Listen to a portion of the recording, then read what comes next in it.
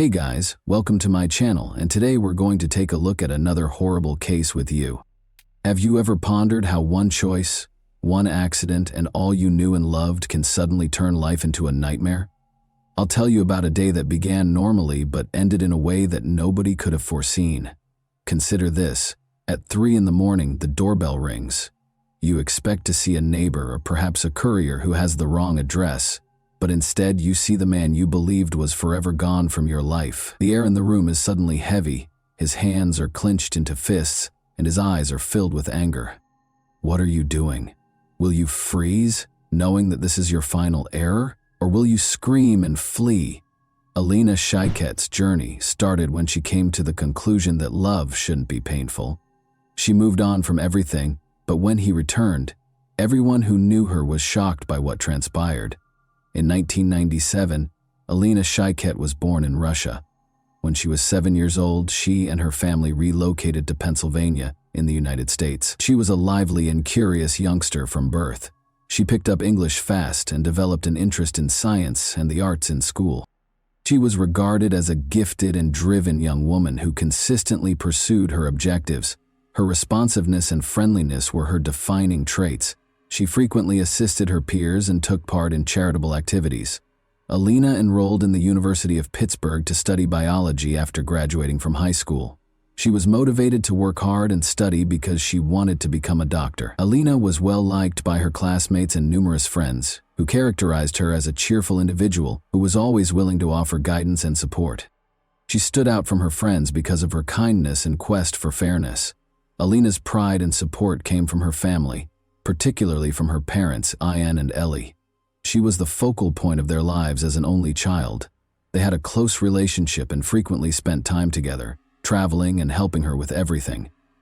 The Shikets had never experienced such worry as they did in October 2017. 20-year-old Alina's parents, Ian and Ellie, had become used to her incessant texts and phone calls. Their kid was always in contact, particularly when they shared plans. However, the quiet that's surrounding their house on this particular day took on a new, ominous color. Even the morning before they were to be brought together for a significant occasion, the annual charity marathon in which they took part, Alina had just vanished from view. They were passionate about the breast cancer campaign, and Alina was constantly at the center of these gatherings. She had a genuine and profound compassion for people. She seemed to find power in helping others, as though she were attempting to shield her family from the dangers of the outside world. But she didn't arrive that morning. There were no missed calls or messages. Every minute seemed like an unending torment. Unable to control the mounting worry that was coursing through her body, Ellie was always scrolling through her phone. The automobile seemed to be moving at a snail's pace, and Jan, who was seated behind the wheel, tried to maintain composure, but his quivering hands and fixated gaze revealed his growing concern. They were on their way to Alina's apartment rental on the University of Pittsburgh campus. Long hours of waiting for something unthinkably awful grew out of what should have been a 30-minute drive. Without even looking back at her husband and their dog, who were silently staying in the car, Ellie hurried to the home. As though it were trying to escape, her heart thumped in her chest. She pressed the doorbell quickly, her hands shaking. The few seconds of waiting seemed to drag on forever. The house was so quiet that it seemed as though the walls were closing in on you. When Ellie and Jan arrived at their daughter's house, the usual warmth and noises of life were vanished, leaving behind the icy silence of unsolved problems. Even the air seemed to have become heavier, as if the whole world had frozen in expectation of something terrible. To make one final call to Alina, Ellie took out her phone once more. The lengthy rings rang in her heart, each one piercing it more deeply like shattered strands of hope. Nobody could have predicted that a seemingly normal morning would become the Shiket family's greatest nightmare. Ellie had been frantically attempting to contact her daughter just 30 minutes prior. She was now standing in front of Alina's locked door. The dull sound of her fists hitting the wood echoed throughout the house, but there was only quiet in answer. Her voice wavered and erupted into a cry as she called her daughter's name once more, but she received no answer at that very moment. Something inside her broke. Realizing that things had gotten out of hand, they panicked. Ellie called out for Jan. Fear gave him the strength to act, and he rushed into the house. He was aware that time was running out, an excruciating length of empty minutes every second. The sensation of approaching doom intensified with each blow to the door. The door finally gave way, opening with a jarring noise that allowed them to enter a scene they were neither ready for. Alina's neighbor, Zach, had been observing from the stairwell. All of a sudden, he felt alienated from this tragedy that was developing. The only reason he took the automatic step back was to protect himself from the horror that was suddenly leaking out of the still room. Ellie and Jan were met with a quiet that was no longer able to conceal what had transpired as soon as the door opened. Like a scene from a nightmare, the room was covered in dark stains. The walls and floor were marked by something unimaginable, as though the blackness had engulfed the light itself. At first glance, parents were unable to recognize their own daughter because of the horrifying sight of Alina's face. Ellie's voice broke the stillness and echoed through the home, causing the walls to vibrate as she yelled. Unable to comprehend the horror before him, Jan stood next to her, motionless. Nothing seemed to be able to return the world to normal at that point. It looked to have stopped. The dog added to the pandemonium that had taken over the house by barking hysterically when it sensed its owner's worry. It was as if an unbreakable darkness had engulfed the entire area. Jan eventually moved forward, but his legs were trembling as Ellie continued to scream. He was at a loss for what to do. The terror that had infiltrated their home left no one knowing how to handle it. When Zach heard the cries, he summoned up the bravery to go into the room. He hesitated to go through the doorway, knowing that what had transpired would permanently alter the course of this family's life. Alina lay on the floor in front of him. Her body was stretched out as though she had struggled for her life and defended herself until the end. As like something or someone had stolen not just her life but also her identity, half of her face was utterly deformed. With a start, Zach reached for his phone and dialed 911. His fingers were shaking as though the air had grown heavy and thick. The silence of the Saturday morning was soon broken by the sound of sirens. The fictitious quiet of the neighborhood was broken by the sound of sirens that were getting louder in the distance and filling the now empty streets. The paramedics, solemn and determined, hurried to the door as the ambulance screamed to a stop in front of the house. Every second felt hostile as their footsteps reverberated through the strange and chilly house. Ellie, who was still motionless at the entrance, welcomed the paramedics with a face that immediately made them realize that this woman would never be the same. She could hardly guide her trembling hands toward the room. As they passed the paramedics entering the darkened room, Jan, still mute and overcome, watched from the door. The gloomy scene is made even more intense by the draperies, which hardly let any light in. They dropped to their knees next to Elena's body. Everything moved swiftly, almost robotically, as they looked at each other and checked for a pulse. Time seemed to slow down for Jan and Ellie, even if it only took a few seconds. Their entire world fell apart as one of the paramedics shook his head. Ellie lost it, as though attempting to go back in time and bring her daughter back. She collapsed to her knees and let out a scream. Shock nearly paralyzed Jan. He did what he could. Even though he no longer felt like he had a firm foundation beneath him, he tried to keep his wife on the ground by embracing her. For a little while longer, the paramedics stayed in the room, getting ready to declare the death formally. However, that revelation felt like a sentence to Ellie and Jan, a blow from which they would never fully recover. Neighbors turned to watch as the roadway was illuminated by blue and red police lights. A group of people started to assemble, some of them muttering, some looking around anxiously, and some taking out their phones to take pictures. Alina Shiket's home was already surrounded by barriers and cop cars, and curious bystanders gazed at it, as if to protect the world from the terrible reality that awaited them inside the doors of that house. Officers with gloomy expressions were erecting barricades and gradually separating the crime scene from the rest of the city. The investigation was personally led by Police Chief Scott Schubert. He and a group of investigators carefully inspected the scene, taking pictures of me, a broken mirror, an overturned table, and every inch of the room. The haphazardly dispersed victims on the floor all indicated a frantic struggle. Alina died from multiple hits from a blunt object, the medical examiner's report stated. Every detail of this heinous act of aggression shouted rage, terror, and despair. It was not a calm crime of passion. Outside, rumors were circulating quickly. The throng was still expanding and the conversation was getting louder. While some had heard about her lover and others were aware of the tumultuous nature of their relationship, nobody could have foreseen how horribly it would end. A crime that would soon dominate conversations around the area had upended the customary tranquility of this suburban neighborhood. Matthew Darby, a young and talented basketball player and Alina's ex-boyfriend, was already a prime suspect in the police's eyes.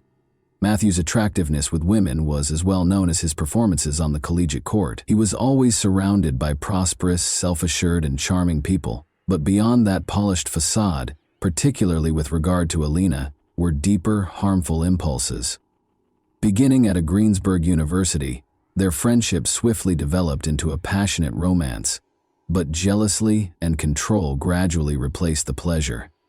After she moved to a different university, things began to shift. Alina made an effort to put her education first, make a fresh start, and break free from the toxic attachment. She ended the relationship, but Matthew was unable to cope. When Alina was gone from his life, his confidence collapsed, and his fury became overwhelming. On September 20, 2017, he began calling her non-stop and finally went too far. Hands shaking, Alina reported it to the police. Like a scene from a horror film, Matthew had climbed through a second-story window to break into her house. Even in her worst dreams, she couldn't have guessed that it was him.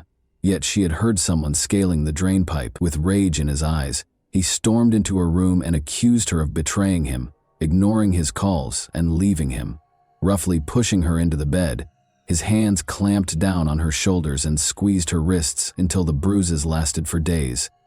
Feeling both relieved and afraid, she submitted the report, thinking she could finally stop him and that justice was on her side. She went to court with Jan and Ellie. Although the restraining order against Matthew seemed like a positive move, the courtroom tranquility was all too short. As the judge ordered his arrest, Jan and Ellie clutched her hands tightly. Alina's family believed that the horror that had plagued their daughter in recent months would come to an end when he was arrested for unlawful entry, but their dreams were quickly dashed. Alina was forced to confront her anxieties alone after Darby was released on $10,000 0 bail, a negligible amount in the legal system. Ellie and Jen were unaware that this would be the sign of impending doom. The house where they had sought solace became the scene of a tragedy a few days later. The oppressive feeling of dread that had pervaded the atmosphere for so long came to pass in the most terrible manner. Every action the detectives performed that day was tinged with the knowledge that crucial opportunities had been lost, and that Alina had not received the proper protection. Ellie had stopped crying as she stood behind the police tape. A mask of shock and disbelief froze her face. Jan held her hand as he stood by her. Alina's world never really left Matthew Darby. Every step she took was obscured by his shadow, which seemed to follow her. Zach, Alina's neighbor, subsequently acknowledged that he frequently witnessed Darby loitering outside her home. He felt like he belonged there. Zach recalled that he had been watching the catastrophe unfold without comprehending it, but he realized it too late.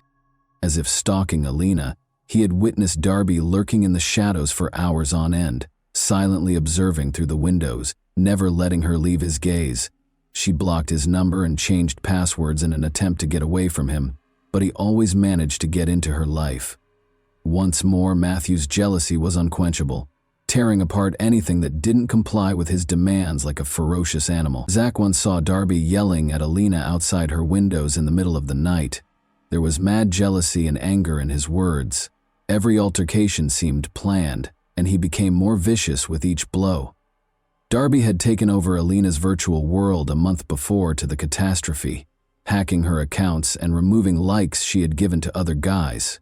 The virtual world had to be exclusively his. Alina made an effort to establish limits with Virtue, but it wasn't enough, Matthew.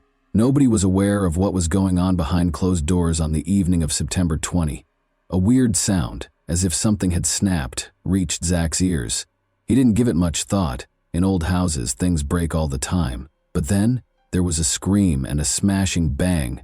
It was a terrified, despairing cry that broke through the night's silence. Zach was unsure of what to do. Hoping for a response, he posted a message to the house's group chat, but nothing came up. It felt as though time had stopped. Zach wouldn't find out until much later that Matthew Darby had already broken into the house and started attacking Alina while the neighbors were asleep. Alina's phone records, which had vanished from her residence following the crime, were being examined by police. The data showed that she had been frantically attempting to save herself by phoning for assistance between 4:15 and 4:55 a.m. Alina's phone was traced to Route 76 close to the village of Irwin, and the most recent contact was placed from Darby's number. It was an unanswered last call for assistance. Police received a statement from a cab driver who became involved in this gruesome case. Around 4:21 a.m., he claimed to have driven Darby to Oakland's Seal Street and Ward Street crossroads. Darby begged him to wait for a few minutes, but that quickly increased to 10, and then 10 more. The driver started to feel nervous and he continued to experience fear. He eventually departed without his travel companion. Something was horribly off. The police kept reviewing the security footage in the meantime. They discovered video from a camera close to Alina's house that showed a man who looked like Matthew Darby strolling down the street while toting big black suitcases. Like a predator, he looked around warily, looking for a place to cover his tracks. The moment he came to a stop at a manhole cover was caught on camera. As though attempting to get rid of not only the evidence but also a piece of himself, his harshness and guilt, Darby carefully lowered the bags inside after lifting the lid. The case's main detective, Edward Fair, sent his team to the scene right away. There was no room for error on the part of the forensic investigator. After gently removing the manhole cover, they discovered a hammer and 2 knives within, all of which were smeared with dried blood. There were fragments of skin and hair on the hammer. Everyone working on the investigation was profoundly impacted by this revelation, which served as a silent testimonial to the ruthless and untamed aggression. The identification of the material would confirm the worst, and now everything depended on the forensic analysis. The system, which ought to have shielded Alina, failed her with every new fact. Only a trail of agony and misery remained after Matthew Darby had disappeared, as if vanishing into thin air. The police had enough proof to take action, even though they knew they wouldn't have much time to apprehend him. It was impossible to dispute the evidence gathered at the crime scene. Everything suggested Darby was the culprit, including surveillance footage, traces found at the scene, and the objects dumped in the manhole. An arrest warrant was issued right away, but Darby had already left Pennsylvania and vanished into the wide United States by the time the police began their thorough hunt. The search for Darby became a national manhunt. Although the search was conducted with unwavering resolve, the sense of urgency increased with every hour that went by. In the small South Carolina town of Myrtle Beach, Darby's luck finally ran out after a few days. A bystander alerted the police right away after spotting a suspicious individual trying to enter a property through a window. A man whose look matched the description given by witnesses was discovered by officers as soon as they got on the scene. Darby attempted to flee, his fear showing in every step, but the officers outran him. He provided false identification after being caught, which only made matters worse. His identification was verified by security footage and witness statements after his attempt to pose as a fugitive failed. Darby was charged with giving false information to the police, which added another charge in South Carolina and further compounded his case. He tried to persuade the judge of his innocence, but his request for bail was turned down. Fearing that he would try to escape again, the judge decided to keep him in detention and delayed his request for extradition so that he could speak with his lawyer. Another drama involving Alina's memory and the suffering of her loved ones was taking place in Pennsylvania while Darby was still being held. In Pittsburgh, Alina's friends and classmates organized a protest. To show support for her parents and to promote awareness, hundreds of people gathered outside the courthouse, knowledge of an issue that had been neglected for too long. Signs with the words, "Say no to domestic aggression," and "Love shouldn't kill," in strong letters, were held by people. Many participants donned purple shirts, which are symbolic of the fight against domestic abuse, and the words, "Our Russian Princess," which Alina's friends had given her, were printed on the back. This was a painful and unifying gesture that conveyed their rage at a system that had let their friend get hurt. Along with the demonstration, campaigners and Alina's family worked to have a new bill passed. Domestic abusers would be subject to electronic monitoring under Alina's law. In addition to paying tribute to their daughter, they did this in an effort to stop future tragedies of this kind. Already on the table for consideration, the bill became a symbol of hope that no one else would have to deal with such a harsh reality. Prosecutors were now providing more thorough evidence in the courtroom, all of which pointed to Darby's deliberate acts. Duquesne University security camera footage from the night before the crime was one of the most important pieces of evidence. It was evident from the video that Darby was trembling as he walked across campus and looked over his shoulder.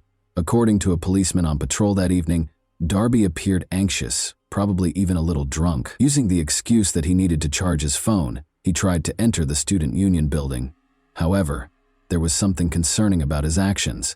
The officer had a strong suspicion that Darby was hiding something, since he kept looking around as though he was frightened someone was following him. With each new piece of evidence and every videotaped moment, the court was getting closer to its inevitable conclusion. The name Matthew Darby had come to represent suffering, unfairness, and the pursuit of truth. The time a picture of him in a beer-lagered striped shirt on the campus elevator was revealed in court. His doom was all but certain. When he was arrested, the same clothing was discovered with him. There was not much space for doubt because of the prosecutors. Around 4 in the morning, Darby got a cab and left the university campus to go to Alina's neighborhood. The evidence left at the crime scene, the spooky traces of a fight, and the late-night break-in all made sense. The defenders, however, refused to give up. David Sri, Darby's attorney, attempted to refute every piece of evidence. He maintained that someone else might have called the cab using Darby's account, and that the security camera footage was insufficient to prove his identity. Is there any chance that this will result in an acquittal? Not likely. Soon after, Darby was apprehended while trying to break into a house near Myrtle Beach, South Carolina. His use of phony identification simply served to bolster the evidence against him and further expose his flight. Darby decided to continue fighting in spite of everything. He went back to court with a new attorney, Joseph Haddock, a year after the conviction. Darby claimed that at his prior trial he had not been given adequate legal representation. According to Haddock, Darby was not completely aware of the trial's possible hazards and consequences. This was a new attempt to overturn the conviction on the grounds that Darby was not given a fair trial because of the lawyer's mistakes. In a prompt response to Darby's appeal, the Allegheny District Attorney's Office asserted that all of Darby's rights had been completely upheld. The concept of coordinating jurisdiction, which basically states that judges from one district shouldn't reverse the rulings of another without good reason, was debated. Nevertheless, the matter might still be reopened for a new hearing in the courtroom. The process might be slowed down but not completely stopped by this procedure. Despite the fact that his life sentence already appeared certain, Darby persisted in fighting for his freedom. His attorney put forth a lot of effort, gathering fresh information and looking for any way to overturn the verdict. Like a dying man clutching at straws, Darby clung to each attempt as if it were another lifeline. The problem is that this story isn't over yet, even though you're undoubtedly eager for the conclusion. Matthew Darby received a life sentence without the chance of release. Although it seemed that justice had been done, a new chapter had begun. He appealed, saying his last attorney had not done everything he could to protect him. Years after the initial sentence, Darby is currently battling for his freedom once more. Any chance to contest the case is being seized by his legal team. Despite her untimely death, Alina left behind more than just memories. She became a source of motivation for reforming a system that had for too long kept women at risk. Her friends and family have taken every possible action. Make sure it wasn't a pointless death. I would like to take a moment to speak to each and every one of you who is listening to this tale. How do we stop disasters like this from happening again? How can we ensure that Alina's parents' experience doesn't happen to any other family? We can't keep quiet. Thousands of women worldwide must deal with the realities of domestic violence.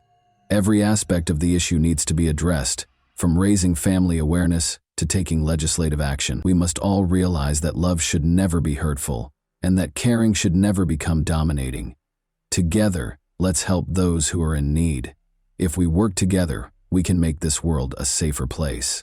And even though Alina is no longer with us, her influence endures because of the people she touched. And that wraps up today's chilling story. If you enjoyed this video, don't forget to like and subscribe so you never miss a new upload. Also, let me know in the comments, what part of this story shocked you the most? Thank you for watching, and I'll see you in the next video.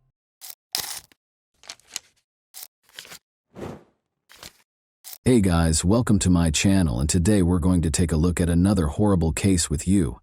Roger Kemp died in his Livewood home on March 5, 2022 at the age of 77. He took care of his family right up until the last minute and was the ideal father and husband.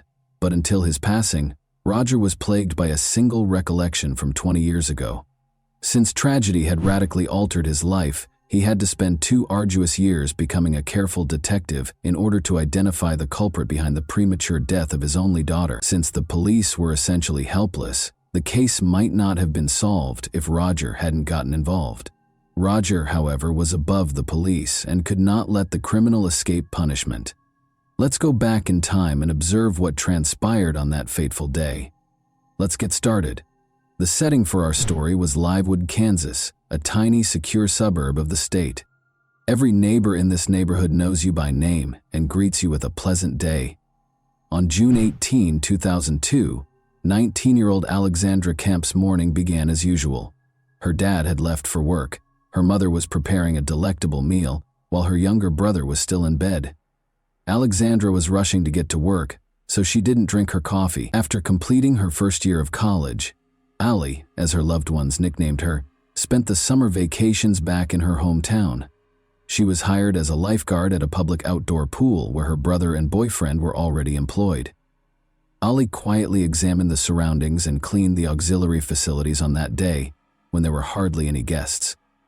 Allie went into the pump room and turned around when she heard a voice she didn't recognize. He rushed her and began tearing at her clothing until she gestured for him to leave the restricted area and pointed to the door. He was much stronger than Ali, who struck him in the face. She attempted to scream, but he put his palm over her mouth and drowned out any sound from the running pumps. A second later, Ali was unconscious. After a while, her brother Tyler arrived at the pool to cover for her.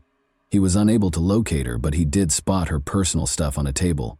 He called her by name and looked everywhere, but Ali did not answer. The young man called their father, Roger, in a panic, and Roger hurried to the pool, dropping everything. Roger was relieved to see that Allie was not in the pool after he and Tyler thoroughly examined the area. Roger entered the pump room and noticed a flashlight shining on a large piece of tarpaulin in the dark. He saw a foot protruding from beneath the sheet, followed by a pool of blood on the floor. At the sight, the father yelled and threw off the tarp. He dropped to his knees in an attempt to rouse her, but she was not responding. Roger Kemp reported his daughter's fatal injuries to the emergency services at 5:29 p.m. The father attempted to resuscitate his daughter during the conversation. Blood still trickled from the wounds he had caused, but he covered her lovingly with his jacket. During their conversation, Roger begged her to stay. However, the girl was not conscious. Allie Kemp, 19, was pronounced dead at the hospital after the deceased was transferred there immediately. She never returned, but I hope she was still awake and could hear me. According to Roger, a pool of blood was found close to Alexandra Elizabeth Kemp's multiple blunt force head injuries that occurred soon after she arrived at the neighboring hospital. She had a ripped top. Her neck showed evidence of strangulation, and she was without pants or undergarments. Her nails were ripped off and several of her fingers were fractured, indicating that she had been severely beaten before being deprived of her life. Items were scattered haphazardly in the pump room where Allie's body was discovered. It became evident that Allie and her attacker had engaged in a heated battle, during which she persisted, but he outmatched her in strength. The victim's body was sent for forensic analysis after her life was deemed over, and the murder scene was carefully examined. Regretfully, neither the pump room nor the pool's grounds contained the weapon used in the crime. However, investigators had to figure out why a blood-stained container of ointment that was typically stored in the first aid box was discovered at the crime scene so strange. For examination, the ointment tube and its cap were gathered. In my 35 years of service, this was probably the most horrific crime that could occur in the Livewood community, said Police Chief Craig Hill, who examined the crime scene and offered his sympathies to the parents of the deceased Allie Kemp. Both the public and the investigators were left with too many unanswered questions by this atrocity, which rocked the sleepy community. Since the motive for the crime against the young woman was one of the primary questions, the inquiry was perplexed. Robbery was initially thought to be the motivation, but since her pocketbook and everything in it were undamaged, this notion was totally disproved. After obtaining the forensic examination report, it was determined that Ali had not experienced intimate partner violence, despite the second alleged motivation being an attack. Even seasoned investigators found the incident weird and intriguing because there was no motive for it, let alone either of these two. Therefore, who had the right to brutally end the life of a young woman whose life had only begun? On October 11, 1982, Alexandra Elizabeth Kemp was born in Livewood. Ali, the Kemp family's only daughter, was the much-anticipated first child. She grew up in the picturesque, tree-lined suburb of Livewood with her parents and two brothers in a loving household. She received honors when she graduated from high school, was chosen as the most attractive girl in the 7th grade, and loved poetry and soccer. In 2002, Ali followed her aspirations and enrolled at Kansas State University. Her family and boyfriend were waiting for her when she returned to her hometown of Leawood after completing her first year of university. 4 blocks from her family's house, she accepted a position as a member of the service staff at the neighborhood pool. Her brother and boyfriend were already working at a local pool, and it was a great job. Ali was therefore a young, bright woman who could not have had any adversaries because she was raised in a loving and caring environment. To obtain a more comprehensive picture of the day of the crime, investigators spoke with Ali's friends and acquaintances and kept investigating several ideas on the assault. Phil House, Ali's boyfriend, was one of the initial suspects. Ali and he had been dating for more than 5 years by 2002. He had known Ali from school. The police had to treat Phil as a suspect even though it didn't seem like he had any motive to hurt Ali. Under interrogation, Phil clarified that Ali had taken his place at the pool at 2:00 p.m. before leaving for another work.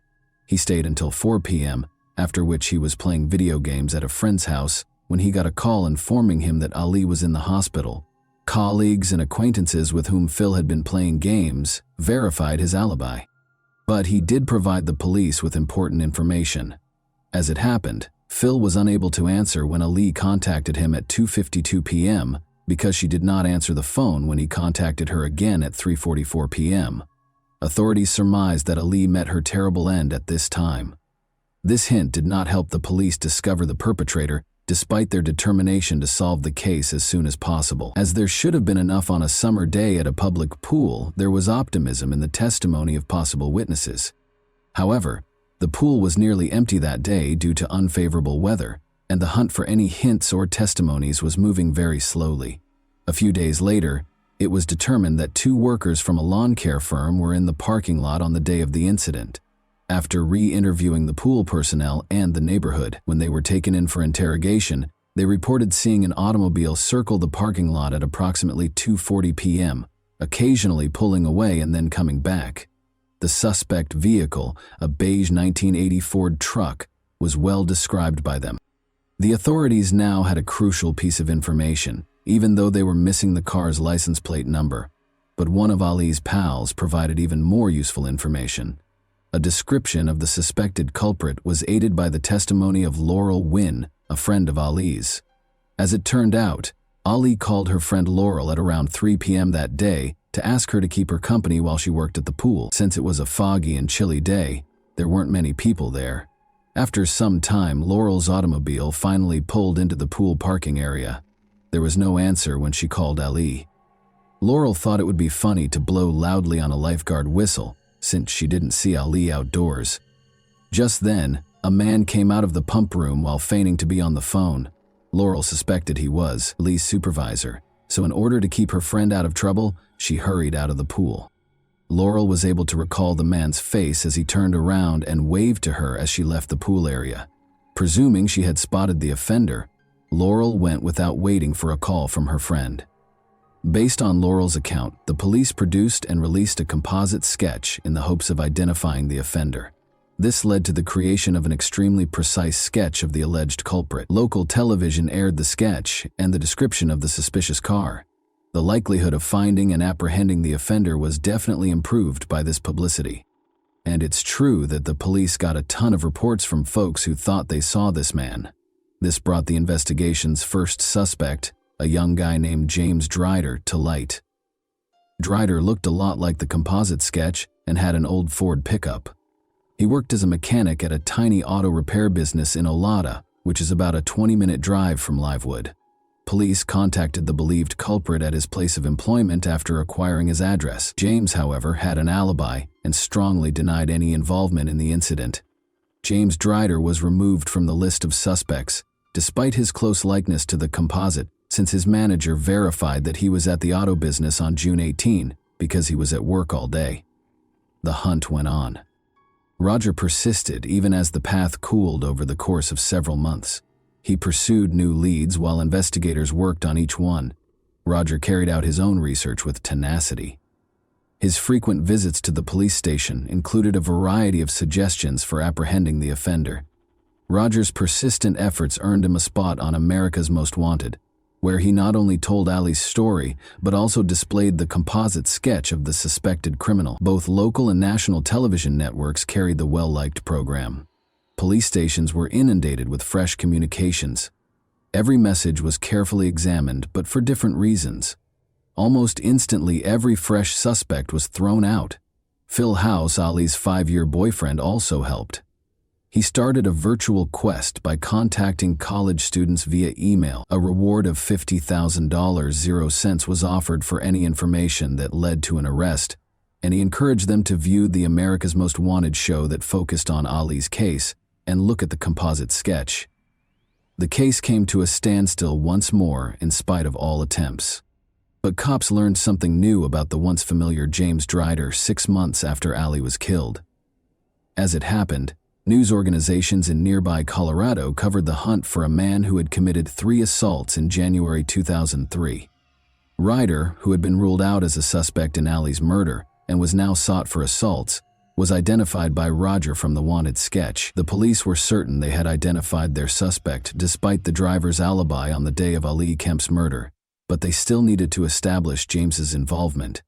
Investigators were unable to match DNA since the man was not in the database, because he had no past convictions. In order to compare this person's DNA with that recovered from the crime scene, they needed to examine him once again. James Drider was by this time evasive and nearly impossible to find. 3 weeks passed before the cops located him at a Utah gas station. When Drider didn't pay for his fuel, the employees arrested him and called the police. James Drider was charged with 3 assaults and may have been responsible for Ali Kemp's death. Police were dismayed to discover no similarities between his DNA sample and the sample taken from the crime scene. Ali Kemp was not killed by James Drider, a serial killer. This was a significant setback, because police had to start the case afresh after it had come so close to catching the suspect. Days stretched into weeks, and weeks into months, and the police still had no fresh leads in the case of Ali Kemp. Roger, Ali's father, tried everything in his ability to find his daughter's attacker, even though the police's interest in the case gradually diminished after 2 years. Despite having few choices, he kept in touch with USA Today, which released the composite sketch of the suspected suspect. Roger looked frantically for a man with a big face and a hint of baldness. He put up wanted signs all around the city. As a loving father, he wanted to preserve his daughter's narrative in the public memory in addition to apprehending the offender. Roger then had a simple yet excellent idea one day. He noticed a billboard at the entrance to the city. He realized that this billboard was seen every day by hundreds or possibly thousands of individuals. The composite sketch might be placed on it, why not? To rent the billboard, he got in touch with an advertising firm. After hearing Mr. Kemp's tale, the company's management offered to place the poster for free on 8 billboards along the highways close to. Roger's efforts eventually started to pay off, with an estimated 10,000 people viewing his billboards each day. Police began to get reports of persons who looked like the drawing 2 years after Ali Kemp was killed. A young man called Benjamin Appleby was among the many tips that came in as a result of the billboard, television commercials, and a larger prize. Ted Hoover was the name of this person who resided in Bantam, Connecticut. The 29-year-old man lived under the alias Hoover in order to evade being charged with a personal crime. Beginning in 1997, he possessed a Ford truck that was the same beige color as the car the suspect was thought to be driving. As it turned out, Ted Hoover was employed in 2002 to do pool maintenance, especially at the pool where Ali was killed. Equipped with this knowledge, detectives visited Ted Hoover's residence to interrogate him. He acted unsure and clearly anxious during the chat. Ted was asked to submit a DNA sample at the conclusion of the conversation in order to be removed from the suspect list. He attempted to avoid this request by making excuses, but it was obvious that he was unprepared for it. He first requested some time to reflect and asked that samples be held until he could consult with his attorney. The investigator called Ted Hoover's attorney the following day, who told him that Ted was against willingly giving the police a DNA sample because he did not want his DNA included to the national database. Investigators made an effort to get the attorney to sign a document guaranteeing that the DNA would not be added to any database and would just be utilized in connection with Ali Kemp's case. The attorney asked to take a moment to tell his client of this. 2 days later, though, the attorney replied that his client was still opposed to giving the police his DNA. The investigators were certain that this person had a secret. They recalled having a conversation with Ted Hoover at the location of Ali's death many years prior. He did not appear suspicious at the time, but the police had questioned him in relation to Ali's case without making the breakthrough they were hoping for. The detectives were forced to get an order for the mandatory collection of Ted Hoover's DNA, and when they returned to his home on March 24, 2004, they discovered it was deserted. The man was gone. During the search, Ted Hoover was formally listed as sought on suspicion of killing Ali Kemp, but Roger remained involved. He went back to the tried and true strategy of posting posters on billboards in nearby states. He bought more than 500 billboard ads. In Colorado, Oklahoma, Arkansas, Missouri, Iowa, and Nebraska, Ted Hoover's face was on exhibit. Since the entire billboard campaign now cost over $100,000, 0 cents, Roger Kemp had to spend all of his funds and even sell the house his family had occupied for more than 20 years in order to pay for such a big manhunt. And it wasn't for nothing. Missouri notified the police in August 2004 that someone had recognized the individual from the billboard. The report did note, however, that this person was now going by Benjamin Appleby instead of Ted Hoover. When the police arrived at the house given in the tip, they did in fact find the man they knew to be Ted Hoover. The cops lawfully took a sample of his saliva and immediately detained him on suspicion of murder. When the DNA from the crime scene and that of Benjamin Appleby, also known as Ted Hoover, matched, their suspicions were validated. Benjamin's past encounters with the law included intimate partner crimes and robberies. He was arrested by Connecticut police on a previous warrant after being accused of indecent exposure. He admitted to the police when they questioned him about Ali's murder that he had tried to flirt with the girl he liked, but she had not reciprocated. Benjamin lost control and attacked her when she pushed him away when he attempted to touch her. Benjamin was later accused of both attempted assault and murder. On both charges, he was found guilty. "I choked her. I suppose I have no idea why I did." In a recorded interview, Benjamin Appleby stated as much. Appleby claims that he touched her, but not very deeply. "Ang Lee," he said, and when she objected, he started beating and strangling the 19-year-old. The investigators then discovered the terrible explanation for the antiseptic ointment's open state. When Ali passed out and Appleby required lubricant, he attempted to attack her. Benjamin Appleby defended himself by claiming that he just lost it, went back to his car, and drove off. On the last day of the trial, Benjamin Appleby, also known as Ted Hoover, was found guilty and given a 50-year prison sentence on December 10, 2005.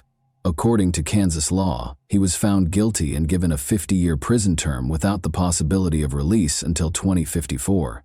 But after serving his term for a number of years, Benjamin Appleby has questioned whether his punishment under the Kansas Hard 50 legislation was fair. He contended that Kansas law automatically mandated that his sentence be changed because the elements that resulted to his Hard 50 were decided by a judge rather than a jury, as mandated by a prior U.S. Supreme Court decision. Prosecutors argue that the Hard 50 should be maintained and that Benjamin Appleby's case is exempt from the state statute. Roger Kemp cautioned the public that lowering Benjamin Appleby's prison sentence would endanger other young girls and women. Roger Kemp's battle and his search for the guy responsible for his daughter's death came to an end at this point. He had a somewhat unique notion as a result of his unwavering commitment to see Ali's attacker brought to justice. He intended to display the composite sketch on highway billboards for everyone to see. The creative use of billboards by Roger Kemp to expand his audience proved to be a very successful strategy. Following Benjamin Appleby's conviction, a number of jurisdictions nationwide made the decision to implement comparable policies, with varying degrees of success. Take Defense is the name of the Ali Kemp Educational Foundation, which Roger Kemp started. Girls and young women between the ages of 12 and 23 can receive self-defense instruction there. Workshops are held all throughout the country. Hundreds of testimonies from women have been sent by participants, stating that the training preserved their lives till his final days and even stopped attacks. Over 70,000 people nationwide have taken this self-defense course, and Kemp himself has given speeches at events and prior to each local session. Subsequently, he established the Ali Kemp Educational Foundation, or just TAKE, a self-defense program that trains women and girls of all ages how to defend yourself in perilous circumstances. For his efforts with the charity, Roger Kemp was also given the Presidential Citizens Medal in 2011. Kemp was one of 13 individuals out of 6,000 nominations to be granted one of the highest awards the president bestows on civilians. He wished to educate other women how to defend themselves, since he thought his daughter would still be alive if she had learned how to do so. He did not want to remember that terrible day that radically altered his life, and years after the terrible death of his only beloved daughter, he still could not bear to talk about the vicious attack on her. Because he tried to attack her, which is so difficult for me to say, he took her life. In an interview, Roger Kemp said that after killing her, he attempted to attack her once more. The close-knit family of friends and acquaintances who actively participated in the hunt for Alexandra Kemp's attacker continues to commemorate and lament her unexpected and unfair death, kind, passionate, and never-ending. Roger Kemp died when he was 77 years old. According to his friend and co-worker Jill Leaker, he was a true national treasure. Hundreds of people were able to obtain justice thanks to Roger Kemp's inventiveness. Since being inspired by Kemp's concept, numerous other law enforcement agencies nationwide have implemented comparable billboard tactics. In Kansas alone, these billboards have assisted law enforcement in apprehending over 30 fugitives. Roger Kemp once stated, "You have two choices on a well-known television program. You have two options. Either get out of bed and fight the battle I decided to wage, or stay in bed and cover your head." He honored his promise that I would never allow him to win. He saved the town from a vicious criminal who undoubtedly would have done the same thing again thanks to his efforts. Bravo to a genuinely strong person and a caring, devoted parent. And that wraps up today's chilling story. If you enjoyed this video, don't forget to like and subscribe so you never miss a new upload. Also, let me know in the comments what part of this story shocked you the most. Thank you for watching, and I'll see you in the next video.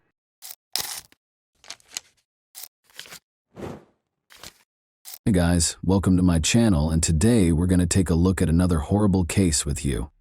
On November 2, 1991, Victoria Ajo Clinton Climby was born in a small village in Côte d'Ivoire, a nation where family values were highly valued and sunshine warmed every part of the country. Despite the modest circumstances, she grew up in a loving and caring environment. A young woman with a good heart and lofty aspirations for her daughter, Victoria's mother did everything in her power to make sure her only child was safe and happy. Victoria was a lively, upbeat youngster with a keen mind and an infectious laugh. She was the life of the party among her friends and neighbors because of her kind smile and insatiable curiosity about the world. Victoria had an interest in learning from a young age.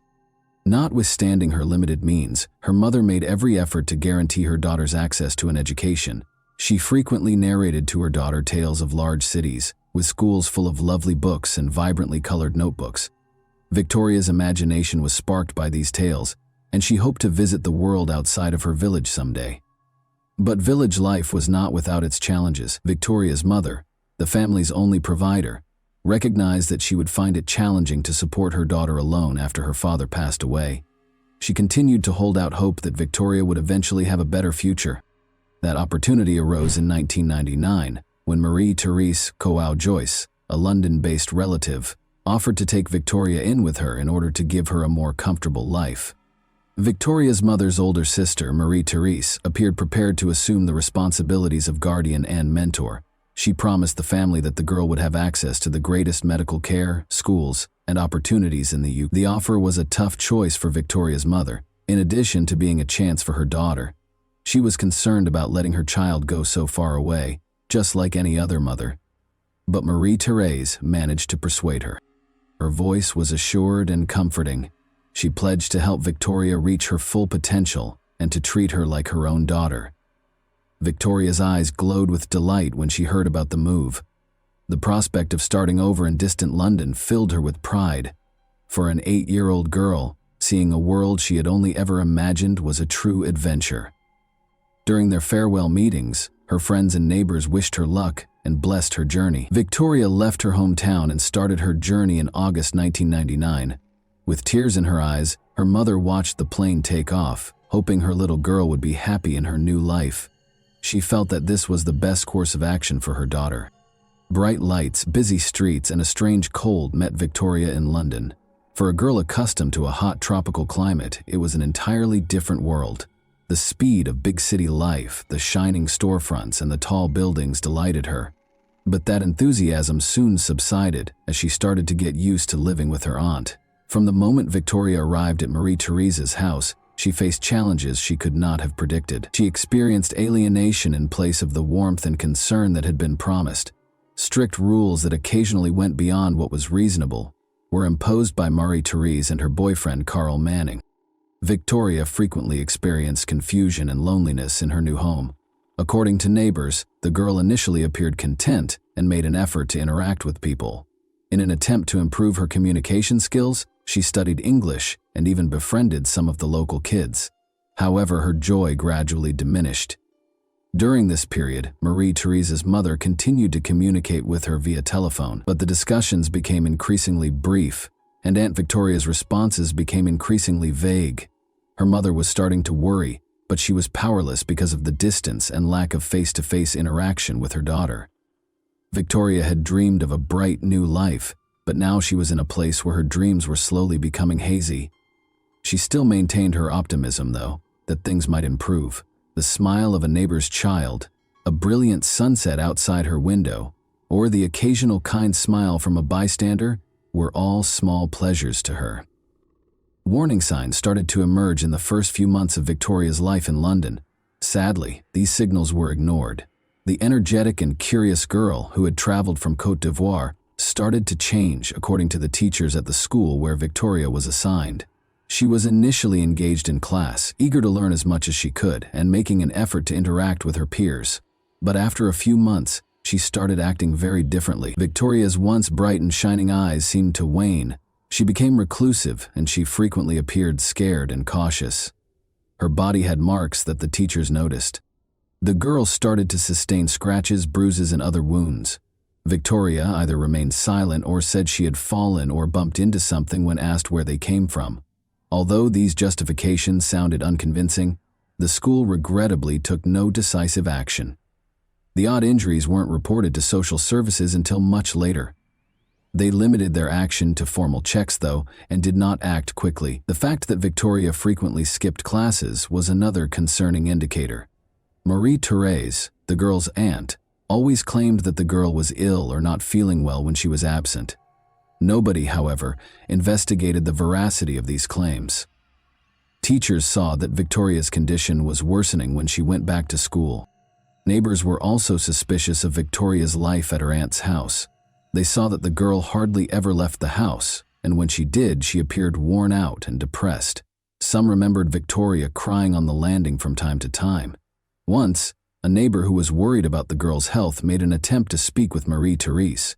The aunt reassured her, however, that the child was okay, stating that Victoria was simply very active and frequently fell. Questions were also raised by the noise coming from the apartment. Despite the noise and screams, no one in the neighborhood dared to openly step in. Only one man complained to the police, but they disregarded it because they believed it to be a family issue. Consequently, the alarms kept going off, but nobody did anything to stop it. Over the next few months, Victoria's health issues became more apparent. The girl had multiple hospital admissions. Injuries that appeared suspicious were noted by doctors. They included bruises and fractures, which Victoria's aunt said were caused by mishaps. Despite medical personnel's suspicions that the injuries might have been caused by violence, little was done about it. Marie-Therese was visited by social services, who consistently found her explanations to be persuasive. The aunt was skilled at projecting the image of a responsible and kind caregiver. She assured them that she loved Victoria and was trying her best to look after her, and she showed them a tidy apartment. Victoria stayed in the house each time, her life becoming more and more in danger, while the inspectors only made official findings. Victoria's condition had significantly worsened by the end of 1999. Her behavior became even more nervous, her clothes were no longer weather appropriate, and her weight drastically decreased. Teachers noticed that the girl's eyes appeared blank and that she frequently dozed off in class. The fact that Victoria started avoiding contact was another alarming sign. The girl recoiled and retreated when a teacher or a classmate attempted to assist her, such as by holding her hand or lifting her backpack. The school contacted social services once more because of this behavior, which raised serious concerns. But the tests were inconclusive this time as well. Victoria confided in one of the teachers one day that she was scared to leave for home. Once more, these words were ignored, despite being a desperate signal. Following a formal check at Marie-Therese's home, social services determined that the girl was in a safe environment. Victoria's condition had deteriorated to a critical level by early 2000. Teachers, neighbors, and even random bystanders noticed that the girl appeared malnourished and that her movements were sluggish and unsure, but nobody could have predicted that tragedy would be the end of it all. Victoria's condition began to deteriorate significantly on February 24, 2000. Her aunt and boyfriend, Carl Manning, reported that the girl was not moving and was no longer breathing normally, so they called an ambulance. The child's condition shocked the medical staff when they arrived. Victoria was extremely malnourished, and her body was covered in burns and bruises, among other traumatizing marks. Victoria was taken to the hospital right away by the medical staff. The girl's body was too weak for the doctors to save her. Victoria died on February 25, 2000, the following day. In addition to physical abuse, her death was caused by total body exhaustion. According to the medical professionals who examined Victoria's body, prompt action could have prevented such horrible outcomes. They were astounded to see a child in such critical condition while under the care of the school and social services. Victoria's death shocked everyone in the UK, not just her loved ones. People found it incomprehensible that a child with such obvious suffering had gone unprotected. This case came to represent structural issues with the way the police, social services, and medical fields operate. The police opened an investigation as soon as Victoria Climie passed away. Her multiple injuries, critical exhaustion, and hospitalization circumstances sparked serious suspicions among doctors, who promptly informed law enforcement. Detectives concentrated on obtaining all available evidence after realizing they were dealing with a tragedy that could have been avoided. Finding out what transpired behind the closed doors of Victoria's home and prosecuting those responsible were their two main objectives. The investigators immediately proceeded to the apartment where Victoria had resided with her aunt, Marie-Therese Joyce, and her boyfriend, Carl Manning, after securing a search warrant. The apartment appeared to be fairly typical at first glance, with a tidy interior, spotlessly clean surfaces, and fresh flowers on a little table in the living room. However, the seasoned investigators saw right away that the house appeared to have been specially prepared for their arrival. Everything appeared overly sterile, as though the proprietors were attempting to project an illusion of well-being.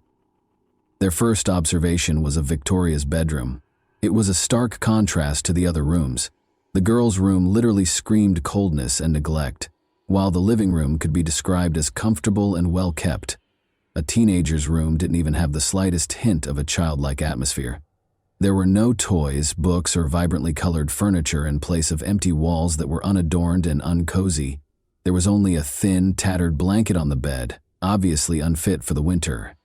There were absolutely no pillows. The room's sparse furniture had a worn-out, scratched appearance. Victoria's clothing, shoes, and school supplies were all in bad shape. It appeared as though no one had updated her closet in a while, because the majority of the items were either too small or badly worn. People were especially interested in the girl's shoes. Since they were light summer shoes, they were totally inappropriate for the severe winter weather. For the investigators, this was a warning sign. There was obviously a problem. The atmosphere in the room was one of neglect, if not apathy, rather than concern and care for the child. The signs of violence that the experts discovered upon closer examination, however, were the most terrifying finding. At first glance, the stains on the walls and furniture looked like filthy streaks, but the experts soon concluded that these were blood traces, partially obscured but discernible to the trained eye. Although the room's floor appeared to be clean, there were still questionable stains on it, which later proved to be attempts to conceal something awful. A tiny plastic container was standing in one corner of the room. The investigators discovered an even more sinister image when they opened it. There were broken toys inside.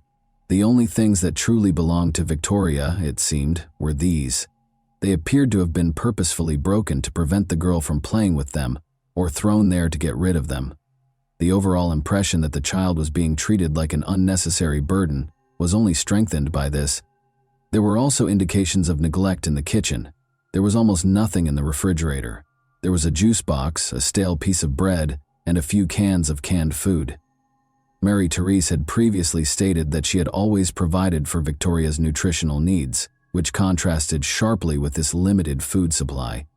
Investigators questioned how the girl ate, given the scarcity of food in the home, or was it more likely that she was just not eating enough? When the detectives discovered multiple locked cabinets, the situation became even more concerning.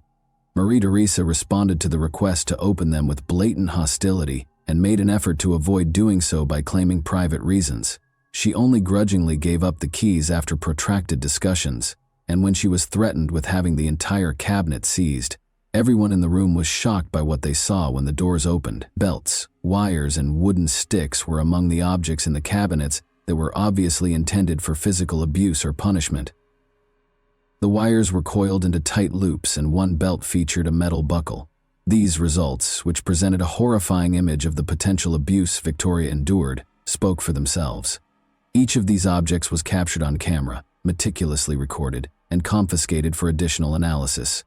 The investigators knew that every little detail from these findings could be important in revealing what was happening behind that tidy but dishonest facade. The state of Victoria's room revealed much more than the apartment's adult residents were willing to acknowledge. After compiling all the evidence, the investigators started to depict the girl's life as one of hardship, suffering, and possibly cruelty. Investigators were immediately struck by Marie-Therese, Coau Joyce, and Carl Manning's behavior when they were called in by the police for their initial interrogation. Despite their caution, they made an effort to project confidence. Although Marie-Therese appeared nervous, her responses sounded practiced, as though she had readied herself for potential queries beforehand. She started to maintain her innocence right away, saying she loved Victoria and tried her hardest to look after the girl. Victoria was a difficult child, the woman said. Despite her temper, Marie-Therese characterized Victoria as a mischievous child who was allegedly prone to accidents. She was constantly sick, she didn't do well in school, and she and I always had difficulties, but I did everything I could to help her. I tried to be a good aunt to her. She claimed that the girl's clumsiness was the cause of the bruises and injuries on her body. The reason for her emaciation, according to Marie-Therese, was solely her lack of appetite. She was always falling, hitting the corners of furniture. She just always had some kind of trouble. And of course, she never listened. We offered her food, but she hardly ate anything. Conversely, Carl Manning made an effort to portray himself as an unconcerned bystander. He tried to downplay his involvement in Victoria's life. In his own words, "I had virtually no contact with her." As the interrogation went on, the investigators noticed inconsistencies in their accounts. "She was just Marie-Therese's niece to me, and I never really got involved with the child. My business was work and my own affairs. I saw her rarely and didn't notice anything strange." For instance, Marie-Therese claimed that Victoria had unintentionally spilled a kettle of boiling water on herself when questioned about the cause of the burns on her body. Carl, however, asserted that he had never witnessed any burns and that nothing of the sort had occurred. When the conversation shifted to the girl's personal items discovered in her room, both of them made a hasty attempt to change the topic, which was even more suspicious. Marie-Therese asserted that because they had little, Victoria had saved money by amassing a collection of old and worn-out items. The careful investigators did not overlook these contradictions, however, as Carl stated that he had no idea what Victoria's possessions were and added, "I'm not interested. It was always Marie-Thérése's responsibility." The police chose to intensify the interrogations. After meticulously documenting the testimony, it was clear that neither of them was telling the whole truth, and more research was necessary to determine the true events that had occurred in this family. In order to get more candid responses from Marie-Thérèse Kouao-Joyce and Carl Manning during the second round of questioning, the police started using the evidence gathered in the apartment. In addition to providing an expert report that unequivocally stated that the girls' burns could not have been caused by unintentional contact with hot water, the investigators displayed photos of the bloodstains discovered on Victoria's room's walls and furniture. The suspects' responses only served to heighten suspicion of their guilt because this evidence was indisputable. The situation became even more muddled with each of their new responses. Investigators started posing direct queries, such as, what caused the bloodstains on the furniture and walls? Why hadn't anyone gotten help if Victoria had actually just fallen? If the wounds were that bad? Marie-Thérèse was unable to provide a definitive response to these questions, either stating that she didn't think it was serious or citing memory problems. The facts put pressure on Carl Manning, who had previously claimed to have little to do with Victoria during the initial interrogation. He became irate after seeing the pictures and reading the experts' conclusions. He initially denied any involvement in the events, but he changed his strategy when faced with indisputable proof. The investigators were baffled by his justifications. "I knew what was going on," he acknowledged after a protracted silence. "But I didn't get involved. It's none of my business. She's not my child. I thought it was Marie-Thérèse's problem and let her deal with it herself." They emphasized that he was obviously a witness to what was taking place, even though he claimed not to be involved. Although Carl acknowledged that he had noticed the girl's body was bruised and injured, he added that he had no justification for getting involved. Under the weight of indisputable evidence, Marie-Thérèse eventually acknowledged during one of the interrogations that she occasionally lost her temper and turned to physical punishment. She told investigators that these were common ways of raising children, that they were accepted in her culture, and that she didn't see anything wrong with them. "Children need discipline sometimes," she said. Investigators discovered, however, that beneath those words was a harsh reality. "I used the belt to show them what is right and wrong. It's not violence, it's education." Examining the belts in the locked closet revealed marks that might suggest they were used repeatedly for striking. Furthermore, Victoria's cuts, bruises, and burns showed that the penalties were far more severe than what could be referred to as discipline.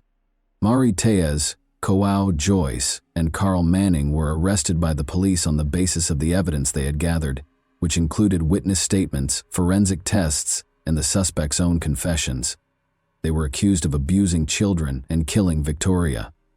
Investigators worked diligently to piece together a horrifying account of the girl's life, filled with cruelty and suffering, which led to these charges. During her arrest, Marie-Thérèse made an effort to defend herself by stating repeatedly that she did everything in her power and never intended to hurt Victoria.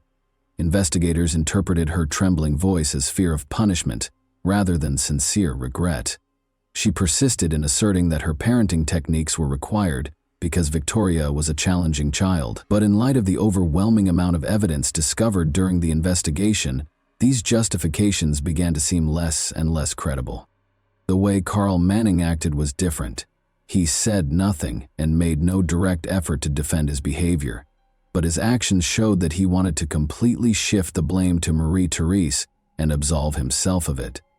The investigators were convinced that he was an accomplice, even though he did not start the violence because of his unwillingness to step in and his claims of fear of conflict. Investigators stressed that Victoria's death was the result of a protracted cycle of violence that was evident to those in her immediate vicinity and that, with greater resolve, could have been prevented.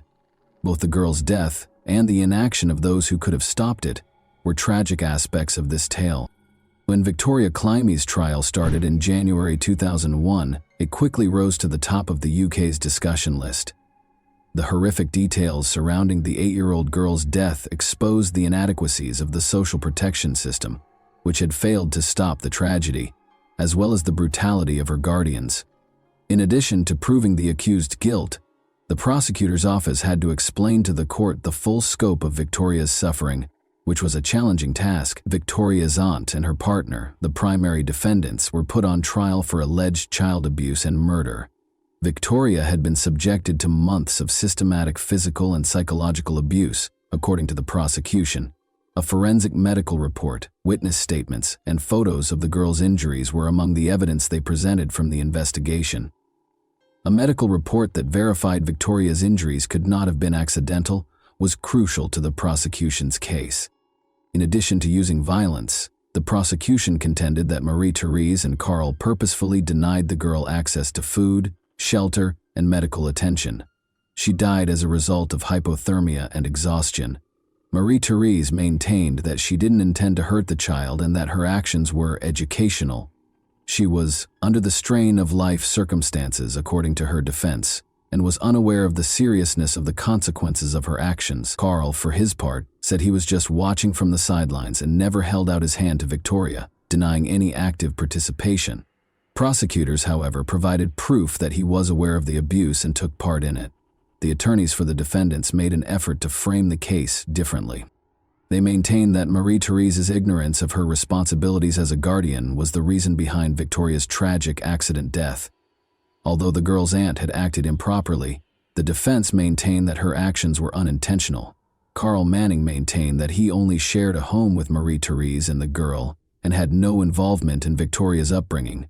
He persisted in maintaining that his partner was the only one with knowledge of what transpired behind closed doors, but the defense was unable to persuade the judge that the defendant's acts were impulsive or poorly thought out.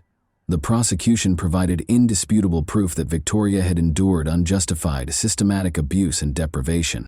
Strong emotions were present during the hearings. As she heard the horrific details of what her daughter had gone through, Victoria's mother, who was present in the courtroom, was unable to contain her tears. The trial was extensively covered by the media, which infuriated the public and led to criticism of the social safety net. The jury returned a verdict on January 12, 2001, following weeks of hearings. Carl Manning and Marie-Therese Kouajoyce were convicted of Victoria Kleinham's murder. The judge stressed that they had intentionally caused the child to suffer and said their actions were cruel and premeditated. Marie-Therese Kouajoyce received a life sentence without the possibility of release.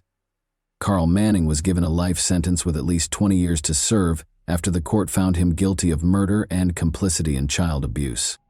And that wraps up today's chilling story. If you enjoyed this video, don't forget to like and subscribe so you never miss a new upload. Also, let me know in the comments what part of this story shocked you the most. Thank you for watching, and I'll see you in the next video.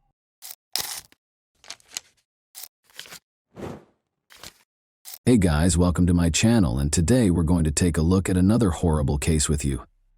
French television producer Sophie Toscan de Plantier was brutally murdered in December 1996 outside her vacation home in West Cork, Ireland. Although the investigation got off to a good start, the case ultimately ended because the police were misled by false witness statements. No one has been held responsible for her untimely death, even after all this time. What went wrong in this well-publicized investigation, and why does Sophie's murder continue to plague her family and the neighborhood? Let's investigate the specifics of this enduring enigma. On July 28, 1957, Sophie Toscan du Plantier was born in Boulogne-Billancourt. She was born into a wealthy French family that appreciated the arts and raised in the energetic city of Paris.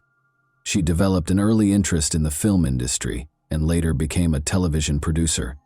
She wed Daniel Toscan du Plantier, a well-known figure in French cinema, in 1991. They became a vibrant couple and reared Sophie's teenage son Pierre-Louis from her first marriage. He had a particular place in her heart because he was her only child. They had a close relationship based on mutual respect and trust. Sophie made it a point to be actively involved in his life, from supporting him at events to helping with school projects. They loved spending time together, whether it was traveling around Paris or hosting comfortable movie evenings at home. Sophie's and her husband's lives were frequently in the spotlight in the busy city of Paris, where they both worked in the film industry. Sophie's tenacity was apparent in all she did. She put a lot of effort into achieving her goals. Young and fervent, Sophie never let anyone discredit her aspirations or goals. She pursued her profession while upholding her moral principles because she firmly believed in justice. Pierre Louis, who saw his mother as a role model, was among those who admired her bravery and strength. Every day he was inspired by her tenacity and resolve, and their relationship gave them both strength to handle the difficulties of life in the spotlight. But the bustle of the city might be too much to handle. Sophie frequently fled to Shull, a quiet village on Ireland's west coast, in search of tranquility. Even though the surroundings were serene, Sophie was unaware that this would be her final journey. Shull, which has a population of only 700, is renowned for its breathtaking landscapes and welcoming community. Attracted by the serene waters and striking cliffs, artists and writers congregate here to find inspiration. After making multiple trips to Ireland as a teenager, Sophie bought a cottage in Toormore in 1993, which she used as a vacation getaway. Her maiden name, Munoz, was well known among the locals. Sophie arrived alone in Ireland on December 20, 1996. She couldn't wait to spend Christmas in her comfortable cottage in Dunmanus, West Cork. She used this small sanctuary as a place to unwind and rejuvenate after a long day of work in Paris. Sophie fell in love with the local charm as soon as she arrived. She ran errands at the village shops and talked to her amiable neighbors. Since they had known her since she was a young girl, the locals gave her a warm welcome. She felt at home in the stunning scenery and cool winter air. But beneath the quiet, a horrible event was on the horizon. A tragedy that would permanently alter the close-knit community was set to upend the tranquil days. Nobody could have predicted Sophie's fate in this peaceful region of Ireland. Shirley Foster, a neighbor, sadly called the police on the morning of December 23. She had witnessed a horrific scene, a corpse outside her neighbor's house. The scene was startling, and it was a cold morning. The victim, who was later identified as Sophie, was seen by the Irish police or Gardaí when they arrived. It was difficult to immediately identify her because of the severe damage to her face. She was wearing a comfortable dressing gown over her pajamas, but her boots were still on, as though she had gone outside for a little while, maybe to breathe. It became evident that the blood-stained concrete block next to her might be the weapon used against her. Along the path to the back door, where the keys were still stuck in the lock, and on the gate, blood was also discovered. Everything inside the house appeared normal. 2 wine glasses were left unattended on the drying rack. Whatever had occurred seemed to have happened outside in the bitter cold. She was attacked shortly after leaving the pub, most likely in the early hours of December 23, according to forensic experts. Given how violently she died, there were immediate concerns about the attack's motivation. The small village of Shull and beyond were rocked by the discovery of Sophie Toscan Duplantier's body. A once tranquil location swiftly became a crime scene, garnering significant media coverage from France and Ireland. It was a difficult task for investigators to piece together the circumstances surrounding her death while the public and media watched closely. Together with forensic teams, local law enforcement stepped in an effort to locate any forensic evidence that could aid in identifying Sophie's killer. They painstakingly gathered evidence from the scene. In an attempt to create a timeline for Sophie's final hours, investigators spoke with locals and customers at the local pub. But their task was made even more difficult by the lack of immediate suspects. Early on in the investigation, one of the major problems surfaced. It took 28 hours after the body was found for Dr. John Harbison, the state pathologist, to reach the scene. Due to this considerable delay, important evidence may have been contaminated or washed away by the rainy weather. This sparked questions about the police investigation and whether it would result in answers or remain unsolved. The Gardaí came under fire for improperly managing evidence during this period. While in their custody, a number of items, including a blood-stained gate, disappeared. More questions were raised, even though they later stated that the gate was thrown away because it wasn't useful as evidence. Although the police investigation was poorly managed, an investigative report found no evidence of high-level corruption. Public concerns were heightened by the fact that the investigation's records had been altered and that some pages were missing. The results of the final examination of Sophie's body were unsettling. She had fought back, as evidenced by the numerous defense wounds and scratches on her hands. She had also taken severe hits to her face and back of her head, leaving her hardly recognizable. Unfortunately, it was impossible to pinpoint the exact moment of her death because her body had been exposed to the cold for so long. Clarity was scarce at the actual crime scene. There were no signs of a struggle inside the cottage, except for some blood traces on the back door and gate. Sophie appeared to have gone outside for a specific purpose because she was wearing her boots over her pajamas. The keys left in the back door suggested that she may have gone outside for a moment, or that someone in the kitchen may have trapped her there. On the counter were 2 wine glasses. They could have been used by Sophie the day before, so their presence did not prove that someone else had been in the cottage. In general, there weren't many hints left at the scene. Only one blood sample from the collection was found to be unrelated to Sophie. Although DNA testing was still in its infancy at the time, it turned out to be the investigators' only meaningful lead. Given the scant evidence, the police started tracking Sophie's whereabouts ever since she moved into the cottage. By contacting local businesses and talking to anyone who might have seen her, they attempted to piece together her last days. As the investigation progressed, it became evident that finding answers would be difficult. The small village of Schull was rocked by Sophie's murder. The fact that a married mother was murdered just before Christmas added to the shock of the first murder in almost a century. The locals couldn't believe such violence could occur in their peaceful neighborhood.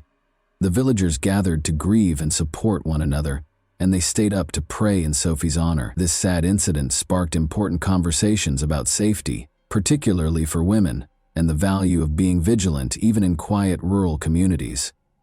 The media significantly influenced public perception of the case as the investigation went on. There was a moral panic brought on by the coverage. The murder of Sophie was widely covered by the media as a change from a multicultural safe village to one that is now afraid. Crazy theories about what transpired were frequently included in the stories. Others offered strange theories, such as the idea that Sophie was killed by a horse, while others conjectured about French hitmen. 2 London-based crime podcasters made the decision to delve deeply into the case and produced a multi-episode series that attracted the interest of major networks like Netflix and Sky Atlantic. This renewed interest sparked crucial conversations about how crimes against women were portrayed in the media and the necessity of responsible reporting, even though these documentaries frequently concentrated on sensational elements and the question of who did it. For researchers, these developments brought up 2 important questions. First, how closely did the sensationalized stories that frequently accompany cases of violence against women resemble the recent media coverage of Sophie's case? There was also the question of whether documentaries and podcasts could offer a more serious examination of these crimes, going beyond sensationalism. Some important details that helped tell her story were discovered by the police as they investigated her last days. Sophie was seen shopping and chatting with amiable locals in Schull the day after she arrived. One store owner saw something strange. Sophie was being watched intently by a man wearing a black coat and hat while she was shopping, and he followed her after she left. Sophie made the decision to walk to 3 Castlehead the night before her body was found. The ruins of Dunlough Castle can be seen along this lovely track, which also offers breathtaking views. A local legend about the White Lady, the ghost of a bride who tragically threw herself off a cliff, is another reason for its notoriety. When people saw her, they assumed that something horrible was going to occur. Sophie said she saw the White Lady while out for a walk. She later told her friends about this terrifying experience, even admitting that the idea of having met a ghost frightened her. She returned to a nearby pub for tea after seeing her friends, where she engaged in conversation with the locals. Although it seemed like a typical evening, nobody could have predicted how it would turn out. Daniel, Sophie's husband, was in Paris when she last spoke to him. Around midnight, they received a phone call that was probably full of love and encouragement, but a horrible thing happened after that call. Sophie was murdered sometime between midnight and the time her neighbor discovered her. This demonstrated how urgent and intricate it is to comprehend the events leading up to her terrible destiny. Daniel Toscan, Sophie Toscan Duplantier's husband, was the first person the police looked at as a suspect in her murder. Sophie had learned that Daniel was having an affair, and the couple had made the decision to split up. Strangely enough, Sophie had recently made the decision to break up with the man she was seeing. To alleviate the stress of her separation, she decided to spend the holidays by herself in Schull prior to her trip. Daniel and Sophie's lover were in France on the evening of December 22, not in Ireland. There was a lot of gossip in the little town of Schul as the police started their investigation. People in the area thought that tourists might have been involved in Sophie's murder. But according to the police, the murderer was probably a local who knew the routes to her isolated cottage. Police continued their investigation, concentrating on a man named Ian Bailey, who was born in Manchester, England. Ian was born on January 27, 1957, and in the early 1990s, he relocated to Ireland. He sought a more tranquil life after a challenging divorce and worked as a freelance journalist, occasionally publishing under the name Ian Bailey. In addition, he worked on fish farms and had a market stand where he sold poetry and pizza. From 1992 on, Ian and his partner Jules Thomas resided in Goleen. Despite his enjoyment of life in Schul, he was perceived by many residents as conceited and intrusive.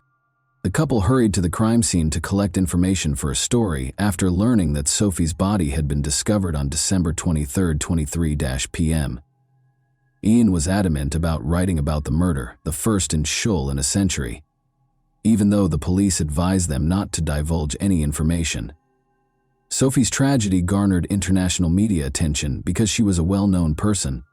Ian started writing about Sophie's relationships and other aspects of her life. According to the article Sophie's Tangled Love Life, she had been inviting different men to her cottage.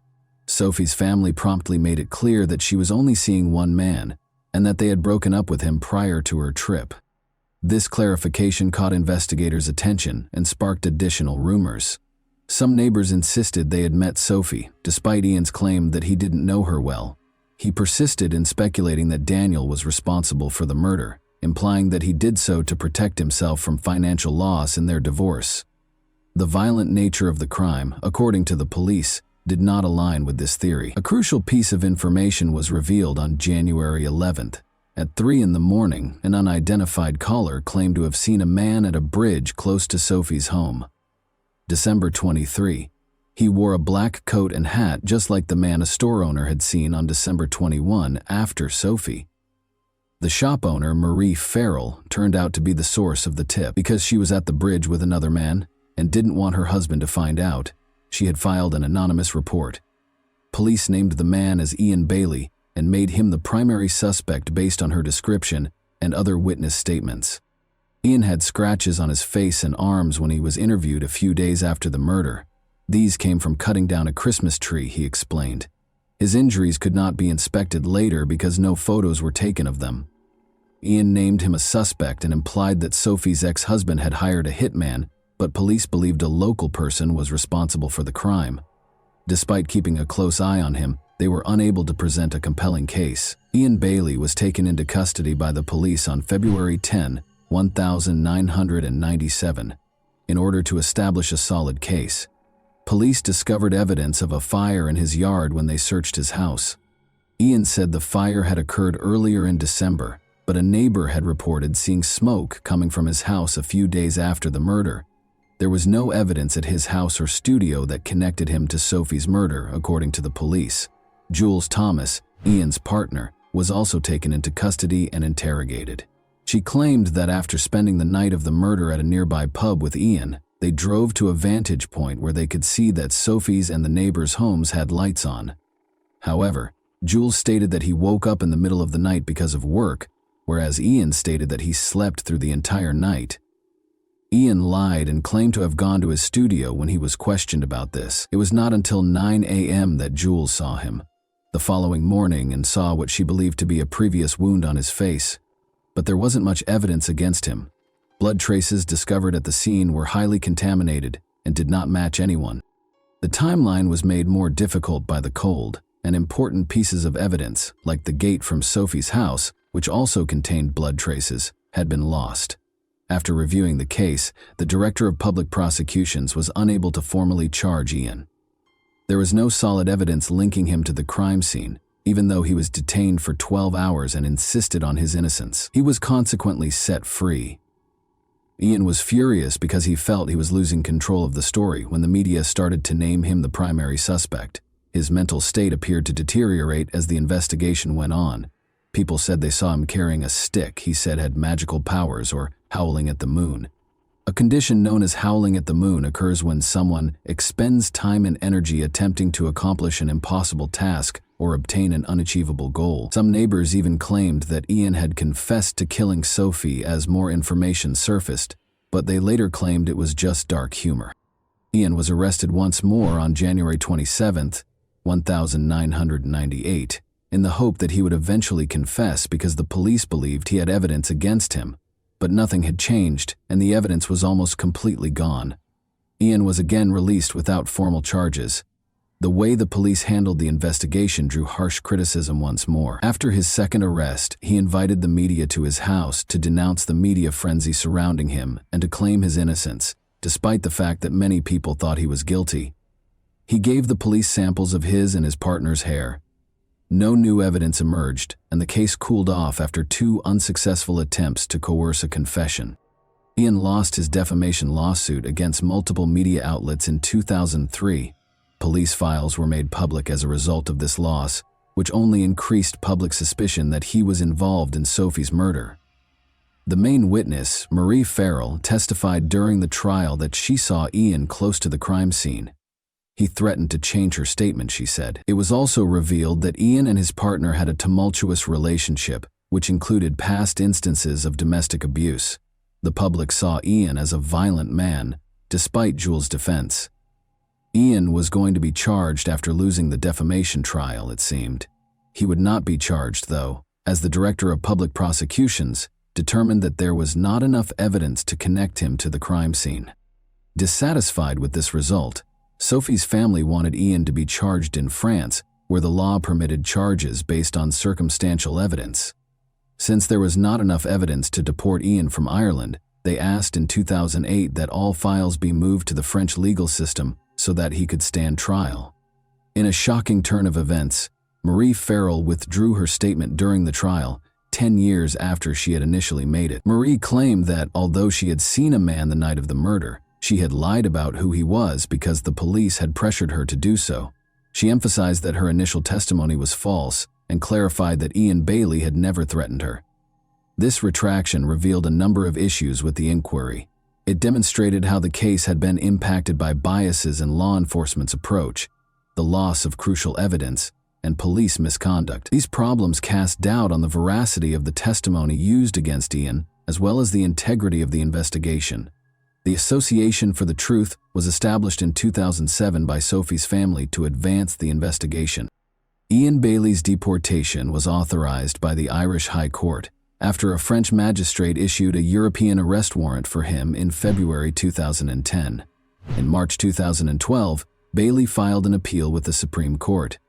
The French government did not plan to try him at the time, according to the Supreme Court's decision in his favor. Furthermore, because the alleged offense took place outside of French territory and there was inadequate cooperation, 4 of the 5 judges concurred that the European arrest warrant stopped his deportation. Ian filed a lawsuit against the Irish government in November 2014, claiming that they were unfairly singled out for Sophie's murder. Marie Farrell's withheld statements were to be used by his legal team as evidence that the police had influenced him. She would not, however, reveal the identity of the man she had been with that evening when she was asked to testify. Ian lost the lawsuit as a result of this lack of credibility, which seriously hurt his case. Additionally, it was discovered that phone conversations at Garda stations had been surreptitiously recorded that same year.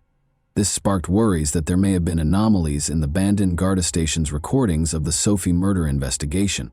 297 recorded calls pertaining to the case were reviewed by the Fennelly Commission.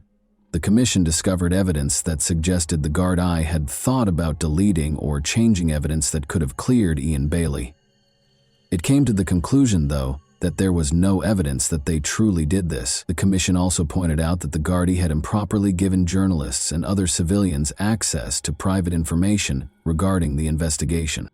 In order to clear his name, Ian Bailey wrote to the Director of Public Prosecutions in 2016 and asked for a trial in Ireland. However, this did not occur. A European arrest warrant issued by French authorities, who wanted to deport him to stand trial for the murder of Sophie Toscan de Plantier, led to his arrest in Ireland in March 2017. The warrant was granted by the Irish High Court, But Bailey managed to evade extradition. Despite Ian's absence, a French court determined in 2018 that there was sufficient evidence to hold a trial. As a result, a trial without Ian started in France in 2019. Because there was no jury, only 3 judges, and more than 30 witnesses, the trial was unusual.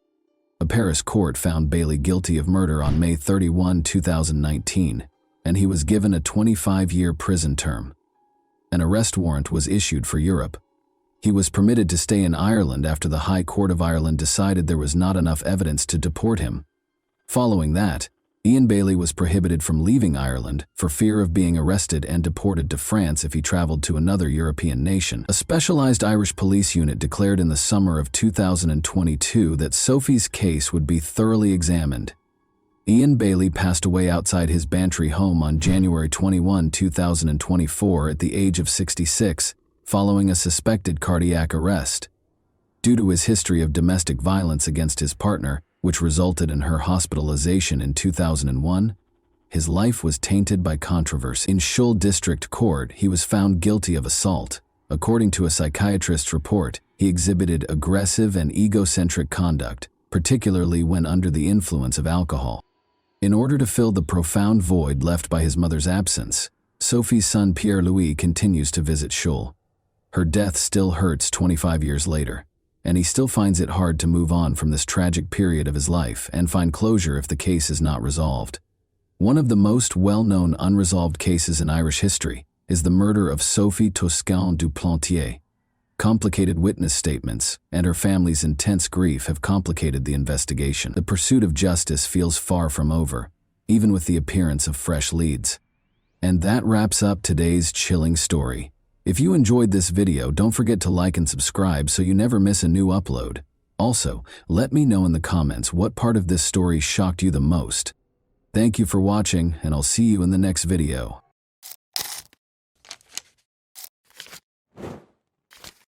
Hey guys, welcome to my channel, and today we're going to take a look at another horrible case with you. Rosemary Silva, 32, and her fiancé, Uderli Damasceno, 30, were getting ready for their wedding ceremony on Sunday, December 4, 2016, which was scheduled to take place in a charming rural setting close to Sao Paulo. To impress the guests and her future husband, Rosemary had orchestrated a spectacular helicopter arrival, but a sudden tragedy made everything into a nightmare just before the ceremony was scheduled to start. Rosemary, a 32-year-old nurse assistant, grew up in a big family in Sao Paulo. Her parents taught her the importance of kindness and compassion at a young age, which led her to pursue a career in helping people. Her co-workers always felt they had her undivided attention and frequently complimented her on her diligence, patience, and kind disposition. When she wasn't working, Rosemary was a happy, energetic person who loved hanging out with friends, volunteering at her church, and making sure her loved ones were safe and content. Since she was a young girl, Rosemary had dreamed of her wedding day. She imagined herself wearing a gorgeous white gown, walking down a flower-adorned aisle, and being surrounded by the smiles of loved ones. She had been inspired by these fantasies to diligently save money for the ideal celebration. Her spectacular helicopter arrival was one of the unique touches she had in mind, a surprise that would enthrall everyone present. Uderli, who was 30 at the time, was a mechanic from Sao Paulo who was raised in a hard-working household that valued simplicity and honesty. He had a strong interest in mechanics from an early age and progressively developed into a proficient professional. Uderli had a reputation for always carrying out his duties with honesty and for being steady, collected, and trustworthy. Despite his previous marriage ending in divorce, he remained close to his daughter from that marriage and spent as much time as he could with her. Although they didn't click right away, the two quickly became closer after meeting at an evangelical church. At first, they approached their discussions warily, as if they were two strangers who were not sure what they had in common. But as their relationship deepened, it became clear that they were destined to be together. In 2015, the pair started dating, and a year later, Uderli proposed, which Rosemary happily accepted.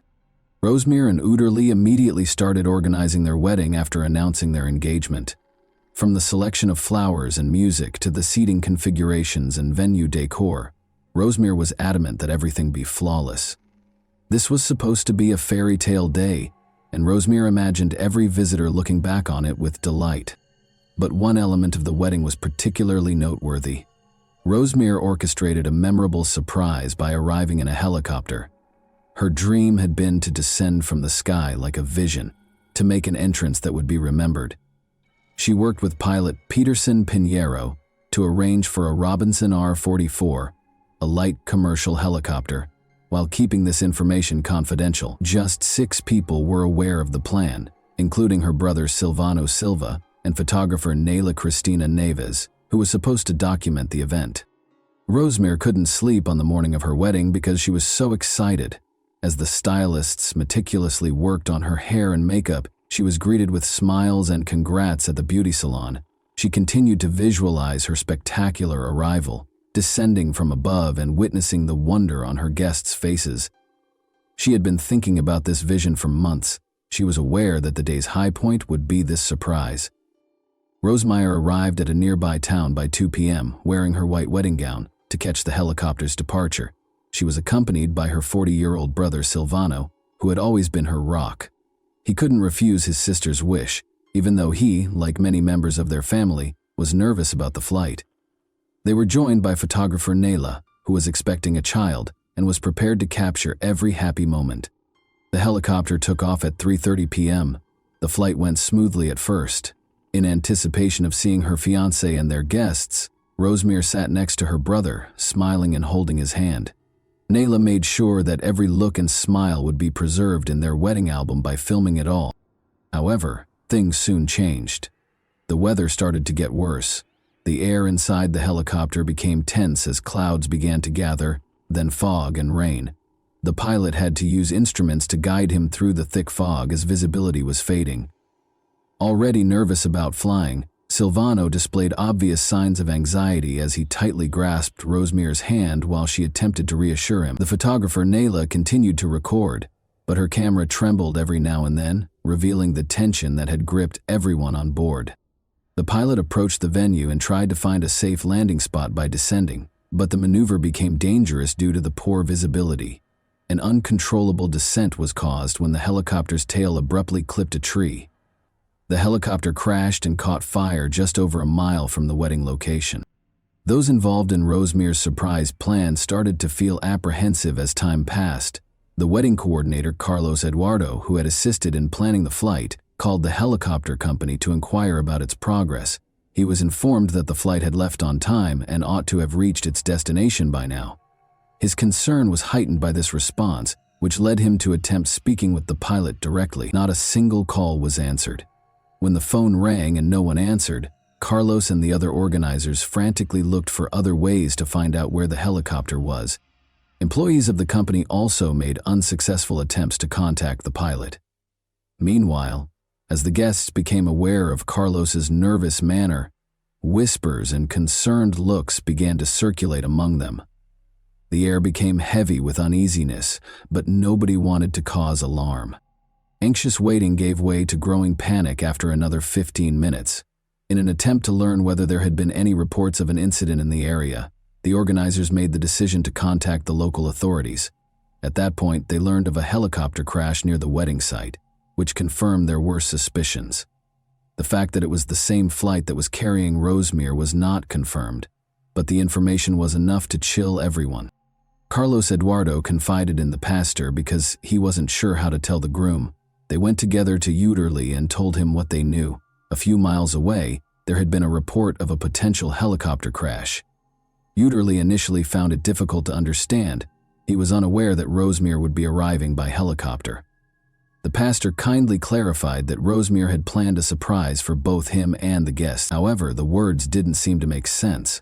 As the realization dawned, Uterly stood in stunned silence, staring at Carlos Eduardo and the pastor. His surroundings appeared to dim, the noises of the assembly fading into a quiet emptiness. When the gravity of the situation became apparent, everyone's eyes were on him. That helicopter might have contained Rosemary. The ensuing silence seemed to go on forever, and nobody knew how to respond. Reports verified that emergency personnel arrived at the scene of the collision within minutes. At first, there were few specifics as they tried to evaluate the situation. To keep spectators out, police surrounded the area and started their investigation. As news of the crash spread to the wedding location, the guests' anxiety grew more intense by the second. Though everyone could feel that the possibility of a positive outcome was dwindling, one of the event organizers suggested waiting for official confirmation before drawing any conclusions. Behind him, the groom could hear whispers among the guests, and he knew that until the specifics were known, no one would tell the truth. Whispers were spreading like wildfire, and the day that was supposed to be a celebration was gradually devolving into chaos. First responders were already working diligently at the crash site, while the guests anxiously waited at the venue. The helicopter had crashed near a highway in a forested area. The fuselage had caught fire upon impact, and the remaining portion of the aircraft was rapidly consumed by the flames. After battling to keep the fire contained, firefighters eventually made it to the wreckage. Those attempting to piece together what had happened were struck with a sense of dread and grief when it became evident that none of the passengers had survived. In order to determine the cause of the collision, police officers started gathering evidence and searching the scene for hints. One officer found a camera that had continued to record even after the impact, and debris was strewn all over a small space. The video might offer important new information about the last few seconds of the flight. However, the cause of the tragedy was still unknown. The hope for a miracle was dashed when the wedding venue received official confirmation of the crash. With a heavy heart, the pastor went to Uterly and delivered the heartbreaking news. The groom's face was marked with pain as he tried to make sense of what he was hearing. Those who were by his side were left in stunned silence, unsure of how to react to such overwhelming grief, as the world seemed to crumble around him in that moment. Unsure of what to say or do, the guests who had come to celebrate love and happiness now stood in stunned silence. The ceremony, which had been eagerly awaited, had instead turned into a scene of shock and grief. What had been supposed to be a lovely day had turned into a sobering reminder of how easily one mistake or unanticipated circumstance could ruin lives and plans in an instant. Brazilian National Civil Aviation Agency investigators started collecting witness statements and analyzing the flight data. Particularly interested were those who had been to the wedding or knew about Rosemary's intentions. In addition to determining the technical causes of the crash, the investigation sought to understand why she chose to arrive at such a high risk. Police and aviation safety specialists carefully inspected the wreckage. Retrieving the flight data and going over recordings that might offer important insights was one of their first tasks. It was crucial to figure out why the helicopter lost control and veered off course. There were several possible causes, including pilot error or mechanical failure, in addition to the possibility of heavy fog and deteriorating weather. The investigation was further complicated by witness statements from people who knew the pilot, Peterson Pinheiro. Pinheiro was a seasoned and well-respected expert who was renowned for managing each flight with care and responsibility. He had years of experience and had flown numerous times in difficult weather conditions. Before taking off, he carefully considered the risks, according to his colleagues. Those who worked with him found the news of the crash even more confusing because of this background. It was difficult for many to accept that he could have made such a serious error, but the facts were still indisputable. The helicopter had clipped a tree and spun out of control in dense fog and rain. In order to ascertain whether there had been a chance for a safe landing, investigators tried to piece together the last moments of the flight. The families of Rosemary and Utery were left to deal with unspeakable grief while investigators worked at the crash site. Close friends, parents, and siblings found it difficult to believe that this tragedy had truly happened.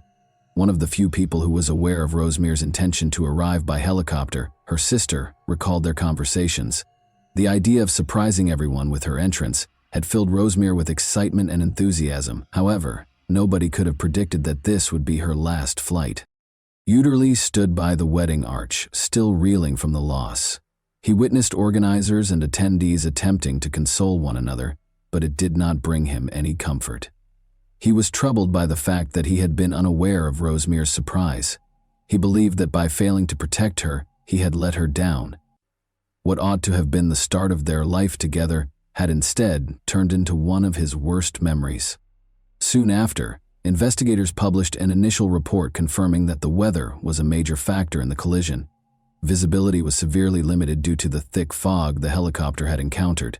Pilot Peterson lost control of the aircraft and caused the tragic crash after attempting an emergency landing and clipping a tree with the aircraft's tail.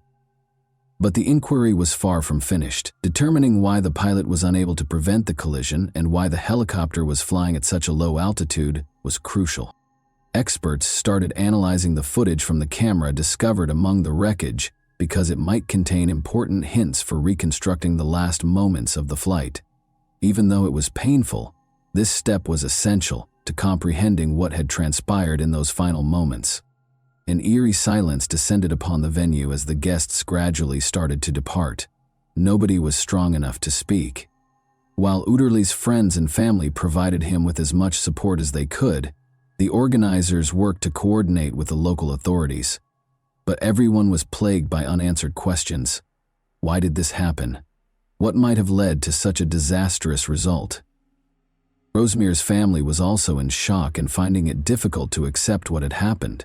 Her mother, who had always been her staunchest ally, was unable to believe that their morning chat would be their final one. She remembered how excitedly Rosemere had described her plan as a gift from the heavens that would astound everyone. Nobody could have predicted that her dream would become such a nightmare. Soon, fresh worries about the flight's actual safety surfaced. Investigators found that the helicopter lacked charter service authorization. Only private flights were allowed under its license. For what reason had the business consented to supply it for the wedding? Who was in charge of failing to notice the weather? These queries sparked additional research and became the main focus of the study. Some witnesses started to remember that bad weather had been predicted in the days before the wedding. However, these warnings received little attention. These circumstances would have needed to be taken into account by pilot Peterson Pinheiro, who is renowned for his meticulous attention to safety. The flight was nevertheless authorized. Who ultimately decided to go ahead with the flight in spite of the obvious risks was now the focus of the investigation. Uderli was trying to think, and every second of waiting was painful. Rosemere had filled his life with so much warmth and light that he couldn't fathom living without her. It was believed that their journey, which began with timid looks at church, would lead to a happy life together. It felt broken now, like a picture that would never be complete. A thick silence fell over the hall, which had once been intended to reverberate with wedding music and exuberant speeches. All that was audible were quiet sobs, consoling words, and reassuring hugs. Nobody knew how to comfort a man who had just lost everything he held dear, or what to say to Udarli. The helicopter crash that killed Rosemere, her brother Silvano, photographer Nayla, and pilot Peterson left a lasting scar on the hearts of their families and the community at large, even though the investigation went on for weeks. As more information became available, one emotion remained constant among those who knew the victims: a deep sense of injustice and loss. The Brazilian National Civil Aviation Agency finished its report a month after the tragic incident. It was verified that the severe weather and poor visibility were the main causes of the collision. When the helicopter lost control at a low altitude, pilot Peterson Pinheiro was in a dire situation after trying to navigate through heavy fog and rain. The collision with a tree, which resulted in the fatal crash, was the crucial moment. Additionally, the report disclosed that Rosemere's helicopter lacked authorization for charter flights. Its registration only allowed for private use, and it was against safety rules to let it be used for a wedding. In addition to drawing attention to the company that rented out the helicopter, this revelation infuriated the relatives of the victims. Subsequent analysis revealed that the helicopter's leasing company had neglected to adequately evaluate the weather and permitted the flight to continue in spite of warnings of poor visibility. After the investigation was finished, the company and its owners were the target of multiple lawsuits because this was considered a serious breach. The relatives of the victims wanted to know why the flight had been authorized in these circumstances and who was responsible for the cancellation. The pilot independently assessed that the flight could be conducted safely, according to the helicopter company. More investigation was necessary, though, after it was discovered that the business lacked permission to use the aircraft for commercial purposes. Their licenses were temporarily suspended as a result, and a thorough audit of their business practices was conducted. The families of Rosemere and the other victims got ready for the funerals while the investigation continued.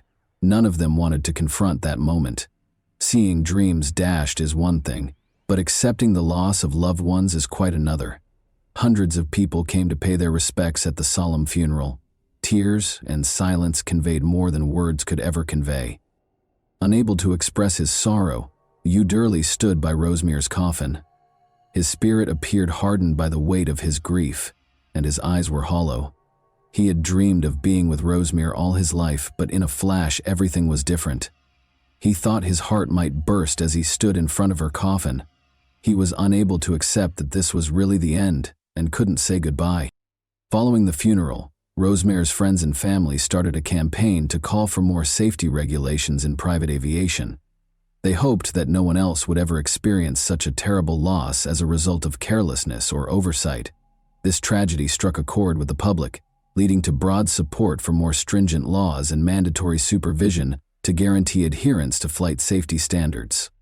Their local church, which they frequently visited, honored Rosemary's memory as well as that of her brother and the other victims. Uderly made the decision to preserve their legacy in spite of his suffering, in order to provide families impacted by comparable tragedies with tools to deal with their loss. He set up a small fund. Investigators published their final report after several months. It verified that bad weather and poor visibility, which caused the loss of control, were the primary causes of the tragedy. The company's failure to appropriately evaluate the risks involved and adhere to appropriate rental procedures was one contributing factor. The company's flight licenses were temporarily revoked and fined until all found flaws were fixed. Even though the investigation yielded a lot of answers, it was unable to restore the lost. Families were compensated, but it didn't make their grief any less painful. It was only a symbolic gesture that Uderly and everyone who knew Rosemary could not reverse. Life gradually returned to normal for most people months after the tragedy, but not for Uderly. The spark that used to light his eyes had vanished, but he still went to work and saw friends. Nothing could fill the void Rosemary's passing left in his heart. He frequently found himself thinking back on their happy times together in the evenings and wishing that day had gone differently. What started out as a dream for an amazing surprise showed how fleeting life is and how one bad choice can alter everything. Tragically, Rosemary's wedding day was not what she had hoped for, but it was still memorable. And that wraps up today's chilling story. If you enjoyed this video, don't forget to like and subscribe so you never miss a new upload. Also, let me know in the comments, what part of this story shocked you the most? Thank you for watching, and I'll see you in the next video.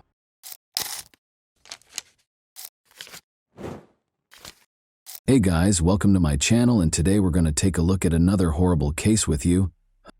This video examines what happened in 2003 when 37-year-old Sandy Rozo came home from a night shift at a bar. Her boyfriend, who was sleeping on the second floor, heard some loud pops just as she was ready to exit the car after pulling into the garage. After seeing what he saw, he went to the garage and dialed 911. There were multiple suspects in this dark case. The perverse desire to possess and control seemed to be the driving force behind this crime of passion. The charming city of Pinellas Park, which is located outside of Tampa, Florida, is well known for its lush surroundings and gorgeous beaches. Both working-class and affluent residents make up the community. Although there is some crime in the area, it usually takes the form of minor offenses. The most frequent infractions are drunk driving and auto theft. But in 2003, something happened here that scared the locals. On a Saturday night, the day after the 4th of July, neighbors said they heard pops shortly after 11 o'clock. Since it was the 4th of July weekend, it was anticipated that there would be fireworks and other noises for a few days. Nobody was particularly alarmed by the noises, though, until one local realized that the pops weren't celebrating. Troy Edwards reported hearing what he believed to be the popping of firecrackers and dialed 911 on 11. He went outside to investigate the noise and discovered his girlfriend, Sandy, bleeding in her car with the garage door open. Detectives soon followed rescue personnel to the scene. In the garage, the vehicle was parked. There was a lot of blood and shattered glass everywhere, and Sandy's body was inside. She sustained 8 different gunshot wounds to her head and other parts of her body. The perpetrator used a .22 caliber weapon, according to the preliminary analysis of the crime scene. Sandy seemed to have been ambushed by someone who was either following her to her garage or waiting for her. Despite being taken to the hospital immediately, she tragically died. The public was shocked to learn that Sandy had a daughter who was with her father at the time of the crime and that she had been ambushed in her own garage on her way home from work. Detectives did not think Sandy's death was an accident, even though her wallet and purse were undamaged. Multiple gunshots and the attack's planned nature raised the possibility of a personal grudge rather than a straightforward random crime. The viciousness of the assault suggested that Sandy, not financial gain, was the intended victim. The detective's primary responsibility at the start of the investigation was to question Sandy's boyfriend, Troy. Suspicion is frequently placed on the victim's family members or acquaintances in murder cases. Given his proximity to Sandy, Troy might have had crucial information.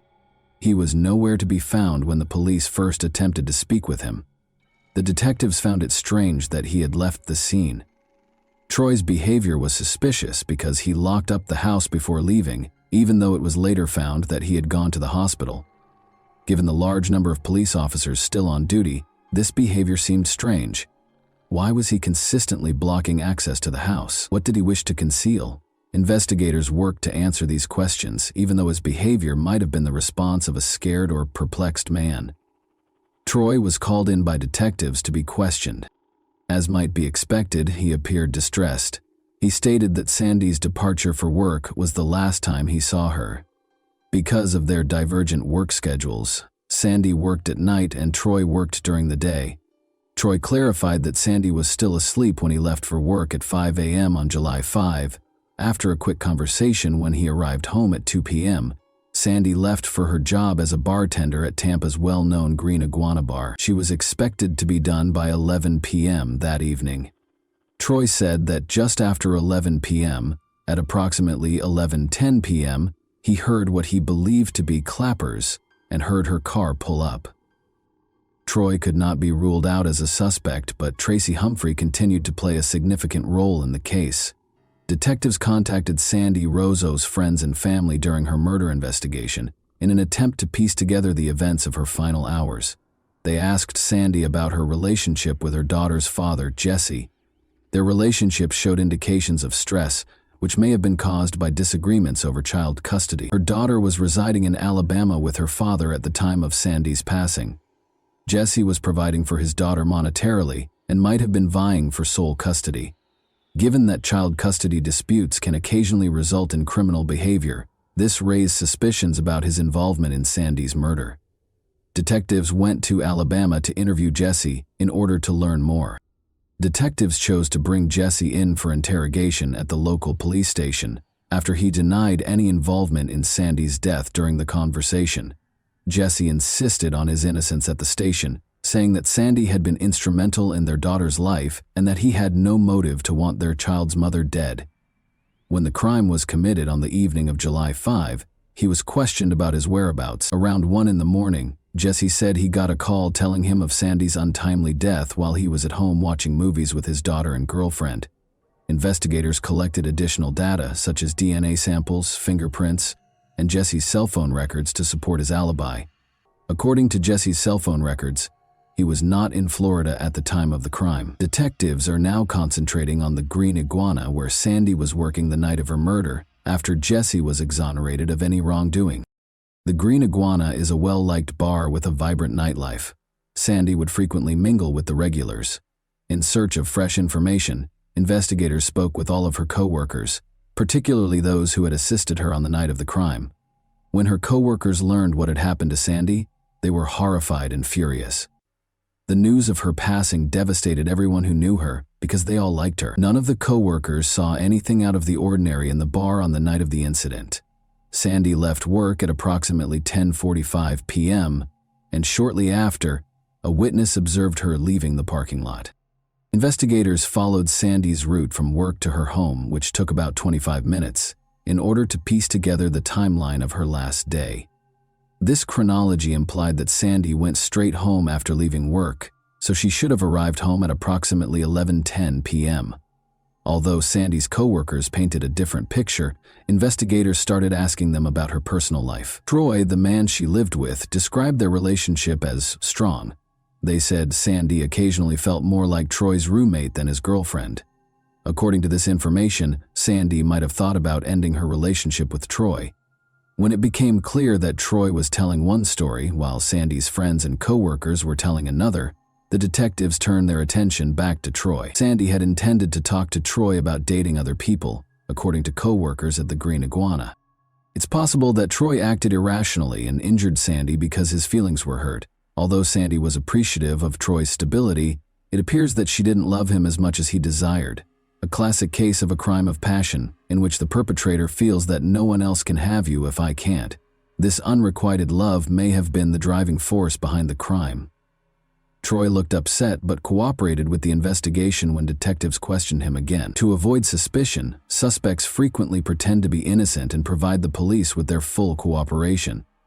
The detectives diligently looked for any evidence that would connect Troy to Sandy, now that he was at the center of the investigation. Murder. Despite conducting a thorough search of Troy's house and vehicle, they were unable to locate any suspicious objects or weapons. Troy was then informed by the detectives that Sandy's co-workers had given a far from accurate account of their relationship. Troy was clearly taken aback by the charges. Even though Sandy might have been planning to leave him, Troy maintained that his love for her remained unwavering because he thought their relationship was more serious and was ignorant of her true feelings. Detectives went over the timeline to support Troy's account. Setting up a precise timeline was essential. In accordance with Troy's account of hearing gunshots, locating Sandy in the garage and dialing 911, they were able to verify that Sandy got home at approximately 11:10 p.m. Troy's actions appeared to be typical of a man who had seen his loved one die tragically. Troy was ruled out as a suspect in the crime by law enforcement following a thorough investigation. The investigation then appeared to have come to a standstill. Who else might have been inspired to carry out such a horrible deed? Sandy was merely attempting to build her life and save money, so who would want to hurt her? Luckily, Troy found Sandy's folder in his house, which provided the detectives with some unexpected assistance. Troy was correct when he thought the folder held crucial information. Sandy's handwritten notes about her impending trial against a man she accused of assault and unlawful imprisonment were all inside the folder. Sandy was scheduled to testify against Timothy Humphrey in a Tampa courtroom. Only 1 month after Sandy's murder, in August, the trial was set to begin. Troy had previously identified Sandy's ex-boyfriend as Tracy Humphrey to the police. His true name was Timothy according to the file's documentation. This provided crucial details, such as his birth date and other private information, which served as the initial lead in cracking the case. The databases contained a wealth of information about Timothy Humphrey, but none about Tracy Humphrey. Timothy Humphrey, better known as Tracy Humphrey, had a troubling history of assaulting women, according to additional investigation. For these offenses, he was actually sentenced to 8 years in prison.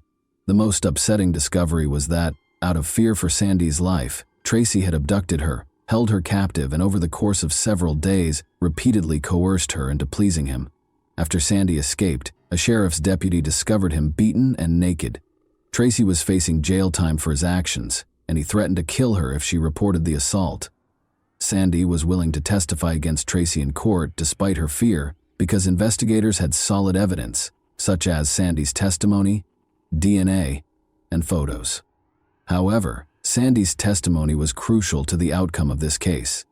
The charges would probably be dropped if she was unable to testify.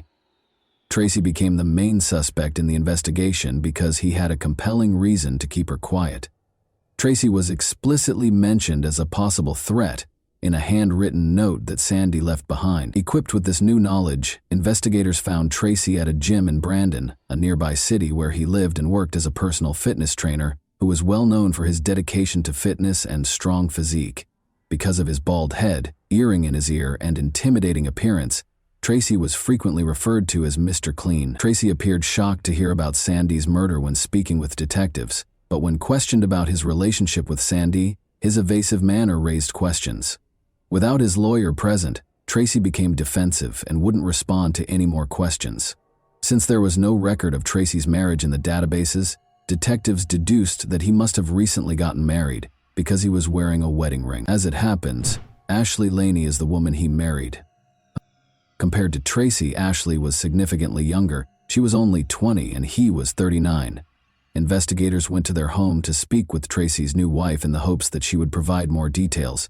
Detectives saw that Ashley was becoming anxious as soon as they entered the house, but on July 4, she disclosed that she and Tracy were married. It was a remarkable coincidence because Sandy Rozo was killed on July 5, the day after their wedding, in violation of Florida law, which states that spouses cannot be forced to testify against one another in court. Because of this fact, investigators were suspicious of Ashley and Tracy's marriage's timing, which they interpreted as a strong and unsettling clue. Ashley claimed she had no knowledge of the murder when questioned about Tracy's whereabouts the night of the killing. Ashley voluntarily offered her alibi for the night of Sandy's murder when speaking with detectives. Murder. She claimed that she and Tracy were at home at 11 p.m. the night of the murder, eating pizza and watching a movie. Ashley added that evening, their friend Toby White had also come over to their house. However, when Ashley's lawyer called, the conversation took an unexpected turn. Another odd thing happened after Tracy called the lawyer and instructed him to call Ashley and tell her what to do if detectives got in touch with her. Tracy surprised everyone by going home and preventing Ashley from responding to the detectives' questions. His manner, body language, and facial expressions conveyed a sense of anger and frustration, which led the detectives to suspect that Tracy might have been involved in a conspiracy to conceal the truth about the Sandy Rozo murder. Ashley had stopped talking, but the detectives had a crucial new lead. Ashley and Tracy Humphrey gave the excuse that they had ordered pizza on the night of the Sandy Rozo murder. The detectives followed this lead, went to the pizza place, located the delivery person, and collected the receipt. At 10:49 p.m., Tracy's cell phone was used to order the pizza. The pizza arrived 15 minutes later on July 5. In a flashback, the pizza delivery man said that the big bald man had left him a $20 tip for a $12 pizza that evening. Detectives came to the conclusion that Tracy could not have been the murderer because his house was 40 minutes away from the scene of the crime. The detectives were disappointed by this discovery because they had suspected Tracy, and the puzzle pieces did not fit together as they had hoped. It can be demoralizing to experience a setback such as the one that comes with a confirmed alibi, but in this instance, he made the decision to investigate Ashley's role in Sandy's ordeal. The detectives discovered an interesting incident while conducting additional investigation. Ashley had no criminal history, was a good student, and behaved well, but Sandy reported her car stolen just before she passed away. Ironically, her car was later discovered fully burned out on a Tampa street. The car had been purposefully set on fire, according to the state fire marshal's office.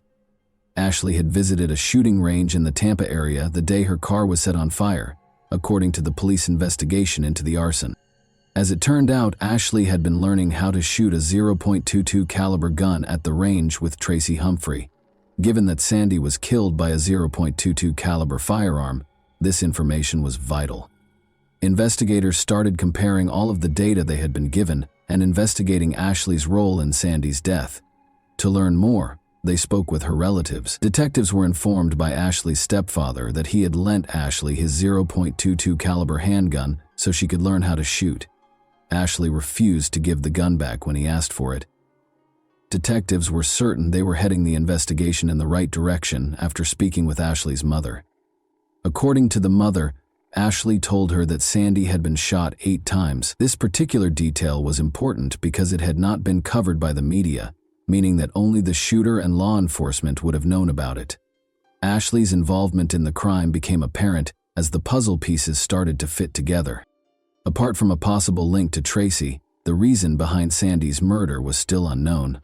Investigators were able to determine the precise location of Tracy's phone at the time of the crime by acquiring Ashley and Tracy Humphrey's phone records. His phone was close to his Brandon home, according to the phone tower data.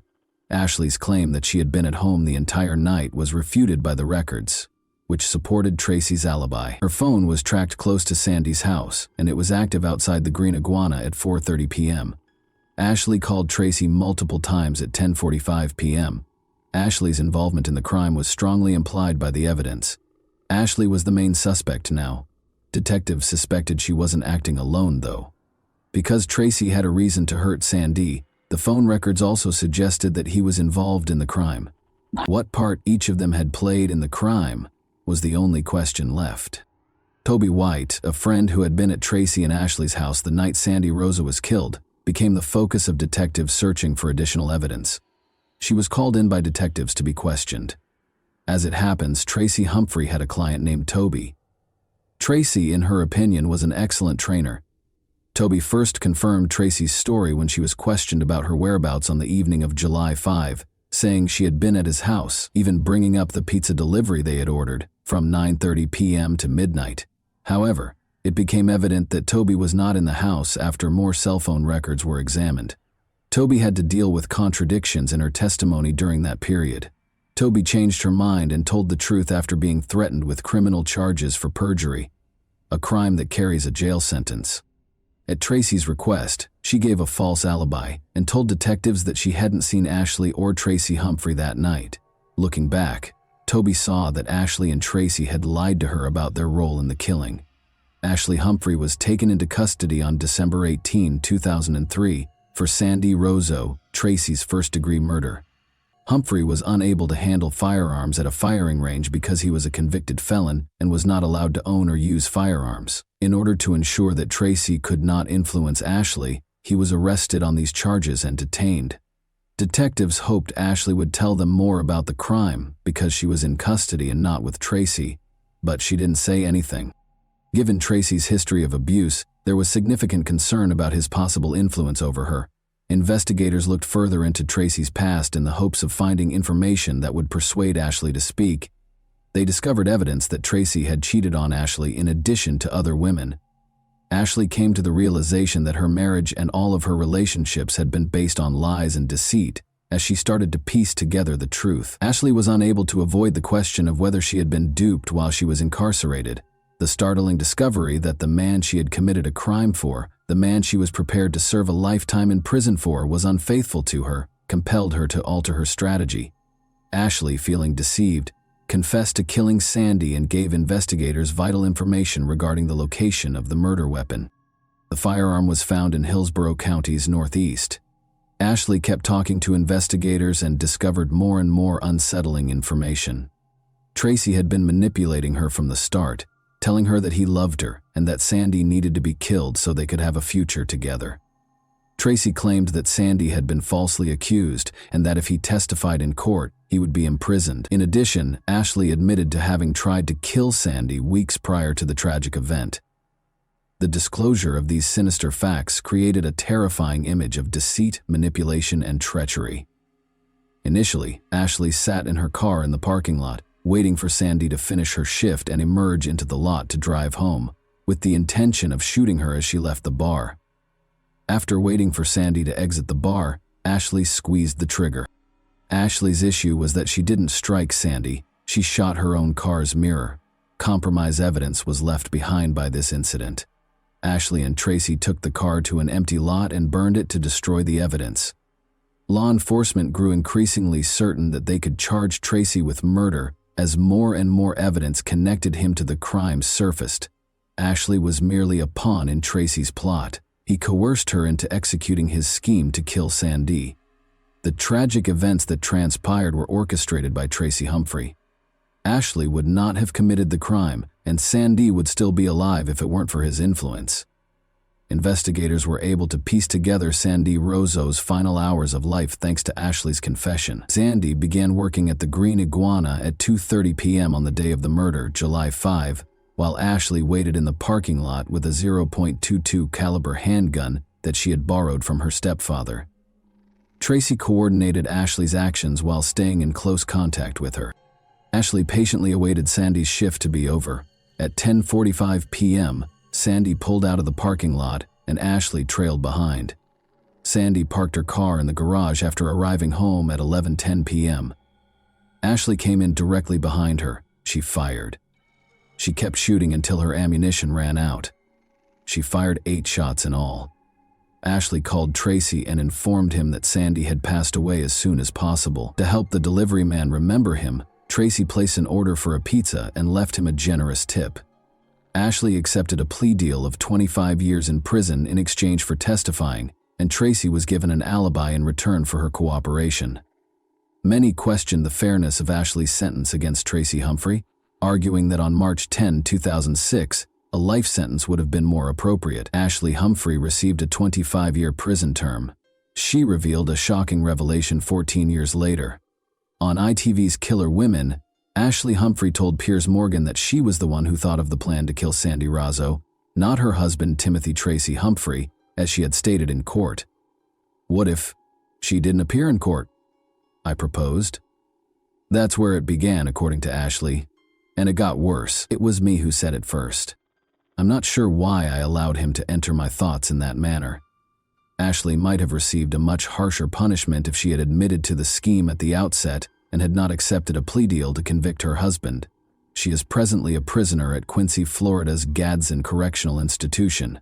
On December 13, 2028, when she turns 46 in February, she is expected to be released from prison. Timothy Humphrey was found guilty of murder by a jury in 2006. He received a life sentence without the possibility of release. He was also given a 15-year sentence for trying to flee. Because of his aggressive and domineering personality, Humphrey thought he could get away with it, but he would live out the remainder of his days in prison, where he would ultimately die. Everyone in the Sandy Razzo family wanted this to happen. And that wraps up today's chilling story. If you enjoyed this video, don't forget to like and subscribe so you never miss a new upload. Also, let me know in the comments what part of this story shocked you the most. Thank you for watching, and I'll see you in the next video.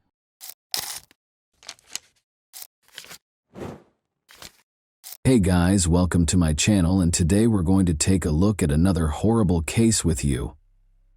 Imagine spending your entire life believing you know everything there is to know about the people in your life, only to discover that they have been keeping a terrifying secret for 25 years. Unbeknownst to us, family secrets have the power to influence our lives and occasionally prevent us from achieving true happiness. It can seem like your entire world is about to fall apart when the truth is revealed. For me, it's a dangerous gamble to believe what someone says after all these years. It's difficult to picture coexisting with someone, being aware of their sinister secrets and remaining silent. But were there private interests involved? Together, let's dive in and discover the truth. A chilling tale of love, treachery, and a complex mystery involving unsolved crimes that rocked the sleepy town of Holland, Michigan, to its foundation, will be covered today. Every resident had their own theories about what might have happened because the incidents were so shocking.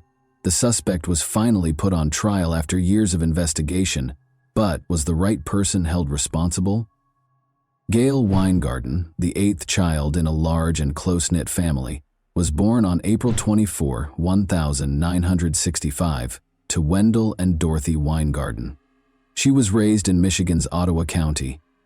Despite their lack of wealth, the family was well known for their close ties and concern for one another. They were the epitome of what it meant to be a loving, cohesive family. Notwithstanding their cozy home, financial hardships were frequent, and Gail had a childhood dream of a job that would enable her to buy the things that all children desire. She saved up money and shared with her older sister, Cheryl, that she planned to work hard so she'd always have enough to buy anything she wanted. As a teenager, Gail landed her first job as a waitress.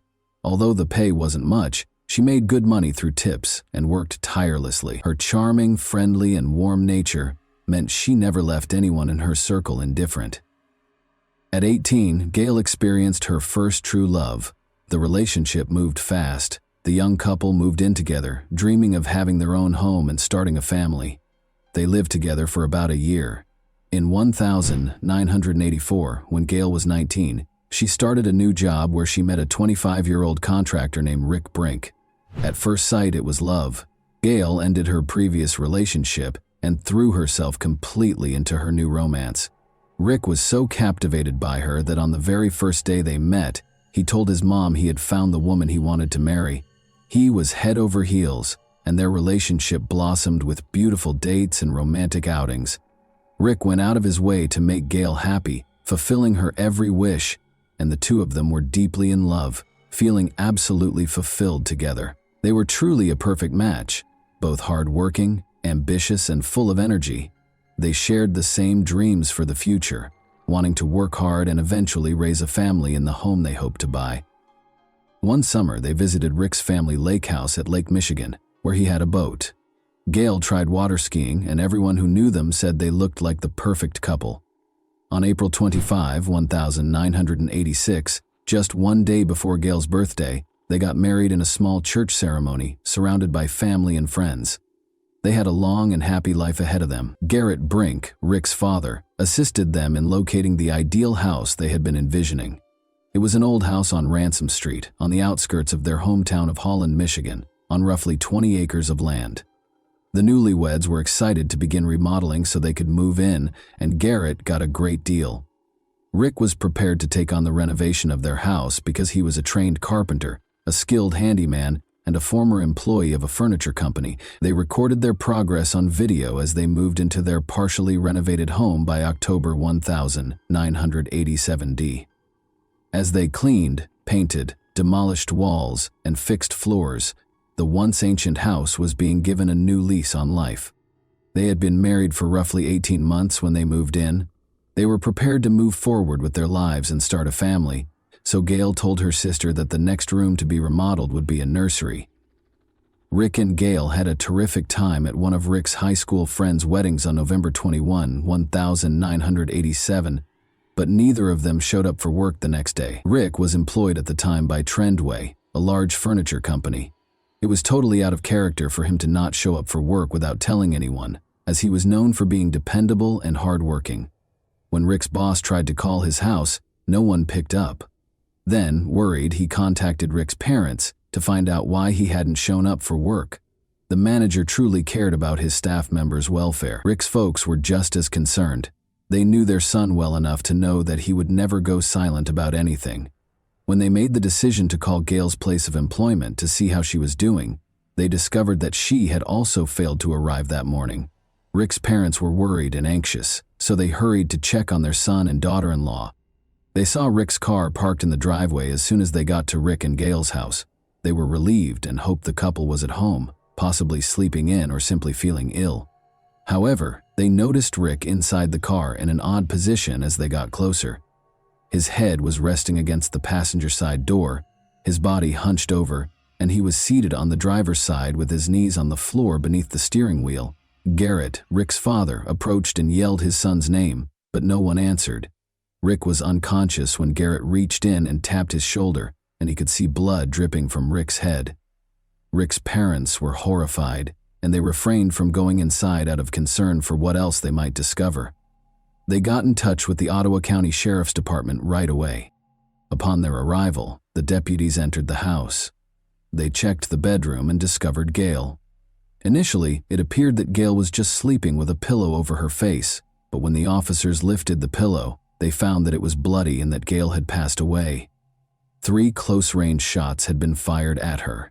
After backup arrived in a matter of minutes, detectives started going through the house in an effort to find any hints or proof that might point to the culprit. They meticulously examined the area, attempting to piece together what had transpired. The officers' first hypothesis was that this might have been a premeditated act against Gail, and that Rick hurt himself because he was upset. But after conducting a thorough search of Rick's vehicle, they discovered no evidence or weapon that would indicate he was responsible for the attack on his wife prior to his suicide. Without a clear motive or suspect, the idyllic romance that had started at work and inspired hopes of a happy family life abruptly ended in tragedy and violence. The inquiry went on. It was determined that a .22 caliber revolver was the weapon used in the crime. Later on, it was established that Rick had been shot in the head, which was the cause of his death. He was shot at close range twice. Investigators discovered a bullet hole in Rick's car's passenger side window. Authorities thought the perpetrator was someone the victims knew because the window was broken and the driver's side window was partially rolled down. This led them to speculate that Rick probably knew the individual and did not perceive any imminent danger because he had rolled down the window to talk to them. Furthermore, it was evident from examining the house that this was not a robbery. There were no indications of a struggle or forced entry. Everything was in its proper place, the door had not been broken into, and nothing had been looted. Cash and credit cards were still in Rick and Gail's wallets, which were discovered on the kitchen table. There were pieces of jewelry all over the house. No weapon, shell casings, or other important evidence was found in the house, and both victims were still wearing their wedding rings. The fact that the recovered bullets were still inside the victims suggests that the suspect came with the sole intent of killing them. Physical evidence that could be used for analysis was either non-existent or insufficient. In the house, 6 fingerprints were discovered. 2 of them did not match any records in law enforcement databases, and the other 4 were victims. According to the results of the forensic analysis, Rick and Gail were murdered early on November 22. The case was the subject of rumors and conjecture, but not all suspects were prepared to come forward or alert the authorities. The investigators were unable to identify any possible suspects or make any arrests due to the lack of evidence, but it was determined that Rick and Gail were last seen at approximately 11 p.m. when they were departing their friend's wedding reception on November 21. Their deaths took place between then and the next day, almost a full day before they were discovered, the autopsy revealed. Investigators kept interviewing friends, family, co-workers, and anyone else who knew Gail and Rick in the hopes of learning more about the couple's last known contacts. They started by talking to Ryan Weingarten, Gail's brother. He brought up Gail's former boyfriend who had once confronted her in public and declared his love and jealousy for her. Gail was already married and content, but he had tried to get her to return to him. Gail's ex-boyfriend was located by the police and taken into custody for interrogation. He even consented to take a polygraph test, which he passed, and denied any involvement. The authorities ruled him out as a possible suspect because he also had a strong alibi. The police got another lead about 3 or 4 days into the investigation. According to the former owner of Rick and Gail's home, who came forward to the police station, the criminal may have been searching for him and was unaware that he had moved out. Former owner Shotgun was a motorcycle rider who had been a member of a motorcycle club. He had previously engaged in the trafficking of weapons and prohibited substances. Shotgun, however, eventually turned informant because he opposed the sale of illegal drugs to minors. He primarily provided information about people involved in this type of illegal activity while working with federal agents. The investigators followed up on this lead. They spoke with members of different Detroit motorcycle clubs and conducted interviews with other informants. They searched for evidence, but were unable to connect these groups to any criminal activity or the double crime that involved Gail and Rick. A month or so later, this theory was also rejected. When another crime happened close to the Brinks house on Christmas Eve, a new lead surfaced. Deborah Wilson was discovered dead from a fatal assault in her own backyard. She had been attacked and suffered a serious neck injury. Gail and Deborah had attended the same high school and were in the same class, it was found during the investigation. Because of their similar ages and overlapping social networks, there was instant conjecture that the crimes might be related. The people of the little town were afraid. Fear spread that a possible suspect was still out there, and the community was on high alert. Because of the crime's irrationality, people began to fear for their personal safety and wonder if there would be additional victims. But as time passed, investigators failed to discover any link between the two incidents. Eventually, the young married couple's double crime case was put on hold. For the next 20 years, all of the documents and supporting documentation were kept in storage. Family members and friends gradually lost faith that justice would ever be done. It taught the families to accept the fact that they may never find out the truth about what truly happened to their loved ones. However, after 20 long years of waiting, the truth was finally revealed, exposing dark family secrets in addition to an unexpected suspect.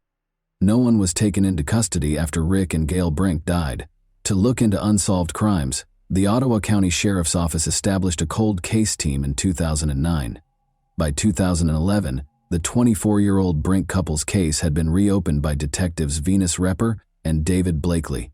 To make progress on these cold cases, they began going through old documents and interviewed more than 200 people. For roughly 7 or 8 years, the detectives collaborated and came up with their own plan. They used time as an advantage in their strategy.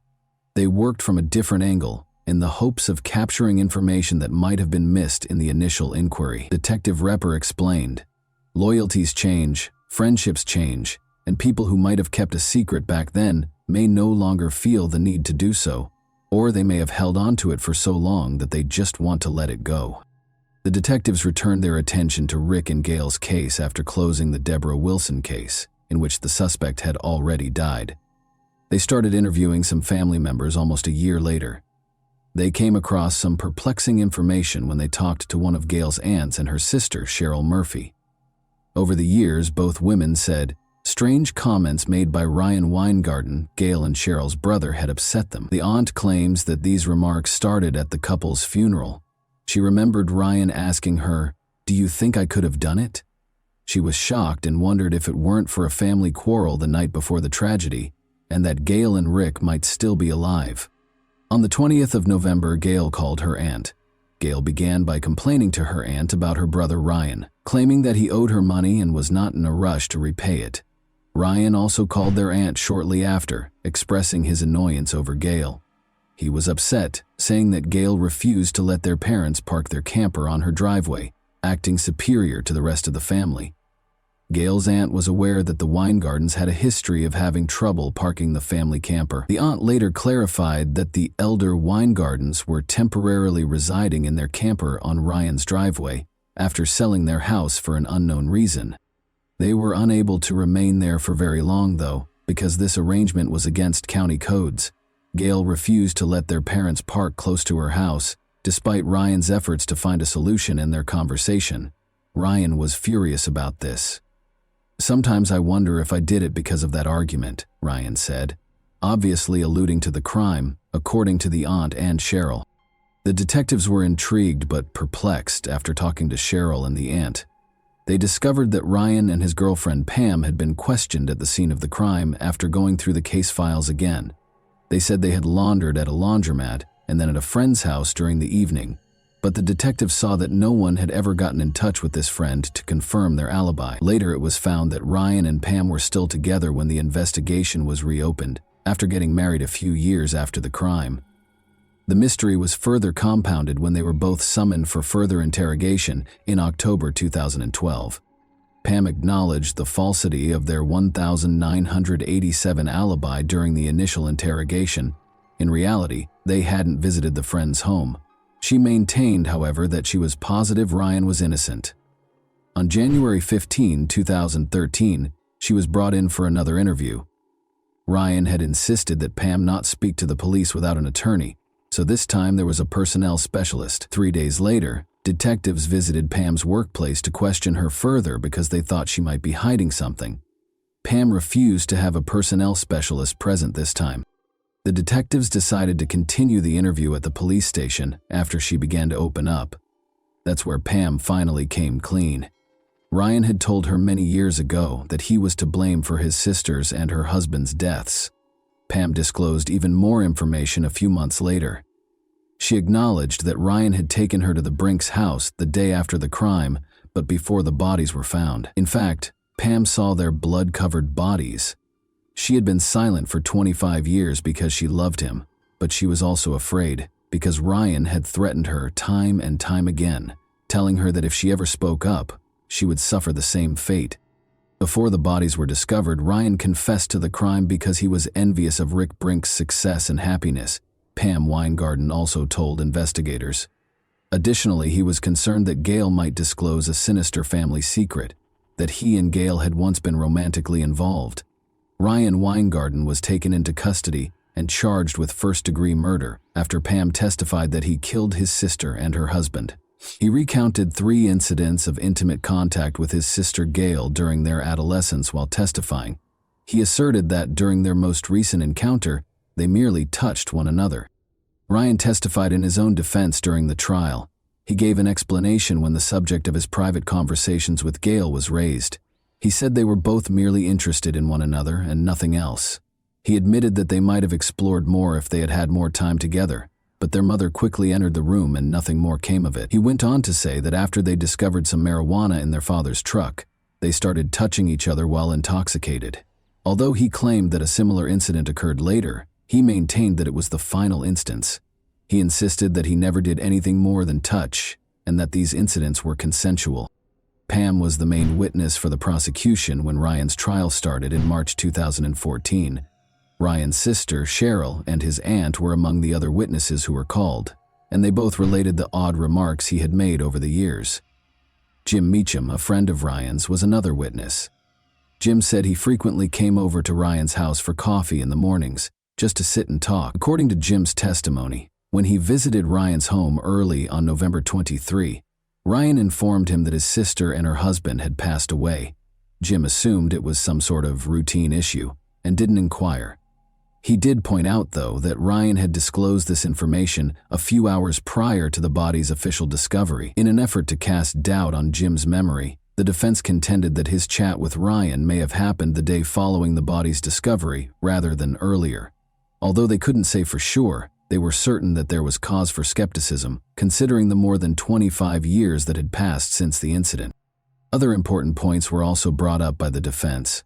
Their main contention was that Ryan was innocent, and that Pam's testimony, which lacked any concrete physical evidence or corroborating evidence, was the only evidence against him.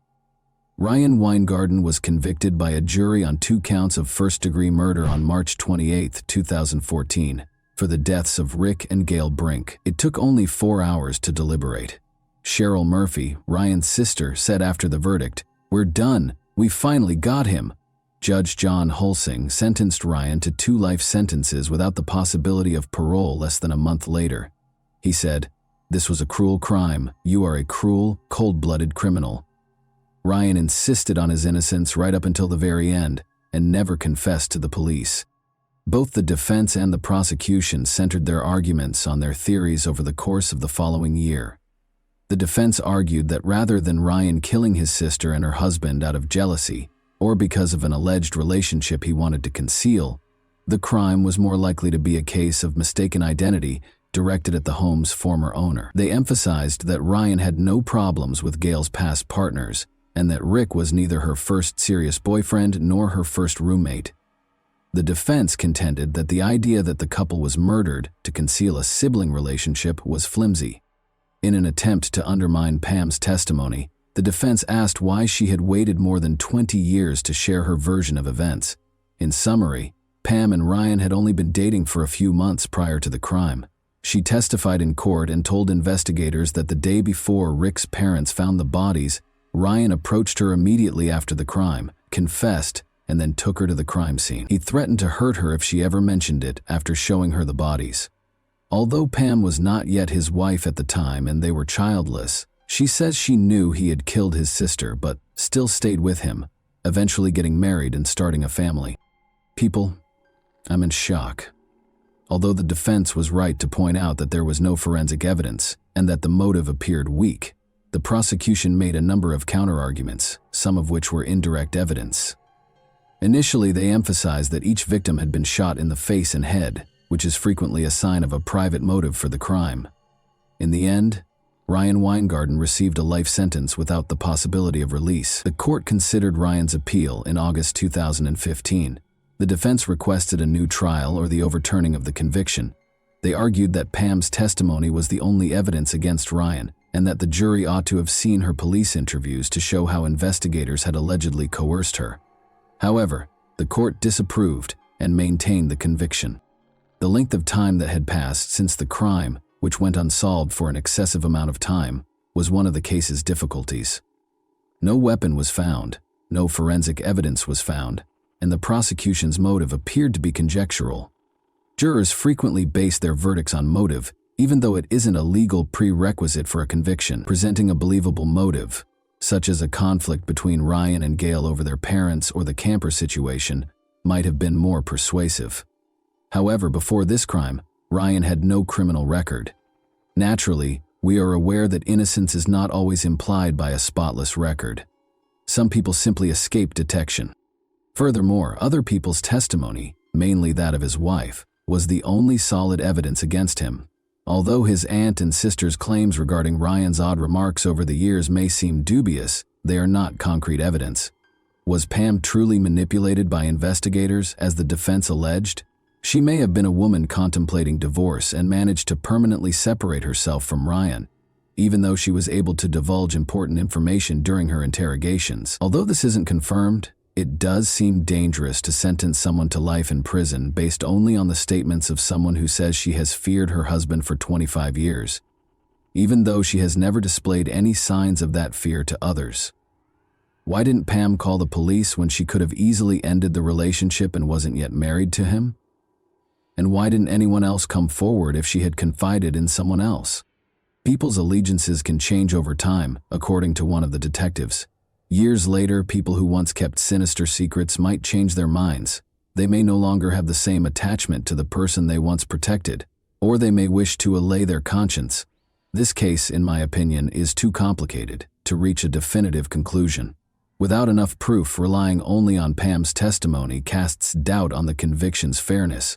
Was the jury's verdict correct? Or was the prosecution's case based on unsubstantiated claims? And that wraps up today's chilling story. If you enjoyed this video, don't forget to like and subscribe so you never miss a new upload. Also, let me know in the comments what part of this story shocked you the most. Thank you for watching, and I'll see you in the next video.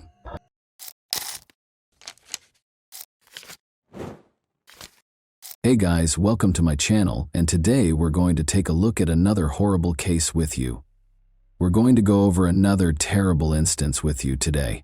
Statistics show that the number of crimes perpetrated by young people has been rising globally.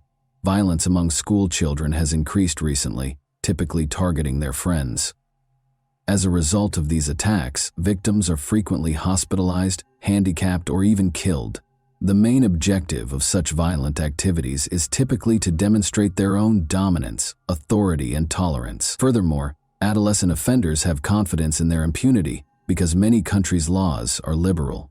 The nation was rocked by the tale of Agnes Marin, a French girl who was killed by a high school student. They attended a famous university with a stellar reputation, where it seemed impossible for anything like this to occur. The culprit had previously attacked the girls, as it turned out, but his affluent parents were able to conceal the truth about his exploits by securing their son's admission to a prestigious school in a different city. Adolescent anger is said to be a kind of protest during the time of self-discovery and personality development. However, in today's narrative, the boy's brutality sprang from a total lack of empathy, or the capacity to understand and feel the same emotions as others. He became the second teenager in French history to receive a life sentence because he was deemed to be incorrigible and a serious threat to society. Agnes Marin was who? The only child of Paula and Frederick Marin. Agnes Marin was born in Paris on November 26, 1999. The girl was raised in a rather prosperous household. Her parents wanted to give their child the finest because they loved her. I didn't know how to say no to Agnes from a young age. She was taken to the sea, dressed in name-brand boutiques, and purchased pricey toys and technology. Marin was a lively, outgoing, and restless youngster. She always had a large social circle and many interests. She had a creative streak, enjoyed movies and music, and hoped to work as a filmmaker. She did well in school and her teachers recognized her high potential, but she was frequently hindered from achieving the best outcomes by her general inattention and laziness. Agnes joined a bad firm when she was 13, which had a detrimental effect on her conduct and academic performance. She began skipping school, consuming beer and smoking cigarettes, not just conventional cigarettes. Her parents opposed harsh parenting methods and made multiple attempts to have a dialogue with their daughter, but were unsuccessful. When the girl was once again discovered smoking and drinking beer on school property, she lied about her vows to change her ways and stop interacting with unsavory people. The issue of her expulsion came up. Her parents understood that nothing would change if their daughter remained in Paris and continued to interact with negative influences. In order to escape the hustle and temptations of the capital, Frederick and Paula made the decision to move Agnes not merely to a different school, but also to a different city or even a province, a brand new school. The closed private college Sévignon, which is situated in the commune of Le Chambon-sur-Lignon, in the department of the Upper Loire area of Auvergne, was the choice made by Marin's parents after weighing their possibilities. With nearly a century of history, it is a distinguished educational institution. Established in the 1930 CCs, the institution operated on the boarding school model, where students resided in addition to studying. However, in a small town with a population of barely 2,500, the college was in severe financial trouble by the end of the 2000s and was in fact on the verge of going bankrupt. The local educational institution faced a dearth of students and consequently a shortage of funding as young people increasingly preferred to study in the capital or a major metropolis. In the past, admission to this college required both good character and a high grade point average. However, as there were multiple competitors for a single spot, even this did not ensure entrance.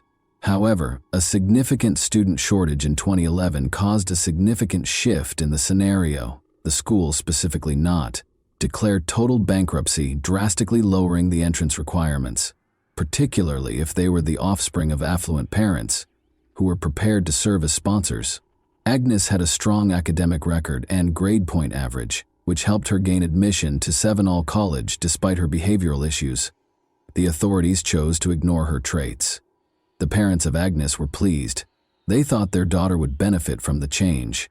She would grow more mature and be able to go through this challenging time of transition more readily. Marin was an outgoing, happy, and amiable girl. She managed to blend in with the new group. She made friends right away and felt at ease from the first few days. She also made good academic progress, particularly in new subjects that were unavailable at her former Parisian school. Every 2 or 3 weeks, her parents paid their daughter a visit at the boarding school. They were quite happy with her accomplishments and positive behavioral changes. During her studies, Agnes only made one visit home. Notably, the new school was situated on a sizable plot of land that was encircled by woodland. Since the crime rate in these areas was regarded as one of the lowest in the nation, there were no rigorous security measures or obvious border barriers. Students sometimes went there in groups after school because it only took a quarter of an hour to walk from the college to the town center of Le Chambon-sur-Lignon. However, everyone had to return by 5 o'clock in the evening. Discipline was applied for both rule violations and student disappearances. After class on November 16, 2011, Agnes and a few of her classmates made the decision to go for a walk in the town. She made a buddy there who attended a different school, but they kept in touch and contacted each other frequently. The two females trailed behind the general company when they made the decision to go shopping. Marin was not present when the youths returned to campus a few hours later. This situation did not initially raise any concern, and everyone was confident that she would return shortly. However, as time went on and darkness descended, the teachers became quite concerned about the student's absence. The school administration reported the event to the police without hesitation because she was nowhere to be seen on campus and her phone was off. Students, instructors, and law enforcement officers performed the search, which started that evening. They separated into groups and searched different areas, but they were unable to locate the missing girl. Everyone hoped she would return alive and unhurt, but no one had seen her and no one knew where she may be. Almost instantly, Marin's parents were informed and inquired as to whether their daughter had come home. After hearing the shocking news, Frederick and Paula hurried as quickly as they could to Le Chambon-sur-Lignon. They reassured them that Agnes could not have fled because she had nowhere to go and no incentive to do so. They said their daughter was really happy at her new school. Here, she had made lots of pals. She had no problems with anyone, and she didn't feel uncomfortable. The hunt was actively aided by the involvement of Agnes's mother and father. In an attempt to locate their daughter, they displayed images of her throughout the city, spoke with her friends, and looked for any leads or clues. What is the friend of Agnes concealing? The first thing the police did was search for those who may have known about Agnes's future plans and were the last to see her. According to the girls in her class, Marin went shopping with a buddy she made in the city. Although no one was able to provide her identity, Estelle, the same buddy from a different school, was soon located by law enforcement. Agnes had indeed been in contact with the girl for the last time. She was therefore seen as an extremely valuable witness. She did not, however, offer any helpful details.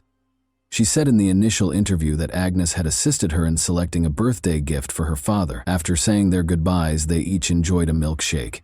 Agnes had to go back to school, and Estelle went home. The girl's behavior seemed a little strange, but her narrative sounded reasonable. She appeared to be holding something back and was clearly nervous.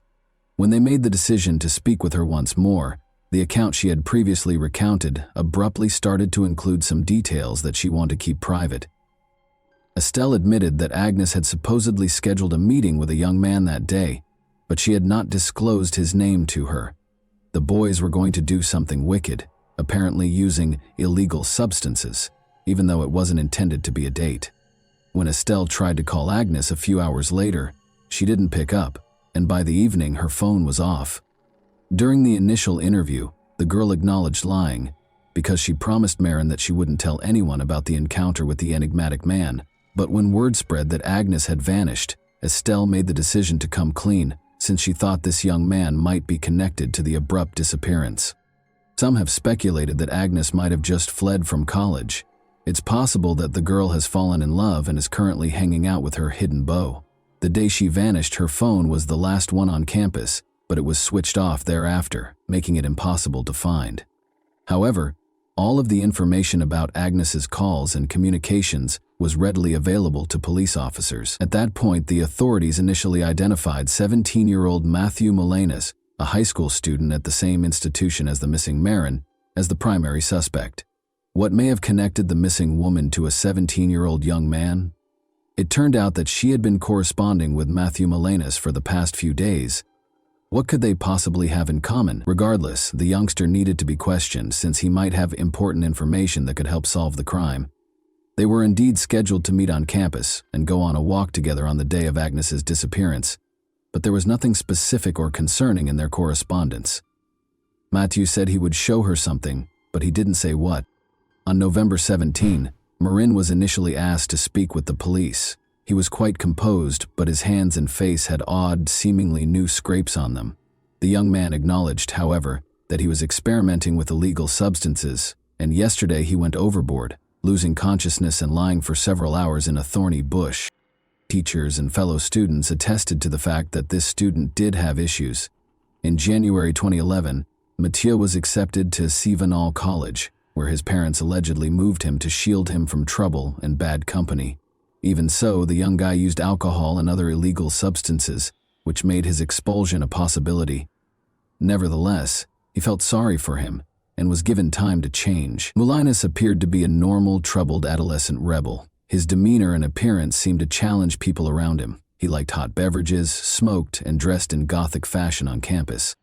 He boasted to his peers about his pranks, saying he would not face consequences. Mathieu vanished for several hours on the day Agnes vanished. In the evening, he emerged from the woods wearing filthy clothes and with scratches on his hands and face. He responded to any inquiries by saying that he had consumed too much alcohol and had passed out on his own. Although everything about him seemed and sounded suspicious, the investigators chose to check into him more further because there was yet no concrete proof against him. The wealthy parents' pampered son, the eldest of 3 children born to Sophia and Dominique Molanas, Mathieu Molanas was born in December 1993 in the Garda municipality of Negi-Solorg. He was raised in a reasonably well-to-do household with his 2 younger sisters and was accustomed to having all of his wishes met right away. He was noticed acting strangely from a young age. The boy attempted to avoid being around other kids since he was a very hostile, irascible, and difficult to communicate with. The condition deteriorated during adolescence. Matthew experienced angry outbursts. He started drinking alcohol on a regular basis, tried with other illegal substances, and frequently caused fights. However, the young man's stunning features helped him gain popularity with the opposite sex, despite his aggressive and antisocial behavior. He had a girlfriend at the time of the events in his hometown, whom he visited on the weekends and whose parents were aware of. Matthew had several police records, including one for stealing prescription medications from a pharmacy with a companion. However, the matter was kept quiet, most likely because the teenager's parents paid for it. During interrogations, his father also volunteered to sponsor the school while it was in trouble, which allowed him to get into a prestigious private school despite having a low GPA and legal issues. Despite his stubborn and haughty demeanor, Molanas maintained his composure to the point where the authorities questioned whether he was involved in Agnes's disappearance. He never left his favorite toy, a yo-yo, in his hands, which he was twirling all the time. He first denied knowing Agnes during the initial interrogation, but after seeing a printout of their correspondence, he started to modify his evidence and attempt to make up a lie on the spot. But he soon found himself unsure of what he was saying. The man claims that he promised to show Agnes a mushroom-growing area in the forest. They allegedly utilized them in tandem. Following his illness, Mathieu collapsed under a prickly shrub, where he remained until dusk. He also saw that Marin was gone when he woke up. Since it was growing late, he returned to the campus without searching for her. During all of the interrogations, a lawyer who had been retained by the Molanas' parents suggested that his young ward indicate the location where he had last seen Agnes and where they allegedly consumed mushroom. However, Mathieu claimed that he would not be able to locate that clearing because they had accidentally discovered it. He left the area on autopilot, without really comprehending his surroundings or where he was. However, specialists quickly disproved Mathieu's claims after discovering no evidence of mushroom consumption in his blood. Furthermore, it was determined that the wounds on his body were the result of a battle. That is, he was scratched with nails by someone who was presumably a girl, a gory finding in the thicket. The school children who had witnessed Mathieu emerge from the forest that night indicated the direction from which he had come, and it was determined to conduct a comprehensive, extensive search in that area of the forest. There was still a slim chance that Marin would be found alive at that point. On November 18, however, searchers awaited the horrifying discovery of the missing Agnes's severely disfigured and partially burned remains in a tiny space tucked away in a thicket. Her clothing was ripped. There was no sign of her underwear. In addition to evidence of deep knife wounds, there were all the telltale symptoms of violence. Don't believe Moulins was responsible for this horrible crime. There was no question, but it was important to wait for the forensic specialist's conclusions and to get the killer to confess. The strangler admitted in Confessions of a Ruthless Killer that he purposefully lured Agnes into the woods to abuse her but allegedly had no plans to kill her. In fact, Mathieu did not particularly deny the horrific discovery when he was informed about it and started to testify, explaining how everything was. She, however, resisted vehemently. He had to use the rope from his favorite toy, the yo-yo, which he always carried with him, to tie up the victim after he scratched him. The man was upset about going to jail when Agnes yelled and threatened to turn him in to the police. He chose to kill the unlucky and dispose of the body since he did not want to. Agnes suffered 17 knife wounds, the majority of which were to the neck, face, and chest, after Mathieu viciously beat her, fracturing her arm, nose, multiple ribs, and shin. He doused the victim with a combustible concoction from a canister and lit her on fire when she ceased exhibiting any signs of life in the hopes that the flames would totally destroy the body. Then, as night fell, he hastily left, failing to see that the fire had been put out. He removed his toy from the corpse and carried it away. As though relishing each word and seeing the investigator's response, the high school girl described the incident calmly and in great detail. He had neither regret nor sympathy for the victim. The investigation revealed that Agnes had evidence of the rapist's biological fluid in her body and pieces of mature skin and epithelium beneath her fingernails. Additionally, traces of the victim's and the offender's perspiration were discovered on the rope of the actual toy yo-yo. Agnes's parents received her body following all required tests and medical evaluations, and they buried their only daughter in Paris. Notably, the burial for the first victim of a young psychopath was held on her birthday, November 26, 2011. The fact that Marin was not the only victim of Moulins stunned law enforcement when they closely examined his biography, but this information was purposefully concealed. It turns out that since he was a young boy, he had been mean to other people, including his own sisters, other kids, and animals. He always enjoyed causing pain and suffering to people in an unmatched way. Mathieu attacked Julia, his young neighbor whom he had known since childhood, in August 2010. The attractive neighbor chose to capitalize on the girl's interest in him. After luring her into the woods, the man struck her on the head, tied her up with household-bought Scotch tape, and proceeded to mistreat the unlucky. After that, Moulins started strangling her and most likely would have murdered her, but as her mobile phone rang, the criminal flinched away, glanced around, and just walked away.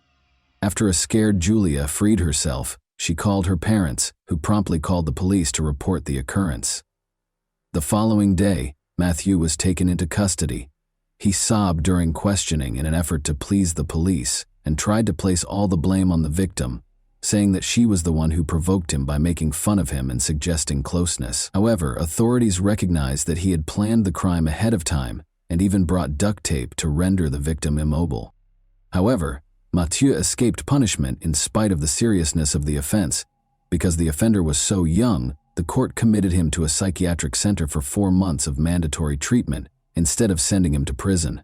Psychiatrists and psychologists assessed his condition and worked with him during this period. The chief specialist overseeing Moulins concluded in December 2010 that he was completely recovered and that following the course of treatment, he was no longer a threat to others. After reviewing this report, the court granted the offender freedom with the condition that he only attend a number of anger management classes and receive parental support. Notably, the Molina couple worked very hard to secure their son's release as well. In addition to promising the judge that Mathieu would leave the area and not cause any more disturbance, they also agreed to see to it that the heir received therapy. The best attorneys were employed by them, and they made every effort to keep their client out of jail. Following that, the parents began searching for a new school for their kid, but they were unwilling to accept him anyplace because of his criminal record for such a significant issue. The father then went to the provincially closed College 7 himself and scheduled a meeting with the director. He promised to support him right away when it came to the college's admittance of mature students after learning about its financial difficulties.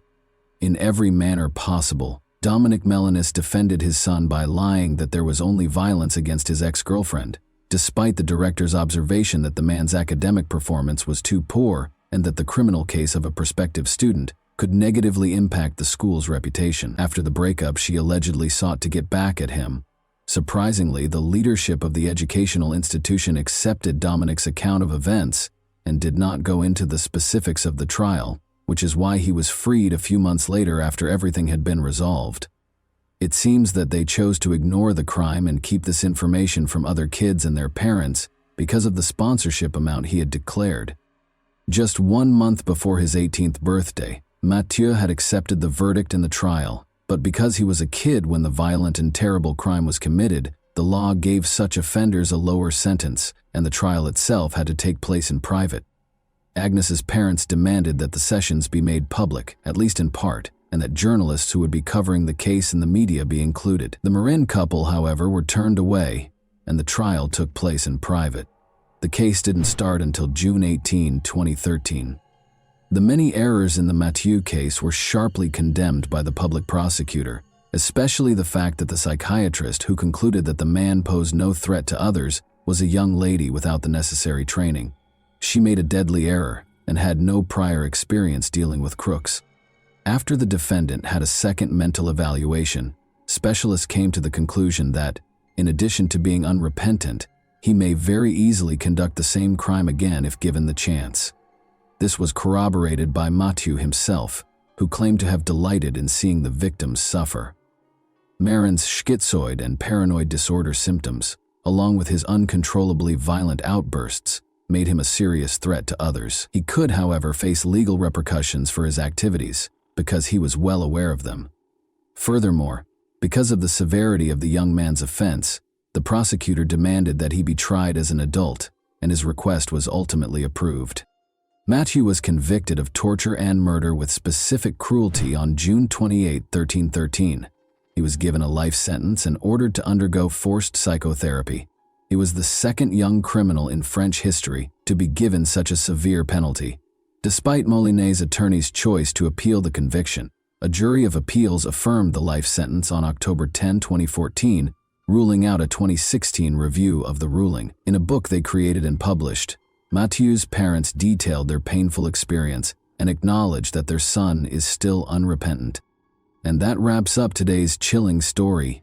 If you enjoyed this video, don't forget to like and subscribe so you never miss a new upload. Also, let me know in the comments what part of this story shocked you the most. Thank you for watching, and I'll see you in the next video.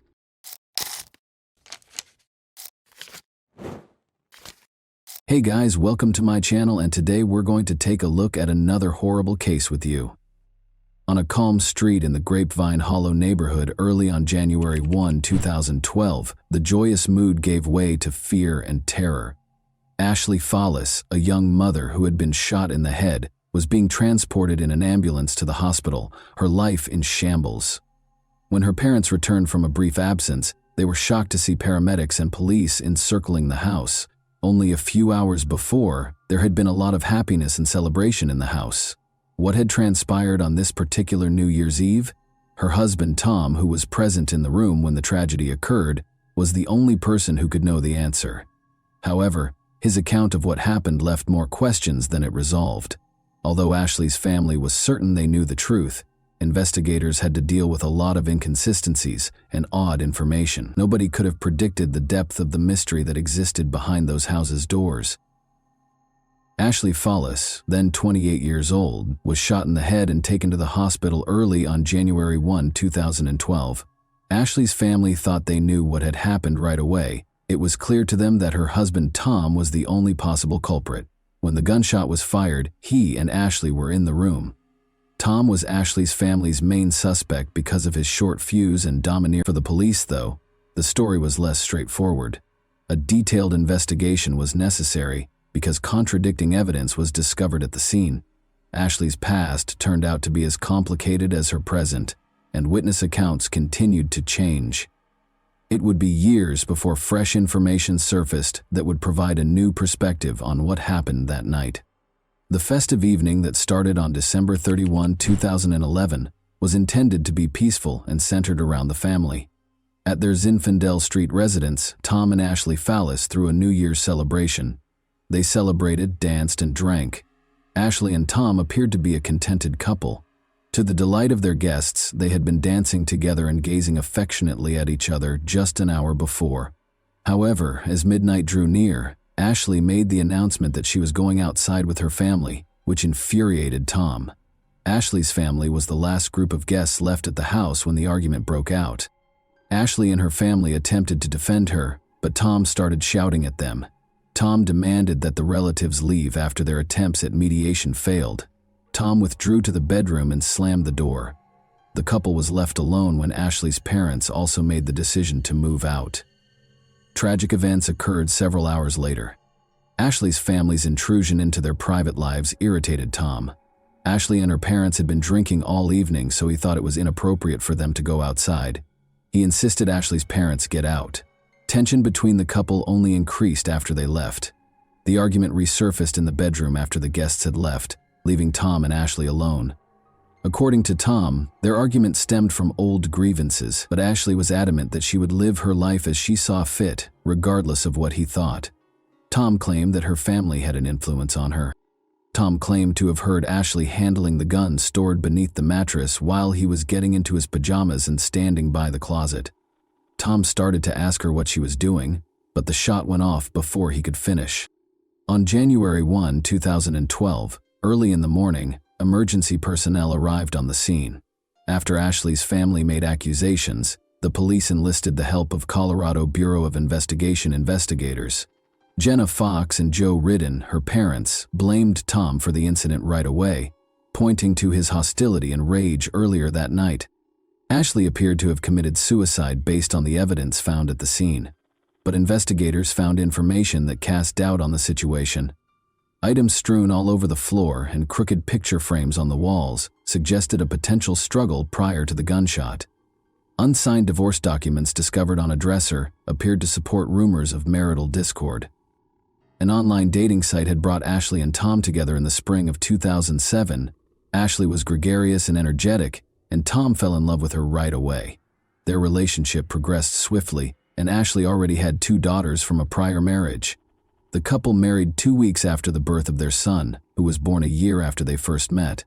Ashley's daughters were adopted by Tom in 2010, and the family moved in together. But the family was becoming more tense by the end of 2011. Ashley's youngest son had just turned 3, and their 2 older daughters were 6 and 9 years old. The boy needed multiple surgeries after being diagnosed with hydrocephalus. Ashley, who was finding it difficult to manage her duties as a mother and the challenges in her marriage to Tom, was severely impacted by the stress of his illness. The tragic events of that New Year's Eve were predicated on the tense atmosphere created by these difficulties. Ashley Fallis was let go from her job at North Colorado Medical Center in 2010. Aggressive behavior was cited as the official reason, which was insubordination. Despite winning a settlement in her wrongful termination lawsuit, the legal victory did little to address her other issues. She had a brief affair with a high school sweetheart the following year, which made her already shaky marriage to Tom even more strained. At the same time, Ashley went to a psychiatrist for assistance. Since she was having up to 4 or 5 panic attacks a week, she was prescribed medication to lower her anxiety and stabilize her mood. Her relationship with Tom was severely strained as a result of these difficulties. Even though Tom knew about her affair, he decided against filing for divorce. Ashley herself created the divorce documents that investigators later discovered in their bedroom in 2009 when the couple was thinking about divorcing because of their divergent work schedules. But in the end, they made the decision to remain together and improve their relationship. According to Tom, their relationship had begun to improve in the months preceding the tragedy. He had found a stable job as a corrections officer with the Weld County Sheriff's Office. Ashley, meanwhile, discovered her own method of handling life's challenges. She started giving talks at conferences, offering support to other parents facing similar challenges, and sharing her experiences of raising a child with hydrocephalus. Ashley tested positive for pregnancy at home a few weeks prior to New Year's Eve. This was unexpected because she had been sterilized to avoid getting pregnant again after the birth of their youngest child. Ashley thought she might be pregnant in spite of the odds.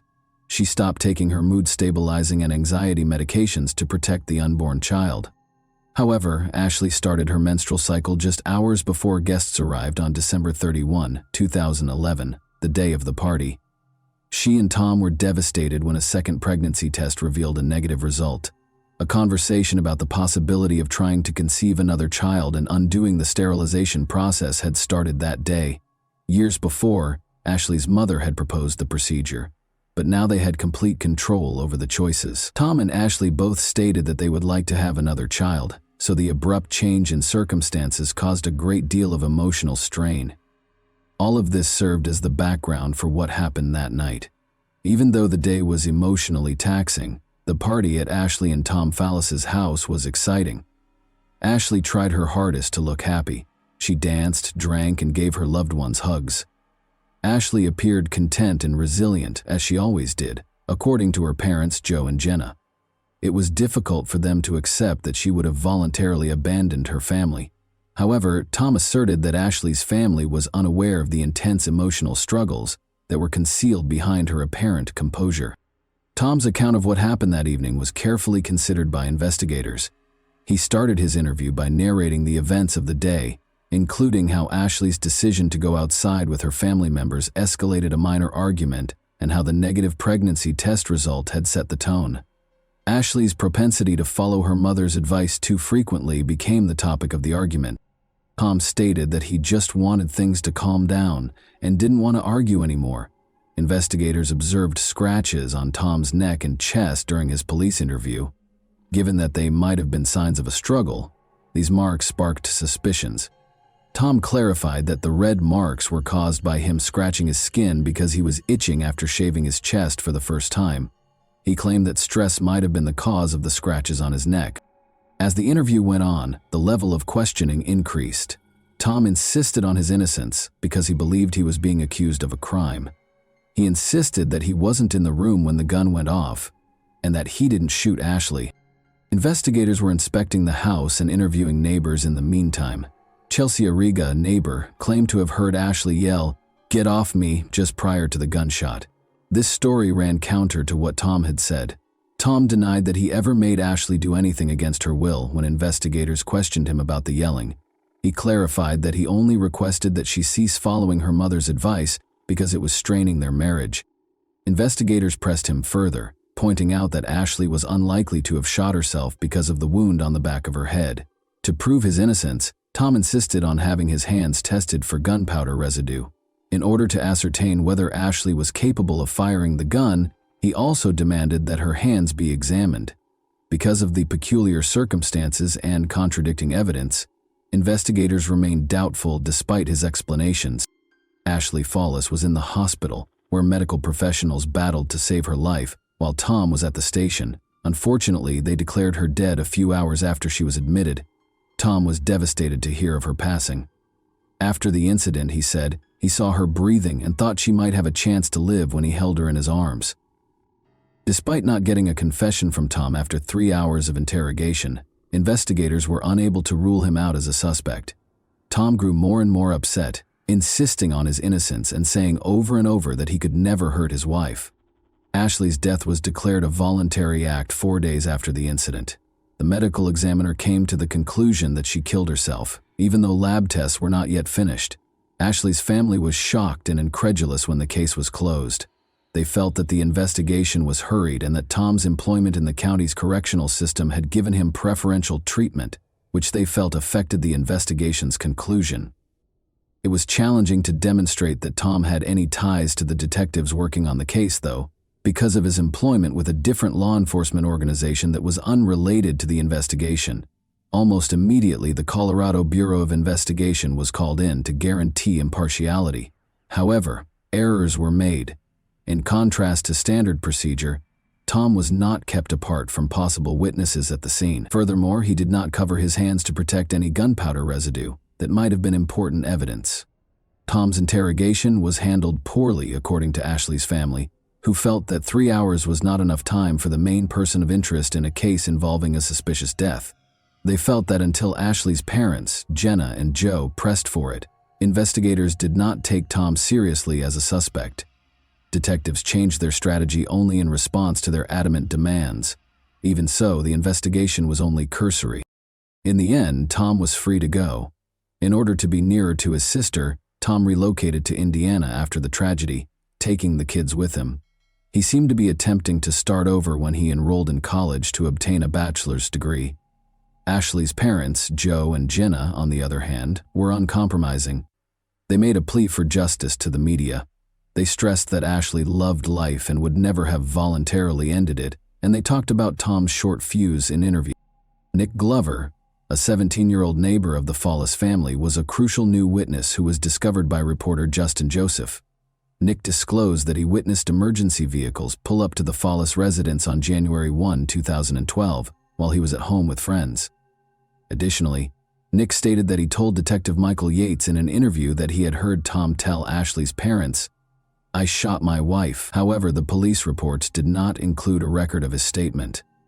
New accusations against law enforcement were sparked by the lack of documentation, which suggested potential corruption and a cover-up. Detective Yates was suspected of purposefully ignoring this crucial testimony in order to keep Tom safe. The Evans Police Department reopened the case in April 2014, over 2 years after Ashley's passing.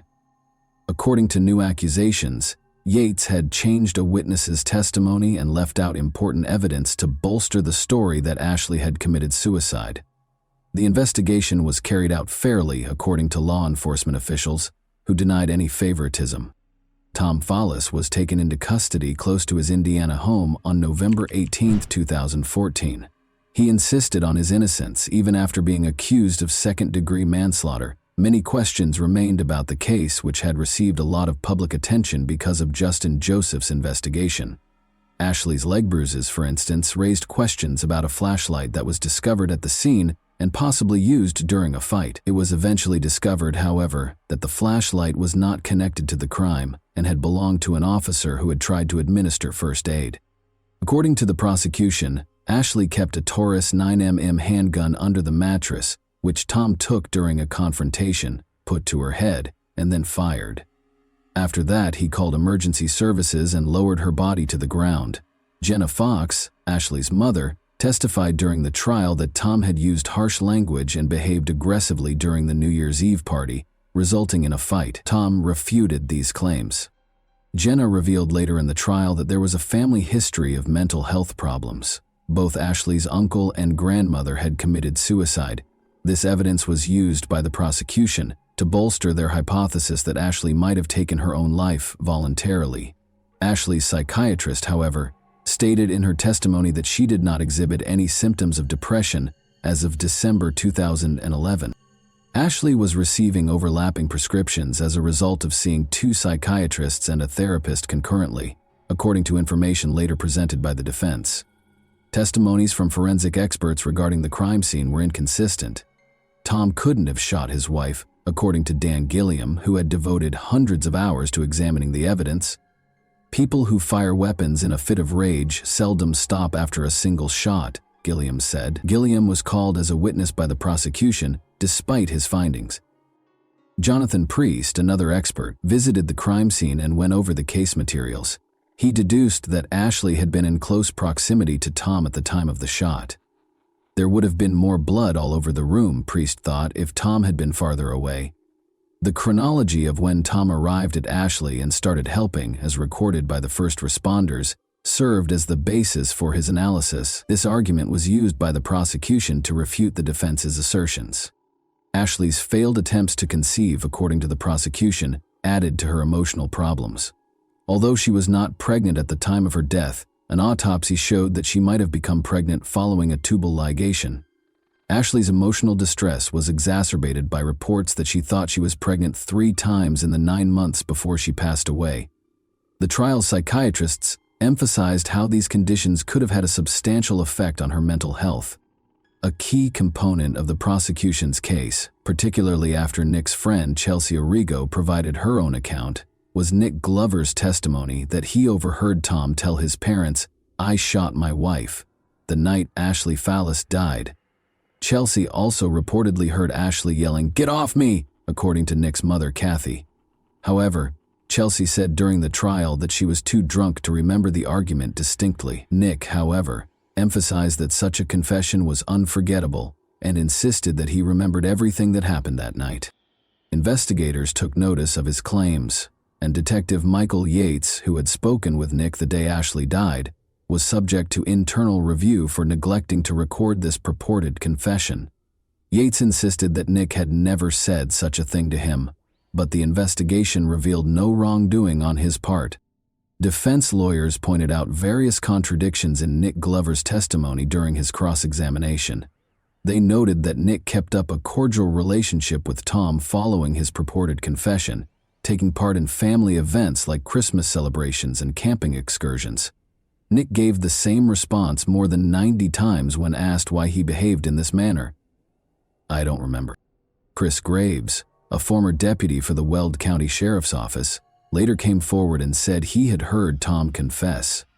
The defense cited contradictions in Graves' story, claiming that when he arrived at the scene he heard Tom yelling, "I can't believe I shot her, I can't believe she's dead," despite the fact that the crime scene was packed with neighbors, family members, and law enforcement officers. Nobody else claimed to have heard Tom's alleged outburst. Additionally, Graves did not arrest Tom on the spot, stating that it was outside of his authority. The defense also pointed out that for 3 years after the incident, Chris Graves had not submitted any reports regarding his statements.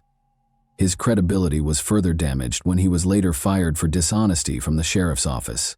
These elements call into question the prosecution's story.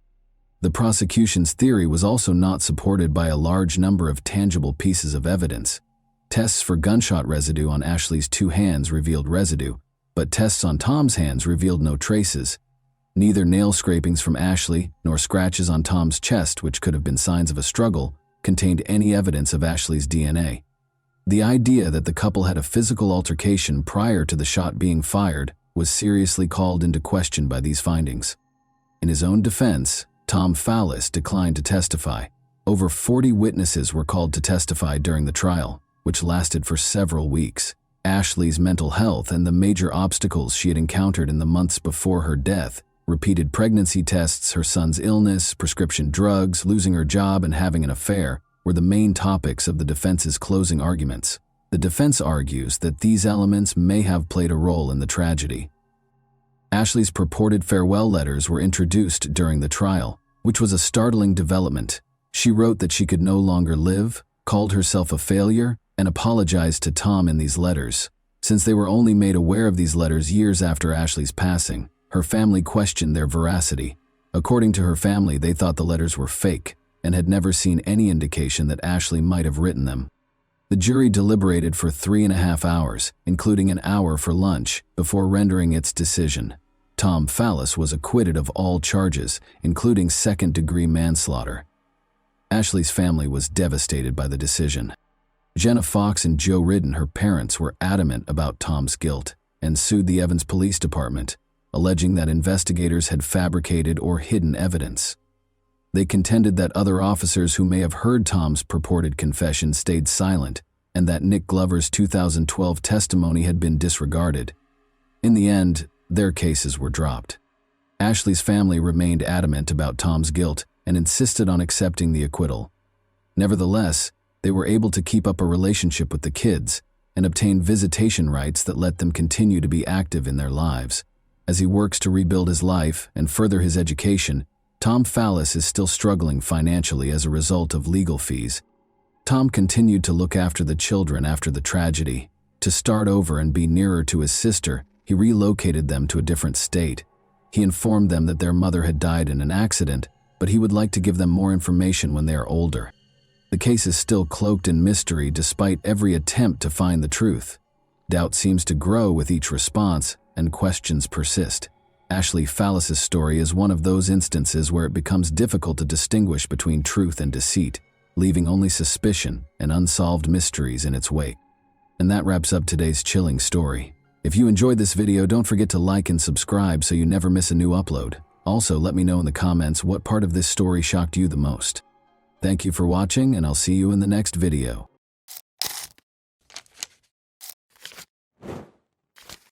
Hey guys, welcome to my channel, and today we're going to take a look at another horrible case with you. One gloomy autumn evening, Ayaz Kara vanished, leaving only a trail of unresolved questions and unsettling suspicions.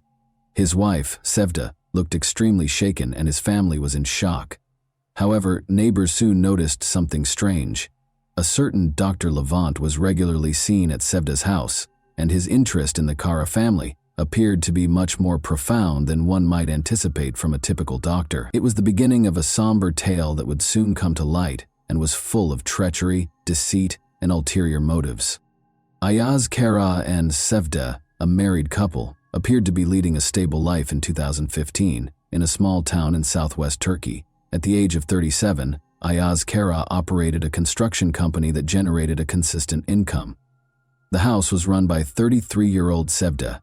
They had first met in college, where Sevda was pursuing a degree in literature and Ayaz Kara was studying engineering. With the exception of one major challenge, the inability to conceive, their lives were comparatively calm and devoid of major crises. This reality had turned into a very personal heartbreak. They made many attempts and sought advice from a variety of experts, but their dream of parenthood never came true.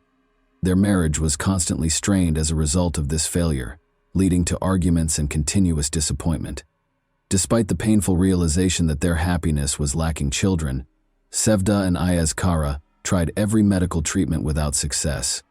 They were both on the verge of emotional exhaustion as a result of the additional strain from their family members. They first learned about Dr. Levant during this trying period.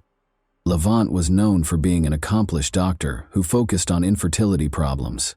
He was 42 years old and highly respected in the medical community for his knowledge and non-traditional methods of treatment. His approaches attracted patients who had given up on conventional treatments by fusing aspects of alternative therapies with conventional medical procedures. Despite its small size and location on the outskirts of town, his clinic was very popular with the locals. Sevda thought this might be their last chance when she heard about Levant from a friend. At first, Ayaz Kara wasn't convinced, but he decided to give it a try after seeing his wife's anguish. They turned to Dr. Levant for assistance. After carefully listening to their story and performing comprehensive examinations, the doctor presented a treatment plan that included both medication and lifestyle modification. After several months of treatment, Sevda finally found out she was expecting a child. For the couple, this news was nothing short of a miracle, and they were incredibly appreciative of Levant. But the doctor stayed active in Sevda's life, keeping an eye on her health and offering constant support. He was more than just a medical helper. He helped Sevda deal with the difficulties of her pregnancy by coming to their house on a regular basis. His visits became more frequent over time. Sevda and Levant's relationship gradually started to conflate the characteristics of a normal doctor-patient relationship. Ayaz Kara was devoted to his job and did everything in his power to provide his expanding family with a secure future. Levant, meanwhile, was there for Sevda when she most needed assistance. His visits became routine, and his presence in the house felt almost natural. Sevda had grown used to having him around, and what began as professional interactions gradually transformed into something more personal. Ayaz Kara first grew suspicious when he unexpectedly returned home one day and found Levant in their living room. The doctor explained that he had stopped by to check on Sevda's condition. Although the explanation made sense, a nagging feeling lingered in Ayaz Kara's mind. He soon began to notice that Levant's visits were becoming more frequent, and his wife's behavior grew more distant. Conversations between Ayaz Kara and Sevda became strained, and the initial joy of expecting their baby started to give way to an unsettling sense of anxiety. Sevda and Levant continued to meet. Their interactions became increasingly secretive, and their encounters often happened when Ayaz Kara was away at work. Levant visited under various pretexts, checking Sevda's health, bringing medications, or providing follow-up advice. Even during her pregnancy, Sevda and Levant managed to find moments of seclusion. The visits grew longer and more frequent, and Sevda made no effort to stop them, as their connection only deepened. Meanwhile, Ayaz Kara could not shake the feeling that something was amiss. He observed that his wife was hiding things from him, but he struggled to figure out how to address his suspicions. One afternoon, Ayaz Kara came home earlier than usual and once again found Levant there.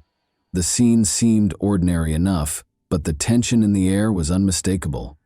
Levant offered another plausible explanation for his visit, and Ayaz Kara had no choice but to accept it. Yet, the unease he felt was growing. He began paying closer attention to small details. How Sevda lingered in the kitchen when Levant was around. How she avoided answering his questions directly. The relationship between Ayaz Kara and Sevda grew colder, and Ayaz Kara felt trapped by unanswered questions and growing doubts. Levant, for his part, was well aware that the situation was becoming more precarious. He could see that Ayaz Kara was getting increasingly suspicious, yet Levant had no intention of backing down. Maybe he had reasons for remaining involved, and he knew more than Ayaz Kara could have imagined. He kept pushing boundaries, testing how far he could go before everything spiraled out of control. Ayaz Kara, on the other hand, became more consumed by his suspicions. He started watching his wife's every move, desperate to uncover the truth of what was unfolding in his own home. The tension within the family had reached a breaking point. Sevda and Levant continued to meet in secret, despite the escalating risks.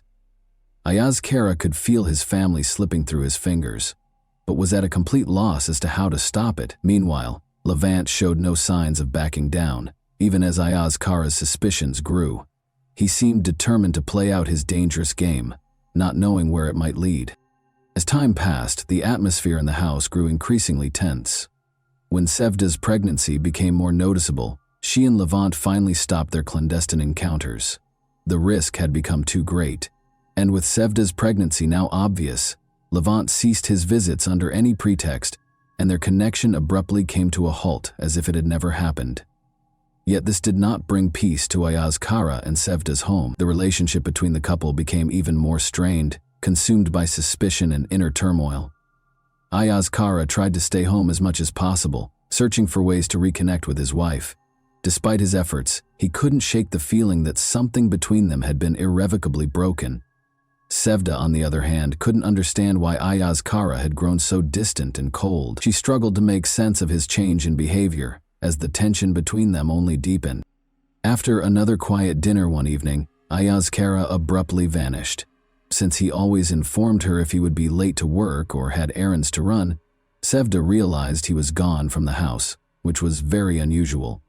There was no note, no phone call this time. Sevda tried to control her anxiety, but worry started to bite her. After several days passed with no sign of Ayaz Kara, Sevda was forced to notify the authorities that he had vanished. Sevda was taken in for interrogation after the police began their investigation. The investigators were immediately alarmed by her actions.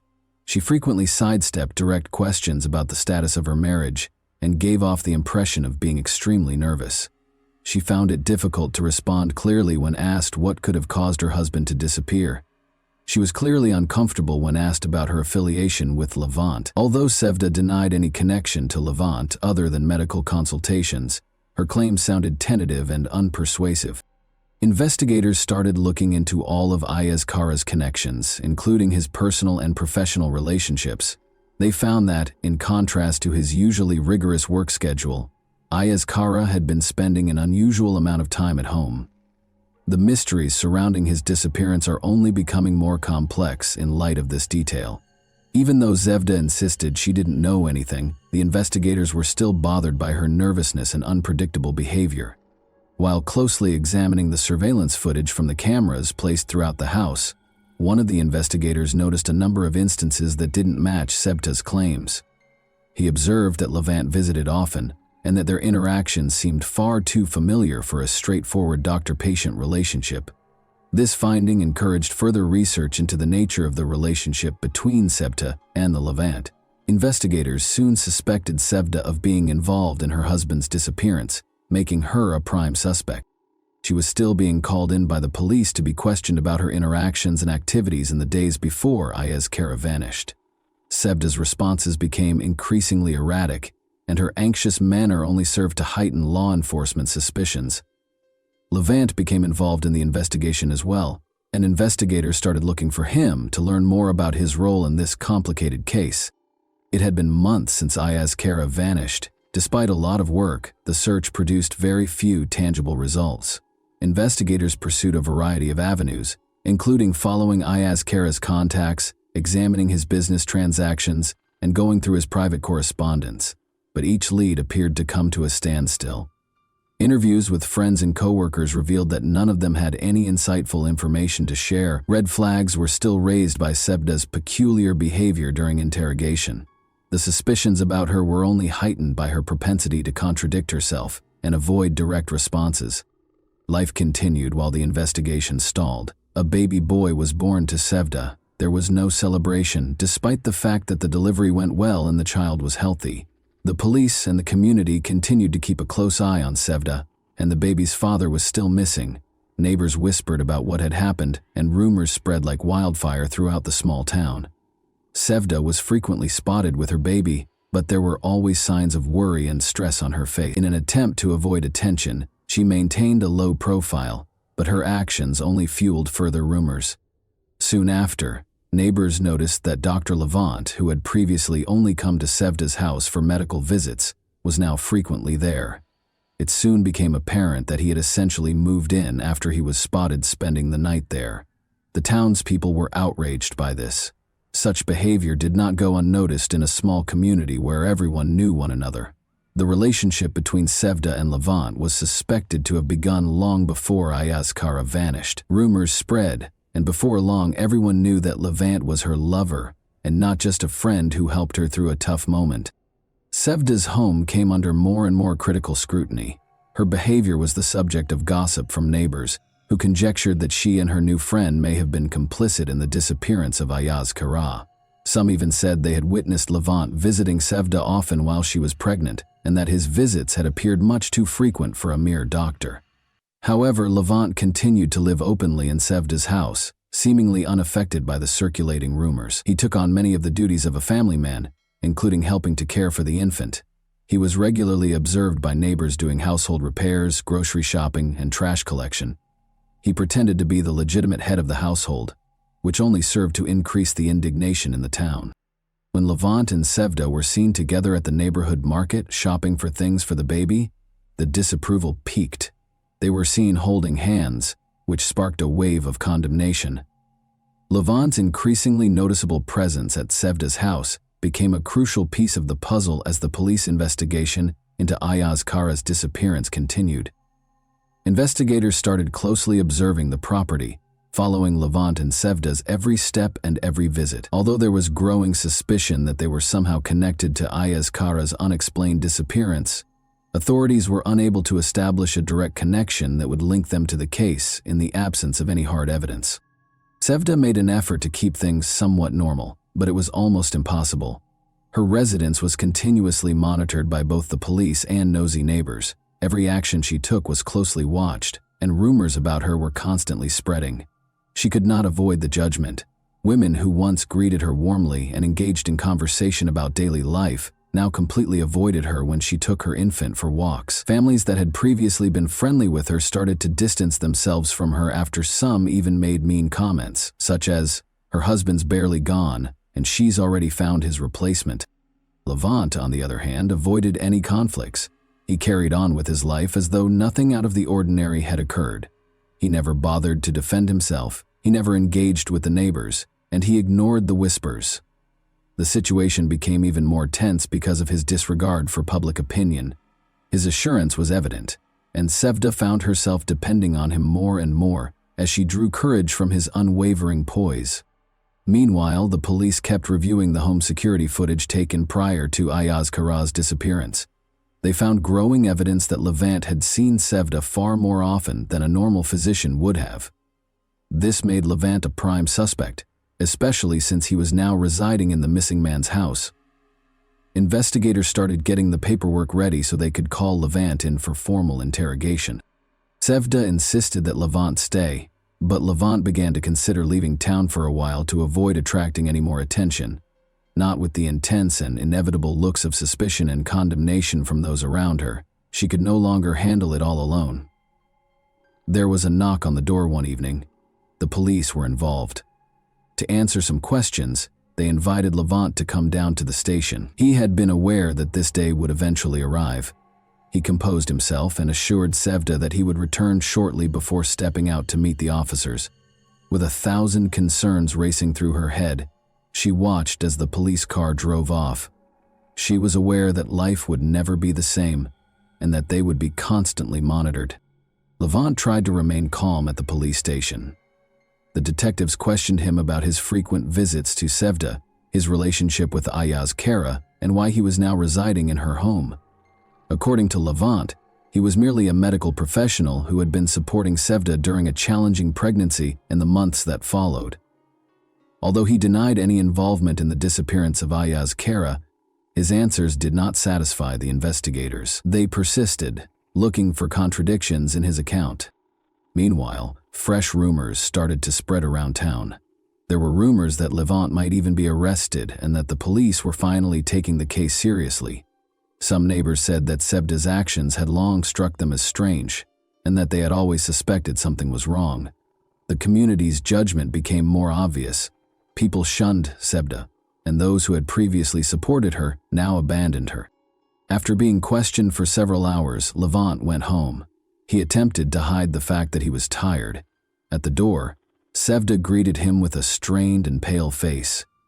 Even though she didn't ask any questions, it was clear that she was afraid. Levant realized that the situation was more serious than they had anticipated and that they were now in actual danger. Every action they took would be closely watched by the police, who obviously weren't going to let them off the hook. The tension only increased in the weeks that followed. Levant made an effort to continue as though nothing had changed, but the community's and the authorities' pressure was getting to be too much.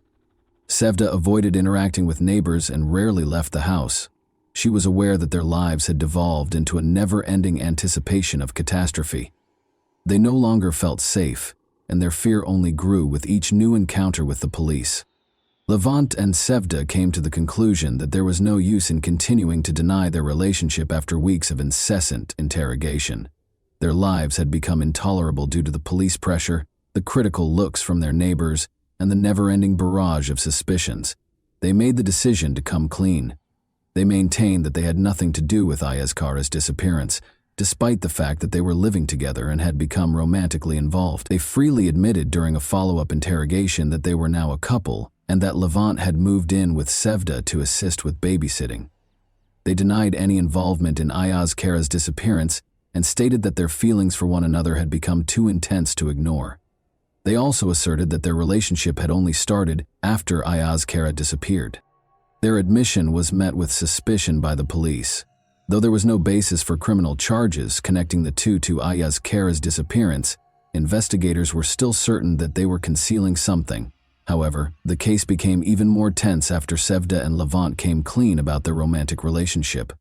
Every action they took was now closely monitored as the investigation grew more intense. Sevda and Levant were all too aware that their life together had devolved into a never-ending nightmare, with new questions and suspicions emerging every day. Ayaz Kara's family, meanwhile, refused to wait around. Mehmet, his younger brother, and his parents decided to take matters into their own hands and started their own investigation. They were convinced that Ayaz Kara couldn't have vanished without foul play, and that Sevda and Levant knew more than they were confessing. Especially Mehmet was unrelenting.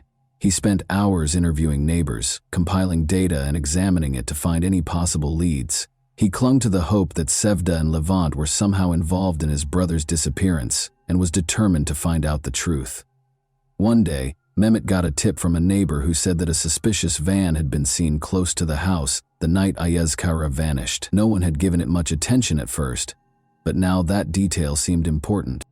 Mehmet started to inquire, and a number of neighbors attested to seeing the van. There were people inside the house where it had been parked. The timing coincided with the abrupt disappearance of Ayaz Kara, but no one knew who they were. Mehmet followed up on every lead pertaining to the van and eventually located a source who could provide a more thorough account. It was a white van that was old and unmarked. The witness also reported seeing individuals that evening loading heavy-looking objects or big bags into the van. For Mehmet, this realization felt like a breakthrough. After compiling everything he had learned, he gave it to the police. The tip was taken seriously by the authorities, who started investigating. The investigation took a crucial turn when they learned that a van that fit that description had previously been reported for suspicious activity in the neighborhood. The investigation was starting to put the pieces of the information they had collected together. The police began looking through town-wide security cameras that might have recorded the van's movement. They soon discovered video from one of the cameras, which showed a white van traveling late at night along a road close to the residences of Ayaz Kara and Sevda. This video turned into an important piece of evidence that might help explain Ayaz Kara's disappearance. The authorities' efforts to find the owner of the van were soon successful. They found that a man named Emre, who had previously been a driver for Levant's clinic, was the van's registered owner and had a connection to Levant. This discovery changed the course of the inquiry. They quickly brought Emre in for interrogation. He initially vehemently denied any wrongdoing, but when pressure mounted, his story started to fall apart. Detectives narrowed their line of inquiry by pressing him further after noticing discrepancies in his account. After a while, Emre broke down and acknowledged that he had helped Levant that evening. He said he had only been instructed to assist with moving some things and had not been fully informed of the situation. He claimed that because he assumed he was helping his boss with a personal issue, he didn't ask questions. Emre denied any direct involvement in the disappearance of Ayaz Kara and maintained that he had no idea what was in the bags he had assisted in transporting, but his admission only made Levant and Sevda seem more suspicious. The police were aware that they needed to move quickly. They obtained arrest warrants for Sevda and Levant so they could be questioned further, as well as a search warrant for their residence. Law enforcement showed up at Sevda and Levant's house late at night when it was quiet. A startled Sevda answered the door when they knocked, utterly unprepared for what was about to happen. She was shown the search warrant by the officers. As the police started their search, Levant was immediately taken into custody, handcuffed before he could speak, and arrested. The noise alerted the neighbors, who gathered outside the house. They whispered and murmured, trying to figure out what was going on. It appeared that the long-held suspicions of many that something was wrong were now validated. In search of any clues linking Sevda and Levant to the disappearance of Ayaz Kara, the officers searched the house. Hours passed during the search, but no concrete proof was discovered right away. One of the officers kept a close eye on Sevda as she sat in the living room. Her eyes were filled with fear, and she appeared confused. She was aware that things had gotten really bad, and that nothing would ever be the same. After Levant was brought to the station, Sevda realized he would now have to answer a flurry of questions. Levant came to the conclusion that lying was pointless after he was arrested. He eventually admitted to everything that had transpired during the subsequent interrogation while seated in the police station. The investigation took an unexpected turn with his admission. He explained how the whole plan had come to pass, how he and Sevda had intended to get rid of Ayaz Kara, and how they hoped to start a new life together. The puzzle pieces fit together with every word, and the reality of what had happened was eventually exposed. Levant acknowledged that learning that Ayaz Kara couldn't conceive was the catalyst for everything. When doctors confirmed this, Sevda was devastated, but Levant saw an opening. He started providing Sevda with emotional support and positioned himself as the answer to her problems. They developed a romantic relationship over time.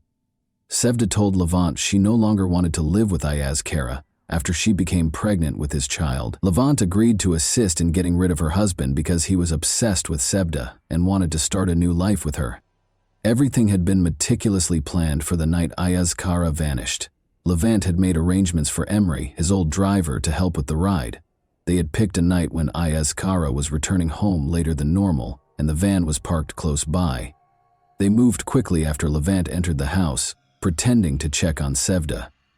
Levant hit Ayaz Kara in the head while he was in the living room, knocking him out. Ayaz Kara was never given the opportunity to comprehend the situation. Then Emre arrived at the house, and he and Levant loaded the body of Ayaz Kara into the van. Sevda watched over them in the meantime, making sure no one saw what they were doing. To conceal Ayaskara's body and prevent any evidence from being discovered, they wrapped it in big plastic bags. Levant and Sevda had already prepared a shallow grave in an abandoned area on the outskirts of town, which they drove to. There, they buried Ayaskara's body in a secluded wooded area as part of their disposal. Neighbors had seen the bags being loaded into the van, and they were used to hide any evidence and make sure the body was not in direct contact with the bags. They did it to be together, Levant clarified. Sevda had been extremely dissatisfied with her marriage, and he would stop at nothing to help her and their unborn child. He believed that there was no other way to get rid of Ayaskara. He and Sevda both wished that no one would ever connect them to the crime, and that Ayaskara's disappearance would go unsolved. The police started getting ready to arrest Sevda as soon as they heard Levin's confession. Levin appeared resigned, realizing that the instant they made the decision to commit the crime, their lives were over. Knowing that there was no defense for what they had done, he made no effort to defend himself. After he confessed, Sevda was arrested after the police searched her house once more. The neighbors gathered outside to watch the events as Sevda was arrested just outside her home. Sevda couldn't handle the pressure and ended up confessing as well when she found herself at the police station. She talked about how she had become increasingly resentful of Ayaskara and how their relationship had soured after she found out he couldn't conceive. She disclosed that her child was actually Levant's, and she acknowledged that she wanted to start over with him. Sevda explained how they had meticulously planned to kill Ayaskara, narrating how Levant offered several ideas to get rid of her husband before they ultimately agreed on a scheme that included kidnapping and a last violent act. Equipped with this new knowledge, the police searched the forest Levant had pointed out for Ayaskara's body. They discovered a grave after searching the woods for hours. Despite the fact that Ayaskara's remains were badly decomposed, the discovery offered sufficient proof to establish his demise and formally establish the case against Sevda and Levant. According to the results of a forensic investigation, Levant struck Ayaskara during the assault, causing a fatal head injury. Ayaskara's body was given back to his family for burial after the autopsy was finished. The funeral was a heartbreaking and solemn event. The younger brother and parents of Ayaskara were unable to contain their tears. They had the small comfort of being able to bury their brother and son, even though they knew that Sevda and Levant were to blame for his demise. There was a sense of collective shock and grief in the air as many townspeople came to pay their respects. People found it difficult to understand how two people they had known could have committed such an unimaginable crime, and how such a horrible act could occur in their peaceful community. The public and media took a keen interest in Sevda and Levant's trial. Levant acknowledged his guilt in court, saying he had done it because he loved Sevda and wanted to give her and her child a better life. Sevda acknowledged her role as well, but she made an effort to present herself as a victim of her circumstances by saying she was coerced into following the plan. But the court rejected her justification. Levant and Sevda were both given life sentences without the chance of release. Ayaskara's parents were granted custody of the infant. Ayaskara's parents decided to raise the boy as their grandson, despite the fact that he was Levin's biological son. Even though they knew he wasn't their biological grandchild, they couldn't bear the idea of leaving him. Despite the heartbreaking reality of his origins, they promised to provide the child with a loving and secure future because he was their only remaining link to Ayaskara. And that wraps up today's chilling story. If you enjoyed this video, don't forget to like and subscribe so you never miss a new upload. Also, let me know in the comments what part of this story shocked you the most. Thank you for watching, and I'll see you in the next video.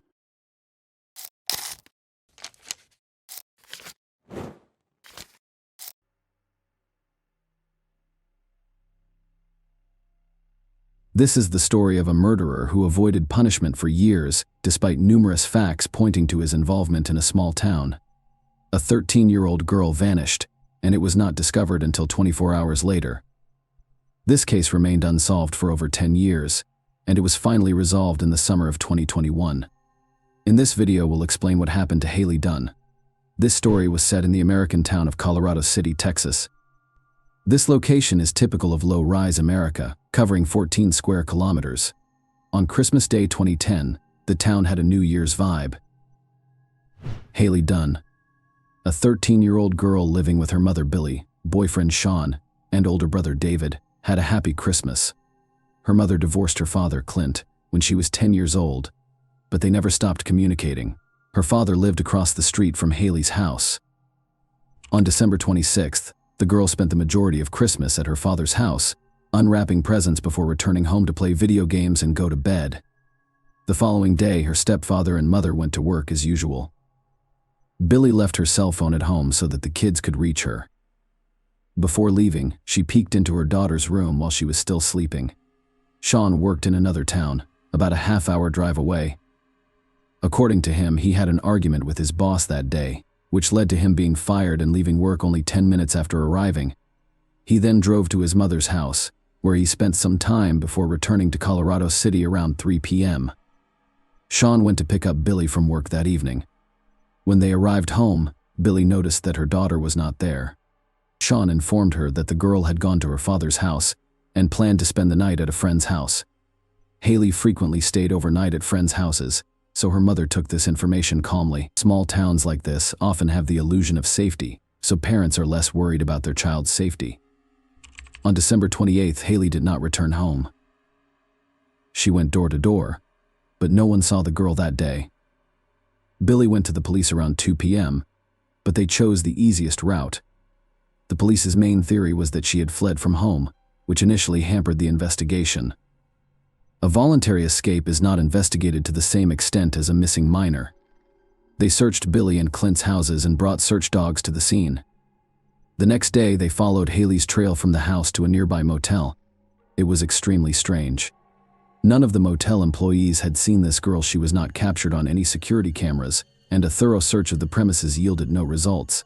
Trained dogs pointed to a motel, but the girl apparently never arrived. As word of Haley's disappearance spread throughout the city, dozens of concerned citizens joined the search. Some looked around the area, while others printed and distributed flyers. And now we come to another strange moment. Clint, the girl's father, almost never left the street. He looked in every corner, nook and cranny, including dumpsters. He said he couldn't sit at home and wait. Meanwhile, Billy and Sean were less enthusiastic. The mother distributed flyers but refused to go around the neighborhood looking for her daughter. She stated that searching gave her the impression that they were already looking for her body, and that there was no hope of finding the girl alive. Sean didn't participate at all, which isn't the strangest thing. Billy and Sean hosted a New Year's Eve party on December 31st, 4 days after the girl had gone missing. They had friends over to listen to music, drink, and party. Without a trace seemed completely absurd. On January 3rd, a week after Haley vanished, the police officially declared her missing. This meant that more serious agencies, such as the FBI and the Texas Rangers, could become involved, and representatives from both arrived in Colorado City and began their investigation. Volunteers continued to search the area, and over 100 billboards about the missing girl were posted across Texas and beyond. Detectives completely ruled out the possibility of an escape. For one reason, they couldn't figure out why Haley would choose to take such a step the day before her disappearance. She had been in a good mood, and for the rest of the time, the girl showed no signs of a desire to flee. Second, all of her belongings were left in the room. If the girl had decided to flee, she would have taken something with her. The detectives quickly realized they needed to look closer at Billy and Sean. Their passive response to the girl's search and the New Year's Eve party made one wonder if they cared about Haley. The detectives discovered that on December 27th, the same day Haley allegedly spent the night at a friend's house, Sean and Billy drew $140 from their bank cards. They admitted that the money was used to buy illegal substances, which the couple consumed that evening while their children were away. Billy failed on 2 attempts. During the first interrogation, she was under the influence of drugs, and the second result revealed she was lying. Sean failed 2 interrogations and walked away before answering the third. Billy suspected Sean was involved in her daughter's disappearance and demanded that he leave her home. On January 12th, police officially announced that Sean was being treated as a suspect. Several factors contributed to this conclusion, including the couple's strained relationship. The police examined Sean's phone's geolocation data and discovered that his account of the day Haley disappeared did not match reality. He did arrive at work and stayed for 10 minutes before returning to Colorado City to Billy's house. It wasn't until later that he drove to his mother's house. It's worth noting that the police tracked the phone's location. The girl repeatedly mentioned being afraid of Sean. Haley told her best friend that she preferred to spend time outside or at friends' houses because she didn't feel safe with Sean. She once told her grandmother that she often saw Sean standing in front of her bedroom door in the middle of the night, and she was afraid he would come in. The police soon became aware of a conversation with Haley's uncle about the girl's disappearance. Her uncle said roughly the following: "I can't believe anyone would harm a child." Sean's response was extremely unusual. He compared it to killing a deer with all of this information in hand. The detectives concluded that Haley did not come from a wealthy family. Her mother and stepfather frequently drank and used illegal drugs, and Sean's behavior at parties appeared suspicious, but there was no direct evidence against him. Finally, the police contacted child welfare, who decided to remove Haley's older brother. On February 24th, police searched Sean and Billy's home, as well as his mother's. A massive discovery awaited them. They discovered over 100,000 obscene images of minors on a removable drive and a hard drive. The police also seized his laptop, but did not appear to have time to examine its contents. Sean's father arrived at the station and demanded his son's equipment back. It's unclear why the police did, but that's not the most interesting part. Sean received no punishment for having so much illegal content on his computer. On March 17th, police officers visited Billy's house to question Sean. A woman opened the door and said he wasn't home, but the officers showed her a pre-arranged warrant and entered the house, discovering Sean hiding there for concealing a suspect. Billy received 90 days in jail and a year in corrections. She was transferred to a Travis County Correctional Facility. Following her release, she remained in the area with Sean in 2012. However, the couple eventually split. Billy suspected Sean was involved in her daughter's disappearance, but the case had stalled due to a lack of new evidence and volunteers' inability to identify the girl. On March 16, 2013, a hiker discovered human remains near Lake J.B. Thomas in Scary County. Experts conducted tests and determined that the remains belonged to Haley Dunn, whose body was approximately 20 miles away from her home. However, they had circumstantial evidence that the girl's body had been discovered only a few miles from Sean's mother's house, which matched the geolocation data on his phone as determined by the towers. Given the short distance, Sean could have easily left the body in that location without anyone knowing. Furthermore, he grew up in the area and was well versed in where to hide the body, but investigators were unable to uncover any additional clues, and the case was refrozen for several years. Despite this, the girl's family had to wait 4 years to bury her body. A memorial service was held in January 2017. In 2018, Haley's father, Clint, stated that he believed Sean and Billy were guilty. In his version, his mother either helped conceal the truth or was directly involved in the murder. During the same year, he began conducting numerous interviews and attempted to actively publicize the case. The man stated that in the early years of the investigation, he tried not to bother the police with constant questions, but his patience had run out. The detectives did little to investigate, and his last hope was to spread the word widely in an attempt to bring the perpetrators to justice, which paid off. In 2019, an unknown person wrote to Clint, informing him that in 2011, he discovered several items that could have belonged to Haley. This person was in high school at the time and had not heard about the missing girl, so he did not consider reporting his find to the police. True information about the items has yet to be revealed, and the police have not stated what they are. Clint only mentioned that they were discovered in an area that had been thoroughly searched by volunteers and police. Later, new information emerged. Private investigator Erica Moore, who was handling the Haley case and kept in touch with Clint, revealed some disturbing information about Sean. In October 2019, she began receiving messages from various women in Texas, all of whom claimed they were being aggressively harassed online by a man named Casey. Not only was he harassing them with lewd messages, but he was also sending them explicit photos and videos of himself, as Sean shared a middle name. Erica asked the women to send her photos and videos of the man sending the girls, and her theory was confirmed to be correct. She persuaded one woman to go to the police station and report Sean, but they refused to press charges and even accused her of falsifying the facts. Erica believed Sean was responsible for Haley's death and planned to arrest him for stalking women on the internet. However, The case remained quiet until May 2021 when Erica and Clint were summoned to the district attorney's office for an urgent meeting. Police arrested Sean and charged him with Haley's murder. He is currently in Vail, awaiting trial on $20 million bail, but police have yet to reveal what new evidence led them to make this arrest. Apparently, this information will be kept secret until the trial. All we know now is that the police were granted permission to collect Sean's DNA sample shortly before his arrest. There may be a connection here to Haley's belongings, which were discovered in 2011.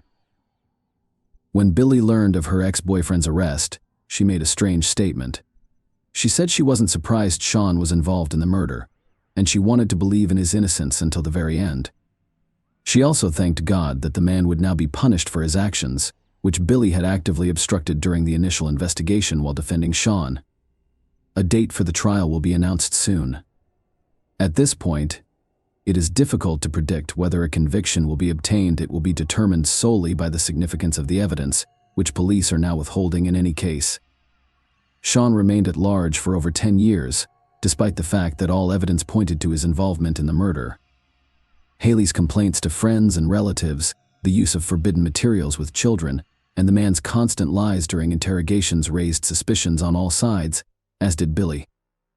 She initially expressed no desire for justice for her daughter, Clint, but, unlike her, he worked hard and got his way. In one interview, Erica Moore hinted that the case would not have been solved without his participation.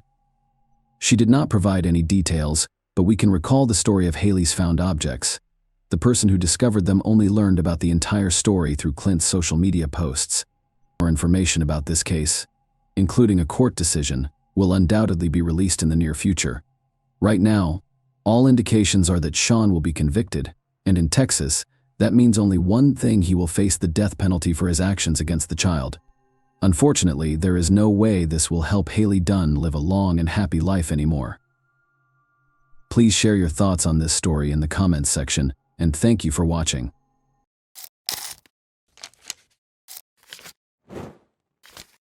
Hey guys, welcome to my channel, and today we're going to take a look at another horrible case with you. David Edward Moust, in contrast to other serial killers, was viewed as an outlier, a lunatic, who didn't match the conventional description of a ruthless, malevolent, uncontrollable killer. Rather, he was someone who truly regretted his actions and wanted to be imprisoned for the rest of his life in order to protect others. He screamed for assistance, but nobody responded. What events in his life shaped who he is now? Let's examine the tale of a man who was disappointed by his parents' separation, a difficult childhood, and an ineffective legal system. The story is about a serial killer called Deranged Dave. George and Ava Moust welcomed David Edward Moust into the world on April 5, 1954, in Connellsville, Pennsylvania. The family had 3 other children in addition to David. The Moust family had a difficult life. Ava and George both experienced challenging upbringings. The parents were unable to provide a loving home for their own children because his father was placed for adoption when he was 12 years old. George tried to avoid his wife, who needed constant attention, was emotionally unstable and self-centered, by being away from home a lot.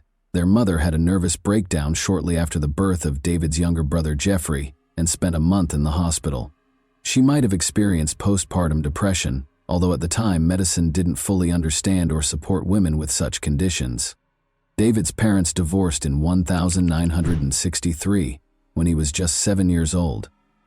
David's father reportedly started the divorce because he had stopped providing for his ex-wife and the 4 kids for a year, leaving the woman to care for the family alone. Life at their parents' house was tough for all the kids, but David had it the worst, according to David's sister. Maybe because he looked so much like his father, their mother's hatred of her ex-husband was passed on to her son. Ava asserted that she was powerless over the boy. David allegedly attempted to kill his brother Jeffrey twice by the time he was 8 years old, once by pushing him into a lagoon and stepping on his fingers to prevent him from climbing out, and again by trying to burn Jeffrey's bed. Additionally, according to his mother, she frequently looked in her son's pockets to make sure he hadn't stolen anything. She said he would take her valuables and sell them, all allegedly before he was 9 years old. Ava said she no longer wanted to deal with a challenging, troublesome child when he turned 9. The 9-year-old child was admitted to a mental health facility after she went to the court and claimed she needed assistance, because he was mentally ill. The doctors and staff, however, did not observe any of the behavior that Ava had described. Instead, they came to the conclusion that the mother had just left her son behind. It made the boy's already challenging life at home even more so.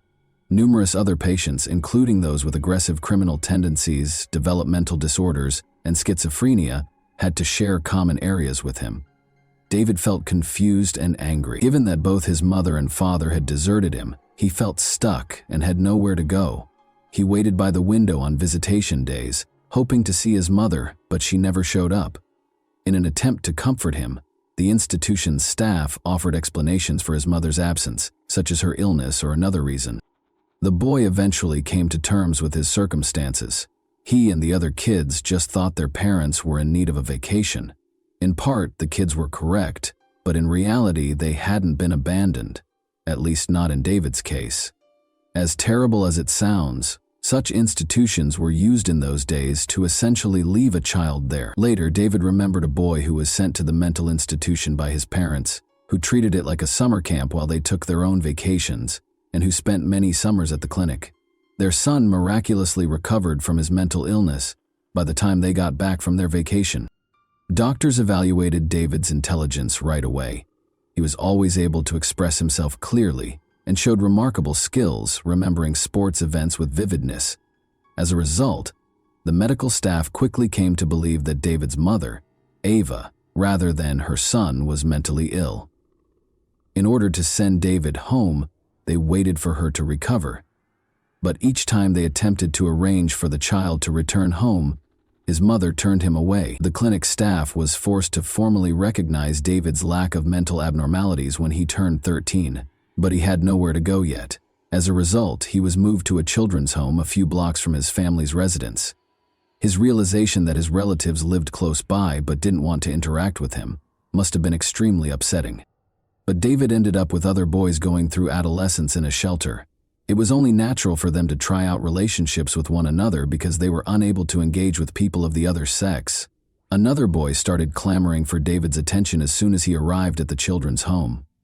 Being extremely persistent, he threatened to tell everyone about David's stay in the mental institution, effectively blackmailing him. Despite his resistance, David would later write in his diary that he gave in and kissed the young blackmailer, feeling instantly repulsed and angry at himself. David adapted to the shelter quite well aside from this incident. Even though David Most had a rough upbringing, spent time in the clinic, and lived in a shelter, his intelligence was innate and unaffected by these experiences. He maintained his focus and dazzled everyone with his extraordinary memory. Life appeared to be getting better until all of a sudden a sense of anger arose inside of him. By the time he was 15, David had attacked Eddie, another boy. While they were playing together, David began strangling Eddie for no apparent reason. When David noticed that Eddie was practically out of breath, he abruptly stopped. Eddie granted his request for forgiveness. Was this a genuine act of repentance? It's unclear because David might have tried to control himself, had nowhere else to go, and didn't want trouble. But because he wrote about it in his 87-page prison journal, we are aware of this incident. However, David's restraint was short-lived, as he soon tried to choke Daniel, another boy. David seized a rope and wrapped it around Daniel's neck while they were in a room together, just watching TV. When he realized Daniel hadn't done him any harm, he stopped once more. "Enough," I told myself. "Leave the rope," he wrote in the diary, and Daniel fell to the ground. He was analyzing his actions and persuading himself that they were wrong. It was as if I was trapped inside myself and someone else was trying to kill Daniel, and I couldn't stop. David started to believe that he had no control over his thoughts or behavior, which was undoubtedly frightening for a teenager whose life lacked a typical parental role model. David was sent back to the institution for the mentally ill after Daniel, who lived, reported the incident. By the time the teenager turned 17, life appeared to be getting better. He made the decision to go home after he and a few other guys fled the clinic. He was devastated to learn that Ava had married and that her unwanted son had no place in her house. Furthermore, she pretended that David had never existed and told everyone that he was a shame to the family. She persuaded him to enlist in the army in order to get rid of him. It's crucial to remember that it was 1971, during the height of the Vietnam War, But maybe it wasn't the worst choice for the boy, to provide him with a purpose in life, a place to live, and practical skills. He was sent to the recruiter by his mother. After being drafted into the army, David was dispatched to Frankfurt, Germany. He worked as a cook at a military installation that also housed civilians. James McLister, a 13-year-old who everyone called Jimmy, was one of them. On the base, his parents were engineers. It was at the Army bowling alley that David and Jimmy first met.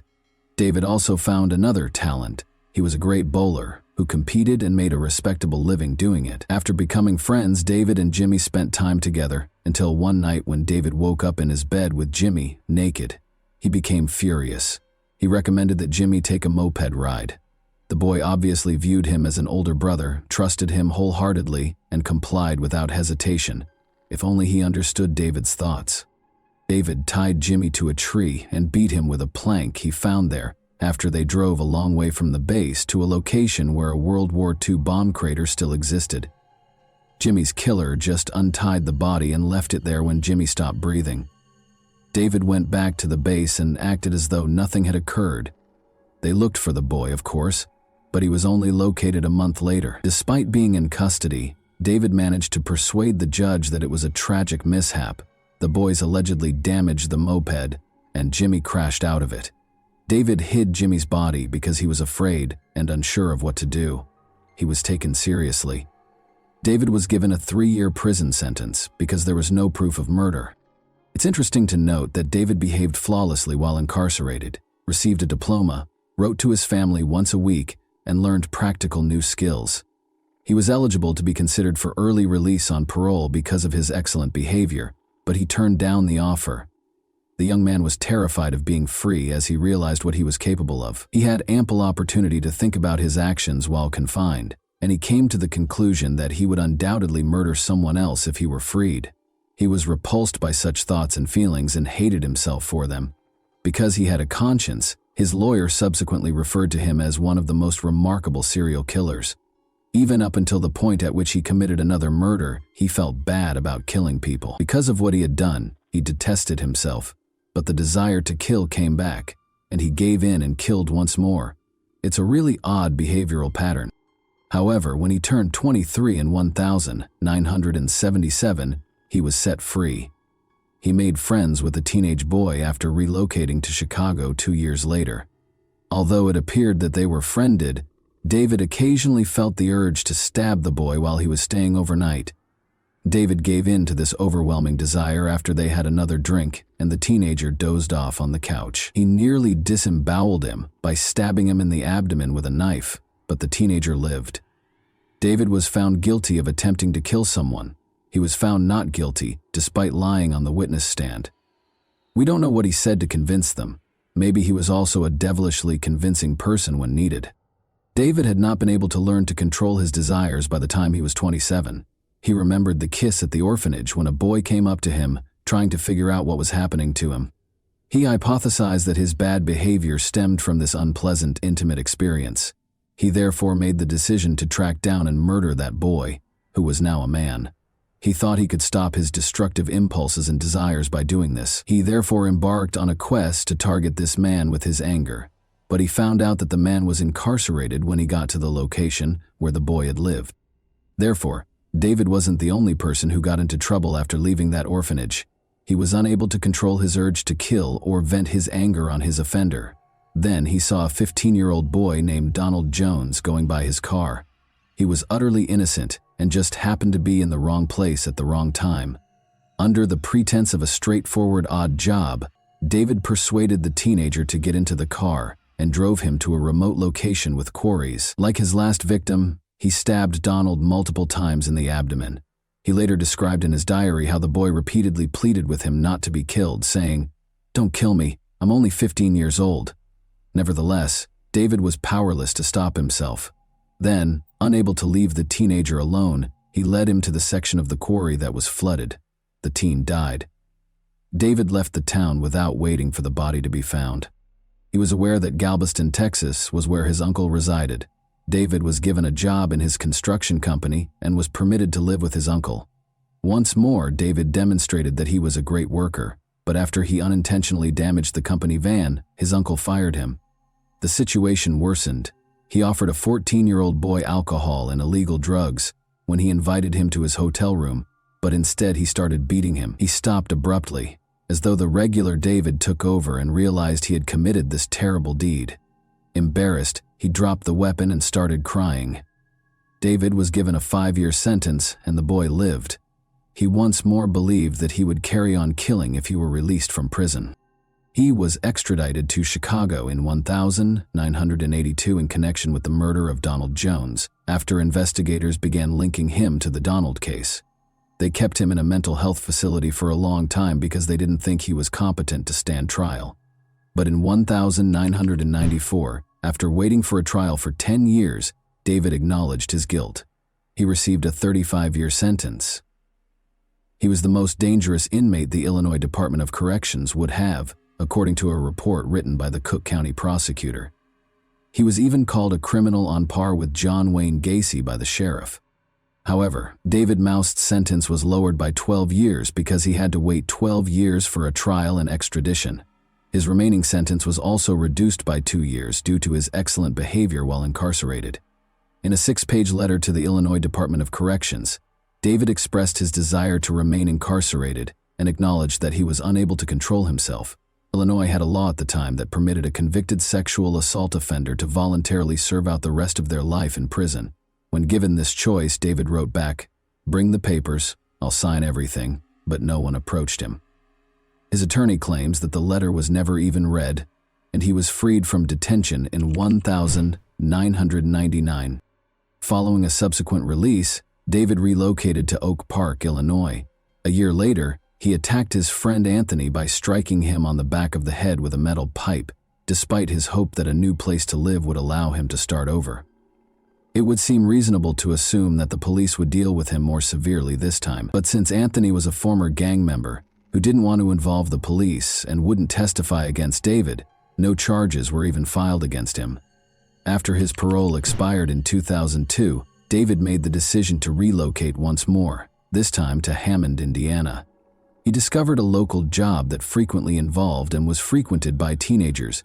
Employers were already able to investigate the backgrounds of potential hires by that point. David was just permitted to work with young boys in spite of his history of abusing teenagers. He soon fell back into his old routine, going to public pools and other places where teenagers congregated. By assigning the boys what appeared to be easy tasks, he gave them chances to make money. No teen would turn down the opportunity to make some cash by performing an apparently simple task, but these tasks turned out to be sinister. This went on until the disappearance of James Rainey, 16, and Michael Dennis, 13. That summer, David had made friends with these boys at the public pool and invited them to his house. The boys disappeared on September 10, 2003, the last time they were spotted. Given Michael and James's disobedient behavior, the police initially thought they might have simply fled. Therefore, the disappearance of Nick James, 19, on May 2, 2003, garnered more attention than the disappearance of these two boys. Nick James's family had been putting pressure on the police for months, and he wasn't rebellious. Investigators looked into his background after discovering that he shared a store with David Moust. They asked him to take a polygraph test because they had no proof, and he passed. He said he hadn't seen them in a while, which was pretty much accurate, but they didn't inquire as to whether he had murdered the boys. Investigators chose to search David's home even though he passed the polygraph exam. In 2003, the canine-wielding officer, Emo, was on the hunt for bodies. In order to search David Moust's basement, the police invited the dog and its handler. The dog started barking at the basement's far wall when the officer gave Emo the order. The handler told investigators that although the dog had been trained to pretend to dig, this behavior was strange because the dog was acting against its training. However, there had to be a reason why the dog wouldn't leave that specific location, so it was necessary to break through the concrete and investigate what was behind it. They were asked to go back to the same house a week later. Nothing was discovered when officers dug a deep hole in the floor. They went around and drilled a longer hole, but they were unsuccessful, so they gave up. They requested that they bring the dog back. He went straight to the hole this time and lay down. Since the officer was unable to record this, he asked the handler to give the dog another command. The dog then went to another hole and lay down again. After bringing in a concrete specialist, police discovered that David had used a staggering 80 bags of concrete. This was obviously done to conceal something, most likely bodies. 3 bodies were discovered when the police finally removed the concrete. Along with Nick, David had buried James and Michael beneath the basement after suffocating them in his apartment. David's brother and mother, who hadn't spoken to him in a long time, suddenly showed up. In numerous interviews, Jeffrey questioned whether the events could have been avoided had the police taken notice of David sooner. He claimed that his brother had committed horrible things when he was younger, but he had no proof. In addition, his brother and mother, who had not spoken to David in a long time, appeared to be desperate for attention. Jeffrey even had aspirations of becoming a writer. Thomas Wayne, his lawyer, claimed that although David was a serial killer, he wasn't born that way. The lawyer genuinely thought that his childhood was the recipe for making a serial killer, if anyone was looking for it. He never learned how to interact with others or live in society. David entered a guilty plea to the killings in November 2005 and received 3 life sentences. David died in January 2006 at the age of 51. He confessed to 5 murders, including 3 in Hammond, in a note discovered in his cell. He expressed his disappointment in not receiving a death sentence because he believed he deserved it. He felt that he would not have committed as many crimes if he had been kept out of the public eye. He also didn't want his existence to be funded by taxpayers.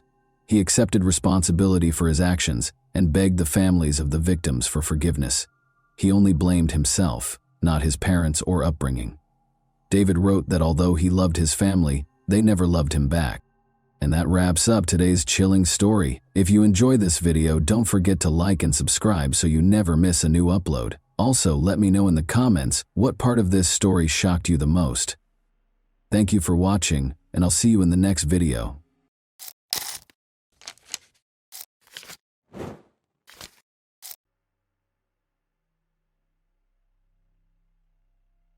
This story is about a pair of love-sick maniacs from England who have dedicated their lives to murdering children. Working together, the lovers would lure them into a deserted location and subject them to hellish torments. Even after their arrest, the criminals found ways to torture the teenagers, while prominent British politicians lobbied for their release. Ian Brady and Myra Henley were born on January 2, 1938, in Glasgow, Scotland.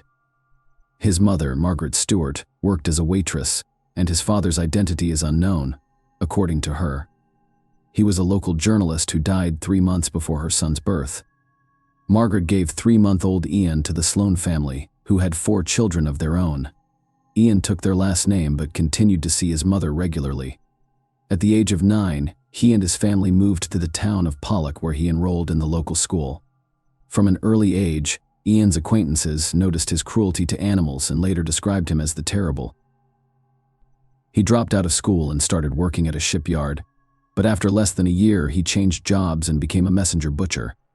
He was put on trial again at the age of 16. His girlfriend, Grant, went to a dance with another boy, and Ian threatened her with a knife. The judge sentenced him to probation with the condition that he live with his birth mother and her new husband, so he relocated to Manchester. Patrick Brady, as you might expect, adopted his stepfather's surname and hired him as a fruit porter at the market. But the hard work did not appeal to Ian a year later. The young man was caught stealing a bag of lead seals with the intention of selling them on the black market for extra money. Due to his age, he was sentenced to 2 years in a juvenile facility. While serving his sentence, he obtained alcohol and became inebriated. As a result, he was transferred to a stricter institution. Myra Henley was born in Manchester on July 23, 1942, 4 years after Ian. Her family was not ideal. Her alcoholic father frequently beat his daughter and instilled violence in her. After her parents had another daughter, the family moved into a dilapidated house with only 1 room that was mostly safe. Myra was sent to live with her grandmother. Her father taught the girl self-defense in a brutal manner.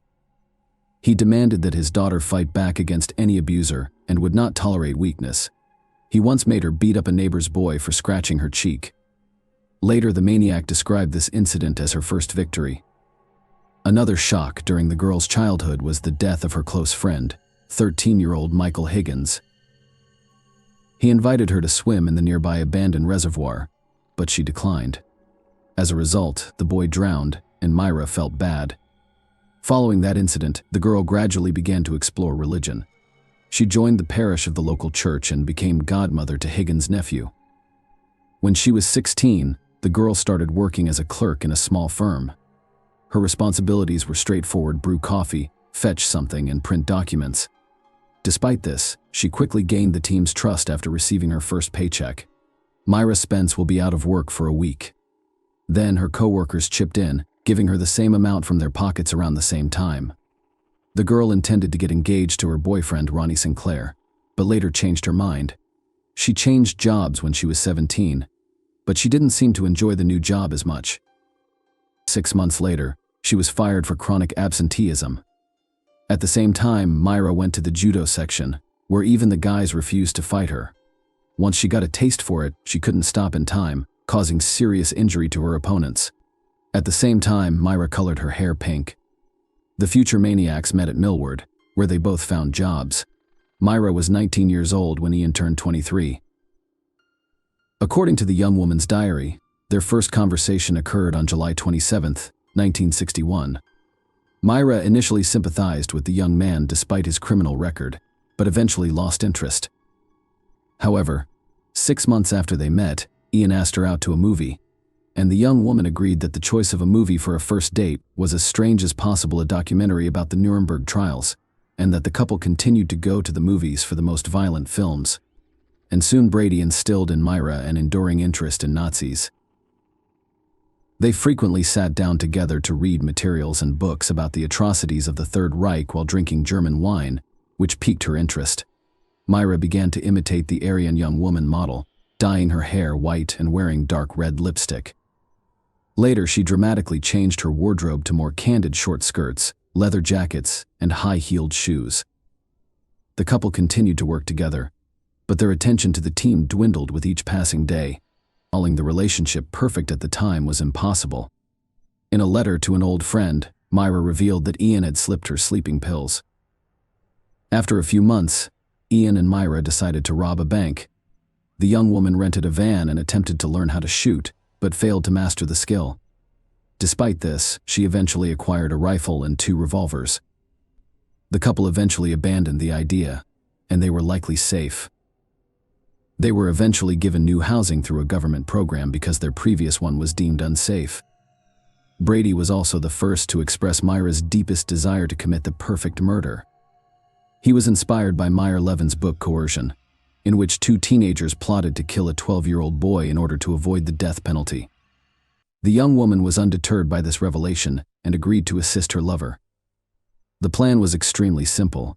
Myra and Ian planned to find the victim along the road, then take her to a remote location and kill her. Brady told Myra to drive the van down the street alone while he followed on a motorcycle. After spotting a suitable victim, the maniac was about to signal his accomplice with his headlamp, after which she was to persuade the victim to get into the car on the evening of July 12th, only 1 month after moving in. They went out to hunt. Brady chose the first victim and signaled to Myra, but she drove past him, catching up with her. He demanded explanations. The young woman revealed that the maniac's target was 7-year-old Marie Rock, who lived next door to her mother. According to Myra, they would have a very difficult time getting away with it because the police would immediately begin searching for such a young child. The couple then continued down the street, looking for another victim. At 8 p.m., Brady made his decision on Fraxmer Street, and Myra recognized the girl once more. She turned out to be Pauline Reed, her younger sister's 16-year-old friend who was on her way to the disco. Determined to act, Myra stopped and offered her a ride, and the girl got into the car, which took her to a deserted location. Myra made up a story about losing an expensive glove on the Saddleworth. Heath was popular among locals due to its abundant supply of peat, which was used as fertilizer. Pauline agreed to assist her acquaintance shortly after arriving at the location. Brady approached them. Myra informed them that the girl was her boyfriend, and he would assist them in their search. The final outcome of the situation remains unknown. The problem is that Brady and Myra tell 2 different stories, but they all end up with the same outcome. In Ian's version, Pauline is murdered. The girl was abused and killed by him and his lover. Myra On the other hand, she claimed that she was left in the car while Pauline and Brady allegedly went to look for the glove. After a while, the maniac returned alone and reported the girl's death. He led Myra to her body, and she noticed that the girl's clothes were severely wrinkled. Myra's version does not make sense to me. What excuse would a 16-year-old girl have for going on a search with a stranger while Myra was sitting in the car? Most likely, with this story, the maniac was attempting to absolve herself of direct involvement in the murder after burying the body. Myra and Brady packed the motorcycle into the van and drove home. On the way, they saw Pauline's mother and brother looking for the girl. After nearly 6 months apart, the couple decided to act again, but this time with a 12-year-old boy. When the boy saw the victim in a store, they struck up a conversation and offered the child a ride home as an added incentive. Brady offered the boy a drink once inside the car. He specified that the alcohol be picked up at their house, but first a pair of maniacs asked the child to assist in the discovery of a fictional glove in Saddleworth, much to his dismay. The boy agreed. The situation then proceeded in the same manner as before. Hinley claimed Brady had taken the child from the car, abused and killed him. The maniac reiterated that she was not present during the entire ordeal. 7 months later, on June 16, 1964, the couple abducted 12-year-old Keith Bennett while he was on his way to his grandmother's home. He met the same fate, violence, and murder. The police, who were unaware of serial killers at the time, initially arrested the boy's stepfather but discovered no evidence against him. The next murder occurred 6 months later, on December 26, 1964. It is unclear whether they were able to maintain this cycle unintentionally, or if the pause was necessary to lull the police into a state of alertness. You'd think that if children began disappearing one after another in a small town, law enforcement would devote all of their efforts to apprehending the maniac, but on December 26th of that year, with only a few days until the New Year and Christmas, Ian and Myra decided to give their town another unpleasant gift. This time, the situation has changed dramatically. They searched for their new victim on the playground. Leslie Ann Downey, 10, was scattering shopping bags near the car. The maniacs asked the girl to assist with the collection after asking her to help them transport the bags home. The girl consented and was assaulted. As soon as she crossed the threshold, the couple began abusing the unfortunate child in her home for an extended period of time. After playing with her, the sadist killed her and returned the corpse to Saddleworth. Myra insisted that she was not present during the murder. The attentive viewer recalls that the couple lived with Myra's grandmother. Where was she at the time of all these atrocities? On the morning of the murder, the caring granddaughter sent her to a relative's house and forbade her from returning home. Despite this, the old woman attempted to return in the evening, but Myra refused to let her in. The next day, after cleaning up the girl's corpse in the house, she returned with the grandmother. The couple committed the next murder. 10 months later, breaking a strange cycle, but that wasn't the only thing that made this case unique at the time. Maureen, Myra's younger sister, David Smith, 17, was already married. The couple frequently spent time together, and the young man quickly won Brady's heart. First and foremost, he was eager to hear everything the maniac had to say, including speculations about Nazi philosophical speeches, dreams of robbing a bank, and so forth. Second, he had already been to the police station several times, just like Ian had, despite the fact that their crimes were very similar. Smith was caught breaking into someone else's home and inflicting serious battery. Perhaps Brady regarded him as a protege, a new member of the improvised gang. As time passed, the young man paid more and more visits to their home, and during lengthy conversations with Ian, talk of murder began to emerge. Myra became concerned that their relative would run to the police, but Brady insisted that he thought Smith was his own and trusted him. He even told her that he and Smith would be committing a crime together soon. Myra and Brady went to Manchester Central Station to look for a new victim, and Ian quickly made his decision. He met 17-year-old Edward Evans, who agreed to come to his house after a brief conversation. When the company arrived at the house, they drank wine, and Brady eventually sent Myra to get Smith. The action picked up quickly after he arrived. Myra's words allowed us to reconstruct the following picture. She had gone into the kitchen to feed the dogs. Smith stayed in the living room. Several minutes later, she heard screams and fighting. The girl entered the room and saw Evans and Brady struggling. After a brief fight, Ian grabbed an axe and struck the victim several times with its blade. He strangled the unconscious Evans by wrapping an electrical wire around his neck. Brady wanted to take the body to the wasteland right away, but it was too heavy. Additionally, the maniac twisted his leg during the fight. Finally, he decided to leave it at home and travel with Smith to Saddleworth. The next day, he asked him to stay so he could understand the gravity of his actions. Smith initially agreed to help Brady dispose of the body, perhaps he was too scared to refuse. The young man may not have shared the homicidal couple's sadistic tendencies, given his history of minor law breaking.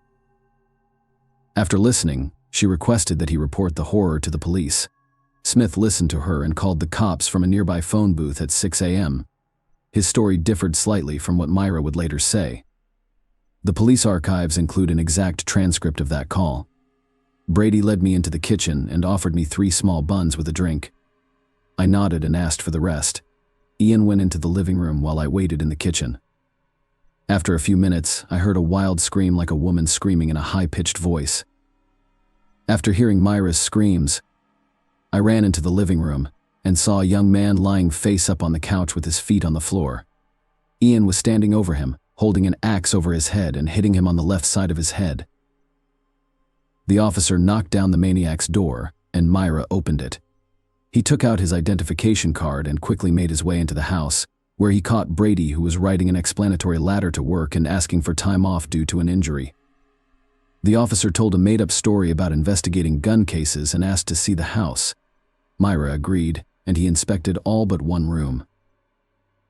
The young man described how Ian bragged about killing 3 or 4 children and even gave the approximate location. Brady allegedly met Evans in a bar, and a fight ensued, and somehow the boy came to his house. Smith had also testified against Brady at the time, and the police believed his testimony much more. There, the police found many interesting finds. Notebooks, lists of names, photographs of Brady and Myra Simpson, and explicit pictures of them. The notebooks contain lists of coded words, which the police were quickly able to decipher. It turned out that Brady kept records of burial sites, weapons, and methods of killing. As it was impossible to assert the exact location of all the victims on the basis of this information, it was rather superficial. Another book contained a list of names including all the victims of the couple, but here's the strange thing: in addition to the victims we know, the list contained the names of other children. With all this information, the investigators questioned Brady again, and his story was once again very weak. Allegedly, the list contained the names of his friends, and he had joked about killing children in his conversation with Smith. At the same time, the police managed to find the very suitcases, the contents of which shocked everyone. There were photographs of a naked girl. Also found in them were audio tapes, one of which would soon become perhaps the most damning evidence in history. It contained cries and pleas for help. The tapes contained recordings of Nazi plays, and one of the mothers recognized her daughter Leslie Ann Downey's voice. The suitcases also contained photographs of the marshland backdrop, various batons, lashes, and erotic magazines. A recording of the girl screaming and a photograph of her would have been enough to PR. On October 10th, police discovered a child whose hands were sticking out of the ground due to the body's composition. The child's identity will not be confirmed until after 150 officers were involved in the search for bodies in the swamps. Initially, they focused on the area near Route 628, but later, based on witness statements, they moved to Route 635, where they made their first discovery.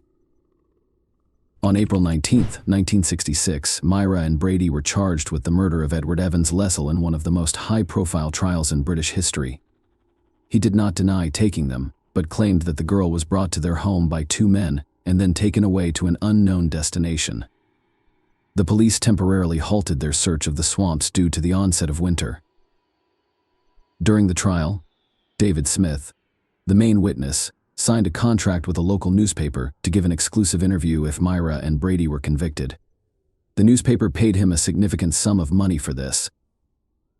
Shortly after his transfer to Wormwood Scrubs, Brady, who had been placed in solitary confinement, went on a hunger strike. He was unhappy with the ban on socializing with other inmates. Prison officials have decided that a child killer is going to afterlife rather quickly as a result of his dramatic weight loss. The maniac was transferred to the hospital wing, where his life took on new colors. He was allowed to watch television and do house-cleaning work at the same time. Juvenile delinquents with mental disabilities were admitted to the hospital wing of the prison. In 1981, one of these teenagers said that Brady had forced him into intimate contact. Later, similar statements by the victims surfaced repeatedly, taking advantage of access to secluded corners of the prison, as a janitor Ian led his victims there. When prison officials learned of this, he was banned from cleaning, but no further charges were filed. More interestingly, he was left in the hospital wing next to the same teenagers. It would seem like such a thing was possible, but there was nothing the chief medical officer of the prison could do about it. British law mandates the prisoners be assisted, and Brady used this skillfully. He threatened to resume his hunger strike every time he talked about being transferred back to a cell. In 1982, a harsh decision was made to transfer the maniac to another prison with stricter conditions. However, 3 years later, in 1985, Brady was declared insane. Thanks to this, another transfer awaited him at Ashworth Psychiatric Hospital. Many of you may have wondered how such a violent sadist managed not only to establish a comfortable life in prison, but also to do his dirty work with teenagers. The answer might surprise you. He was helped by the Earl of Langford. Frank Pakenham, one of the leading politicians of the time, gave favors and privileges. Brady approached him while in prison, and soon the Earl actually sided with him. Of course, there was no talk of helping to get the charges dropped, but Ian didn't count on that. Pakenham helped him stay in the hospital by appealing to Britain's Home Security himself. After that, the politician repeatedly bailed out his newly minted friend by pulling the right strings in the British upper echelons, but the main request to Brady was that he could not fulfill the maniac dream of a date with Myra. On that note, let's move back a bit to Hindley's story. Her life behind bars was much less intense, but not without interesting moments. While in prison, she managed to have a mistress, but more interestingly, she was able to get out of there for a while, not long after beginning her sentence. Henley began a torrid affair with the warden, Patricia Cairns. Together, they planned an escape but were caught by the police in the preparation stage. As a result, Cairns went from a prison employee to a prisoner for 6 years in November 1986. Keith Bennett's mother wrote her a letter begging her to tell her about her son's fate. It was filled with pain and despair, and the last lines were clear. "I am a simple woman working in the kitchens of Chrissy's hospital. It took me 5 weeks to write this letter because it is very important to me that it be accepted by you, as it is a plea for help." Myra was taken to Saddleworth Heath, which was cordoned off by 200 police officers along its perimeter, and her task was to locate the bodies of children whose fate was still unknown. The detective couldn't tell if Henley was moved by this or if there were other motives, but she agreed to participate in the investigation under tight security. Since then, Myra has been out on the heath several more times, and in 1987, the caps were successful, and that's what you call the discovery of Leslie Ann Downey's body. And later, Pauline reads, once Brady learned of his former lover's cooperation with the investigation, he also decided to partially confess to what he had done. True, the maniac asked to be given the means and opportunity to leave his life, which no one could legally do, having been refused. Ian still talked and also expressed his desire to help the police in their search for the remaining bodies. On July 3rd of that year, he was taken to Saddleworth, where he was never able to pinpoint Keith Bennett's burial site. Later, frustrated detectives refused to make another trip to the heath with the maniac, and he turned to reporters. In a letter, he indirectly admitted that he killed 5 other children, but police could not confirm this information. 6 months later, Brady still secured a second visit to Saddleworth, but again proved useless. Keith's body has yet to be discovered. In 2003, the police resumed their search using the most advanced technology, but it yielded no results. They only had 40-year-old photos, making finding the right place next to impossible. Myra made a long attempt to obtain an early release. She wrote appeals that secured Lord Longford's support, and by the early Nazis, almost everyone was convinced that her release was inevitable, unfortunately for her life. Otherwise, Hennel. Yes. The cause was complications from a heart condition. The rest of Brady's life was less rosy, while Myra's release was seriously considered. Ian's release from the asylum was being given the go-ahead by senior British officials. With each year in the asylum, he gradually went mad until he lost what little, if any, sanity he had left. In spite of this, he managed to live long enough until he was 79 years old. In 2017, the maniac died of cancer, and the urn with his ashes was buried at the bottom of the sea. Brady's death made a few people sad, His namesake Police Federation branch chairman Ian Hansen noted that such monsters deserve no sympathy. That was the end of the story of the child-murdering lovers, but in Britain, their names will long be remembered. Ian and Myra are a prime example of inhumanity, boundless impotence, and cynicism, as well as a total lack of morality. Just by remembering the history of the past, we are able to prevent the events of the future, so our work is not in vain. Please share your thoughts on this story in the comments section, and thank you for watching.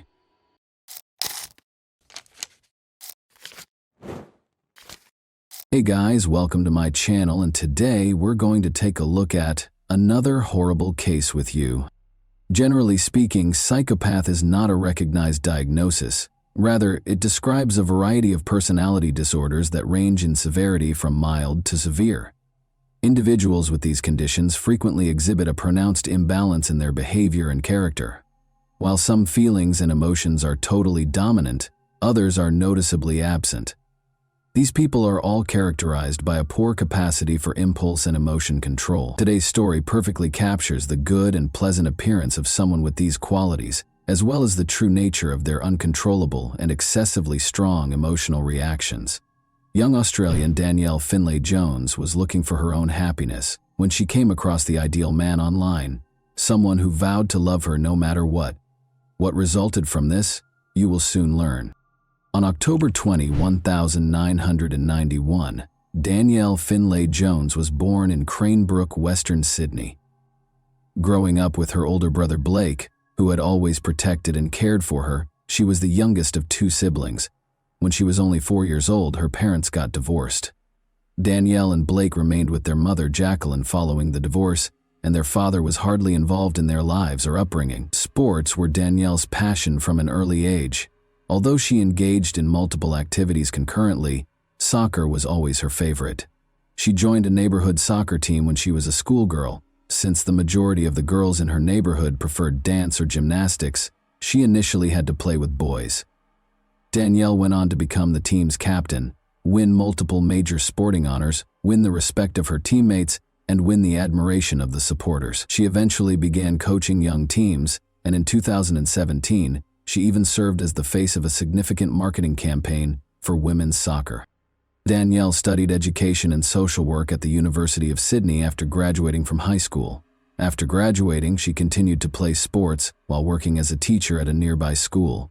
By nature, Danielle was a fighter who never gave up and consistently succeeded in her endeavors. She excelled in both fields and was able to build a successful career in both. Danielle was described as bright, well-read, and gregarious by those who knew her. She effortlessly became the life of the party and had a great sense of humor. Danielle cherished fun, dancing, and raucous parties. She was regarded as an endless source of energy and a creative powerhouse.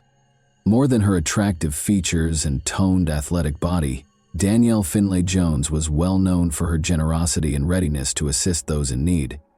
Not surprisingly, she attracted attention, and numerous men attempted to win her love. But Danielle put her work and fitness above her personal life, putting relationships not only on the back burner, but also far behind her athletic and professional goals. Danielle remained in her mother Jacqueline's house even after she became an independent adult. They behaved more like best friends than mother and daughter because they were so close. They were verbally compatible, spent almost all of their free time together, and shared everything, including going to concerts, social gatherings, and even club nights. They never had significant arguments or secrets. Danielle started giving having children serious thought by the time she was in her 30s. Despite having a good job, a stable income, and a wide network of friends, she was still very lonely. She yearned for love and a fulfilling relationship with someone she could fully trust, someone she could spend her days with and grow old with. Danielle had a lot of admirers, but she had no experience in committed relationships. Despite dating and getting lots of attention, she had never considered her boyfriends to be life partners. She didn't hesitate to end the relationship if it ever got in the way of her professional or personal objectives. She was prepared for something more substantial and long-lasting now, though. Danielle regularly engaged with friends and acquaintances on the various social media platforms she actively maintained. Although she got a lot of messages from men who wanted to chat or ask her out, She thought that sincere relationships were more likely to occur on specialized dating sites. On the recommendation of her friends, she made a profile on the well-known app Tinder. Following months of chatting and swiping through various men, Danielle got a message from Ashley Gaddy, a handsome man. He was affable, kind, and charming, and he was 4 years her senior. Ashley proposed that they go on a date in person after a week of texting. Everything went well on their first date. They shared personal stories, laughed, and talked endlessly. They clicked right away and had a lot in common, making it seem like they had known each other for ages. With his warmth and sense of humor, Ashley won Danielle over with his charm and charisma. Danielle was so taken with Ashley after just a few dates that she chose to present him to her mother, Jacqueline, who was equally enchanted, fully approved Ashley, and thought he would make a wonderful husband and eventually a loving father. But it didn't take long for Ashley's actual character to emerge. He was intensely envious and domineering. Danielle was surprisingly unconcerned by this. She actually thought it was flattering. Before, no one had ever attempted to control her or dictate her choices, so this new dynamic felt novel and fascinating to her. Danielle interpreted Ashley's jealousy as an expression of affection and love. She even thought it was flattering. Ashley, however, was attempting to take complete control of her life and social relationships within a month of dating. Danielle did not raise any concerns, in spite of these warning signs. Rather, she chose to play the part of the ideal girlfriend and comply with his actions. Danielle made the shocking decision to ignore the clear indications that Ashley was not who he appeared to be. Ignoring his problematic behavior, she started to seriously plan their future together, even thinking about getting married. Her inexperience in committed relationships most likely contributed significantly to the course of events. Ashley kept up his portrayal of being compassionate and kind, telling Danielle that he had always wanted a family. She was greatly moved by this and became even more trusting of him. But the first person to notice that something was amiss was one of Danielle's closest friends. She observed that Ashley's jealousy occasionally turned into unpredictable actions, giving the impression that he was someone entirely different. However, Danielle ignored her friend's worries because she was too preoccupied with her own feelings. Danielle introduced Ashley to her mother and several close friends during their month-long relationship, but the majority of those in her social circle were only aware of him through her tales. Danielle intended to introduce Ashley to more of her friends at a friendly get-together at a well-known city bar on Saturday, December 17, 2022. The group got together at the bar to enjoy drinks, dancing, and light conversation during the evening. Ashley left a lasting impact. He was gregarious, courteous, and amiable. He and Danielle sat together all evening, frequently holding hands and grinning at each other. There was no sign of any impending conflict, and they appeared to be a happy and loving couple. Since Danielle had never intended to enter into committed long-term relationships, she had never introduced her previous boyfriends to her friends. However, things were different this time. Considering that they had only been dating for a little more than a month, she surprised everyone by presenting Ashley almost like a fiancé. Nevertheless, her friends recognized the significance of this relationship for her. Everything appeared to be going well until someone in the group proposed a game in which everyone would respond at random to daring and thought-provoking questions. People spontaneously came up with original and eccentric questions, and it was all in good fun. Danielle was asked if she had ever had a one-night stand with a stranger when it was her turn. There was silence in the room. Danielle paused, then smiled shyly and confessed that she had, obviously embarrassed. At that point, Ashley's attitude changed significantly. He became hostile and unpredictable, and his face hardened. He grabbed Danielle by the arm, twisted her around, and started shouting at her in front of everyone. Using harsh and derogatory language, he accused her of being careless and immoral. The other guests were taken aback and couldn't tell if Ashley was kidding or taking it seriously. As they observed Danielle, who seemed equally perplexed and taken by surprise, the atmosphere became awkward. Ashley's sudden outburst at her was beyond her comprehension. Ashley asserted that Danielle had denied answering a similar question about brief romantic encounters when he had asked her about it on their first date. Ashley took it personally, because she had now responded differently and in public. He experienced an uncontrollable and intense emotional reaction as a result of her thoughtless response in the playful game. He just blew up with rage, and his condition almost went out of control. Danielle felt bad about what had happened and attempted to defuse the situation even though Ashley's response was wildly out of proportion. Ashley angrily shoved her away and hurried out of the bar when she tried to make amends. He persisted in the argument even outside, sending her a string of derogatory texts. Danielle expressed regret to her friends for the incident and promised to speak with Ashley in person to try to soothe him.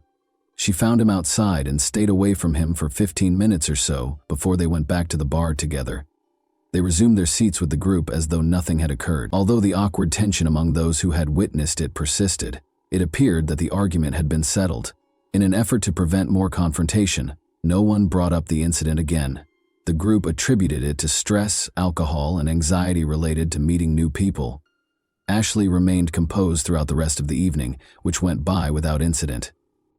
At midnight, the group started to disperse. Danielle had already made plans to spend the night with Ashley at her friend Taylor's house because she had a long way to go home. Taylor didn't mind because the bar was only a 20-minute drive from his suburban home. Rachel, Taylor's girlfriend, offered to drive them there since she hadn't had any alcohol that evening. On the lower level of his house, Taylor set up a comfortable guest room for Danielle and Ashley. It was a large bedroom with a separate bathroom. It was quiet and comfortable, with a few small windows near the ceiling that let in very little light. Thanking their host for his hospitality, Danielle and Ashley took their seats for the night. The couple appeared to be calm and collected, as if nothing had happened, and the earlier argument had apparently been forgotten. Taylor awoke to odd sounds emanating from the guest room at around 3 in the morning. Rachel, his girlfriend, also stirred and gave him a curious look. They heard what sounded like muffled cries and faint thuds. They ignored the sounds and returned to their sleep, assuming the couple had made up and were having a private moment. The house became quiet in a matter of minutes, and they slept peacefully until Taylor and Rachel woke up at 10:30 a.m. Their guests had not yet left the room, which surprised them. The couple chose not to bother them out of respect for their privacy and the assumption that they were getting some rest after the night before. However, as 2 p.m. drew closer, and Taylor went downstairs to see how Danielle and Ashley were doing, since they were still nowhere to be seen. He gently rapped on the door but received no answer. He knocked more loudly after a brief pause, but nothing changed. Taylor cautiously opened the door and took a quick look inside out of concern. It looked like the room was empty at first. There was no bed made. Danielle's shoes were carefully laid out on the floor and her clothes were slung over a chair. But there was something unnerving about the room's strange silence. A blanket on the floor close to the wall caught Taylor's attention as soon as he entered. He could see the outline of a body beneath it. Taylor hurried over and lifted the blanket in panic. Danielle was brutally attacked and strangled, and her lifeless body was found on the floor, naked. Her face had been reduced to a terrible jumble of blood and wounds, so badly deformed that it was nearly unrecognizable. Her body was cold and stiff, and she had no signs of life, as if she had been dead for hours. Ashley was nowhere to be seen, but the guest room's partially open window suggested that he might have gotten away undetected. Taylor told Rachel everything as she fled the room in terror. The couple called the police and emergency services right away because they were frightened and shaken. But for Danielle, it was too late. Only her death could be confirmed by paramedics. They initially determined that she had passed away at around 3 in the morning, which coincided with Taylor and Rachel hearing the odd sounds coming from the guest room. They might have been able to save her life if they had checked on her at that time. After Danielle's body was removed for forensic analysis, the horrific severity of her wounds was discovered. She had been severely beaten with bare hands, as evidenced by the multiple wounds she had sustained prior to her death. In addition to having multiple brain hemorrhages and a closed skull fracture from the vicious beating, she also had fractures to her nose, jaw, and cheekbone, as well as several teeth and one eye destroyed. The assailant seemed to have pinned her under his weight to keep her from fleeing, pushed her to the ground, and covered her mouth to silence her screams. Then he pounded his fist repeatedly, methodically hitting her head. Danielle probably passed out at some point, but the attack went on. With unrelenting aggression, the attacker alternated between fists and strikes. Mechanical asphyxiation was identified as Danielle's cause of death. Bare hands had been used to strangle her. Ashley was unquestionably guilty of the crime based on the evidence. He didn't try to hide his identity. He just washed his hands in the restroom after the act, changed into his clothes, and fled through the window, leaving his fingerprints on the frame. Investigators quickly found a witness who reported seeing someone leave Taylor's home at 4:30 in the morning. The neighbor described the man as a white man wearing clothing that matched Ashley's outfit that evening, but she was unable to get a clear picture of his face. Investigators were pursuing the suspect when they contacted Ashley's cell phone provider and acquired a recording of a call he made to his mother shortly after the crime, at around 4 a.m. Ashley was still in the room with Danielle's body when the call came in. His frantic state was evident in the conversation. He kept saying that he had done nothing wrong while sobbing uncontrollably.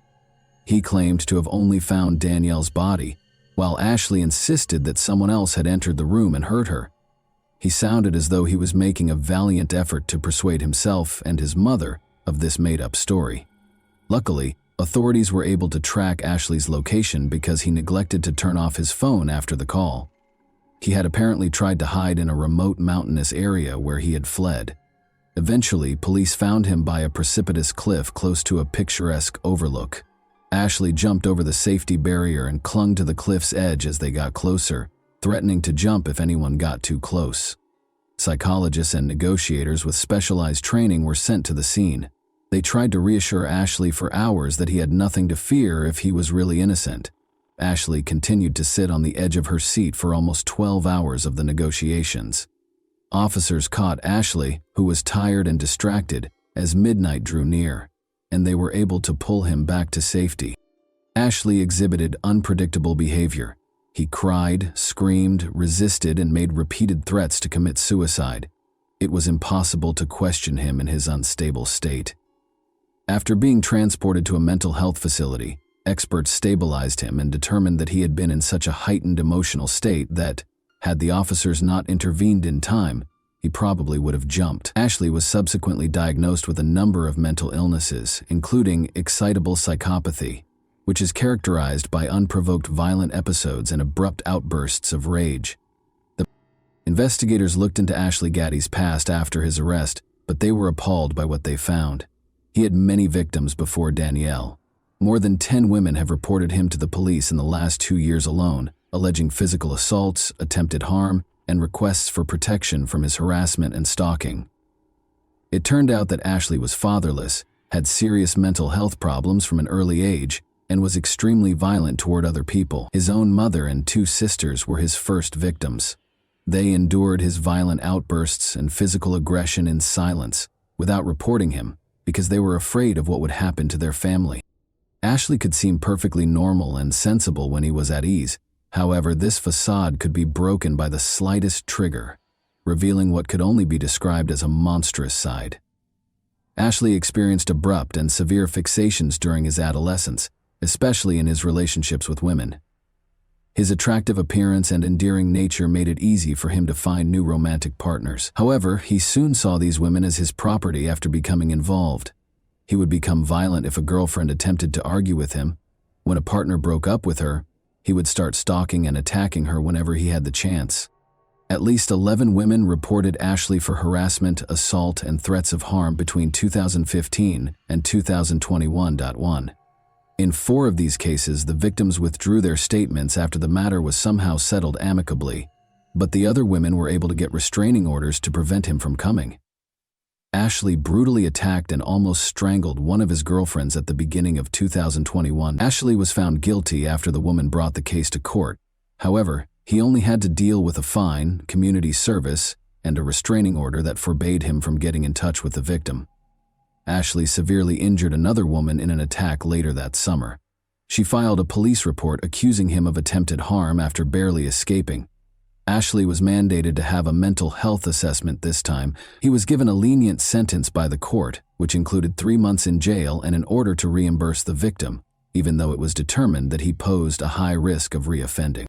Ashley targeted a second ex-girlfriend in 2022. He tried to strangle her after she left him by breaking into her room late at night.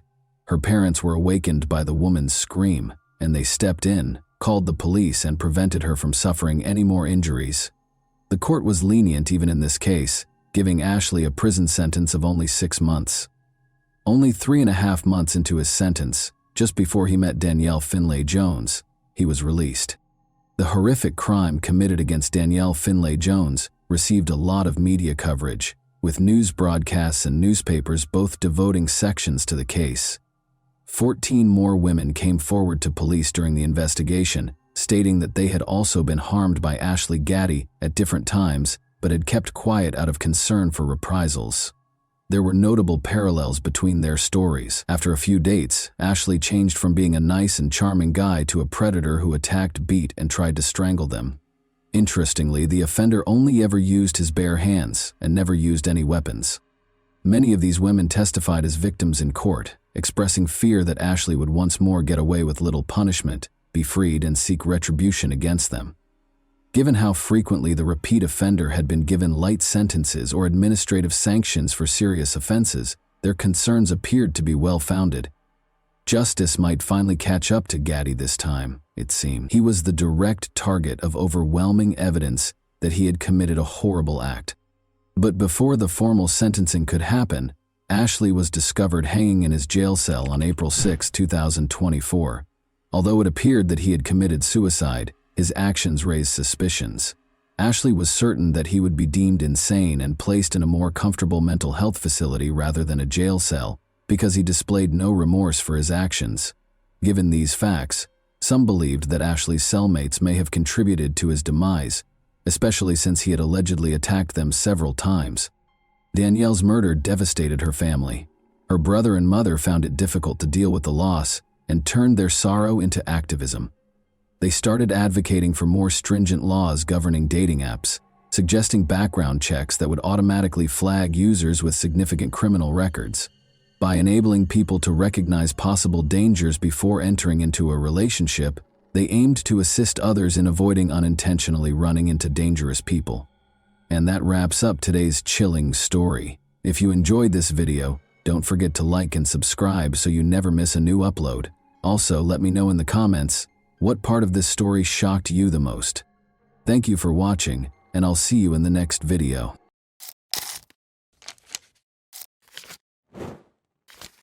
Hey guys, welcome to my channel, and today we're going to take a look at another horrible case with you.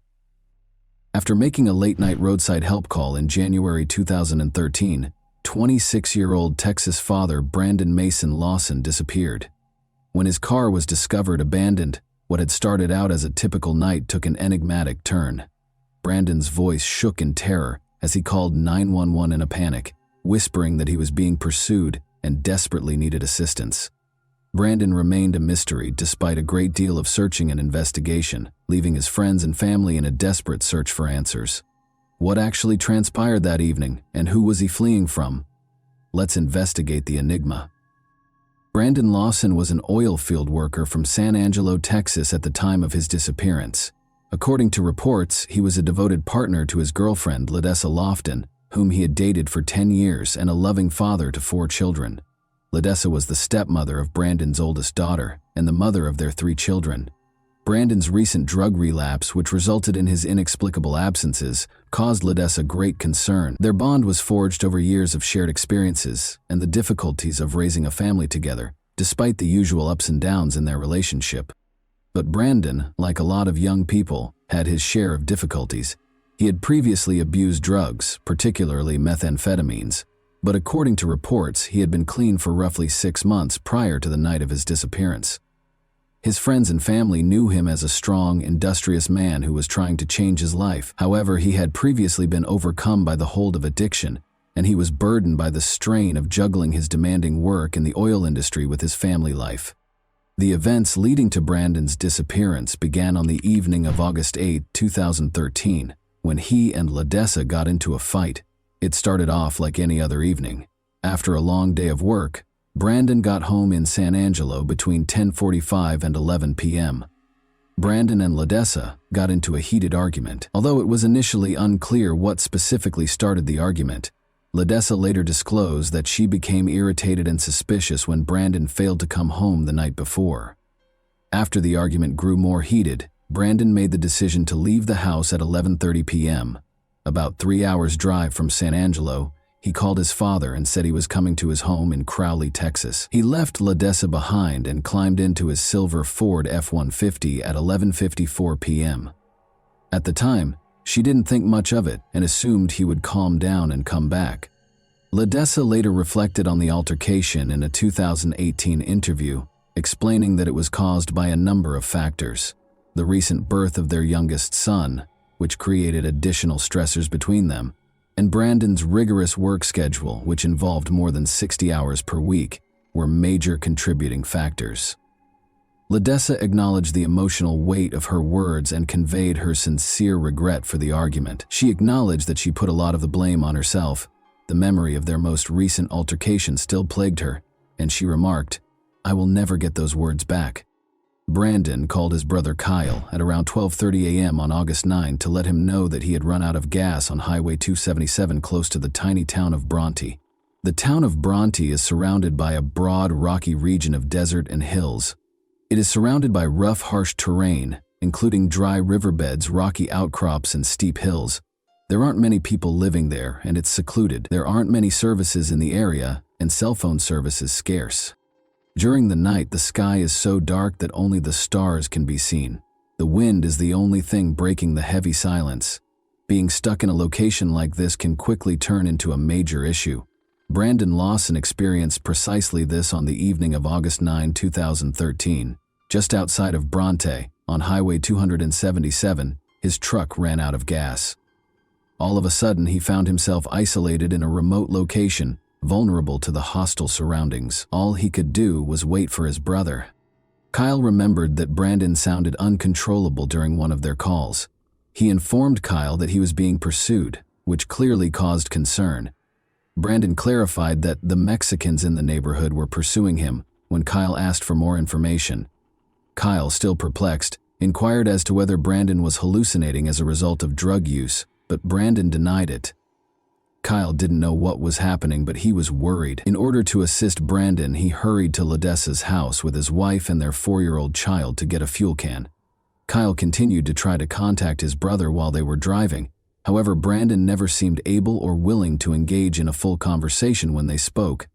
Kyle tried his hardest to communicate and gain a comprehensive understanding of Brandon's predicament, but their brief and fragmented exchanges added mystery to an already perplexing situation. One of the most important and perplexing pieces of evidence in the case is the distressing 911 call that Brandon made at 12:50 a.m. Due to routing errors, the 911 call was sent to a nearby nursing home in Robert Lee, Texas. Brandon's voice was erratic and panicked during the call. Some phrases stood out among his difficult-to-understand words. The dispatcher tried to question Brandon, who was obviously perplexed by the call, but his answers were jumbled and ambiguous.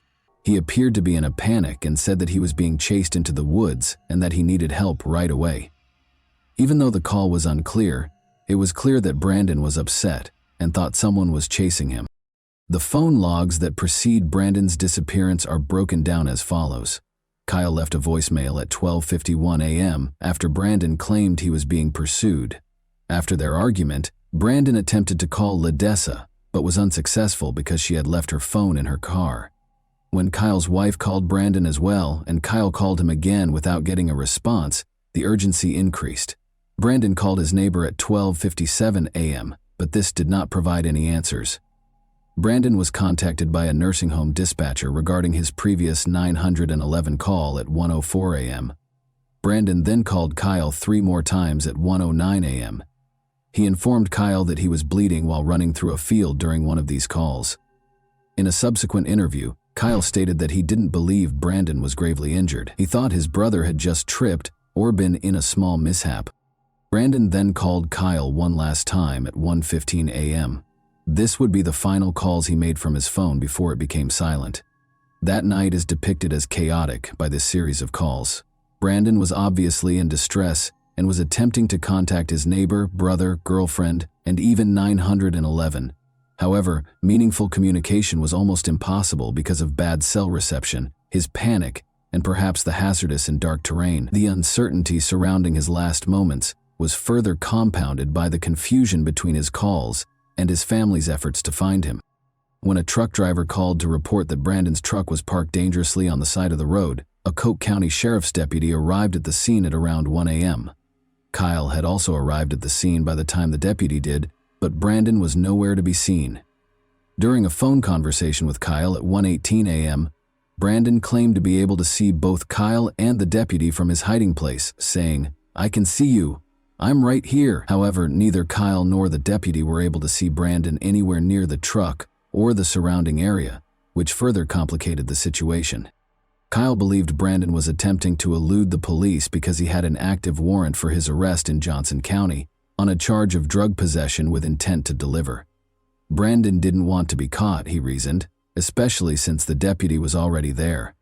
Kyle and the deputy didn't have all the information necessary to comprehend what was actually going on because they were unaware that Brandon had called 911 earlier. Later, Kyle stated that he didn't believe he was in danger.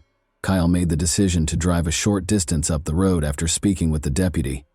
After the deputy left, he parked farther down in the hopes that Brandon would emerge from hiding. After waiting there for 30 to 45 minutes, Kyle decided that everything was okay and departed for San Angelo. When Brandon failed to appear, Kyle went back to the location where his truck had run out of gas at around 5 in the morning on August 9.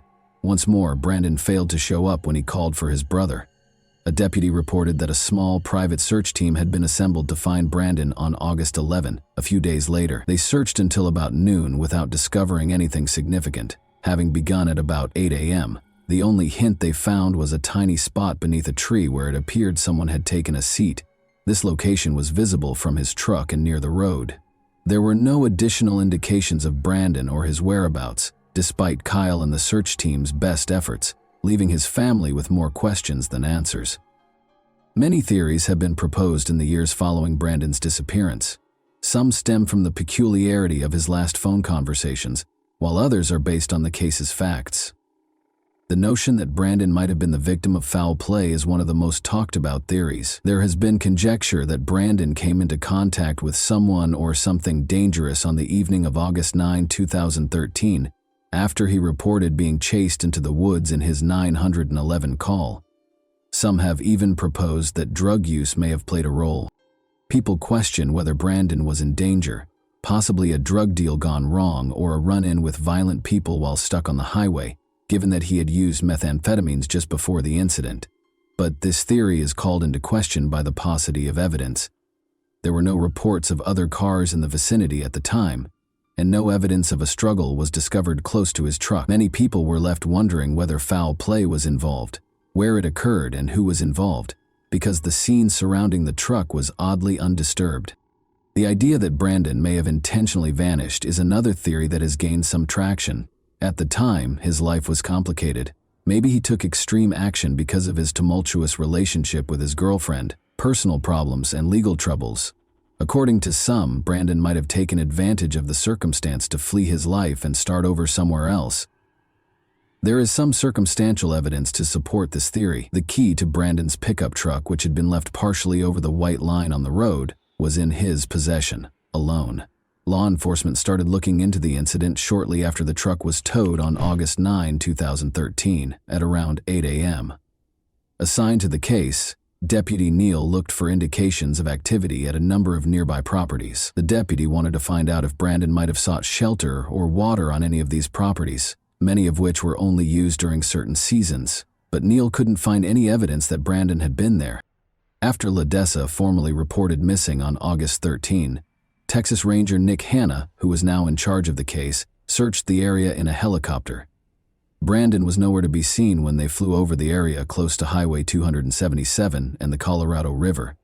One intriguing finding from the helicopter search was that there was enough exposed ground for someone who was lying down or hiding to have probably been seen from above. Deputies came to the conclusion that Brandon Lawson had left Coke County as a result of this.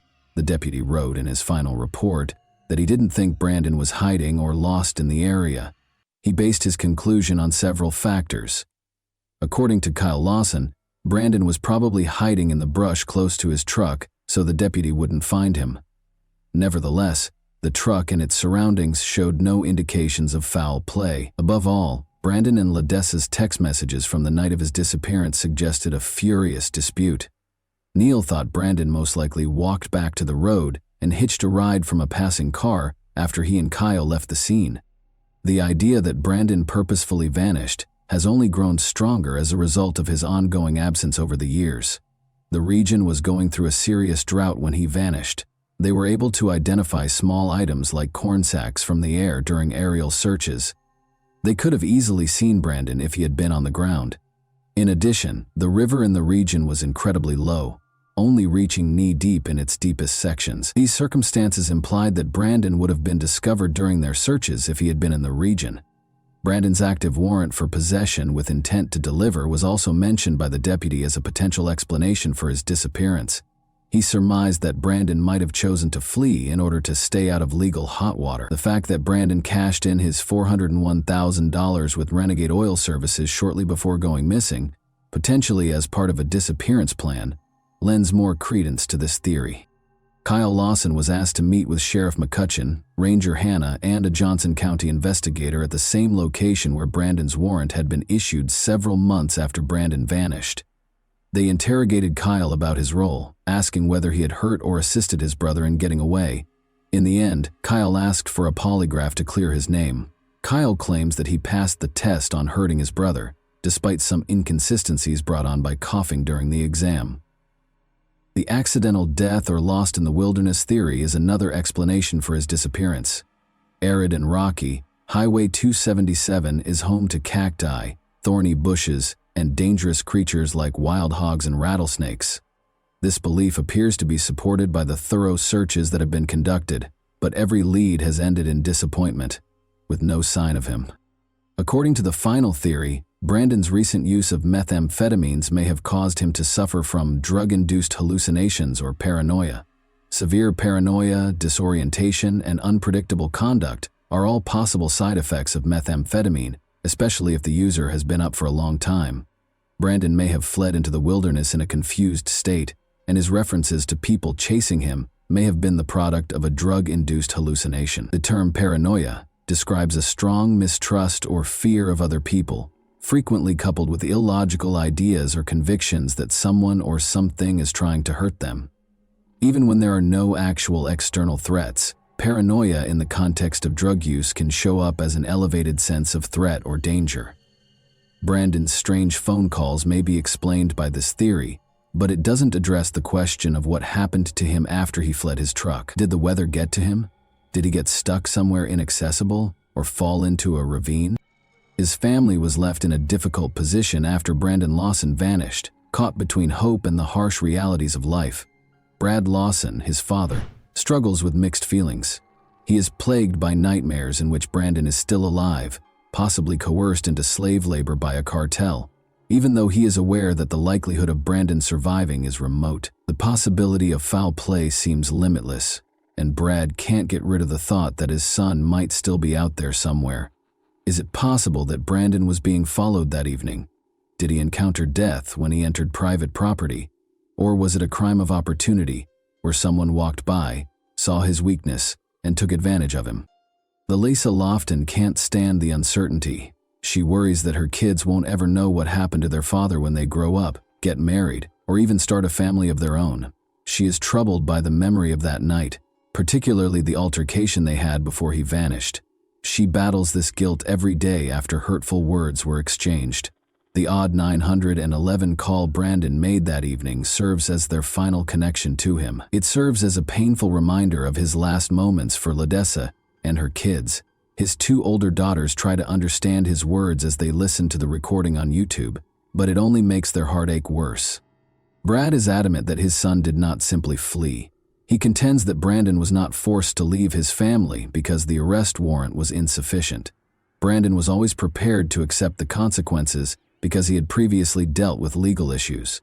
He actually had plans for the future, including beginning a new job the Monday after his disappearance that would pay more and come with the fact that none of Brandon's possessions, including his phone, wallet, keys, or even his shoes, have ever been located only serves to further complicate matters. How someone could vanish so totally without leaving any trace is beyond his brother's comprehension. The family's suspicion that foul play was involved is only strengthened by this. Ledessa is hopeful that someone will eventually come forward because she thinks that someone out there is aware of what happened to Brandon. She is still plagued by unresolved questions, such as the identity of the dispatcher who spoke to Brandon that evening and the trucker who reported his pickup. Ledessa thinks that these individuals may possess important hints that could ultimately clarify what transpired. Ledessa can't help but notice the ominous tone of Brandon's 911 call, even though she tells herself that his disappearance might have been an accident. She finds it hard to accept that someone would hurt the man she cherished so much. Help Find Brandon Lawson, a Facebook page created by Brandon Lawson's friends and family, has received a lot of support and attention since it was created. The page has more than 2,000 followers as of 2024, indicating that Brandon's unsolved disappearance has generated a lot of interest and concern. This website is a vital resource for disseminating news, details, and appeals pertaining to Brandon's case. It gives Brandon's family members a place to communicate with supporters, reminisce about Brandon, and coordinate efforts to keep his story in the public eye.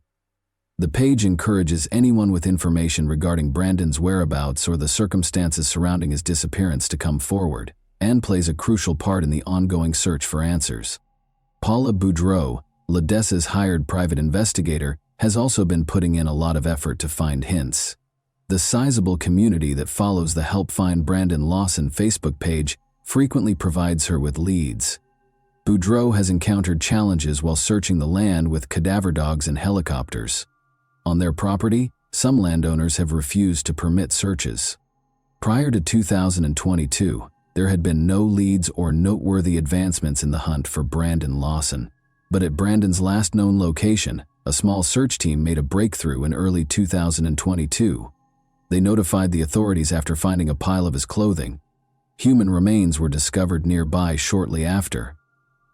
The Help Find Brandon Lawson Facebook page announced in October 2023 that the clothing discovered and initial DNA results suggested the remains were probably Brandon's. To compare the genetic markers from the remains with Brandon's father's DNA, more tests were being conducted. The Texas Ranger in charge of the case said he was cautiously optimistic that the remains would be identified.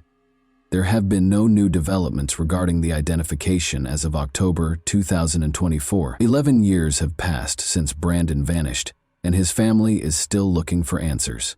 Unfortunately, because of their advanced state of decomposition, these remains have not yet been definitively identified, leaving little material for identification. A portion of the remains are destroyed each time a sample is taken out and examined. For upcoming DNA testing, it is therefore imperative to preserve as much as possible.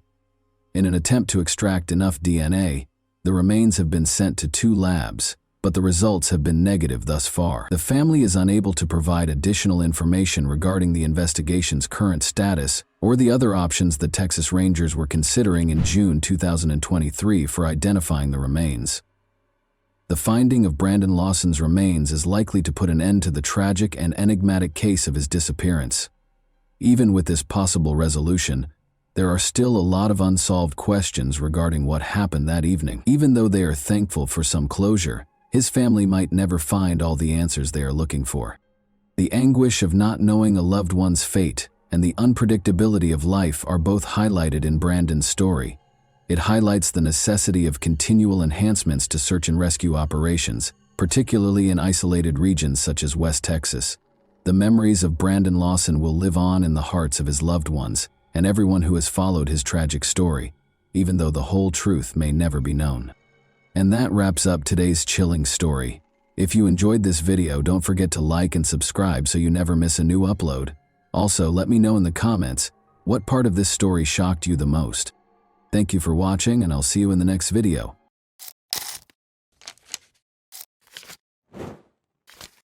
Hey guys, welcome to my channel, and today we're going to take a look at another horrible case with you.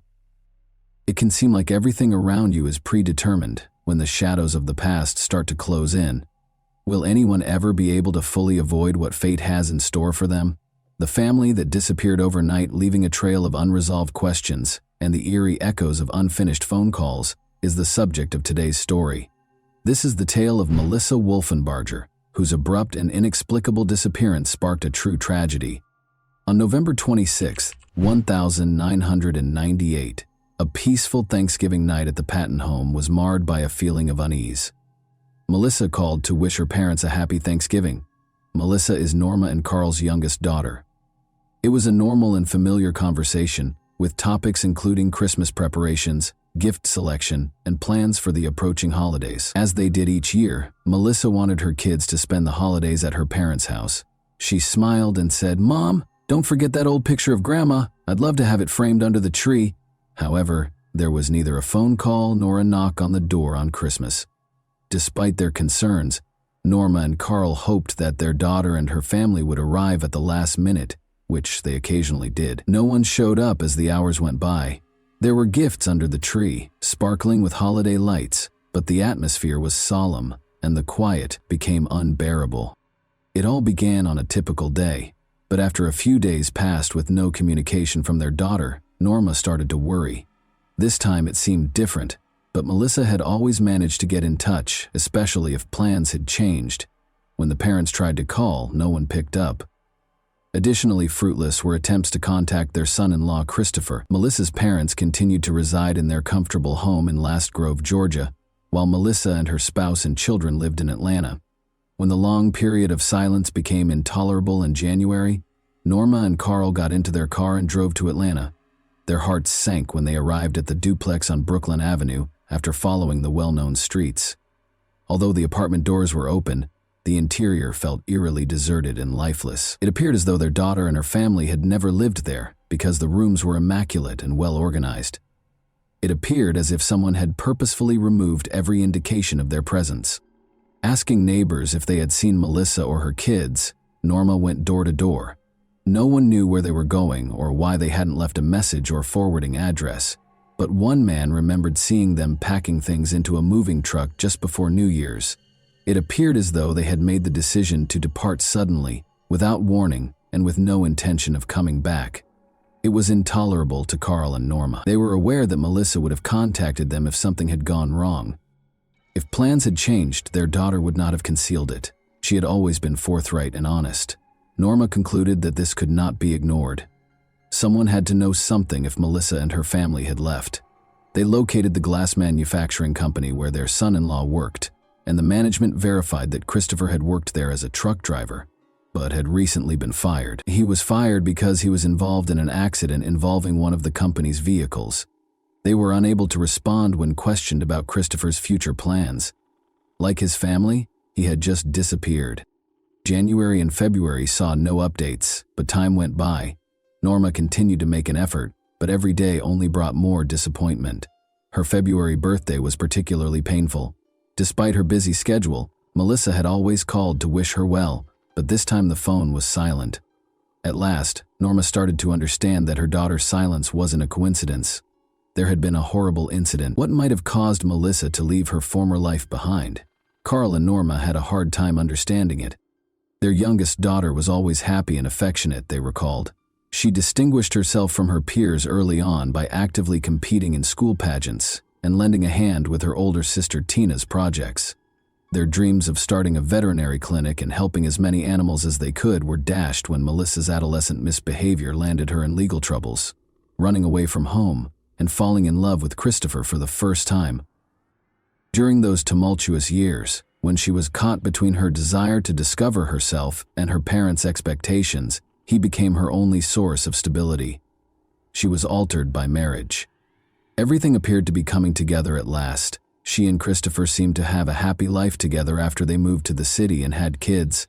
However, her parents continued to feel a subtle, unnerving feeling, as though there was a deep crack beneath the surface, the calm. Those uneasy feelings had now become a terrifying reality as I stood in that empty apartment on Brooklyn Avenue in January 1999. The questions continued to mount. How had their daughter and her family fared? Why did their searches for answers only result in dead ends? And why did all the leads go nowhere? Where had Melissa's kids disappeared to? And why hadn't any of the neighbors seen her since New Year's? What did that picture she had requested for Christmas represent? These small, unimportant details assumed a sinister tone, giving the impression that something much more significant was going on. It would have felt like betrayal to leave everything unsolved, so Norma continued to look for any information, clinging to the tiniest hints to figure out what had happened to her cherished daughter. Nothing could have prepared her for the truth that lay ahead, a truth that would completely upend their lives, and a story that had started out as a straightforward family vacation had evolved into a grim, desperate search for light in the dark. Melissa's disappearance also perplexed Tina, her older sister, who worked alongside her at a small bakery.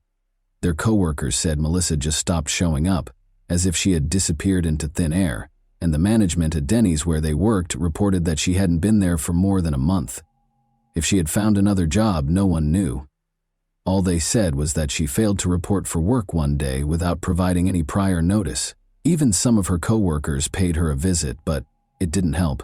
The family had moved out, but no one knew where they went, the neighbors said with a shrug. Time went by. As the year 1999 went on, Melissa had not been contacted. Praying for their daughter's safe return, Carl and Norma were inconsolable. Their hope dwindled with every month, but they held on to it as if it were a lifeline. Since Melissa had always remained close to them, despite her turbulent upbringing, they were unable to think of a good reason why she wouldn't call. They thought they would soon awaken from the nightmare.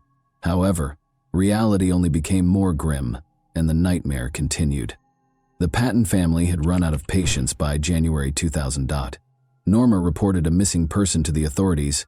After starting an investigation, detectives quickly located Christopher Wolfenbarger, Melissa's husband. He had also been out of touch for some time at the time of Melissa's disappearance, but he eventually made a comeback, but there was no sign of his wife or children.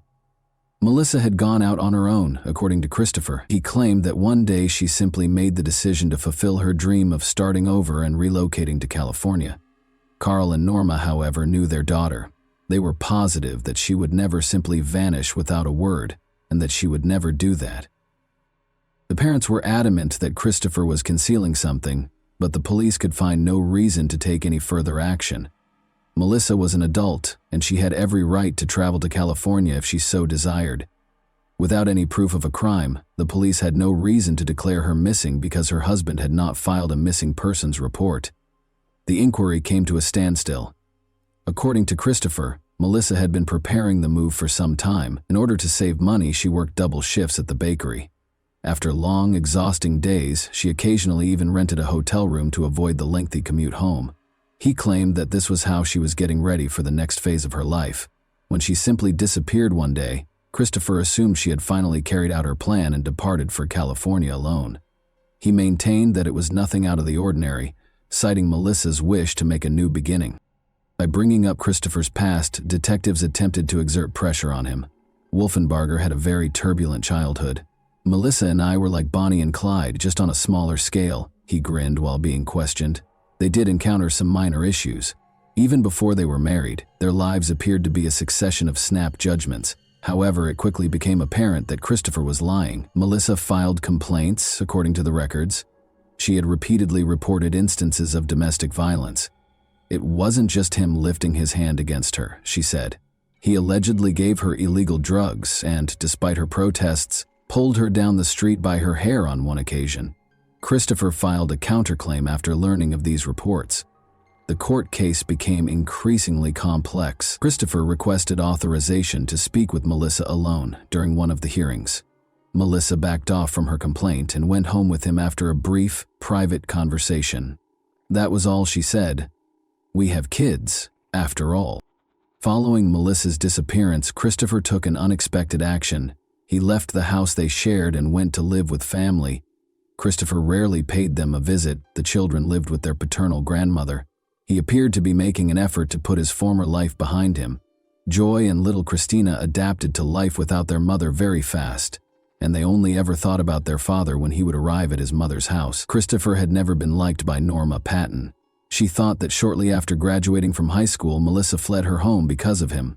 She saw this marriage as nothing more than a source of heartache and disappointment. "He was never who he pretended to be," she would frequently say while gazing at pictures of her daughter. It felt like a terrifying prophecy now that Melissa was gone. Her parents found it hard to believe that their daughter had just up and left her life behind. Why were people who might have known the answer keeping quiet? And what actually happened to Melissa? A darker and more unsettling image of the Wolfenbarger family, where happiness was merely an illusion, began to take shape as the haze of the past gradually cleared. During an interview with detectives, Tina Patton recalled a previous incident. She had seen a handprint-like bruise on Melissa's neck. Normally calm and collected, Melissa started crying and pleaded with Tina to keep it a secret. Following that, one of Tina's friends attempted to speak with Christopher directly, but it was never successful. Things appeared to have calmed down, but this was a facade. The thought that their daughter had just decided to disappear without saying anything was unacceptable to Carl and Norma Patton. Melissa would have found a way to get in touch with her parents even if she had felt the need to leave them. However, days and months stretched into years, and Melissa was nowhere to be found. It appeared as though a young mother of two had vanished into thin air. Melissa's husband, Christopher Wolfenbarger, was constantly rephrasing his claims. When questioned in the spring of 2000, he abruptly revealed that he had seen Melissa on the street close to their house in March or April of 1999, despite initially claiming that he had last seen her in December 1998. This discrepancy did not clarify the case. Rather, it only increased suspicions. The Patton family returned to the public eye in 2003, 5 years later. This time, Carl Patton himself was at issue, not Melissa. They had taken him into custody. As it happened, Carl had already had a run-in with the law in the middle of the 1980s. He was released on parole after serving a brief sentence for theft. He had made an effort to avoid trouble ever since, but over 20 years after the crime, his past finally caught up with him. His participation was verified by DNA analysis. Carl was taken into custody on February 23, 2003, in connection with the death of Liddy Mae Evans, age 31. Her body was discovered in a river in 1977, chained to a concrete block and wrapped in a sleeping bag. A gunshot wound to the head was the cause of death. However, Carl was linked to other crimes as well. Carl's wife, Norma, made the startling declaration that she would testify against her husband in exchange for immunity as soon as he was arrested. After the agreement was reached, Norma started providing in-depth testimony that astounded everyone. She claims that Carl and his friend Joe Quint were involved in several crimes between 1970 and 1977. The murder of Carl's uncle, Fred White, and his lover was the beginning of it all. Carl persuaded Norma to assist in removing any possible witnesses because he knew too much. Norma described how Carl used a shotgun to kill his uncle and his uncle's lover after luring them to their house on December 17, 1977. After that, he and Norma placed weights on the bodies, wrapped them in sleeping bags, and disposed of them in the river. Carl burned the blood-stained couch in the backyard, while Norma cleaned the house and cleaned up the blood. However, their van's blood-stained trunk was not cleaned. Investigators questioned Carl and Norma after discovering blood traces in the trunk that matched the victim's blood type, but there wasn't enough proof to file charges at the time. Carl's involvement was not confirmed by DNA testing until 25 years later, and Melissa's father was arrested on February 23, 2003. Rumors about Carl's potential involvement in Melissa's disappearance started to circulate after his arrest. Her own father, who couldn't risk anyone in the family talking, may have been her victim, according to some theories. However, there was no concrete proof to back up this theory. "I would never harm my daughter. I only dealt with those who threatened my family." Carl denied any involvement, but everyone knew that there was a harsh reality behind those words. Carl was suspected of more than just Melissa's disappearance. Rumor had it that he was connected to criminal groups in the southern United States. He was known as a cold-blooded shooter as early as the 1960s, but he consistently denied any involvement. Carl acted out of greed, according to Norma, who made this revelation in 2003 during the investigation into the deaths of Fred White and his lover. In addition to hiring Carl to look after her unfaithful husband, Fred White's official marriage entitled his wife to an insurance payout. Detective Bruce Jordan handled these old cases. He managed to apprehend and convict Carl Patton after 25 years, but it was insufficient. Now, while incarcerated, Carl pleaded with Jordan, "Find my daughter, find Melissa." This was a surprising statement from a man who seemed to have no remorse. All of a sudden, his daughter's disappearance caused concern. This gave Norma and Tina hope, but it also sparked a wave of new anxieties. They were concerned that Melissa's disappearance was not an accident, and that the mystery that had been hidden for so long might become even more horrific. Detective Bruce Jordan became interested as soon as the reopened Wolfenbarger case made the news. The story appeared to be set in stone for years, but everything changed when a sudden lead came from the Atlanta morgue. Jordan was contacted by a forensic specialist who told him that they had been storing unidentified remains in their facility for 4 years. These remains were body parts discovered in various months of 1999 in the neighborhood where Melissa's family resided. A severed head had been found close to the Wolfenbargers' residence back in April of that same year. Legs and arms were discovered in a nearby wooded area 2 months later, wrapped in garbage bags. The remains were initially identified as belonging to a male because they could not be properly identified, and the torso was never recovered. These graphic findings were unrelated to Melissa's disappearance because she had not yet been reported missing at the time. Only later did the terrible truth come to light. Those were her remains. Bruce Jordan noticed important details when he got the information. Near the glass company where Christopher Wolfenbarger used to work, the head and limbs were discovered. Back then, experts had assured everyone that the remains were male, but Norma Patton remembered hearing about the unsettling findings on the news. Only years later, following DNA testing, was it determined that the mutilated body belonged to Melissa Carl Patton. While incarcerated, Melissa's father was informed. When he heard that her mutilated remains had been discovered soon after she vanished, but had not been identified, he was overcome with emotion. He was deeply saddened by the fact that the DNA test, which would have provided insight into his daughter's fate, was not carried out until almost 4 years after his arrest. Melissa's remains weren't identified until 2003, when Norma first reported her missing in early 2000. Important evidence that could have resolved the case much sooner was lost, along with crucial time. Experts initially thought the remains were male because Melissa's neck had been cut with a saw and her skull had been bleached. According to forensic analysis, it was impossible to tell if the injuries were caused before or after death because of the same chemical. It was almost impossible to find the perpetrator's car because her head and limbs were strewn along busy roads in trash bags. Her torso was never located, so it was impossible to determine the precise time or cause of death. Christopher was taken in for additional interrogation. He told investigators that he had always been cooperative and had given them all the information he could years before his wife was finally identified. He said he had no reason to hurt Melissa. There were no assets, no debts, and no insurance policy.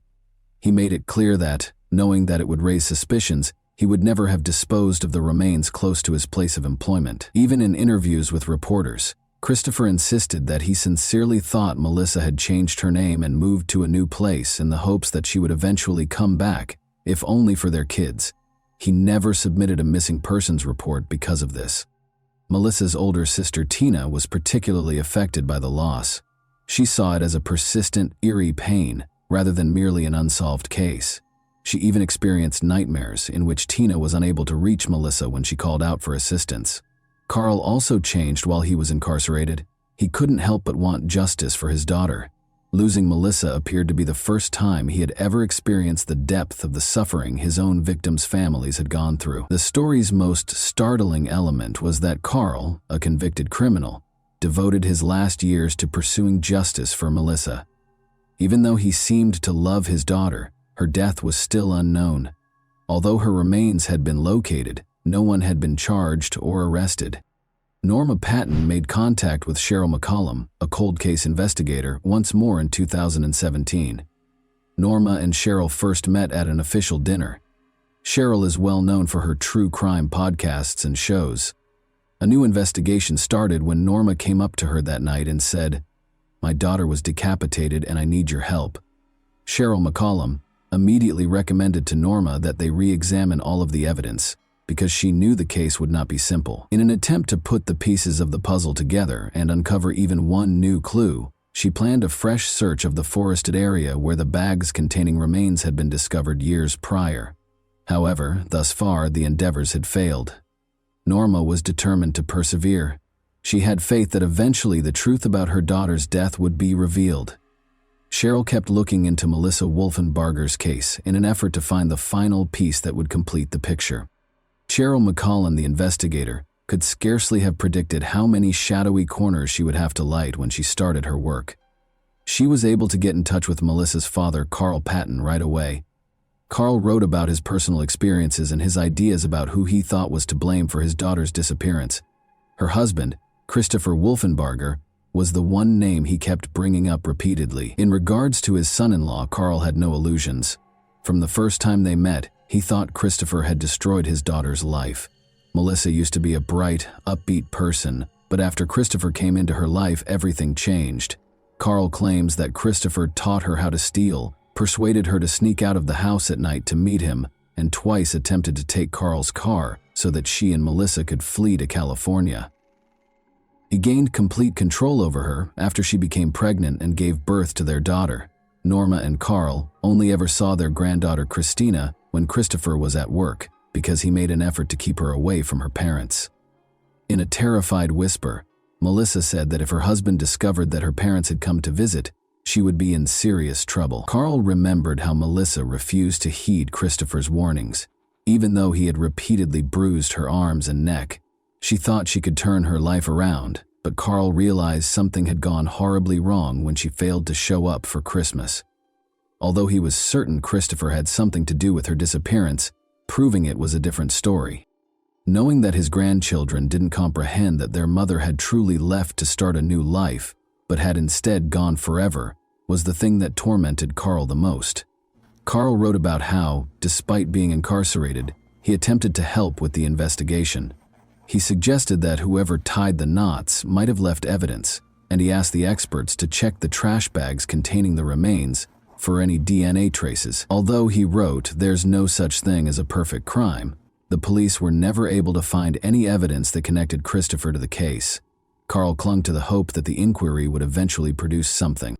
Norma detailed her suspicions to Cheryl McCollum during multiple meetings. Norma believed Christopher was responsible for the death of her daughter. Carl's desire to learn the truth was evident in his letters. Despite his reputation as a convicted criminal, he was prepared to assist. Detectives were still unable to link Christopher to Melissa's disappearance, though. Carl thanked Cheryl for her efforts at the end of one of his letters, stating that he had only realized the seriousness of his own crimes after losing his daughter. To understand the feelings of his victims' families, he had to go through that kind of loss himself. One day, he hoped, his grandchildren would discover the truth about their mom. In order to determine whether any family members might have had a reason for seeking retribution, Cheryl McCollum also looked into the possibility of enlisting the help of Liddy Evans' children, one of Carl's victims. The idea that someone involved in Carl's previous crimes might have sought revenge was entertained by the police, but it was soon disproved. Years passed after Melissa vanished before Carl's crimes were discovered. Despite the fact that her father was a criminal, Liddy's children felt Melissa also deserved justice and consented to be interviewed for a podcast about her story. Joseph Morgan, one of the forensic specialists, discussed the results of the autopsy. He surmised that Melissa might have been dismembered at the glass company where Christopher worked, rather than at home. All the equipment needed to carry out such an act was on hand, and the remains were discovered at a landfill close to the building. The police were unable to verify this theory, though, because they did not discover any blood or DNA traces at the facility where the crime had occurred, and more crucially, who was behind it were still unknown. Cheryl was careful to pay attention to every little detail. She reviewed all the case materials, brought in experts, and communicated with Carl on a regular basis. One thing appeared to be universally accepted by the experts: Christopher was still the most likely suspect. McCollum declared that she was prepared to risk her reputation in order to bring the offender to justice. When Melissa's podcast debuted in February 2023, her story was the first one she discussed. Then, in April 2024, she received a call from a listener who said she had seen Melissa and Christopher fight at a party. The case gained new life and momentum as a result of this information.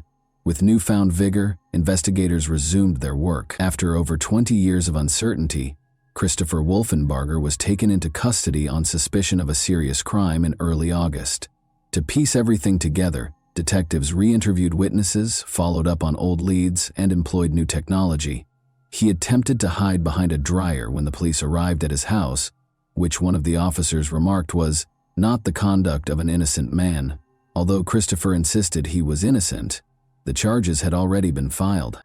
Tina and Norma attended the press conference. When Norma heard the news of the arrest, She clasped her hands together and prayed in private. "Now he's behind bars," she said, in front of the cameras.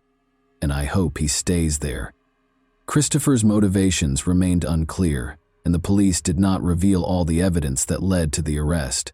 However, one thing was for sure. 25 years after Melissa vanished, her family was at last hopeful that justice would be served. I told you this story because the truth always finds a way to come to light, even after years have gone by and everything seems lost. Despite all the difficulties and public scrutiny, the Patton family persisted in fighting for their daughter, and their efforts were rewarded. This case demonstrates that misconduct cannot be disregarded. Families that experience abuse frequently find themselves in dire circumstances, but keeping quiet and concealing the truth won't help. Don't let yourself be broken. Seek justice. Melissa would advise you if she could talk to you right now. And that wraps up today's chilling story.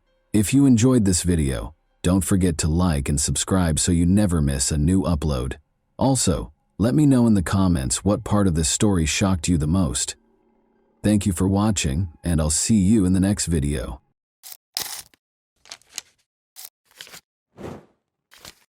Hey guys, welcome to my channel, and today we're going to take a look at another horrible case with you. Carol Ann Barrett's murder was a terrifying mystery for 44 years. The 18-year-old high school student went missing on March 23, 1980, while she was spending spring break with her friends in her hotel room in Daytona Beach, Florida. Later, her body was discovered left on a highway. Carol's family and friends were left without answers when the case went cold, despite the fact that a sketch of the suspect was made based on witness descriptions. However, in a startling turn of events, a serial killer who had been convicted came forward and confessed. What made this predator come clean after all these years? And who was he? Could Carol's loved ones finally find closure as a result of this confession? When 18-year-old Carol Ann Barrett jumped in to save her 3-year-old niece Claire Gilligan from drowning during a family pool party in Zanesville, Ohio, in March 1980, she demonstrated courage and quick thinking. In a 2019 interview, Claire recollected this event and explained how Carol had saved her life by performing CPR on her for 10 minutes. "My aunt was a hero," she remarked, highlighting their close relationship. Carol tragically lost her life under horrific circumstances just 1 week after saving her niece, and her murder remained unsolved for more than 40 years. Carol, a senior in high school from Ohio, had spent spring break in Daytona Beach, Florida, with 7 of her friends. 2 a.m., a stranger broke into the girls' hotel room on Sunday, March 23rd. With a gun in hand, he ordered the group to strip and threatened to murder one if they resisted. He chose to hold one of them hostage in order to guarantee his escape free from police intervention. The intruder initially targeted Carol's friend Pam, but he was provoked by her panic. Carol showed incredible bravery by offering to go instead. Before removing Carol, the attacker locked her friends on the balcony. Soon the police were called. A police sketch of the suspect was made after speaking with Carol's friends, who had all gone through the ordeal and seen the kidnapping. Unfortunately for Carol, it was too late. Carol's body was found dead in a ditch beside I-95 in Jacksonville, Florida, on Monday, March 24, 1980. The back of her head had been shot execution style. The Jacksonville Sheriff's Office was unable to identify the murderer despite the kidnapper's sketches. Although the case was still pending, Carol's family was deeply affected emotionally by the crime's brutality. Carol was a happy, intelligent adolescent who enjoyed collecting watches before her life was suddenly taken from her.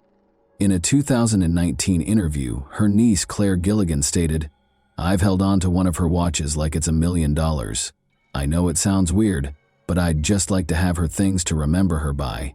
Carol's family was subjected to cruel prank calls following her death, with anonymous callers threatening, "You're next." This harassment added to their grief and made Claire more aware of the dangers in the world, which led her to pursue a degree in criminal justice. However, Carol's family was still plagued by the decades-long lack of answers. The unresolved murder of her aunt left Claire with a permanent wound. "I get so mad when I watch crime shows and they find the criminal. Those families have closure and I never will," Claire said. The mystery remained, despite attempts to rekindle interest in Carol's case. such as 2 stories broadcast by Action Newsjacks in 2017 and 2018, and the distribution of both computer-generated and hand-drawn sketches of the suspect. But the family remained hopeful that justice would eventually be done. Investigators and family members trying to solve the mystery of Carol's death had several important questions. What exactly happened before the break-in at the Daytona Beach hotel room? Were there any witnesses who might have seen the suspect before or after the incident, outside the group of friends? Was there any connection, even a shaky one, between Carol and the criminal?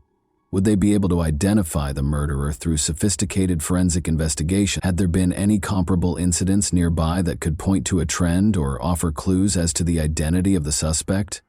Could Carol's killer or someone with knowledge of the crime be connected to the spoof phone calls made to her family? Even as the investigation went on, the questions kept coming.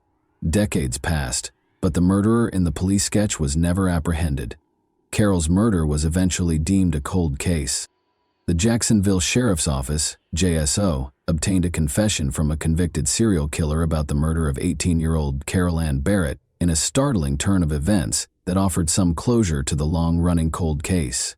When the JSO Cold Case Unit made the decision to review the evidence, the case was brought back to life in August 2017. After a thorough examination, they ultimately determined that Billy Mansfield Jr. was a person of interest in 2022.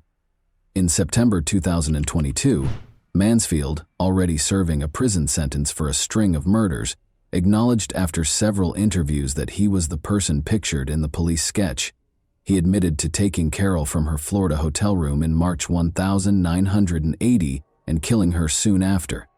Convicted serial killer Billy Mansfield Jr. had been hiding in plain sight the entire time. However, who was he, and how did he spend over 40 years avoiding justice for Carol's murder? The oldest of 5 children, William Mansfield Jr. was born in Grand Rapids, Michigan, in 1956. His home life was far from perfect, even though he was said to have had a good upbringing. William Sr., his father, was a convicted child molester who fostered his son's erratic conduct. Mansfield's decision to forge his birth certificate and leave school at the age of 14 in order to enlist in the Army was probably influenced by this dysfunction. Mansfield's problems only got worse while serving in the military. He started experimenting with drugs and became severely addicted to alcohol, which led to treatment at a Tampa Veterans Administration hospital. He married Phyllis Spilemaker in 1975 in an attempt to lead a normal life, but by 1979, things had fallen apart. Phyllis decided to raise their 2 children alone in Michigan. In her unsettling portrayal of Mansfield following their divorce, Phyllis claimed that he was a closeted bisexual who brought men home from gay bars and had sex with them in front of her. Mansfield's terrible deeds were made possible by his traumatic upbringing and destructive decisions. He followed a startling and repulsive path influenced by his past, abusing and killing women and girls. Mansfield was accused of sexual misconduct by a babysitter in Grand Rapids, Michigan, in January 1977. He received a sentence of 36 months of probation and 6 months in jail. However, he violated his parole and was sent back to prison shortly after his release for assaulting 2 teenagers in a rural part of the city. Mansfield was housed in the same cell as fellow prisoner Albert Lee III, who admitted to Mansfield that he had kidnapped and murdered 11-year-old Linda Vander Veen from a Grand Rapids school crossing. Later, after serving a year, Mansfield would use this information to testify against Lee in exchange for a reduced sentence, which led to his release. However, these prison terms had little effect on his desire for violence. Mansfield forced 18-year-old Pamela Sherrill into his van and abducted her on June 19, 1980. After driving her to a rented trailer, he attacked and hurt her. Mansfield was evading capture when Sherrill called the police to report the assault. Mansfield was arrested in Santa Cruz, California on November 23, but was later freed after posting bail. Mansfield was then released once more to hunt down his next victim. The body of 29-year-old Renee Saling was found dead in a drainage ditch beside Buena Vista Road in Watsonville, California, on December 7, 1980. The previous day was the last time her husband had seen Renee, a mother of 3. Her clothing was ripped when she was discovered, and there were obvious signs of assault. Her blouse and pants had been pulled down to her ankles. She had been strangled, according to the coroner's report. Police created descriptions of two suspects based on witness statements, young men in their 20s who were probably related to one another. 4 days later, a rookie police officer in Winnemucca, Nevada, brought Mansfield and his brother Gary, age 23, in for interrogation. Despite lying about their identities and ages, they fit the suspect profiles in terms of their physical characteristics. The brothers were arrested at California's Humboldt County Jail. The Mansfield brothers were charged with murder in connection with the death of Renee Sailing and were arraigned in a Watsonville court on December 16. They were known as the Bag Brothers by the media because they covered their heads with paper bags to shield possible witnesses' statements. On February 4, 1981, Justice John Marlowe ordered the Mansfields to stand trial for Renee's murder, despite their not guilty plea. The Hernando County Sheriff's Department in Florida secured a search warrant in mid-March 1981 in order to excavate the Mansfield family's Spring Hill, Florida property.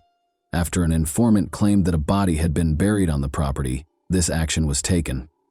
After a protracted search and excavation, authorities finally discovered a real house of horrors. The first set of skeletal remains, which included a skull, was discovered in a shallow grave that was blanketed. These remains were sent for analysis right away.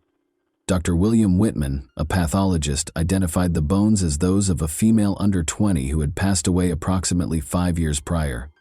Persuaded that the site contained more remains, metal detection specialists and other officers from nearby counties were called in to assist.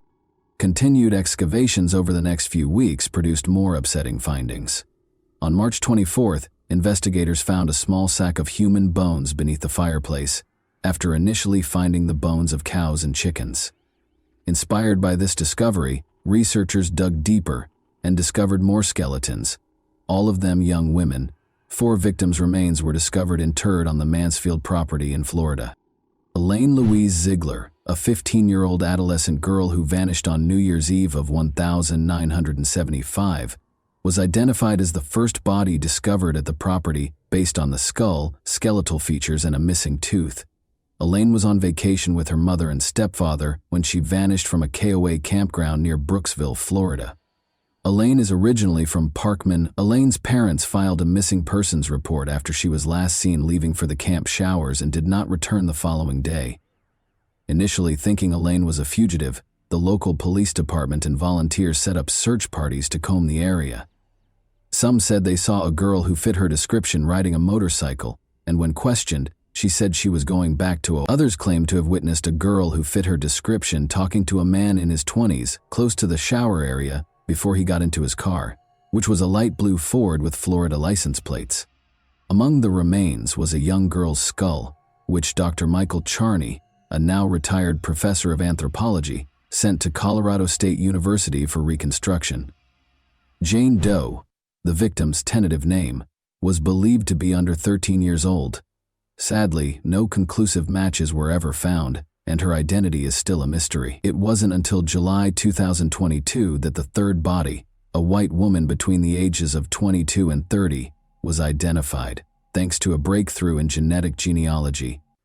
On May 16, 1980, Teresa Finningham, then 16 years old, was reported missing after she did not appear for a scheduled job interview in Tampa, Florida. Teresa, a Hillsborough Community College employee and native of Tampa, was last seen on April 27, 1980, in the Pam's Liquor Lounge parking lot with a man who was described as a biker. She had left her glasses and car keys at the bar. Forensic dentistry was later used to identify her decomposing body. The Mansfield family home in Spring Hill was searched again almost 40 years after the original excavation. In October 2020, Mansfield's brother Gary was arrested on drug charges, which led to the second search. More human remains were found to have been traced, presenting a somber image of a serial killer whose crimes had been ignored for years. The families of the victims have found some closure as a result of the excavation and identification efforts, but there are still many unanswered questions regarding the full scope of the Mansfield brothers' crimes. In order to avoid local publicity bias, Mansfield's trial for the murder of Renee Sailing in California was rescheduled to the city of San Rafael after the skeletons were discovered in 1981. His prior criminal activity and serial killing spree garnered media attention during the trial. A mistrial resulted from the jury's inability to reach a unanimous verdict in spite of the evidence presented. Chip Harp, the assistant state attorney, asked for and received a 6-month delay.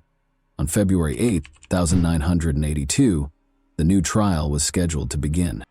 Mansfield was charged with the murder of the young women discovered buried on his family's property at this time by a Florida Hernando County court. At the time of this indictment, Mansfield was being detained at the Santa Cruz County Jail in California. Mansfield's brother Gary and a woman named Cindy consented to testify against him at the retrial. He was sentenced to 25 years to life in prison.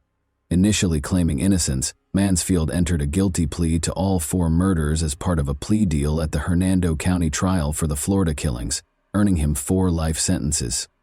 He acknowledged, "I am pleading guilty because I am guilty of the charges and have no other reason," in a prepared statement. Despite early setbacks, Mansfield was ultimately found guilty and given several life sentences, which guaranteed his incarceration and prevented additional harm. His brothers and other witnesses' participation was essential in obtaining these convictions, underscoring the significance of thorough legal and investigative procedures when handling repeat offenders. The horrific findings on Mansfield's property, in particular, served as a sobering reminder of the extent of his violent tendencies and the difficulties law enforcement had in apprehending him. New developments in forensic investigation have led to the recent discovery of yet another of Mansfield's victims after decades of incarceration. Following several interviews, Billy Mansfield Jr. admitted in September 2022 to kidnapping 18-year-old Carol Ann Barrett from her hotel room in Daytona Beach and killing her soon after. Her body was discovered in a ditch 44 years prior to this admission. How many more unidentified victims could Mansfield be connected to? It is hoped that by cooperating, police will be able to solve other unsolved cases. Mansfield, now 68, is already serving 4 concurrent life sentences in Florida for different murder cases, in addition to a life sentence for murder in California. The state attorney's office in the 4th Judicial Circuit chose not to press further charges against him because he was already in jail when he confessed to killing Carol Ann Barrett. After more than 40 years of uncertainty and sorrow, Mansfield's confession offers the Barrett family some measure of closure. The case's reopening and the confession that followed demonstrate how law enforcement will continue to pursue justice, even as memories fade and time goes on. Because of the investigators' unwavering efforts to solve her murder, Carol Ann Barrett's story, which was marked by both her tragic end and her heroic final act, now has a conclusion. The events of that fateful night still leave us wondering what really happened as we reach the end of this incredible tale. What do you think of Carol's courage in offering to accompany Mansfield instead of her friend? Do you think there are more bodies buried elsewhere in Mansfield? And that wraps up today's chilling story. If you enjoyed this video, don't forget to like and subscribe so you never miss a new upload. Also, let me know in the comments what part of this story shocked you the most. Thank you for watching, and I'll see you in the next video.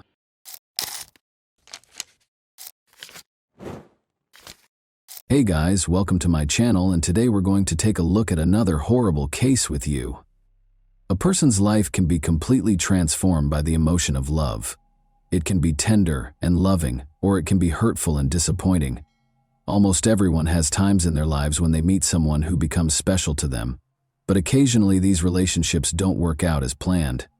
In this tale, a man and a woman fell in love, but their relationship ended because of a well-publicized investigation. What transpired between them? For what reason were their parents against their relationship? This video will teach you the answers to these questions. I want to start by saying that this is one of the most unbelievable stories I have ever posted on my channel. Why do those who are meant to protect and serve act indifferently? And everyone will be shocked by this story's conclusion. We will therefore talk about what happened in Kemerovo, Russia, in 2020. The administrative hub of the Kemerovo Oblast is the sizable Russian city of Kemerovo. It is located in western Siberia's southern region. It is one of the biggest cities in Siberia, with a population of over 500,000. On September 24, 1997, Vera Pekdeleva was born in Kishtym, Kemerovo Oblast. She developed into a happy, imaginative adult. She won first place in several competitions because she loved singing while studying in school. Despite their divorce while she was in school, Vera's parents, Oksana and Yevgeny, remained friendly. Vera got along well with her mother's new husband and her father's new wife. She was characterized as a non-confrontational, upbeat, and kind individual. Vera's mother, Oksana, lived in Kiselyovsk, about 110 miles from Kemerovo, and Vera visited her mother whenever she had free time. As I mentioned earlier, Vera was a creative person, so her family was taken aback when she moved to Kemerovo after high school and enrolled in the State Technical University rather than pursuing a creative career. Vera met a man her own age, Vladislav Kanyas, during one of these trips in 2016. Vera was nothing like Vlad, as everyone called him. He was reclusive, irritable, and lacked life goals. Vlad was raised in a dysfunctional household and left school after the 9th grade. He lived with his father after his mother abandoned her family. But the challenges in his life did not stop there. In the end, his father committed suicide as a result of his legal troubles. Vlad was profoundly affected by everything that transpired in front of his eyes. Vera fell in love with Vlad despite the fact that they had little in common. Vera's parents opposed this relationship because they were aware of Vlad's identity. Although we sympathized with the man and understood that his life wasn't easy, we wanted Vera to have an entirely different life. We didn't agree with her decision. According to her mother, Oksana, we waited for her to break up with him. Vera's father requested that they break up after learning about Vlad. But Vlad and his daughter remained together. She simply ceased discussing him with her parents. Vlad never showed up for our family get-togethers. The pictures on Vera's social media accounts did not feature him. She seemed to be concealing him, Vera's mother recalled. It's important to note that in 2019, Vera and Vlad moved to Kemerovo to live together. Vlad, who was unemployed and did not want to change that, loved living with Vera, and her parents helped pay for the apartment.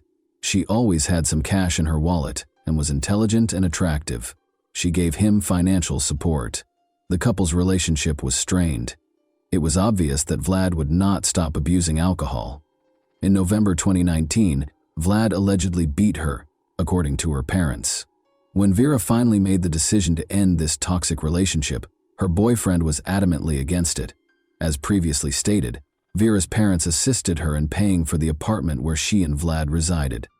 Since Vera ended their relationship in November 2019, it stands to reason that Vlad ought to have moved out, but he refused to do so.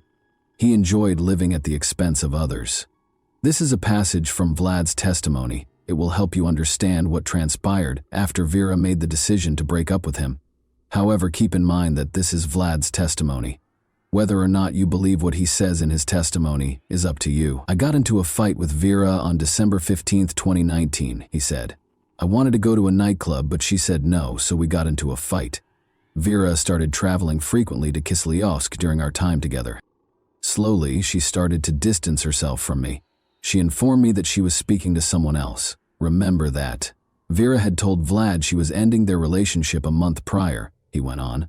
Our mutual friend also told me that she was seeing someone else. According to her, Vera was seeing Alexander, a man from Kiselyovsk.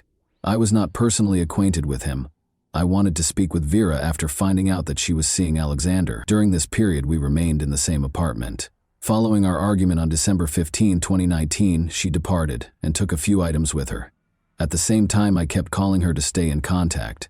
I offered to assist Vera in moving her remaining possessions to a different apartment when I called her on January 12, 2020. I offered to meet and move things, and Vera accepted. I would assist her with the move, we decided. We decided to meet in the afternoon on January 13. I was supposed to get her belongings. Vera approached me on January 13, 2020, at approximately 4 or 6 o'clock. I wanted to leave this apartment as well, so when she arrived, we packed our belongings. Without Vera, I didn't want to live there. We consumed beer, liqueur, and vodka while packing. Then I was intoxicated and Vera was intoxicated too. On January 14, 2020, we drank alcohol until 5 in the morning. We had no arguments while we were drinking. But when I brought up our relationship and suggested that we get back together, I revealed that I knew she was seeing another man, which caused a rift between us. It was not to her liking. She then began to curse, insult me, and hit me. Specifically, she kicked me at least 5 times in the groin and struck me in the face with her palm at least 8 times. When she slapped me, I felt no pain. Vera began hitting me first, but I felt physical pain when she kicked me between the legs. It infuriated me. She lied and claimed she wasn't seeing another man at the same time, which infuriated me. Vera kept insulting me, saying that I was intruding on her personal life because I was aware of every detail about her at the time. Vlad told the police that version of events. We'll talk about the opposing viewpoint next, which provides compelling evidence that Vlad was dishonest in his testimony. Take note of this phrase. On January 14, 2020, we drank alcohol until 5 in the morning. We did not argue while doing so. Vera had no intention of sharing the apartment with Vlad, much less partaking in alcohol. She requested a friend's assistance with the move. Vera left a voicemail for her friend at 5:08 p.m., stating that she was already in the apartment packing up her belongings. At around 6 o'clock in the afternoon, she promised to be at her new apartment. Vera requested assistance from a friend to move her belongings from the taxi to the apartment. Vera left another voicemail 3 minutes later. She asked her friend to assist her with the move by coming to the apartment where she and Vlad shared. But before Vera could finish, Vlad interrupted, saying, "No one's coming in here," and he objected to Vera's friend entering the apartment. 4 minutes later, at 5:15 p.m., Vera asked her friend to come in a low voice, suggesting that things had gotten out of hand. This message appears to have been a request for assistance. She purposefully spoke quietly so Vlad wouldn't hear her. Vera leaves another voicemail at 5:25 p.m., and Vlad's commanding voice can be heard once more. He advises Vera's friend to wait for Vera to text her and not to bother them. Vlad himself recorded the voicemail at 7:19 p.m. Vera was unable to use her phone from that point on. The monster and she were left alone, but we must explain what happened next. A witness described the horrific screams coming from apartment 738 as a massacre, and at around 3 in the morning, the neighbors on the same floor began to wake up. 15 people gathered in the hallway outside the apartment because the screams were so loud. Among them was Vlad's brother. Since his brother had previously threatened to kill Vera, he recalled Vlad's words and understood that they would have to smash down the door. Since the apartment's door was iron, the neighbors began searching for instruments to pry it open. People called the emergency service, and these calls eventually became part of a separate investigation, all the while hearing Vera's heartbreaking cries coming from the apartment. The police were still nowhere to be found 30 minutes later. During the 3.5 hours it lasted until 6:30 a.m., people called the police, but nobody arrived to help Vera. While Vera was fighting for her life, the witnesses called the emergency services 7 times, but no one answered. Vlad was the last person to speak to them from behind the door. "Forgive me, Vera," he said. "You have my undying love." Ultimately, the neighbors broke down the door using a crowbar they found in a nearby parking lot. Vlad was in the restroom by now, and Vera was already dead. He was inebriated. While Vera was suffering a terrible death at the hands of her ex-boyfriend, and the neighbors were futilely attempting to contact the police for assistance. Operators were drinking tea, laughing, and discussing life in 112, and they were quite upset about being bothered. It was only after Vera's death that the police showed up. They will later allege that one car ran out of gas and that no officers were available because everyone was attending to other calls. Consequently, the police officers who were on duty that evening and the 112 operators were also put on trial. The police station video was released while the investigation was underway, but translating it into English is pointless. I can sum it up in one word: indifference, and even without subtitles, it's obvious. Recall that Vlad stated in his testimony that he and Vera had no disputes until 5 in the morning, but the forensic analysis revealed that he had lied. 6 hours prior to her demise, Vera sustained her initial injuries, at around midnight, that is. It indicated that she had been beaten and injured by Vlad Kanyas for 6 hours prior to her passing. Her nose and ribs were broken, and she had approximately 100 injuries total, including stab wounds. Additionally, there were marks from strangulation on her neck. If you were surprised by the police's lack of action, prepare yourself. You won't believe what happened next. Over 1,000 people showed up for Vera Pexteleba's funeral. and the church was unable to accommodate them all. According to Oksana, Vera's mother, the funeral home tried to restore her daughter's face with makeup for 4 hours, but she was still unable to identify her. Her injuries were that severe. Vlad Kanyus was telling the investigators in the meantime his account of events. Naturally, he made an effort to minimize his involvement in this crime. He said as much about that evening. I told her I knew she was seeing another guy and suggested we get back together when I first started talking to her about our relationship. We began to argue. It was not to her liking. She then began hitting me, insulting me, and using profanity. In particular, she struck me in the face with her palm at least 8 times and kicked me at least 5 times in the groin. When she slapped me, I felt no pain. Vera began hitting me first, but I felt physical pain when she kicked me between the legs. It infuriated me. She lied and claimed she wasn't seeing anyone else, which infuriated me. Vera also claimed that since I was well versed in her personal life, I was intruding on her privacy. She persisted in insulting me during this time. So I became enraged and struck her multiple times with my palms, roughly 4 times on the head, though the blows were not very strong. Vera fell to the ground and struck the closet when I struck her. On her stomach, she lay. She struck me back too. Specifically, she used her fists and palms to beat my head. It hurt. She didn't stop even after I told her to. She scratched my back, I recall. I then made the decision to grab her by the neck. On the floor, I noticed an iron. After grabbing this iron, I wrapped Vera's neck with the iron cord. Then I pulled the cord a little tighter around her neck. For a minute and a half or 2, I squeezed her neck. I didn't want to kill Vera at the time, and I was unaware that my actions could do so. I wanted to frighten Vera, so I was pulling the cord tighter around her neck. My goal was for her to faint. I hoped she would go to sleep. After I took the cord off her neck, she began coughing and wheezing for 15 minutes. When I took Vera's neck cord off, I placed her on her back. After she had been in the prone position, she was unconscious at the time. She wheezed and made noises at the same time. She seemed fine to me. I eventually began rousing Vera, but she was not responding.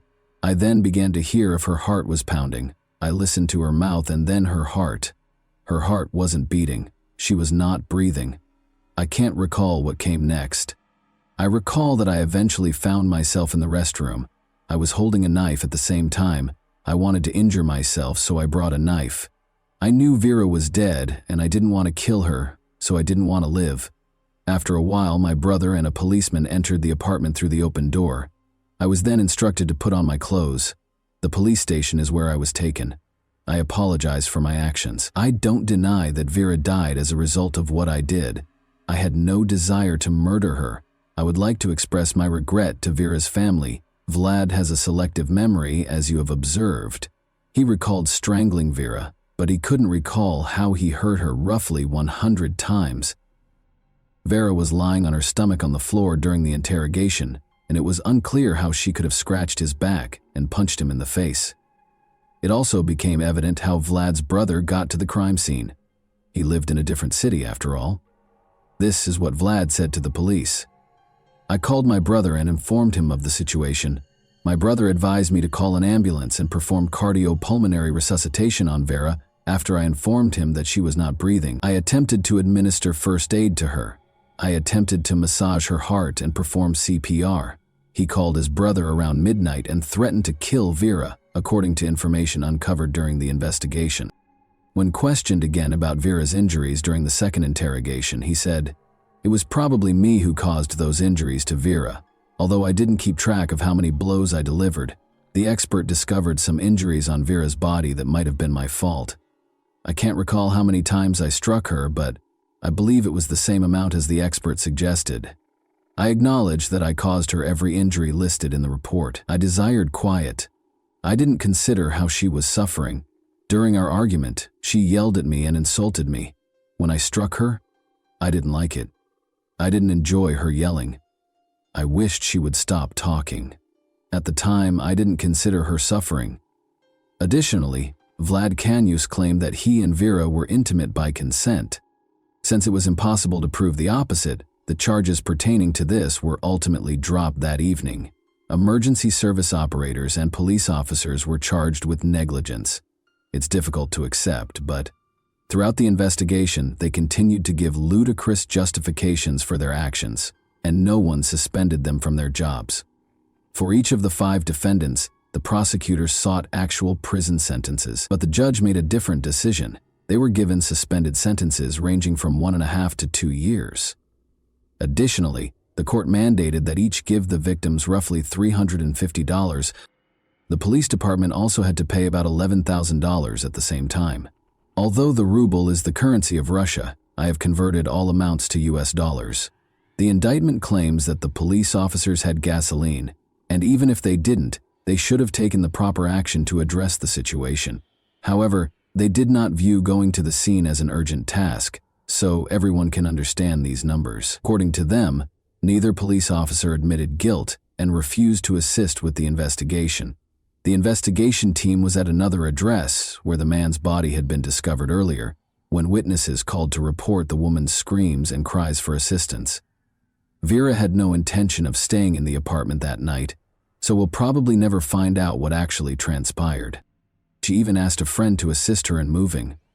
Thus, there is every reason to believe that Vlad poured alcohol into Vera's mouth while she was unconscious, or forced her to drink it. He had time to devise a story that would demonstrate that everything that occurred was accidental.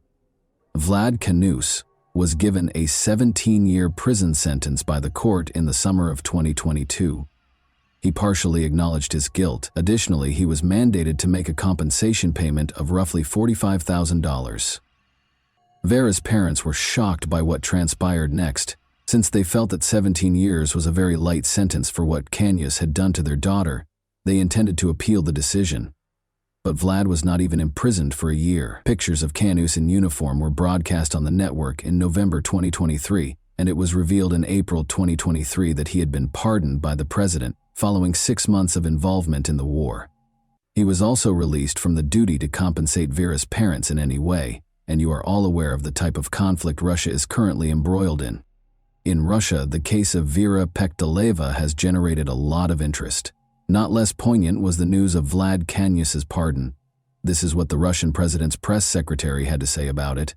Pardoning follows a specific process, which we have discussed on numerous occasions.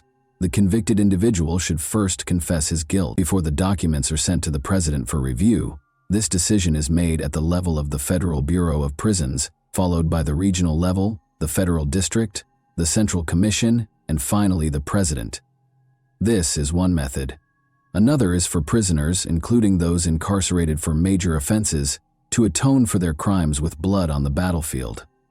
Blood under shells and bullets was how they atoned for their sins. When Vera's parents found out that the person who killed their daughter was free and could start over, it's difficult to imagine how they felt. Such a chance will never come to their daughter. She was denied another chance. And that wraps up today's chilling story. If you enjoyed this video, don't forget to like and subscribe so you never miss a new upload. Also, let me know in the comments, what part of this story shocked you the most? Thank you for watching, and I'll see you in the next video.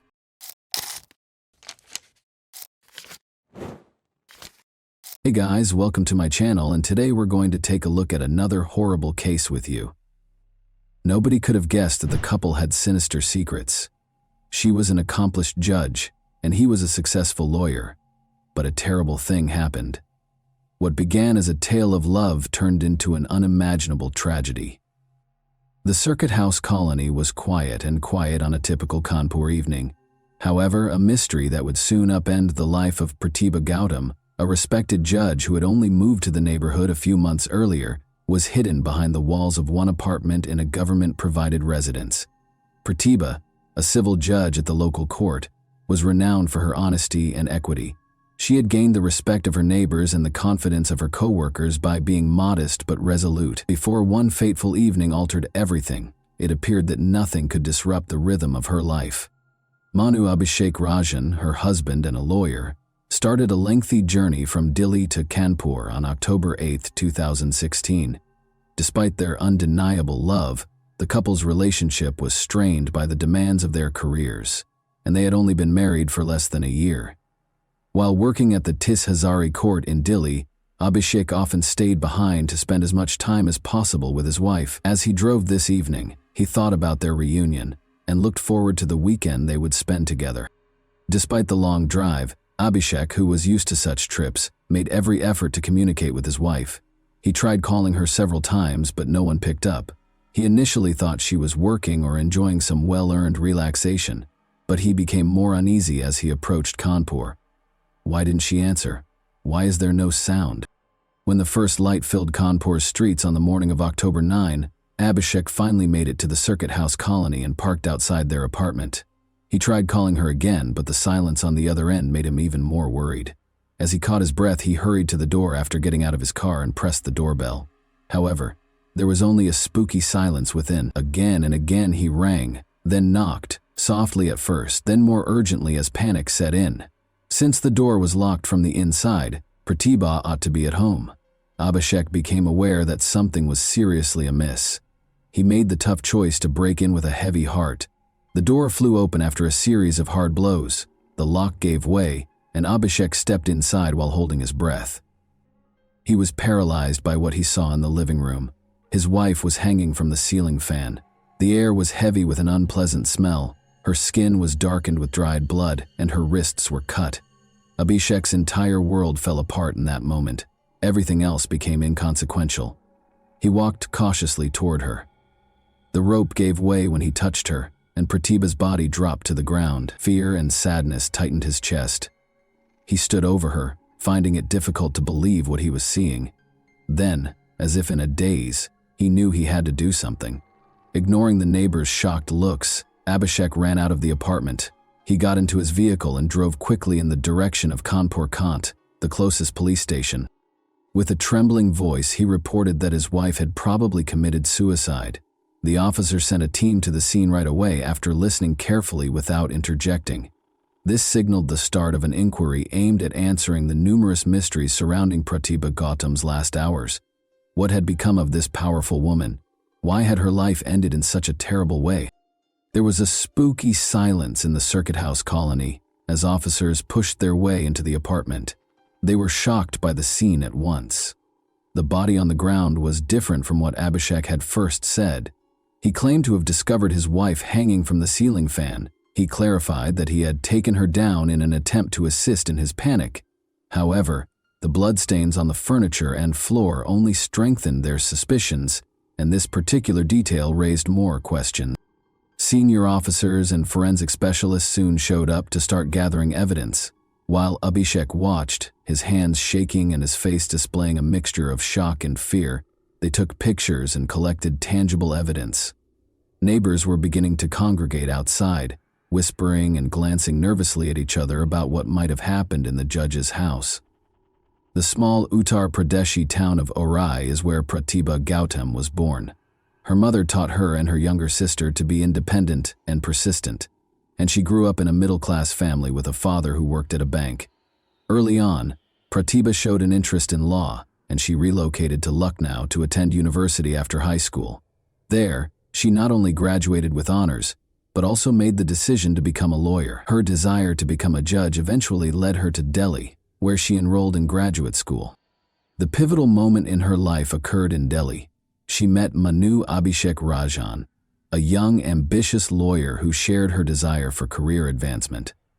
Abhishek was born into a powerful family.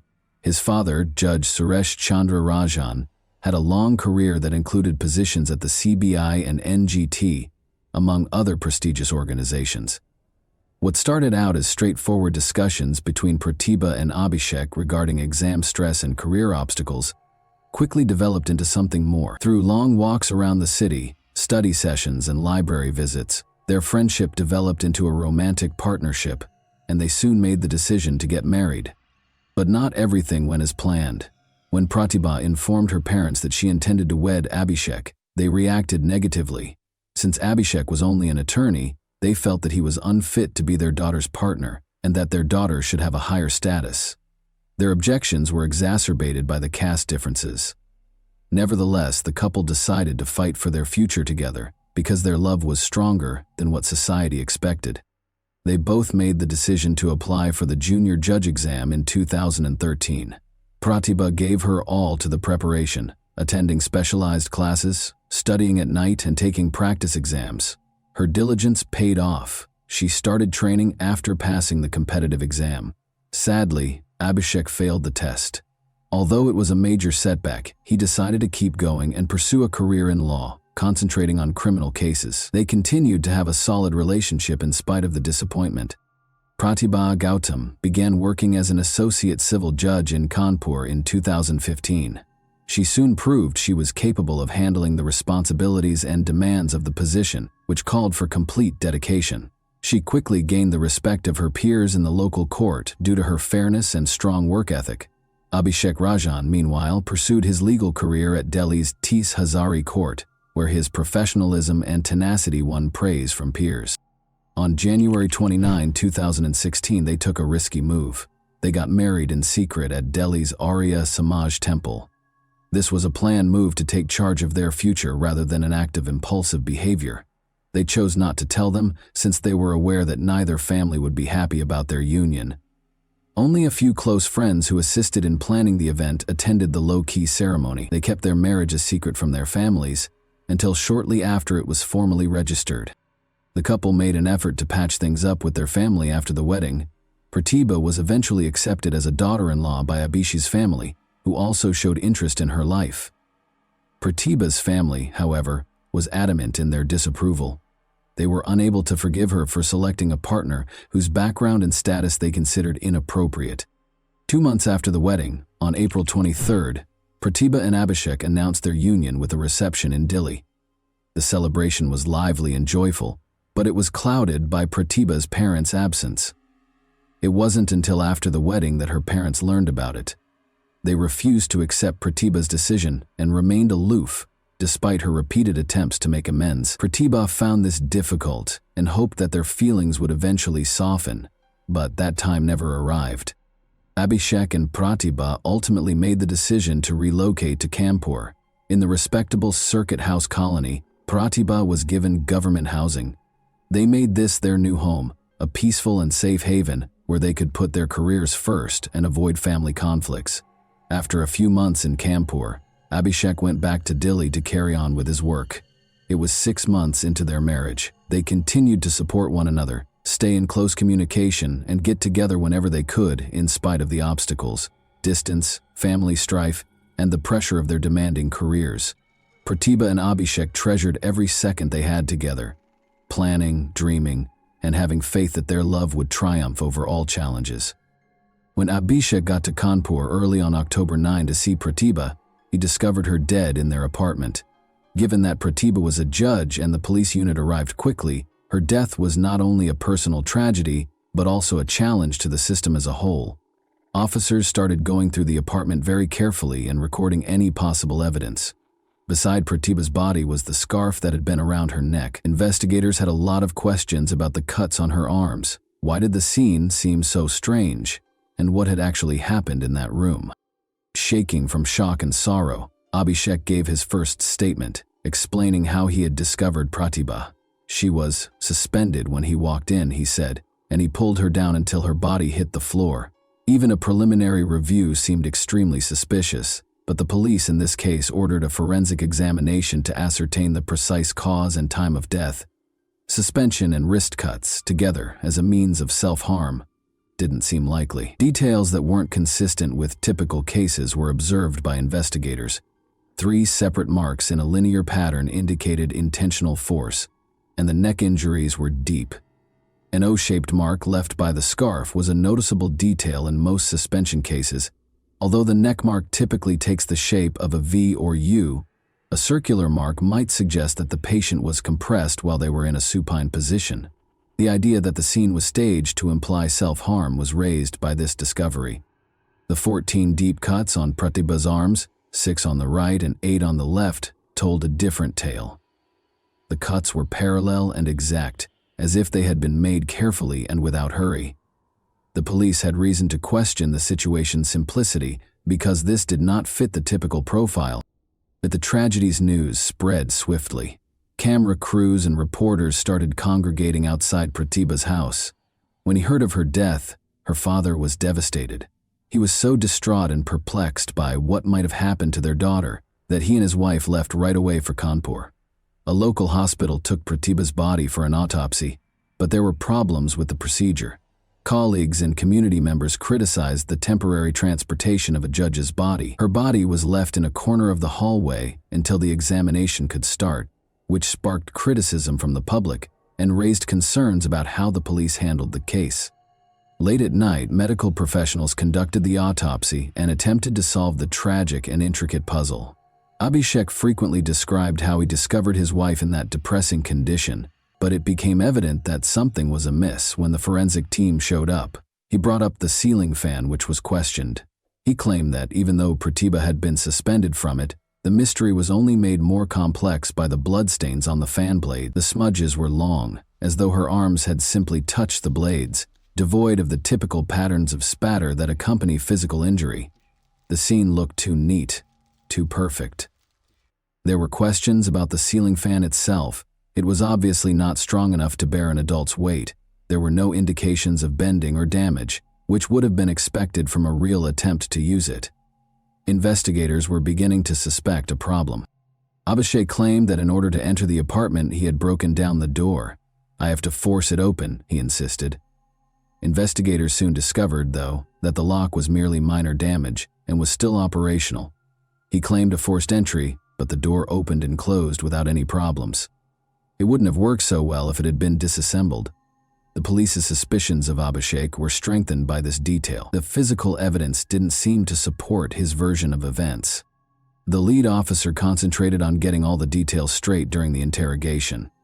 Abhishek meticulously detailed his journey from Delhi, including every stop and piece of evidence, including his call logs, toll receipts, and surveillance footage. He said that during his journey, he made several calls to Pratibha.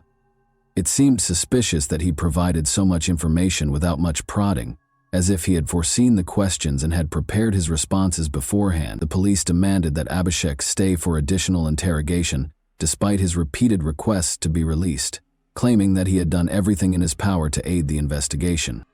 Being an accomplished attorney, he was aware that there might be many details at the crime scene that could be important, and his in-depth familiarity with these details made his story seem too polished and well-rehearsed.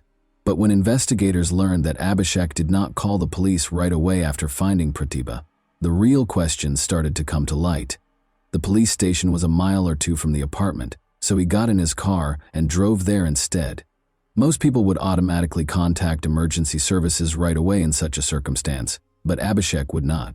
He clarified that he wasn't sure what to do and was in shock and confusion. Although he only went to the station once, he said he had attempted to get help twice. Investigators thought they were dealing with something much more complicated than it initially seemed because of the contradictions, strange details, and disparities in his story. Even with his assured answers, Abhishek was beginning to come across as someone who knew the answers to every question, but the reality of what actually transpired on that fateful day was still unknown. Investigators understood that Abhishek might hold the secret to solving the case, and that the solution was still a ways off. Security kept a close eye on everything that took place in this residential colony. It had security posts and guarded entrances, and was inhabited by senior government officials. But Abhishek didn't ask the guards for assistance when he realized the apartment door wouldn't open. Why not? Investigators were immediately drawn to this question, because anyone else in a similar circumstance would probably turn to those around them for help. In addition to the increasing number of troubling details regarding his behavior, this lack of action seemed suspicious. When he drove to the police station after locating Pratibha, another odd detail surfaced, according to Abhishek. When he left, he didn't tell the guards at the colony's entrance what had happened. He could have gone up to them, which probably would have sped up the police call. Rather, he just climbed into his vehicle and left. His account was further called into question by investigators, who saw this as yet another warning sign. Pratibha's parents were horrified by what they saw when they got to the scene. Their sorrow soon gave way to rage. They publicly charged Abhishek and his family with being behind her death. They said Abhishek had made her living conditions intolerable, put her under continual pressure, and limited her ability to communicate with her family. In order to substantiate their allegations, Pratibha's father submitted a report to the police asking that Abhishek be charged with coercion and causing harm. Either Abhishek was directly responsible for her death, he claimed, or his actions had caused her to die this way. As a judge, Pratibha was a successful and self-reliant woman who was used to running her own affairs. For 6 years, she had been independent. Her family found it hard to accept that she would voluntarily hurt herself. She had never displayed any signs of distress or malice, they remembered. This made one wonder, what might have motivated her to do this? 4 seasoned medical professionals performed the autopsy on the evening of October 9 and came up with startling results. Asphyxiation was the cause of death, which suggests foul play. Her body had marks that suggested she had been struck by a metal object. In addition, she had 3 deep cuts on her neck and 14 cuts on her arms and wrists. Everything pointed to a struggle, a last-ditch effort to resist. The most unexpected discovery made about Pratibha before her death was that she was 3.5 months pregnant. The investigation was further complicated by this detail. How could a pregnant woman who was in a responsible role at work choose to hurt herself? The presence of bruises and other marks didn't fit the scenario where she may have caused the injuries and suffocated herself. Why did her body show so many signs of damage? Abhishek started to exhibit signs of discomfort as the questioning went on. His answers, which had been confident, became uncertain. Investigators took notice of his hesitation and self-contradiction. He might be concealing something, and these were obvious clues. He was eventually arrested for additional interrogation. The police were aware that this case needed to be handled carefully. Abhishek practiced law. His brother-in-law was a prominent figure in the judiciary, as was his father, a retired judge. Any mistake could have dire consequences. Public pressure and his family's influence were major factors when Abhishek appeared in court to set bail terms. The judge restricted his confinement to 7 hours rather than the usual amount of time. Investigators and Pratibha's family members were not happy with this decision because they thought Abhishek was treated too lightly, considering the seriousness of the charges. Pratibha's body was given to her family after the autopsy was finished. Her parents, siblings, and other family members were devastated. They remembered how Pratibha had sounded quiet when she called home in recent months. She avoided talking about her personal life and shared few details, and now all those little clues seemed like warning signs they might have missed. The case became more complicated every day, and the solutions appeared farther off. After seizing Abhishek's phone, the police started going through all of his emails, calls, and messages. They found that during the past few months their relationship had becoming more tense. Nearly every message from Abhishek was tinged with annoyance, and they frequently argued about their plans for the family and the future of their child. Although no one was yet certain of the extent to which these sinister undertones would spread, this increased the investigators' suspicions. Abhishek had to endure hours of interrogation while the investigators watched him. With every new question and piece of evidence, the pressure increased and his burden grew heavier. Abhishek finally broke down and said the words that changed everything one day. When he was so tired and on the verge of an emotional collapse, he admitted it. The words were a painful, unwilling admission that came reluctantly, as if drawn from deep within. It was shocking and horrifying to hear him admit his part in Pratibha's demise. Abhishek disclosed that his thoughts and feelings were distorted by years of internalized jealousy and resentment. It all began when he failed the exam and continued to practice law, while Pratibha earned her place as a judge.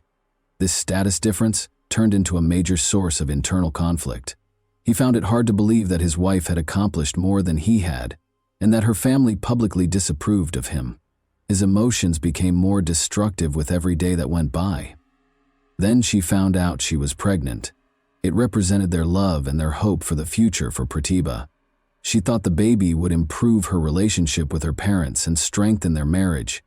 Pratibha's mother was ecstatic and intended to help her daughter, even meeting to talk about their future together. However, this news felt like yet another setback for Abhishek. He experienced fear and a greater sense of alienation in place of happiness. He saw the pregnancy as a further erosion of his independence, an increase in his responsibilities, and a widening of the gap between him and Pratibha. Abhishek's friends knew him as someone who liked to live a carefree life. He was known for his parties, independence, and lack of responsibility. Now, he was overcome with fear at the thought of becoming a father. He started to coerce Pratibha into thinking about getting an abortion, but she adamantly refused. The tension between them only grew as a result of her unwavering desire to keep the child. He became increasingly frustrated with her every time she smiled and tried to show him that their future might be promising. He was stuck. The situation only got worse. Abhishek began to have even more influence over Pratibha's life. He cut off her communication with her parents and grew more and more envious of her achievements and career. At home, Pratibha's world was dominated by control and anxiety, despite her independence and success at work. The turning point came when Pratibha's mother said she wanted to see her in early October. Abhishek's response was furious. The fact that Pratibha had disregarded him and contacted her family was too much for him to handle. He insisted that she cease all correspondence, but Pratibha refused to back down. She vowed to stand up for her rights, keep her child, and refuse to compromise. For Abhishek, those words were the last straw. His fear of losing control, his sense of failure, and his jealousy all came to a head. Her strength and independence were too much for him to handle anymore. On that fateful day, things got out of hand. Now that he was seated across from the investigators, Abhishek talked about his anxieties, his overwhelming jealousy, and how he couldn't tolerate her independence and success. The investigators, however, believed there was more to the story even after his admission. The deeper secrets of their relationship had not yet been revealed, and it appeared likely that Abhishek had only told a portion of the truth. Things started out quickly and unexpectedly when Pratibha told Abhishek she was going to Delhi, in spite of his strong protests. On October 7, Abhishek was at a resort unwinding with friends. He was startled by the news. He made the decision to go back to Delhi right away. He left his friends behind, gave up his break, and went home. Pratibha reached Delhi by train on October 8. In the hopes that a face-to-face discussion would improve their relationship, she was met by an irate and agitated Abhishek. He loaded her into the car, and as they drove, the tension increased and turned into a furious dispute. Shouting broke out during the exchange, and Pratibha finally had enough. Declaring she was going back to Kanpur, she got out of the car in the middle of the road and started to walk away. Abhishek's eyes were burning with rage as he watched her. "Do as you please," he yelled after her. However, his feelings overcame him after a short while, and he chose to follow her.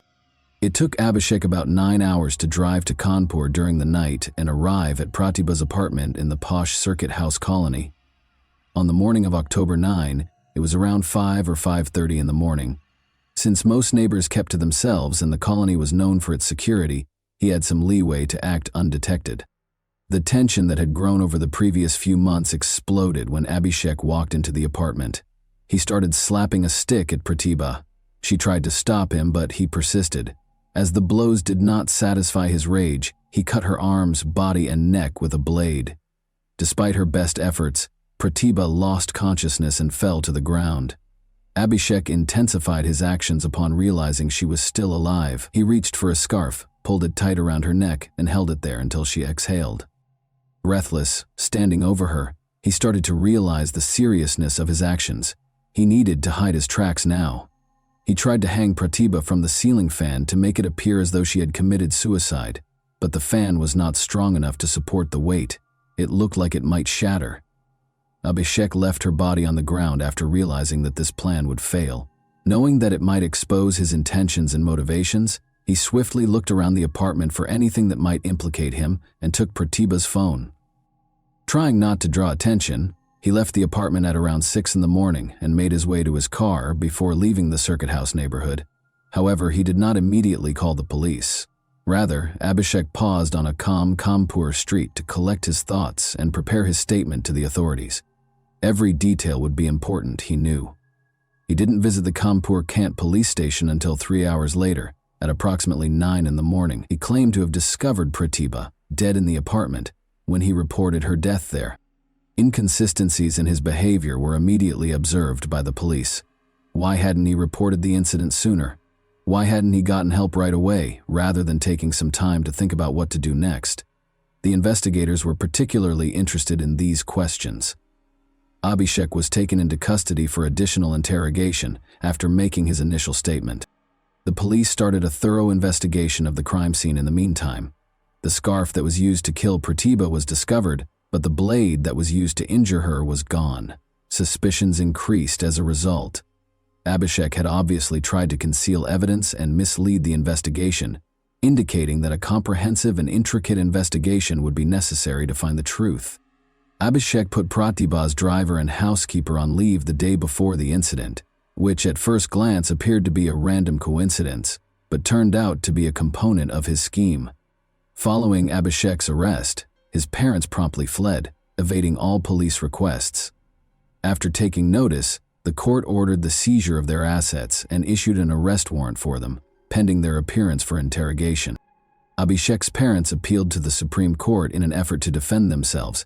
They were successful in getting the warrant temporarily stayed, but on October 18, the court in Kanpur ordered their voluntary surrender.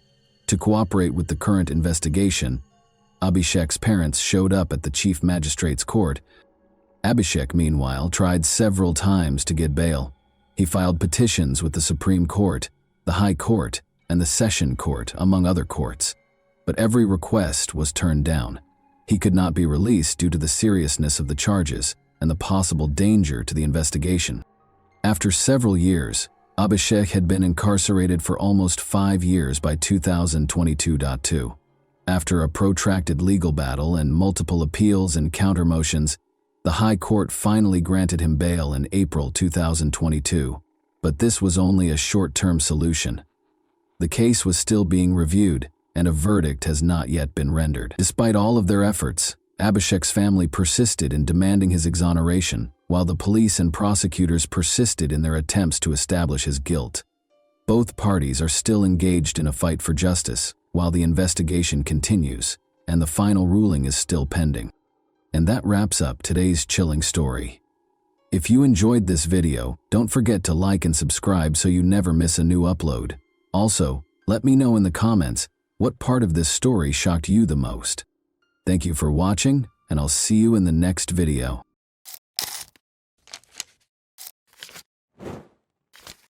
Hey guys, welcome to my channel, and today we're going to take a look at another horrible case with you. Little Bria had only ever been frightened by imaginary monsters. She called her mother, Michelle, on November 20, 2000, claiming to have seen someone outside the window. The day before, 3 armed men wearing masks broke into her house. Michelle looked out and saw no one, so she dismissed her daughter's words as the product of her young imagination. The difference with this incident, though, was that Bria saw them. They had looked through the window. Michelle and Bria were being held at gunpoint in their own home's living room by the same individuals who had been there the previous evening. In a peaceful San Diego, California suburb, it was November 2009. Michelle Renee was 35 years old and had just returned home from her job as a manager at the bank. She and her 7-year-old daughter, Bria, resided in a rather remote home. Michelle had been a bank manager for more than 13 years, putting in a lot of time and effort to advance through the ranks and land a job where she was respected and trusted. She was happy to be home with Bria after a long day. The two of them were playing Game Boy on the couch when a loud noise suddenly burst from somewhere behind them. Michelle saw 3 people when she turned around. As though they were a takeover squad, they stormed into the house. This was obviously not a SWAT team, though. The strangers wore all black clothing and were armed. Bria and Michelle screamed. When Michelle was grabbed by her hair, a gun aimed at her face and flung to the floor close to the couch, she was able to see her daughter running into another room. After securing her with duct tape, they turned the woman to face her daughter, who was lying face down close to the door with her hands and legs bound. "Are you going to kill Mommy?" Bria asked. "Do you intend to murder me?" The stranger said, "No, if the mother does everything we tell her to Michelle's belief that they had broken in to kill them. Michelle was told bluntly by the illegal intruders, "You will rob the bank for us, or we will kill you, and your daughter will be first." The intruders told Michelle that they had been watching her for months and had a plan because they knew she was a bank manager. They would stay with her all night to give her instructions and make sure she understood exactly what she was supposed to do. As they held her and her daughter bound on the couch with tape, The gang leader gave her explicit instructions throughout the night, stressing what she needed to do repeatedly. He told Michelle that 6 more gang members were standing guard outside, waiting to murder her if she did anything stupid. Around 11, a female voice on the radio caught his attention, as if to reaffirm what he had just said. He was told by the accomplice that a car had pulled into the driveway. The neighbor of Michelle and Bria had shown up. She lived in the same building and was named Kimbra. She was obviously very drunk after returning from a night out. She shocked the criminals by resisting their attempts to grab her. One of the criminals shouted at Kimbra not to move while pointing the weapon straight at his face. In an attempt to shield her friend, Michelle pushed his arm away, but he pointed the gun at her and hissed at her to never touch him again. Kimbra was finally restrained, and they all waited for dawn. Michelle became aware that she might be spending her final evening with her daughter. She needed to share everything with Bria. Thinking that this might be the last time she would ever touch her daughter's hair or see her sleeping, the mother smoothed her hair to give her some space to rest. The nightmare persisted in the morning. The robbers' leader told her to get up and prepare for work at 6 o'clock. He interrupted her to apply dynamite to her as she was getting dressed and arranging her hair. She was in excruciating pain as he taped it firmly to her back. Kimbra and Bria were also outfitted with sets of explosives by the criminals. The girl sobbed and asked what it was, but the mother merely muttered something because she didn't want her to become even more terrified. Then they showed Michelle something that looked like a lock on a door. According to the man, it was a detonator, and he would press the button if she made even the slightest mistake. The detonator had a 10-meter radius, he added. Bria was placed in her bedroom closet by the criminals. The mother reiterated that everything would be all right and that she would be back shortly. "Mom, have courage," her daughter said. 2 men remained inside the house as Michelle left, and the gang leader gave her a suitcase containing a sports bag before hiding in the backseat of her Jeep. As she always did, she was headed to work in a minute, but this time she had a gun pressed against her side and dynamite strapped to her back. She parked in her usual spot when she arrived, and the man told her she had 5 minutes to come out with the money after the cash collector arrived before she got out of the car. He had his finger on the detonator in case something went wrong. Around 9 o'clock, the cash collector showed up and handed over the cash. Michelle was in charge of getting the money because she was a bank manager. Michelle asked her colleague to go with her to the vault as soon as his car pulled away, and she explained the situation. Michelle was left with no choice but to stuff the bag full of cash while her colleague watched in horror as the bank manager did something so unthinkable. Her heart pounded. Was she moving quickly enough? Naturally, Michelle's co-workers informed the police about the incident, but first she took $360,000 out of the bank. She climbed into the Jeep and got ready to do whatever was asked of her. The criminal told Michelle that she would find her Jeep further down the street and told her to get out of the car after a few blocks. And so, it came to pass. She located her vehicle, got into it, and drove quickly home. The woman didn't know if she would find her daughter alive when she got home. She saw Kimbra's car was gone as soon as she pulled up to the house. She called for Bria as she entered the house, but the silence was uncanny. At last, she heard a small voice. From the other side of the house, Bria was calling to her. Her mother had left the girl in the closet, and she was still there. Relieved, the woman gave her daughter a hug, but it wasn't quite over. Bria saw her mother's expression change to one of panic. The gang leader had departed without taking the dynamite away from her. What if the detonator was used remotely by the criminals? Before departing, Kimbra informed Michelle that they had just cut the tape and thrown the explosives against the far wall, removing the dynamite from the girl and her back. They all rushed to the nearby homes after that. Investigators from the FBI, police, and even a bomb disposal team quickly swarmed the street. The officers soon realized that the dynamite was a fake, consisting only of 2 sticks painted red.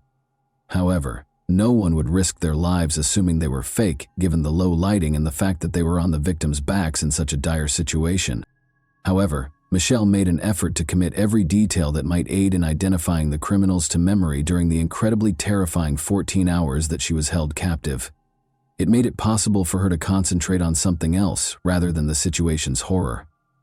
Actually, it was her special talent for picking up on subtleties in people's looks and actions that others might miss. She committed the criminals' physique to memory, attempted to gauge their height from the house's furnishings, took note of their footwear and jeans, and examined the appearance of their weapons.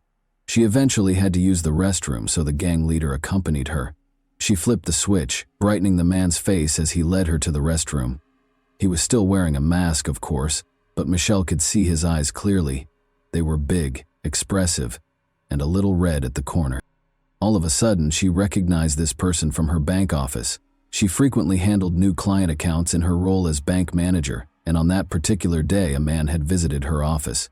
He clarified that he needed information about opening accounts and making investments because he would shortly inherit a sizable sum.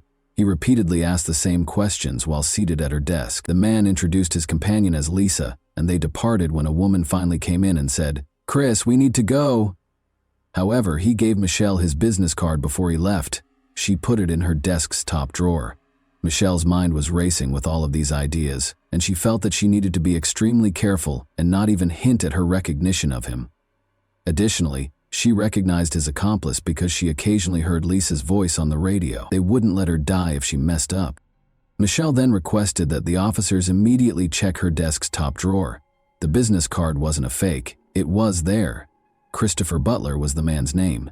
Butler's conviction as a bank robber was quickly discovered by the FBI. They discovered his residence and placed him under observation. The bank was only a few kilometers from Butler's home and that of his fiancée, Lisa Ramirez. The other two men, Robert Ortiz, who had his sights set on Bria, and Christopher Higgins, a big man who protected Michelle, were soon recognized by detectives. The decision to arrest Christopher and Lisa was made on December 1. They were allegedly pulled over for document verification during a routine traffic stop. There was just so much evidence in the car. In a stressful situation, the pneumatic gun in the glove compartment appeared completely real. In addition, the officers discovered a black bag Michelle had described, gloves, homemade masks, Michelle's credit cards, banknote adhesive ribbons, and even a door lock that the criminals had managed to pass off as a detonator. Two investigators waited for more evidence in the house. Officers discovered a sample of dynamite bearing Christopher and Lisa's fingerprints, along with all the ingredients needed to make fake dynamite. Because they were sure they wouldn't be linked to the crime, the accomplices left a ton of evidence. The $360,000 that was stolen, however, was not discovered by the officers in the house or the car. On that same day, they took $93,000 and arrested Higgins. Higgins admitted to everything and talked about going to Vegas for a few $1,000s. Ortiz fled, but he had $32,000 from the bank when he was apprehended in Wisconsin 3 months later, and he admitted to everything. Christopher Butler, however, denied everything, even in the face of indisputable proof. His fingerprints on the dynamite. Lisa rejected his attempt to place the blame on her. She acknowledged that she was the woman Michelle had heard on the radio. She even acknowledged that she came up with the plan to steal the bank manager using fake dynamite. Lisa disclosed that although they divided the funds into 3 sections, over $100,000 of their portion with Butler was pilfered. To the surprise of all, she said Michelle was part of the plot. Everything had to be confirmed by the police. Michelle acted exactly like a real victim of the crime would have when they recreated the events of that day. Every detail of the victims, Higgins, and Ortiz's accounts lined up, and investigators were unable to uncover any proof linking Michelle to the plot. All 4 suspects were in custody awaiting trial by the spring of 2001. But Michelle and Bria were still processing that terrifying night. The girl thought the criminals would eventually find them and kill them, so she desperately wanted to hide somewhere. She changed from a joyful, fearless, and energetic youngster to a terrified being who feared solitude. Michelle took Bria to stay with her grandmother in Alaska in June because of this. She went back to finish things up and moved to Alaska with her dog, essentially no money and a camera, leaving the child with her grandmother. She drove off on a 9-day journey. Since she had committed to returning for Bria's birthday, she was only on the road for 9 days. Their healing really started only after they relocated. Michelle and Bria were prepared to confront their criminals when they returned to San Diego for the trial a year later. Michelle believed the trial was merely a formality because the investigators had gathered so much evidence. How foolish she was. Together, Christopher and Lisa were put on trial. Lisa would find it challenging to maintain her innocence because she confessed during a videotaped interrogation. In order to spare her from life in prison, Her attorney made a deal with prosecutor Tom Manning, but he turned it down. However, the judge was compelled to forbid using Lisa's statements in court because she incriminated Christopher as well as herself during the interrogation. The case depended almost exclusively on Michelle's statements in the absence of Lisa's confession. The attorneys for Christopher and Lisa made the decision to pursue Michelle in an effort to damage her reputation. The jury doesn't think angry witnesses are trustworthy. Michelle did not do well on the witness stand and they were successful. The problem was that Michelle wasn't your typical victim. She had been a stripper for many years. It was a decision she had to make in order to live, and the woman didn't hide it. Michelle left home when she was 15 years old and put in a lot of effort to rise from bank manager to regional vice president before taking a bank manager position to spend more time with Bria. She kept up her exotic dancing for a while even while she was employed at the bank.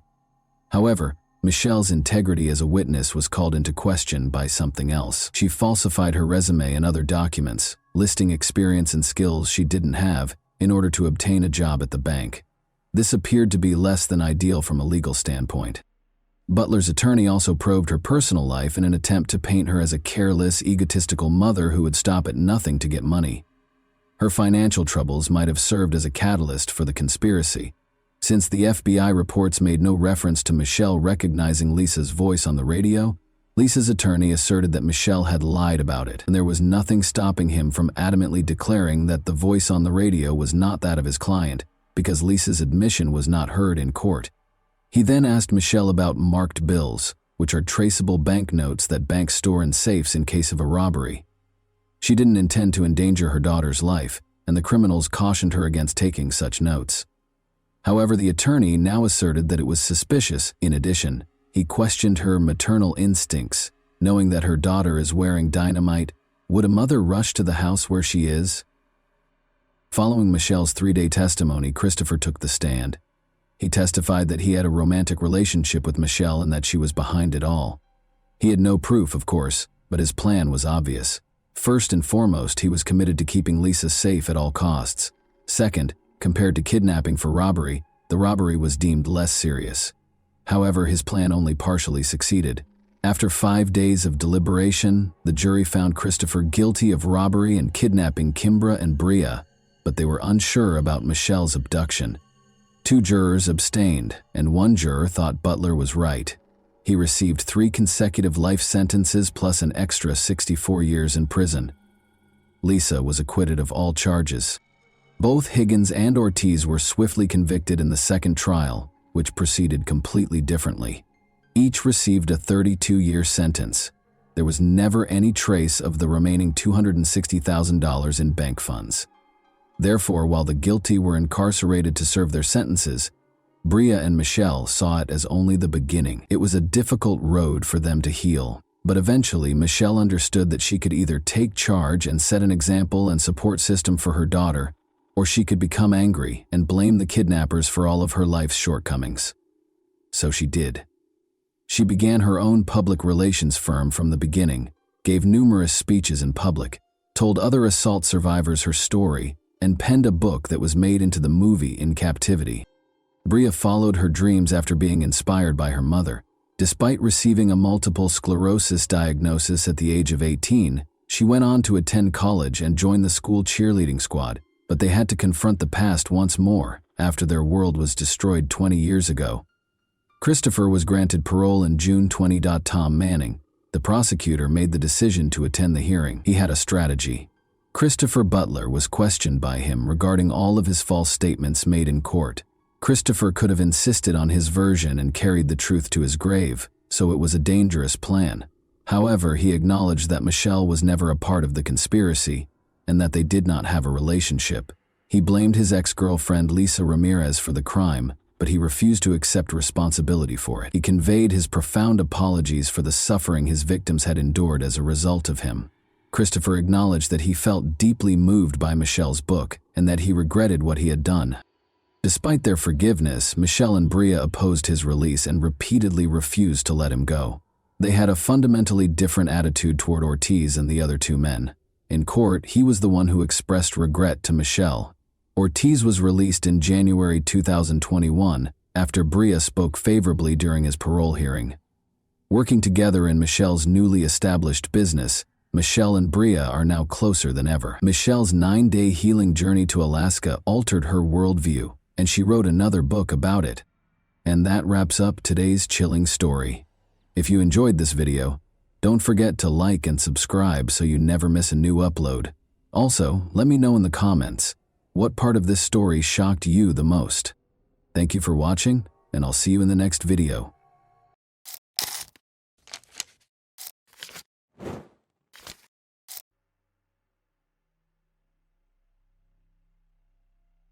One of the most terrifying scenes ever filmed is before you.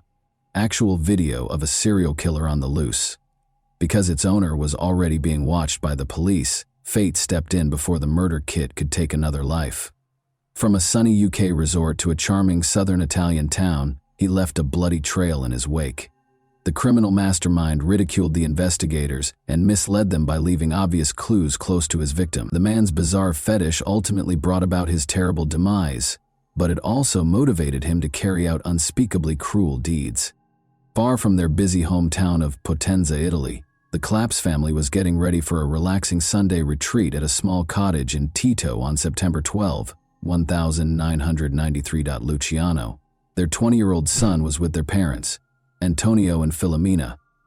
Gildo Claps, 24, their oldest son, and Elisa Claps, 16, their youngest daughter, were expected to arrive soon. Together with Elisa's friend Eliana D'Alessio, they were scheduled to arrive in the afternoon. Eliana and Elisa had decided to go to the town center church for a service.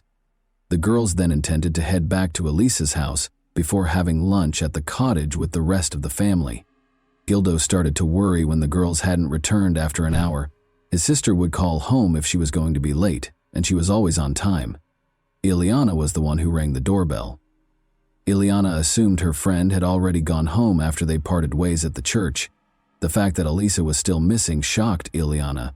Gildo wandered around the town center, worried, trying to find his sister. Elisa was not in the crowd of people that gathered around the church.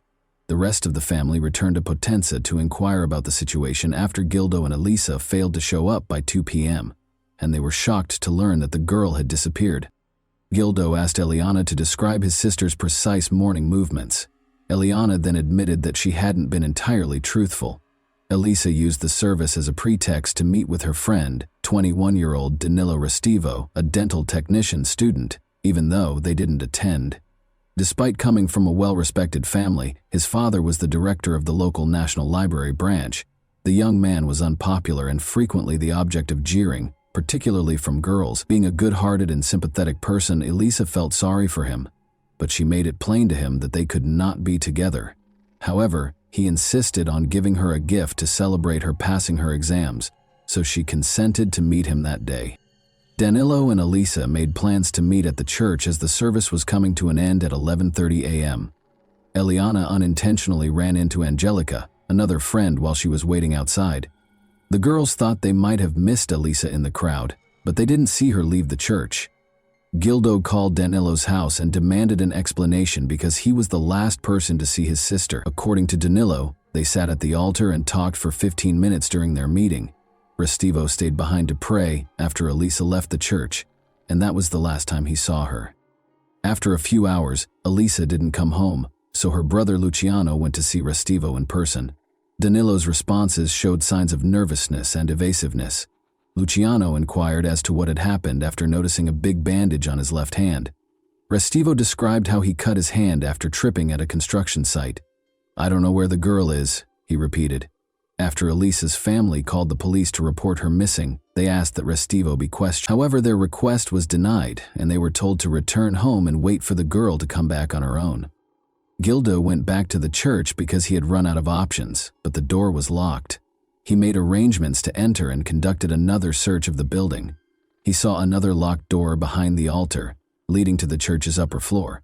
When Gildo requested that door be opened as well, he was told that the priest, Father Domenico Sabbia, who had gone to a spa resort for a few days, was the only one with a key. When the police eventually spoke with Danilo 2 days later, after the girl had not returned, he stated that Elisa was unhappy at home and wanted to flee to Naples, but he attempted to talk her out of this plan. According to his version, he remained in the church while she left after their brief conversation. He said he asked her for advice about Paula, another girl he wanted to date, but he didn't mention the gift for Elisa. He returned home after the talk via a construction site where he had been with Paula just days before, where he had cut his hand after falling from an unfinished escalator. Investigators questioned whether Danilo was telling the truth. First of all, his statements were surprisingly accurate. Second, Elisa's desire to flee her devoted family was not supported by any evidence. Lastly, it was unclear how he fell head first from the escalator that was still under construction, only cutting his hand and avoiding breaking his glasses.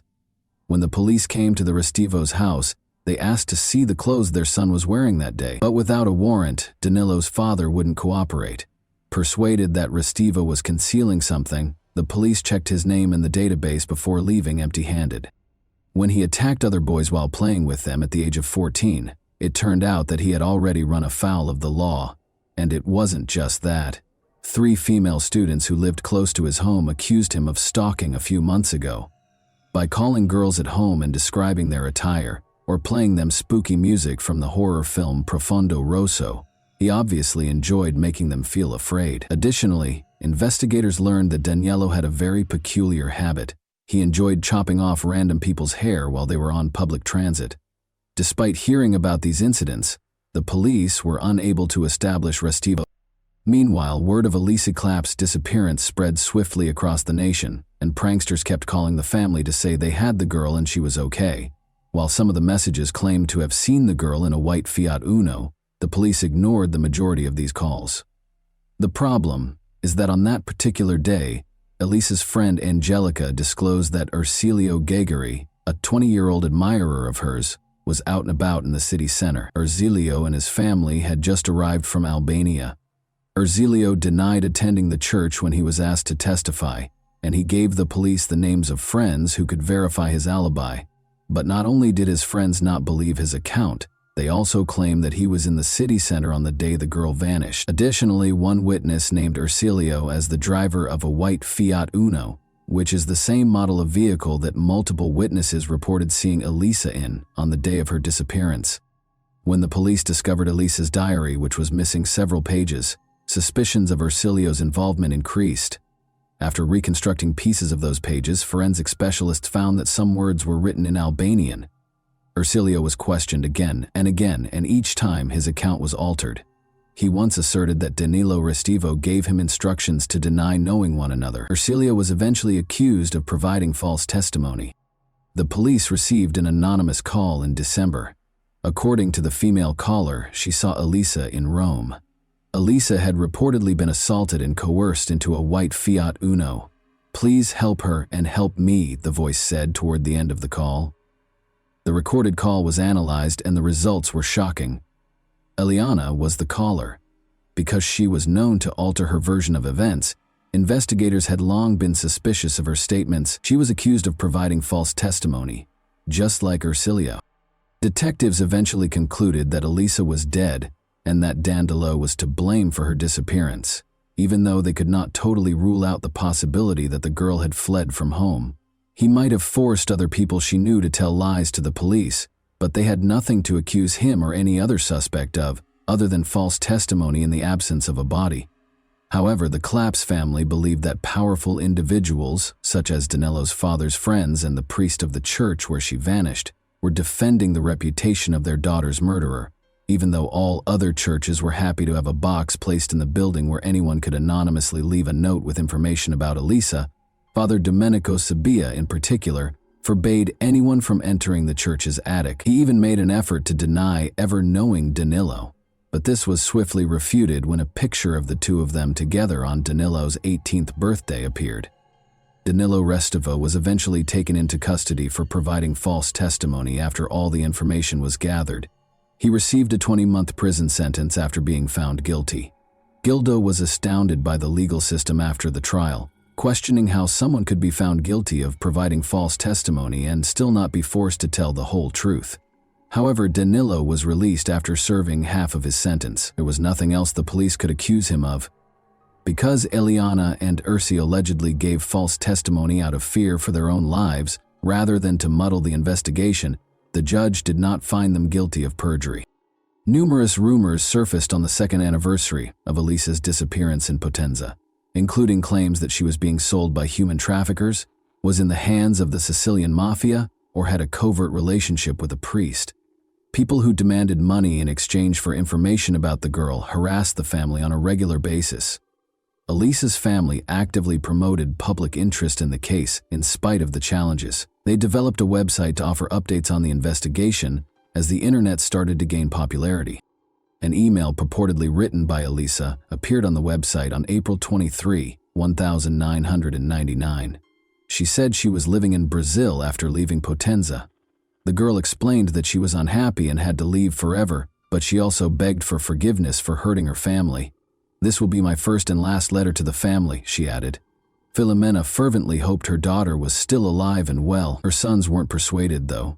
They engaged a private investigator to track down the email's IP address because they knew their sister had left the house without cash or a passport, only to find out it was sent from a Potenza internet cafe rather than Brazil.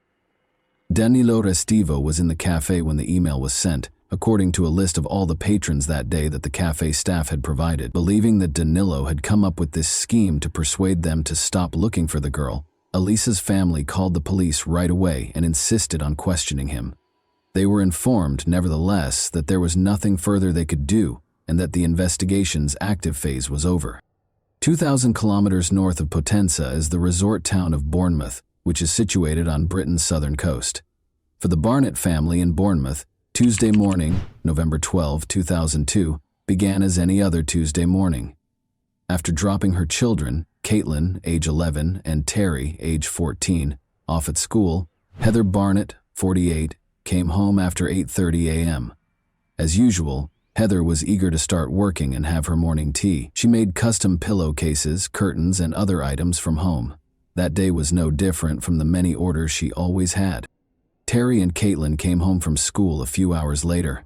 Their mother was undoubtedly at home because her car was parked in the driveway and the radio was on, so the kids were a little uncomfortable with the unlocked front door. Their mother didn't answer. Caitlin called for her brother after looking in every room but the bathroom. She didn't want to enter for some reason. The kids knocked and got no answer, so they pushed the door, which slowly opened to reveal a horrifying scene. Evidently the victim of a very heinous crime, their mother lay on the floor. After phoning 911, Terry escorted his yelling sister outside to await the arrival of the police and ambulance. The neighbor across the street saw the two agitated kids while they were parking their car. Assuring the kids that they would be safe in their house, they took them inside. When the police arrived, they found no evidence of forced entry and that nothing had been stolen.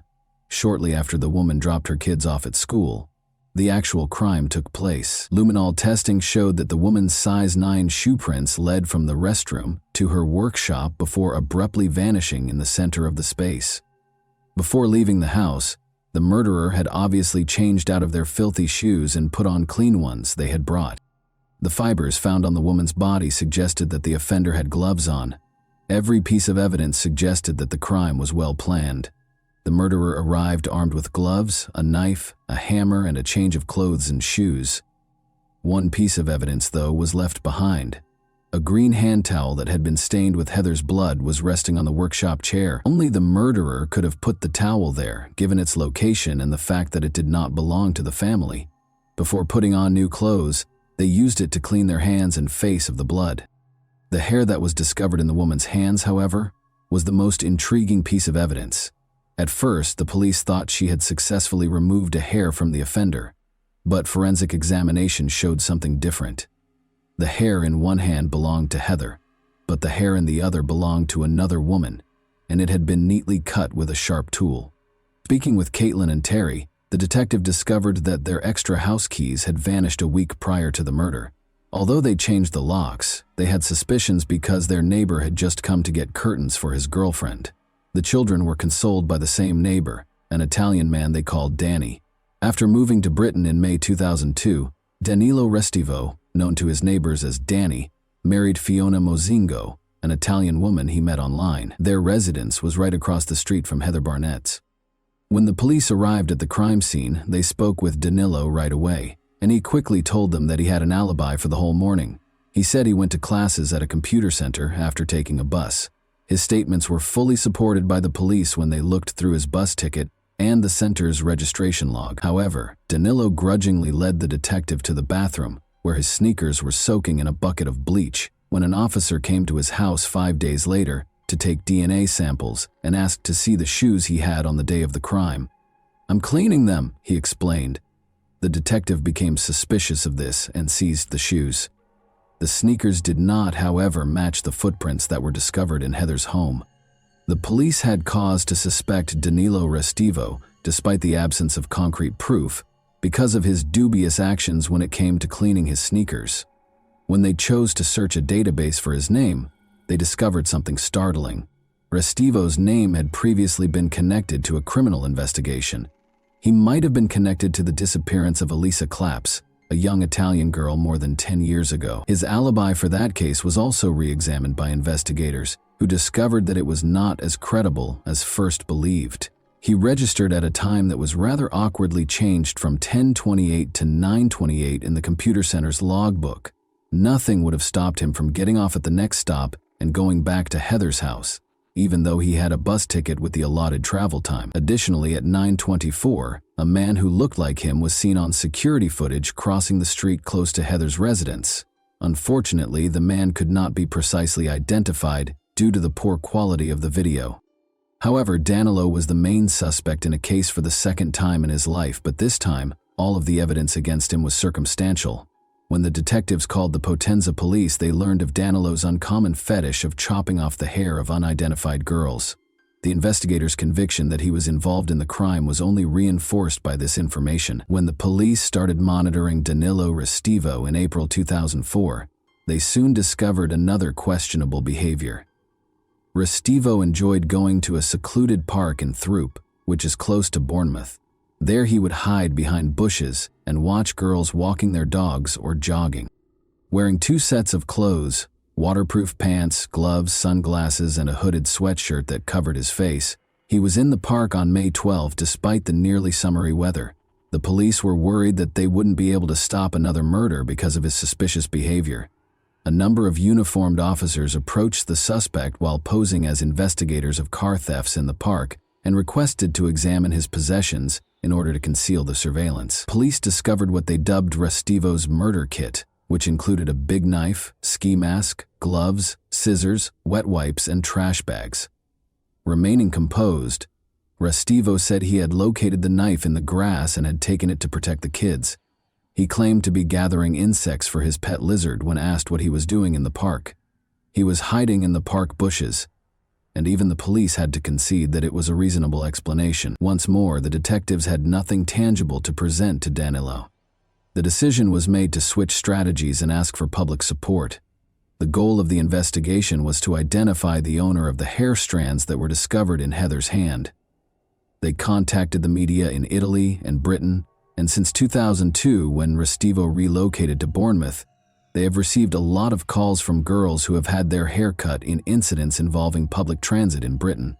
None of the DNA samples that the girls gave matched the hair that was discovered at the scene of the crime. The investigation stalled for a while until the hair strand was re-examined in 2007 using a new technique that could identify the hair's previous residence. It was discovered that the hair belonged to a girl who lived in the UK, but had traveled to Tampa, Florida, a few weeks after visiting Valencia, Spain, 2 months prior to having her hair cut. Motivated by such specific information, the police made another unsuccessful attempt to contact the public. The police worry that the girl might have been a victim of the killer's prior crime, but it's also possible that she was just not paying attention to the news. In spite of this early setback, science ultimately contributed to the case. Since technology had greatly improved by 2009, forensic specialists re-examined the green towel from Heather's home in the hopes of finding something new. This time, the specialists were able to distinguish Heather's blood from someone else's perspiration and skin fragments. An expert said that there was only a 1 in 5,7,000 chance that it was someone else's DNA, even though it couldn't be said with absolute certainty that it was Danilo Restivo's. Blood traces were discovered on the insoles of Restivo's sneakers when they were inspected that year using more advanced methods. This meant that when Restivo put on the shoes, his socks had blood on them. It supported the detective's hypothesis that the offender had brought an extra pair of shoes. Unfortunately, DNA analysis was completely impossible due to the bleach used, thus preventing Danilo and Heather's deaths from being directly linked. Restivo changed his clothes, put on gloves, and used bleach to get rid of bloodstains because he was aware of the evidence he might leave behind. Knowing what might link him to the crime scene, he made every effort to prevent it. He had a plan, was ready, and followed it. Thankfully, Restivo would eventually be charged with Heather's murder, but not before a terrible discovery was made in Italy. Something unexpected occurred in Potenza on March 17, 2010. The local church where Elisa had vanished years before was being repaired by workers. The attic door was no longer locked, and the priest had died 2 years earlier. 2 workers went upstairs, one using a flashlight to light his path while looking for roof damage.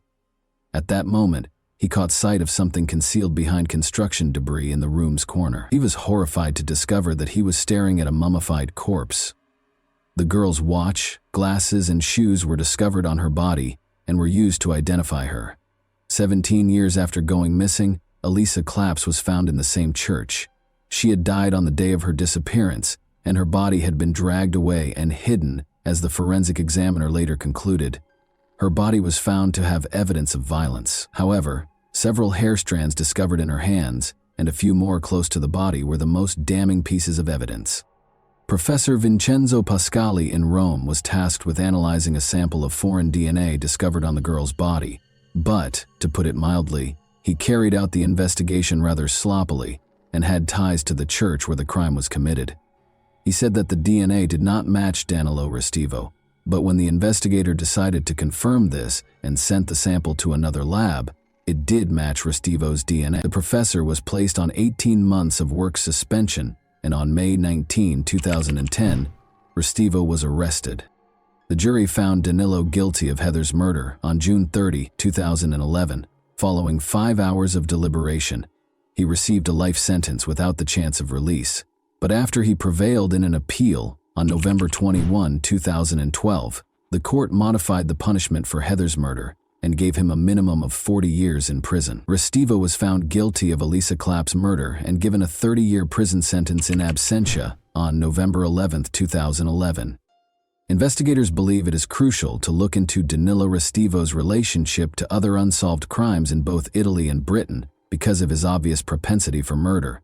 It is thought that he was most likely involved in the death of a 27-year-old North Korean student studying English in Bournemouth. 2 months prior to Heather's murder, on July 12, 2002, the girl, who went by the name Jung-uk Shin, Loki, was making her way home on foot following an evening spent with friends.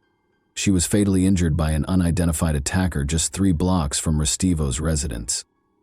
By yelling at him, Loki was able to repel him, and he even told the medical staff that the assailant was wearing a ski mask. After 3 tries, another man was found guilty of this crime, but his conviction was based only on the testimony of a female informant who had previously made false statements and frequently found herself intoxicated. There were many inconsistencies in her story, and she failed to mention the killer's ski mask. The 2 girls' physical similarities lend credence to the idea that Restivo was involved.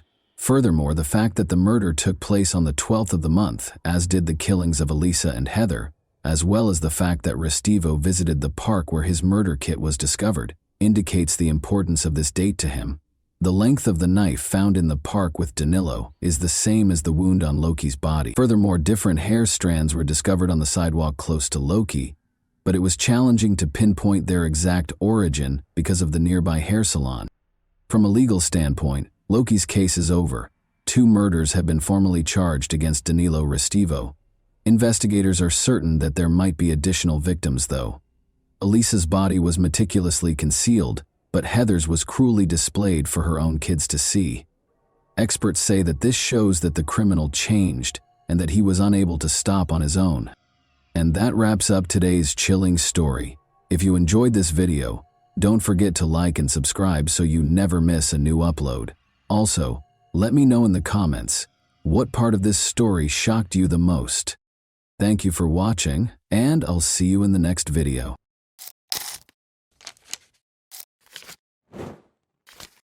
Hey guys, welcome to my channel, and today we're going to take a look at another horrible case with you.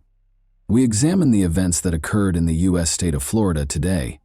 On October 16, 2018, 28-year-old Laura Peicher was last spotted having dinner at a bar in Sebring. An employee at the Tampa restaurant called 911 3 days later after noticing something odd close to a dumpster. The case was solved by detectives using surveillance footage. Laura Peicher was an extremely beautiful and consistently upbeat woman. She was gregarious. In remembrance of his daughter, her father, an art teacher, said this: "In 1989, Laura Peicher was born on a chilly day in Michigan. She had 2 nephews, one of whom she never met, a sister-in-law, an older sister, and a brother. She was born with 2 fingers and a thumb on her short left arm. Throughout her life, she struggled with discrimination due to her physical differences. She worked with individuals with physical and mental disabilities as a job coach at Goodwill. She was disabled, but that didn't stop her. It was a feature of her distinct character. Growing up, Laura lived in Michigan. She relocated to Sebring, Florida when she was 26 years old. Her grandmother was getting too old to care for herself, so she moved to Florida. With a big heart, Laura left her job to visit her grandmother in Florida. The incident started with a 911 call on the morning of October 19, 2018, when staff members at the restaurant reported discovering the woman's body hidden under a wood board and wrapped in a plastic bag close to a dumpster behind the establishment. In a restaurant parking lot, a woman reported a bad smell next to a dumpster by calling 811. She initially believed it to be a dead animal, but upon closer inspection, she discovered what she initially believed to be a dead woman. Investigators showed up on the scene. Face down, the victim was discovered. She was half naked. She was discovered wearing a dress, and a plastic bag was placed over her before the bed's headboard was placed over her body, but the gown was lowered beneath her breasts. Her hands were tied behind her back by the criminal. They discovered a wallet that eventually held an ID card and a clear plastic bag filled with personal belongings, the most crucial of which was mail, by using a purse strap inside the dumpster. Laura Peicher was identified as the victim. She lives in the city of Sebring, Florida, which is roughly 2 hours' drive from where she was discovered, and investigators concluded that she is not truly from Tampa. After more research, it was discovered that Laura owns a silver Toyota Tundra pickup truck. Her pickup truck was not in the parking lot close to where Laura's body was discovered, even though she may have driven it to Tampa. In case it was spotted anywhere, the truck was registered as a stolen vehicle and added to a law enforcement database. In the meantime, the restaurant manager was interviewed by investigators. The body was found on Friday morning, 2 days after the establishment's owners had cleaned the parking lot on Wednesday. This implied that the body had to have been there from Wednesday through Friday. Laura was strangled with a thin rope-like object, as evidenced by the obvious marks on her neck discovered by the medical examiner who conducted the autopsy on her body. Laura's death date was determined by additional indicators found on her body. It was obvious that the body had been on the ground for a long time because the skin was discolored. 2 days before she was discovered, on Wednesday, the medical examiner came to the conclusion that Laura had passed away. Meanwhile, police in Michigan, 1,200 miles away, informed Laura's family of her passing. Her parents were taken aback. In order to allow investigators access to Laura's trailer, Laura's parents drove 20 hours from Michigan to Sebring. Investigators sought to determine whether the trailer was a scene of a crime. They entered and searched the house to see if anything out of the ordinary had occurred, but there was nothing there. Everything had a place. No sign of a struggle had occurred there, which might indicate that Laura had been attacked elsewhere, nor was Laura's pickup truck present. The investigators were aware that reconstructing the timeline of Laura's final hours would be necessary to solve this case. They wanted to know who Laura had met, why she had come to Tampa from Sebring, and what had happened to her pickup truck. On Wednesday, investigators looked through Laura's cell phone logs. She stopped answering calls between 1 and 5 in the morning. It is a clear sign that something has occurred. According to the records, Laura called a man named Vidal Cortez twice on Wednesday morning. Detectives wanted to speak with a man named Vidal Cortez, who became the first possible suspect after Laura's friends disclosed that he was Laura's boyfriend. They needed to know if there had been any issues in their relationship and when he had last seen Laura. However, the police learned that Laura's pickup had been seen outside a Tampa convenience store before they could locate Cortez and speak with him. 3 miles from the scene of Laura's body, the detectives visited a convenience store. Laura's pickup truck was gone when they arrived. Nonetheless, the detectives hoped they could obtain some answers from the surveillance cameras that were placed both inside and outside the store. They saw a pickup truck arrive at the store and park after viewing the footage from those cameras.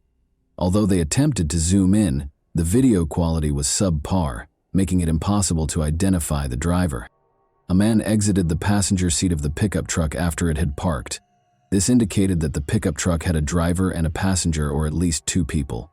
It seems that the man who exited the pickup truck was aware that the cameras were recording him. He wore a baseball cap and kept his head down. He went into the store, but as before, detectives couldn't see his face on the videotape due to its poor quality. The picture was excessively grainy. The employees of the store stopped him from stealing the beer. The man went back to the pickup truck and sat in the passenger seat after leaving the store.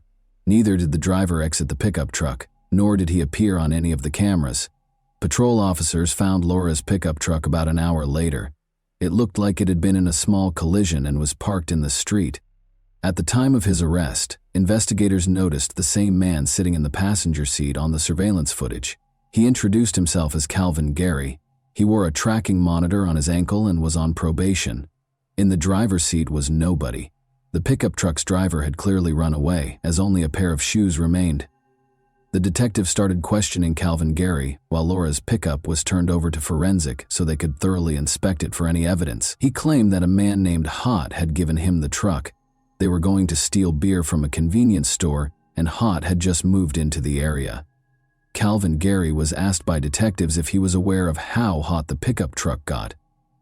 "I don't know anything about Laura," he said, adding that he didn't know the answer to that question. "I don't know what happened to her," he said. He informed detectives that Hot was a short African-American man. Calvin Gary also provided detectives with Hot's location. When they spotted them, they proceeded to the designated address. The short man hid in a bushy grove. He was mistaken in his hope that the detectives hadn't noticed him. They invited him to approach them. The man had on a shirt and pants but no shoes when he came out of the shrubbery. He refused to give his name when detectives asked him to do so because he was uncooperative. The detectives then requested that he approach the car. They were able to quickly identify fingerprints thanks to specialized equipment. Detectives discovered a match in the database when they scanned the man's fingerprint. Gary Daniel was his real name, and he had a long criminal history. He was already a 3-time prisoner. The fact that Gary Daniel was from Sebring was another noteworthy detail. Be mindful, Laura was a resident of Sebring as well. Detectives assumed Danielle was the driver of Laura's pickup truck because he was shoeless. Remember how the police discovered shoes inside the pickup truck when they located it? Gary Danielle was therefore a suspect in the Laura Peacher case, due to all of these factors. Nevertheless, the detectives had to release him because there was insufficient evidence at that time for the police to bring any charges against him. Because Calvin Gary had an ankle monitor, they focused on him and the fact that he, Gary, and Daniel used Laura's pickup truck. But the police were able to follow him around. They learned that Calvin Gary had never visited Sebring where Laura lived, or the dumpster where her body was discovered. Following the discovery and interrogation of Laura's boyfriend, Vidal Cortez, detectives ruled out Calvin Gary as a suspect. However, he told detectives that Laura had gone to a Sebring bar on the evening of Tuesday, October 16, since she had been there the night before she died. Detectives were intrigued by this information and went to the bar to talk to the establishment personnel. Since Laura lived nearby, the manager told detectives that she frequently stopped by the bar for a bite to eat. Her most recent visit was on the evening of Tuesday, October 16. There was nothing unusual about her manner. She was smiling and friendly as usual. The existence of surveillance cameras within the establishment, which captured all events within the bar, was discovered by detectives. They viewed the video, which supported the bar manager's claims that Laura was wearing the same dress in which she was discovered. At the bar, she was seated. At the time, she was conversing with a waitress who was employed. She ate dinner. Nothing odd was going on, and she hadn't ordered any alcohol. Around 11 p.m., she left without meeting anyone and only talked to a waitress. Subsequent investigation revealed that the witness saw Laura with a man he described as Shorty at 2:45 a.m., approximately 4 hours after she had left the bar. She was spotted by the witness at a gas station outside a convenience store across town. At that moment, Laura was sitting in her pickup truck and appeared to be in good health. There was no sign that she was having problems or that she needed assistance. In addition, the witness stated that Laura and Shorty took off in their car. Since the gas station was the last known location where Laura was spotted alive, the investigators went there. At 2:54 a.m., when they began watching the security footage, they recognized a familiar face. Gary Danielle had entered to purchase cigarettes. Before he left, he chatted with another customer. Laura's pickup truck was seen backing out of the parking lot and onto the highway in footage captured by another camera. The footage supported an eyewitness's account that he unquestionably saw Laura Peicher and Gary Danielle together at a gas station near Sebring, but it was impossible to determine whether Laura was inside the pickup at the time, whether she was okay, or whether Gary Danielle was with her. Investigators searched the dumpster for clues that might connect Gary Danielle to Laura's murder early on Wednesday morning. Although the ATM receipt was partially torn, it contained information that helped law enforcement identify that it was a specific ATM at a Lakeland gas station. The receipt states that the transaction took place on Wednesday at 3:30 p.m., 12 hours after Laura was last observed in Sebring. In order to locate the ATM of interest, the detectives proceeded to the gas station. With any luck, the surveillance footage would help them solve the case. They could see Laura's pickup truck in the video, but they couldn't make out who was sitting in it. Fortunately, there were several cameras. The detectives watched Gary Danielle exit the pickup and go to the store after it had been parked. After taking out cash from the ATM and purchasing a soda, they departed the establishment. Detectives believed Laura was dead by this point because she was not seen and did not exit the pickup truck. Gary Danielle returned to the pickup truck and headed toward the location of Laura's body. They located him. For interrogation, Gary Danielle was brought to the police station. The only proof the police had at that point was that Danielle had used Laura's pickup truck, so they started interrogating him about it. The only thing he did, Danielle said, was to use an unlocked truck that had keys inside for that purpose. He didn't know who owned the pickup. The pickup truck's interior was fine, he said. He saw nothing out of the ordinary. After showing him a photo of Laura, the detectives asked him if he recognized the person in it. "I don't know the woman," Danielle said. He was asked if he had ever met Laura in Sebring by detectives. "No," he said. Then they told him that a recording had been made at a Sebring gas station. He's on the tape, and Laura's pickup truck is on the tape. He refused to answer any more questions after Danielle learned that the police suspected him of killing Laura. There was no tangible evidence available to detectives at the time to convince a jury that Laura Peicher was murdered by Gary Danielle. A person has a set amount of time to stand trial. The clock begins to run as soon as the suspect is taken into custody. The detectives chose to release Gary Danielle because they were still awaiting the forensic findings. Naturally, there was a significant risk that Danielle would flee, but the investigators determined that the risk was warranted in this instance. Many questions were addressed by forensic analysis. Drops of Laura's blood were discovered by the experts in the rear seat of her pickup truck. This suggests that Laura's body was either in the back seat of the pickup truck when she passed away, or that the crime was committed inside the vehicle. A forensic report on the objects discovered close to Laura's body has been obtained by investigators. Gary Danielle's DNA was discovered under Laura's fingernails, and it matched the DNA on the strap that was used to bind her hands. Gary Danielle was taken into custody after the DNA evidence found in surveillance footage was sufficient to file charges. Danielle used his right to silence and remained silent when he was arrested. He was accused of carjacking, tampering with evidence, and first-degree murder. The investigators attempted to create a timeline of Laura's final hours based on the evidence. They were aware that Laura was in a Sebring bar. At around 11 p.m., she left the bar by herself and went to the town center, where she met up with friends. She met Gary Danielle that same evening. There was no connection between them, and they had never met before. Because Gary Danielle wouldn't answer questions, investigators think Laura agreed to give him a ride, perhaps in return for money. Investigators don't know how he and Laura met, but they do know that she was found alive and unharmed in a pickup truck by an eyewitness at a gas station, where she and Gary Danielle ended up. After they left the gas station, it seems that something happened. Laura was strangled in her own pickup truck, though it's unclear where the truck was when she passed away. Surveillance footage showed Laura's pickup truck at a gas station 25 miles outside of Tampa, where Danielle was taking out cash from an ATM, 12 hours after it was last seen in Sebring. After that, Danielle took a car to Tampa. 2 days after, he hid Laura's body in a restaurant parking lot next to a dumpster. It was discovered. The trial didn't happen until nearly 3 years after Laura's passing. The global situation was the reason for the delay. It took a long time for Laura Pietro's father to go to court and face the man who killed his daughter. Rather than condemning Danielle, the father used his words to discuss the lost young woman. A young boy once pointed out her short arm, according to a story her father told. She was told by another boy that he had asthma. "Don't you know there's something wrong with everyone?" she replied. Her father brought some of his daughter's belongings to court, including her journal, which bore the inscription, "Live the life you've imagined." Because she lived alone and no one was around to do the dishes, she wrote in it that she detested cooking. She expressed her distaste for littering in her writing. On August 24, 2021, she wrote about her 4 tattoos, the most significant of which was a black bird in memory of a deceased sister-in-law and based on a Beatles song. In a deal with state prosecutors, Gary Danielle entered a guilty plea to second-degree murder. Danielle, 50, agreed to a 30-year prison term in exchange for a guilty plea to second-degree murder. He also acknowledged committing grand theft of a motor vehicle and tampering with evidence. In the brief court hearing, Danielle, who was short, gray, bald, bearded, handcuffed, and wearing orange, stood silently in a jury box. To Laura Pietro's family, he remained silent.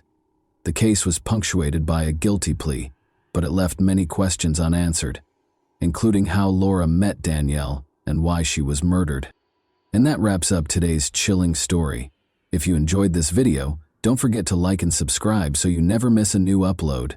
Also, let me know in the comments what part of this story shocked you the most. Thank you for watching, and I'll see you in the next video.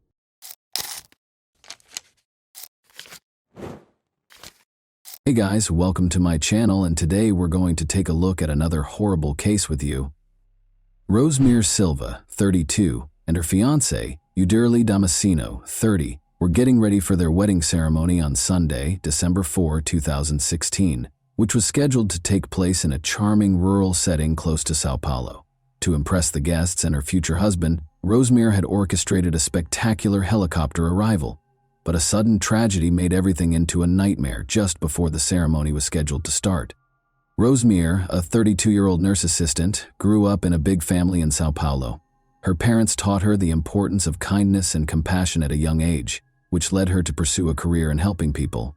Her co-workers always felt they had her undivided attention and frequently complimented her on her diligence, patience, and kind disposition. When she wasn't working, Rosemary was a happy, energetic person who loved hanging out with friends, volunteering at her church, and making sure her loved ones were safe and content.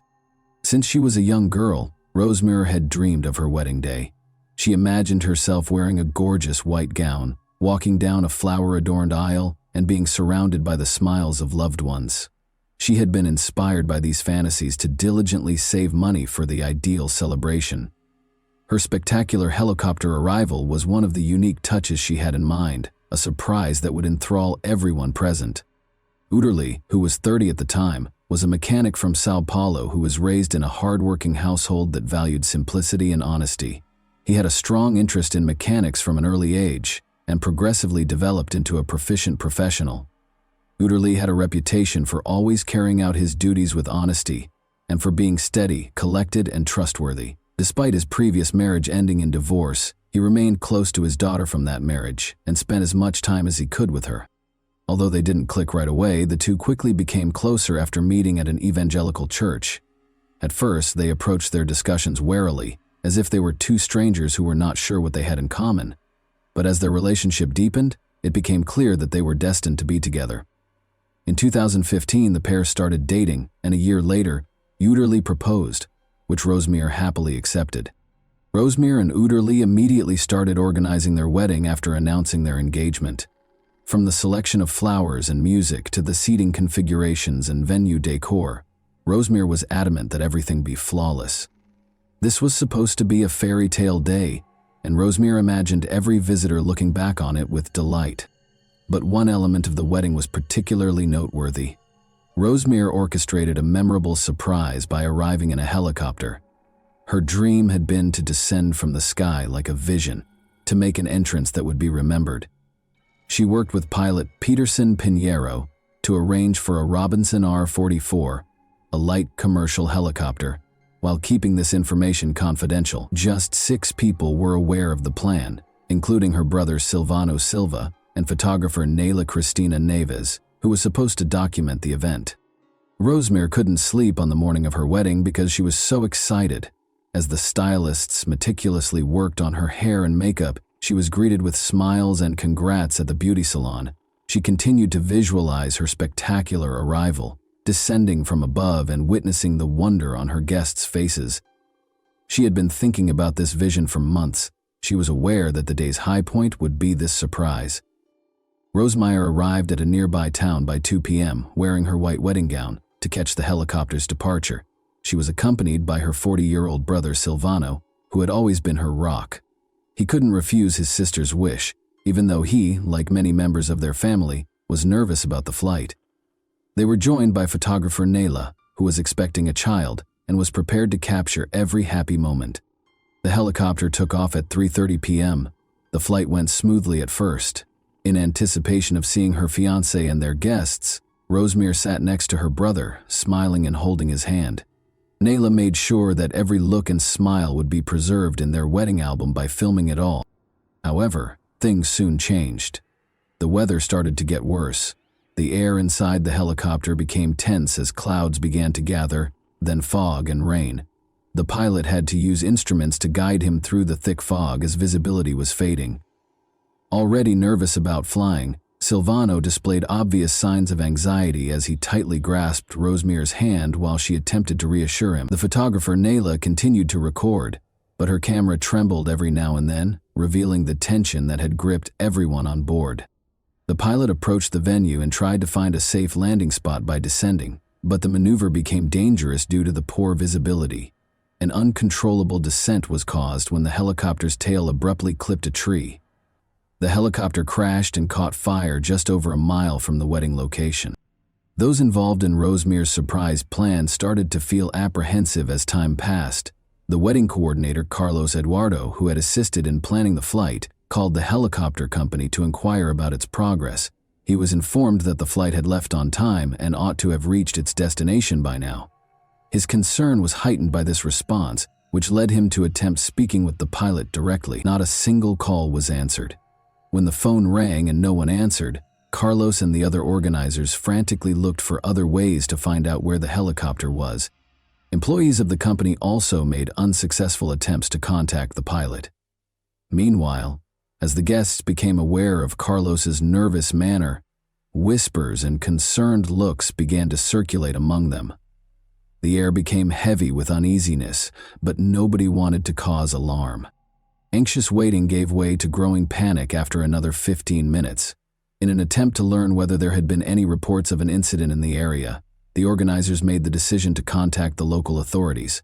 At that point, they learned of a helicopter crash near the wedding site, which confirmed their worst suspicions. The fact that it was the same flight that was carrying Rosemary was not confirmed, but the information was enough to chill everyone. Carlos Eduardo confided in the pastor because he wasn't sure how to tell the groom. They went together to Uterly and told him what they knew. A few miles away, there had been a report of a potential helicopter crash. Uterly initially found it difficult to understand. He was unaware that Rosemary would be arriving by helicopter. The pastor kindly clarified that Rosemary had planned a surprise for both him and the guests. However, the words didn't seem to make sense. As the realization dawned, Uterly stood in stunned silence, staring at Carlos Eduardo and the pastor. His surroundings appeared to dim, the noises of the assembly fading into a quiet emptiness. When the gravity of the situation became apparent, everyone's eyes were on him. That helicopter might have contained Rosemary. The ensuing silence seemed to go on forever, and nobody knew how to respond. Reports verified that emergency personnel arrived at the scene of the collision within minutes. At first, there were few specifics as they tried to evaluate the situation. To keep spectators out, police surrounded the area and started their investigation. As news of the crash spread to the wedding location, the guests' anxiety grew more intense by the second, though everyone could feel that the possibility of a positive outcome was dwindling. One of the event organizers suggested waiting for official confirmation before drawing any conclusions. Behind him, the groom could hear whispers among the guests, and he knew that until the specifics were known, no one would tell the truth. Whispers were spreading like wildfire, and the day that was supposed to be a celebration was gradually devolving into chaos. First responders were already working diligently at the crash site, while the guests anxiously waited at the venue. The helicopter had crashed near a highway in a forested area. The fuselage had caught fire upon impact, and the remaining portion of the aircraft was rapidly consumed by the flames. After battling to keep the fire contained, firefighters eventually made it to the wreckage. Those attempting to piece together what had happened were struck with a sense of dread and grief when it became evident that none of the passengers had survived. In order to determine the cause of the collision, police officers started gathering evidence and searching the scene for hints. One officer found a camera that had continued to record even after the impact, and debris was strewn all over a small space. The video might offer important new information about the last few seconds of the flight. However, the cause of the tragedy was still unknown. The hope for a miracle was dashed when the wedding venue received official confirmation of the crash. With a heavy heart, the pastor went to Uterly and delivered the heartbreaking news. The groom's face was marked with pain as he tried to make sense of what he was hearing. Those who were by his side were left in stunned silence, unsure of how to react to such overwhelming grief, as the world seemed to crumble around him in that moment. Unsure of what to say or do, the guests who had come to celebrate love and happiness now stood in stunned silence. The ceremony, which had been eagerly awaited, had instead turned into a scene of shock and grief. What had been supposed to be a lovely day had turned into a sobering reminder of how easily one mistake or unanticipated circumstance could ruin lives and plans in an instant. Brazilian National Civil Aviation Agency investigators started collecting witness statements and analyzing the flight data. Particularly interested were those who had been to the wedding or knew about Rosemary's intentions. In addition to determining the technical causes of the crash, the investigation sought to understand why she chose to arrive at such a high risk. Police and aviation safety specialists carefully inspected the wreckage. Retrieving the flight data and going over recordings that might offer important insights was one of their first tasks. It was crucial to figure out why the helicopter lost control and veered off course. There were several possible causes, including pilot error or mechanical failure, in addition to the possibility of heavy fog and deteriorating weather. The investigation was further complicated by witness statements from people who knew the pilot, Peterson Pinheiro. Pinheiro was a seasoned and well-respected expert who was renowned for managing each flight with care and responsibility. He had years of experience and had flown numerous times in difficult weather conditions.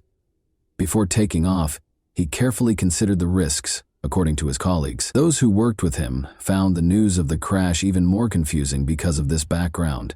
It was difficult for many to accept that he could have made such a serious error, but the facts were still indisputable. The helicopter had clipped a tree and spun out of control in dense fog and rain. In order to ascertain whether there had been a chance for a safe landing, investigators tried to piece together the last moments of the flight. The families of Rosemary and Utery were left to deal with unspeakable grief while investigators worked at the crash site. Close friends, parents, and siblings found it difficult to believe that this tragedy had truly happened. One of the few people who was aware of Rosemary's intention to arrive by helicopter, her sister, recalled their conversations. The idea of surprising everyone with her entrance had filled Rosemary with excitement and enthusiasm. However, nobody could have predicted that this would be her last flight. Uterly stood by the wedding arch, still reeling from the loss. He witnessed organizers and attendees attempting to console one another, but it did not bring him any comfort.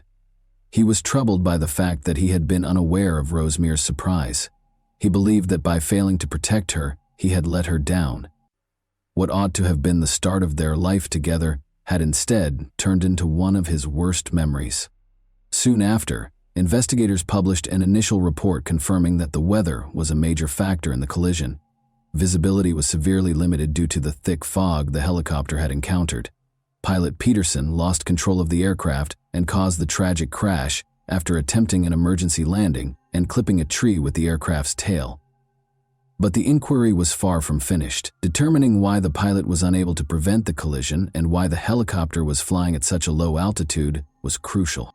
Experts started analyzing the footage from the camera discovered among the wreckage because it might contain important hints for reconstructing the last moments of the flight.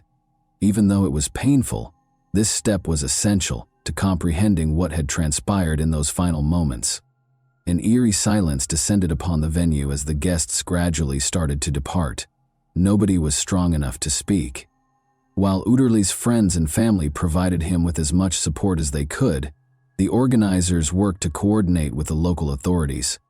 But everyone was plagued by unanswered questions. Why did this happen?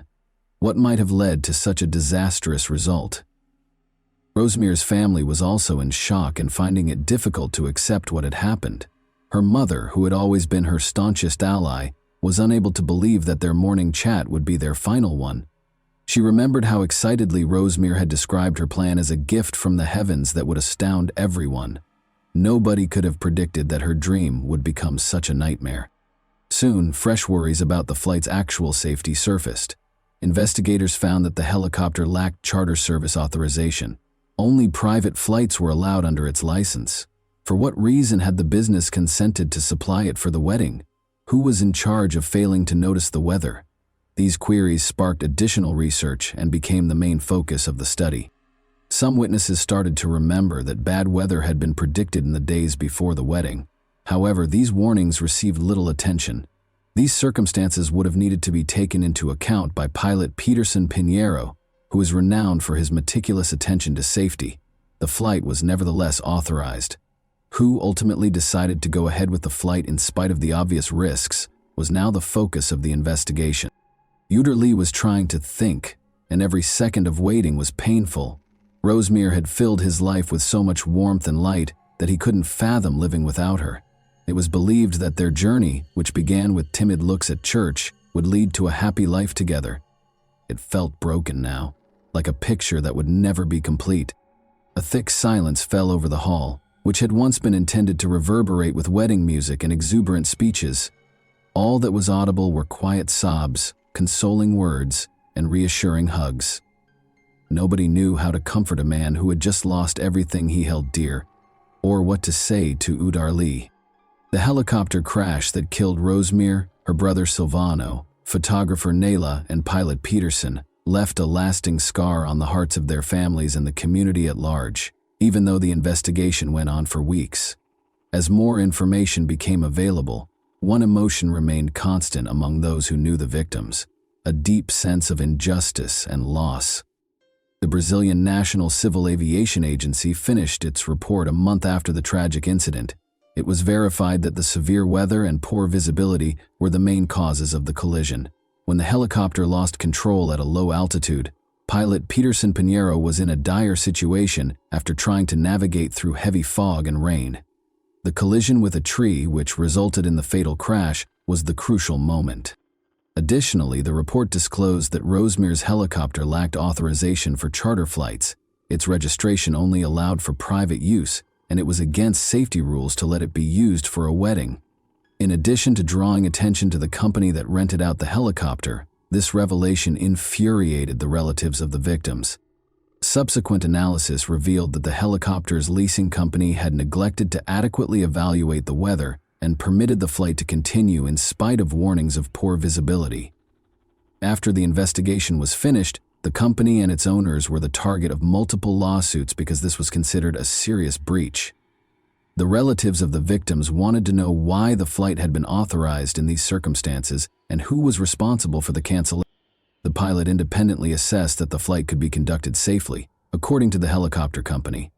More investigation was necessary, though, after it was discovered that the business lacked permission to use the aircraft for commercial purposes. Their licenses were temporarily suspended as a result, and a thorough audit of their business practices was conducted. The families of Rosemere and the other victims got ready for the funerals while the investigation continued. None of them wanted to confront that moment.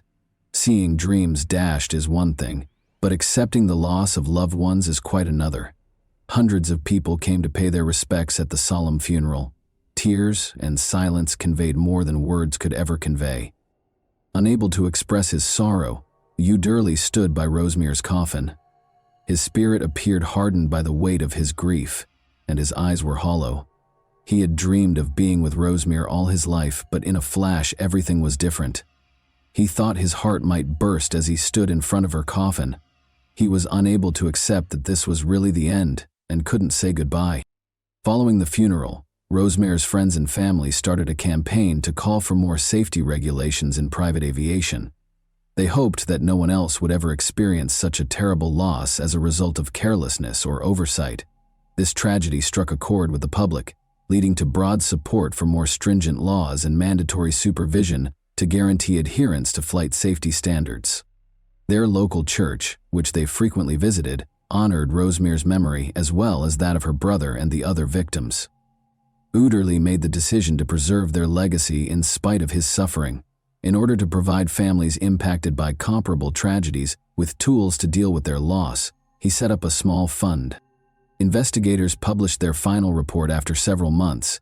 It verified that bad weather and poor visibility, which caused the loss of control, were the primary causes of the tragedy. The company's failure to appropriately evaluate the risks involved and adhere to appropriate rental procedures was one contributing factor. The company's flight licenses were temporarily revoked and fined until all found flaws were fixed. Even though the investigation yielded a lot of answers, it was unable to restore the lost. Families were compensated, but it didn't make their grief any less painful. It was only a symbolic gesture that Durley and everyone who knew Rosemere could not reverse. Life gradually returned to normal for most people months after the tragedy, but not for Durley. The spark that used to light his eyes had vanished, but he still went to work and saw friends. Nothing could fill the void Rosemere's passing left in his heart. He frequently found himself thinking back on their happy times together in the evenings and wishing that day had gone differently.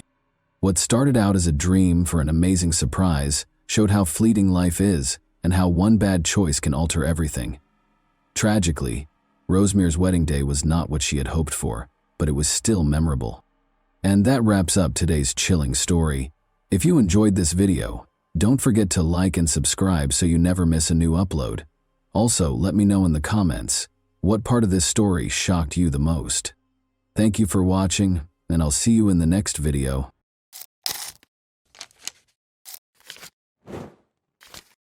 Hey guys, welcome to my channel, and today we're going to take a look at another horrible case with you. We examine the events that transpired in Jacksonville, Florida in this video. The body of Kim Dorsey was discovered in her house.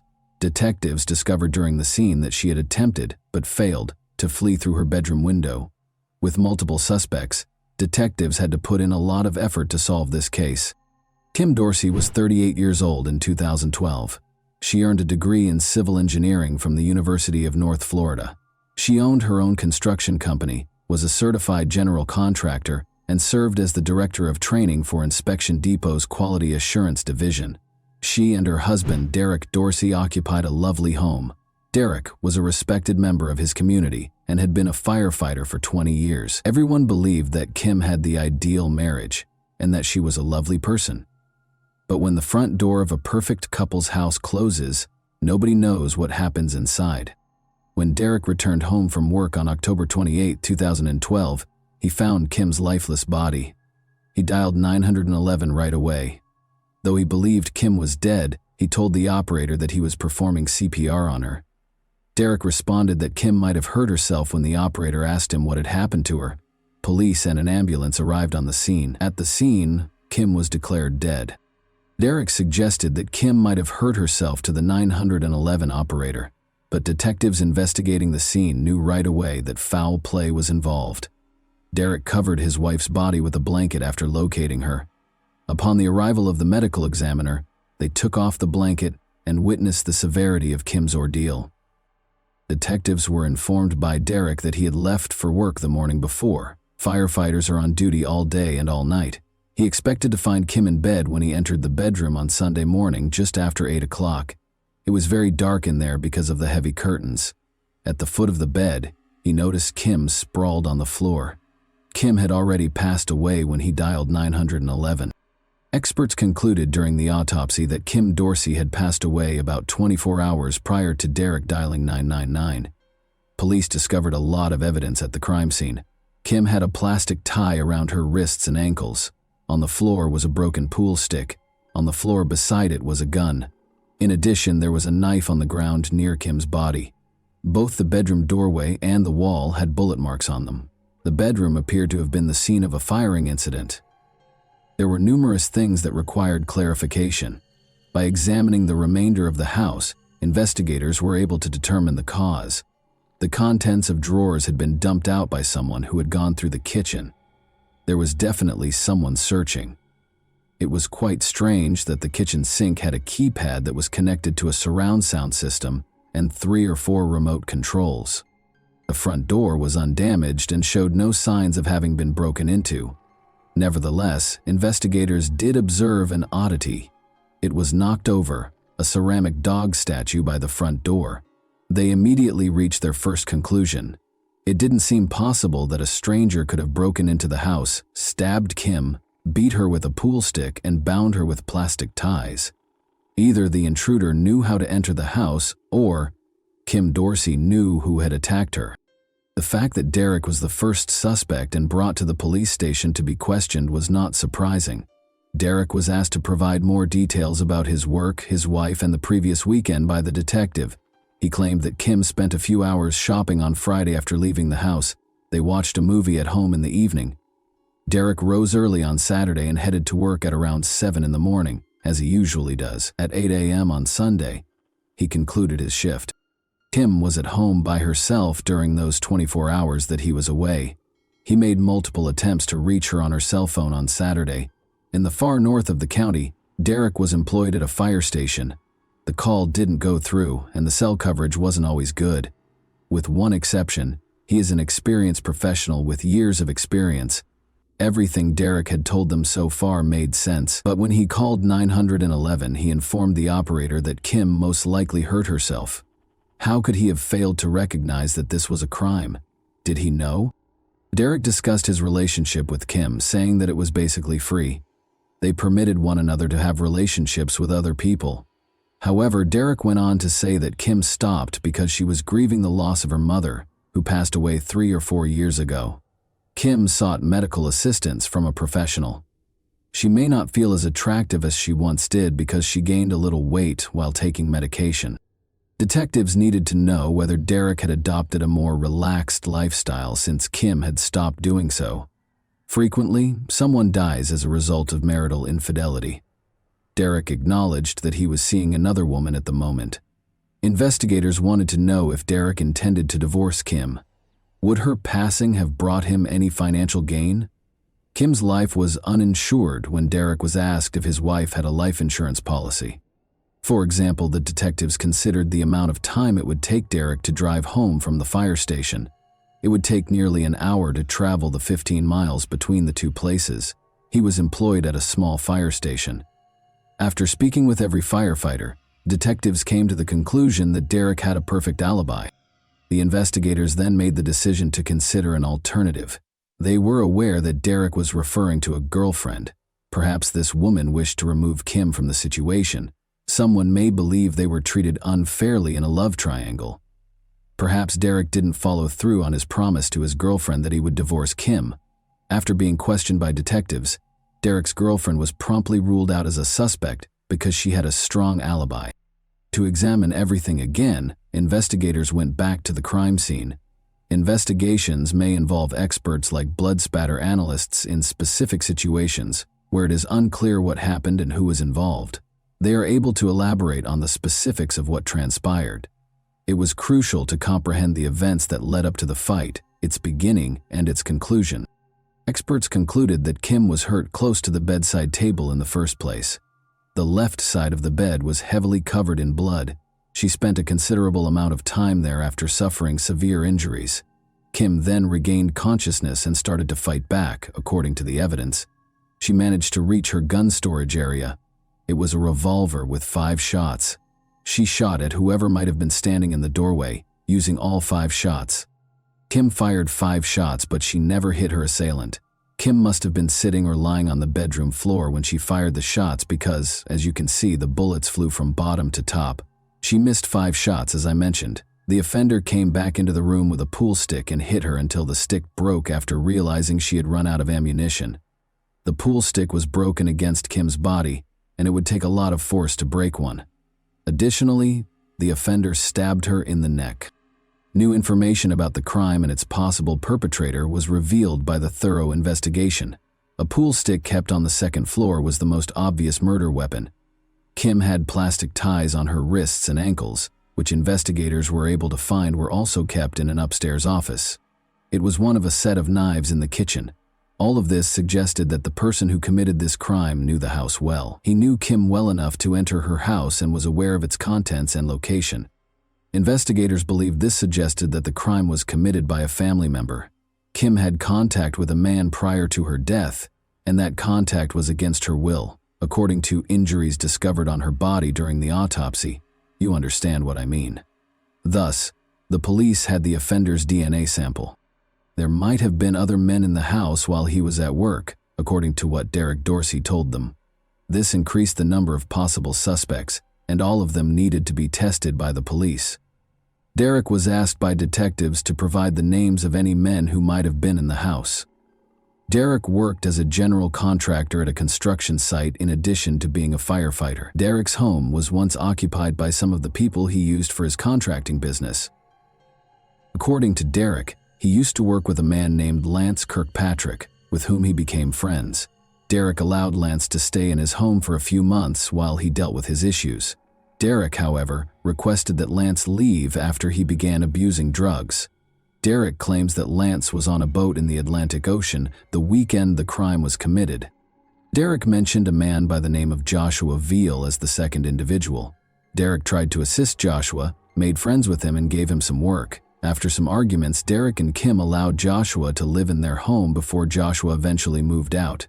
However, Derek stated that he was still supposed to meet Joshua the morning he found Kim's body and continued to hire him for odd jobs. Derek was going to pick up Joshua Veal on Sunday morning after he got off work. Joshua failed to show up for their scheduled meeting at a convenience store. If he wanted to earn money, why wouldn't he attend this meeting? Joshua thus turned into a suspect. Joshua Veal's criminal history was found by the police, primarily for drug offenses. After being arrested, he was brought to an interview room. Joshua was asked to explain his weekend activities by the detective. He stated that he had spent the entire weekend, including the moment the detectives thought the crime was committed, having a party at his house. The investigator then inquired as to whether he and Kim Dorsey were romantically involved. Although he said no, he made it clear that he thought Kim was a very attractive woman and that he wouldn't mind dating her. The detective eventually told Joshua that Kim had passed away. The detectives were surprised by his response. He broke down in tears. But was he pretending, or were his feelings real? They released him, after obtaining a DNA sample from him. The DNA discovered on Kim Dorsey's body was not Joshua's, according to forensic analysis. The police have one less suspect as a result. Derek gave the police the names of other people who knew his house. They were all excluded after submitting DNA for analysis. After that, investigators made the decision to go back to the crime scene once more. But this time, they wanted to take Derek on a tour of the house. It was quite odd that they discovered 4 remote controls for the surround sound system in the sink. When they first inspected the kitchen, water had been poured into the remote controls, most likely to remove the DNA. When Derek managed to turn on the television, an adult film started right away. According to Derek, it wasn't his film. Is it possible that the offender was watching television? Derek recalled that the house had recently been occupied by another man. They were experiencing issues with both their television system and the remote control. An employee of the business that sold them the system stopped by on Friday afternoon and adjusted the surround sound. About 12 hours prior to Kim's death, this man was in the house. What would happen if he chose to return while Derek was at work? Detectives found this man quickly and started interviewing him. They saw that his hands were cut. He claimed it was nothing out of the ordinary that he had injured himself at work. He consented to give his DNA and denied any role in Kim Dorsey's ordeal. The DNA that was discovered on Kim's body did not match it. When an officer came across a routine police report of temporary unauthorized use of a vehicle, things quickly started to go south. That's a pretty fancy way of saying that you let someone take the car even though it was stolen. Just 17 hours prior to Kim's passing, the theft took place. A police report was filed by the girl who claimed the car was stolen. Lance Kirkpatrick was the man she let use the car, and he never came back. Early in the investigation, Derek Dorsey was recalling who had visited his home when he heard the name Lance Kirkpatrick. However, Derek thought Lance was in the ocean at the time of the crime, on a boat. Detectives were informed by the girl who reported the car stolen that she, Lance, and other people were at a party on Friday night. She let him use her car, and Lance consented to go get a drink at the store. Lance Kirkpatrick departed at that point and never came back. Investigators made the decision to learn whether the vehicle ever came close to Kim Dorsey's house. Neighbors were interviewed by the police when they arrived on the scene. Dorsey's neighbor first told one of the patrol officers that he had spotted a small blue SUV there that day. It was identical to the vehicle Kirkpatrick had taken. The SUV was reported to the police a few days later. They discovered surveillance footage that verified the blue SUV was outside Kim's house at 6:30 a.m. on the day of her death. Lance Kirkpatrick was the top suspect after police saw this surveillance footage. They contacted the woman from whom he had stolen the car in order to locate him. Although she didn't know Lance's location, she claimed to know where to look for Brian Kiefer, one of his friends. After being brought to the police station, Brian was questioned about Lance Kirkpatrick. Brian was at the same party when the SUV vanished, investigators discovered. Being one of the people who allowed Lance to use the car, Brian claimed to have spent the entire night driving around in a taxi in an attempt to find out where Lance was. It took him until the following day to locate him. According to Brian, Lance appeared unkempt and he saw that one of his arms was injured. What Brian went on to say was totally surprising. Lance informed him that he was going to jail because he had killed a man. It was a beating, he said. There are a number of reasons why someone would confess to a crime. To begin with, due to guilt. They are unable to tolerate it. They are unable to conceal it. Keeping it to themselves is not an option. Alcohol and illegal substances may be the cause of reason number 2. When an individual loses self-control and begins babbling. Lance gave Brian information that only a criminal would be aware of. He claimed, for instance, that he used a pool stick to attack Kim. In addition, Lance claimed to have been shot 5 times. It was a 5-shot revolver, so he waited for the 6th shot. But it never came. Because he was aware of the specifics of the crime, there were 2 possible suspects in this case, Lance Kirkpatrick or Brian Kiefer. Brian informed investigators that Lance was hiding in his home's attic. An arrest was made for Lance Kirkpatrick. Throughout the interview, he remained composed. He was questioned regarding his relationship with Derek Dorsey and the last time he visited his home. "I was there a week or a week and a half ago," Lance said. Derek and Lance had communicated long enough. He did a lot of work with him. He was aware that Derek would be gone for 24 hours due to his schedule. Kim would be home alone, he knew. Lance was questioned by detectives regarding her relationship with Kim Dorsey. He claimed that their relationship was trouble-free, but the interview ended there because Lance insisted on having a lawyer and would not respond to any questions. Investigators had to find another way to prove Kirkpatrick was at Kim's house because he refused to cooperate. Numerous questions could have been addressed by DNA testing. Lance's father provided a DNA sample which investigators compared to Kim's body. The parallels were striking. It cleared Brian Kiefer, another suspect, in addition to confirming Kirkpatrick as the murderer. Investigators think Kirkpatrick had some sort of evil scheme based on his actions in the hours leading up to the murder. As you are aware, Lance drove away in someone else's vehicle that Friday night and returned. He was aware of the route to Kim's home. He was aware that Derek would be gone for 24 hours due to his schedule. Kim was alone at home, and he knew it. He was aware that the spare key was stored beneath the statue of the dog.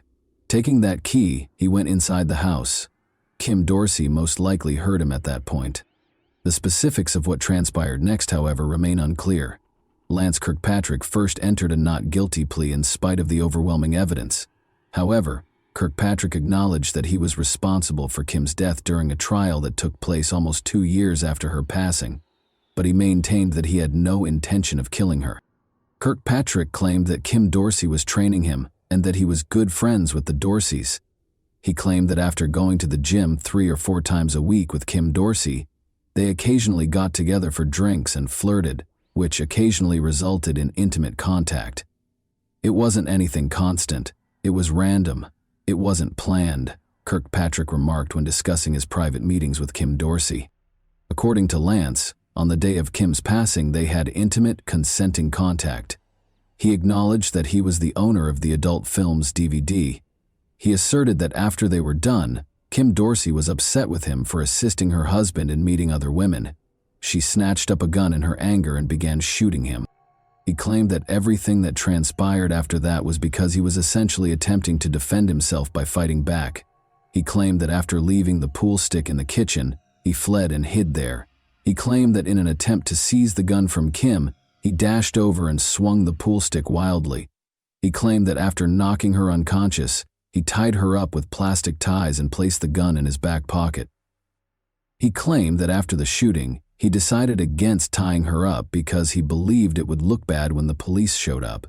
He claimed to have located a knife to cut the plastic ties, but they began to struggle when Kim eventually grabbed the knife. He claims that he stabbed her by accident.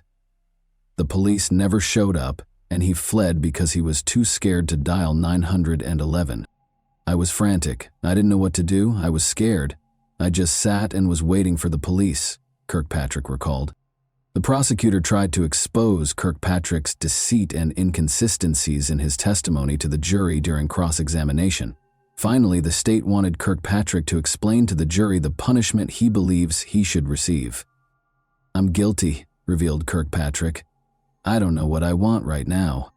Lance Kirkpatrick received 3 life sentences without the possibility of parole in May 2015. The jury suggested life in prison, but he could have received the death penalty. His mother pleaded with the jury to spare him from death. With tears in his eyes, Derek Dorsey delivered a victim impact statement following the sentencing. According to Derek, Kim Dorsey was much more than just a firefighter's spouse. All of her achievements, including earning a degree in civil engineering from the University of North Florida and launching her own company, were attributed to her intelligence, strength, and hard work, he said. Derek expressed his disappointment with the sentence in an interview, saying he had hoped for the death penalty. And that wraps up today's chilling story. If you enjoyed this video, don't forget to like and subscribe so you never miss a new upload. Also, let me know in the comments what part of this story shocked you the most. Thank you for watching, and I'll see you in the next video.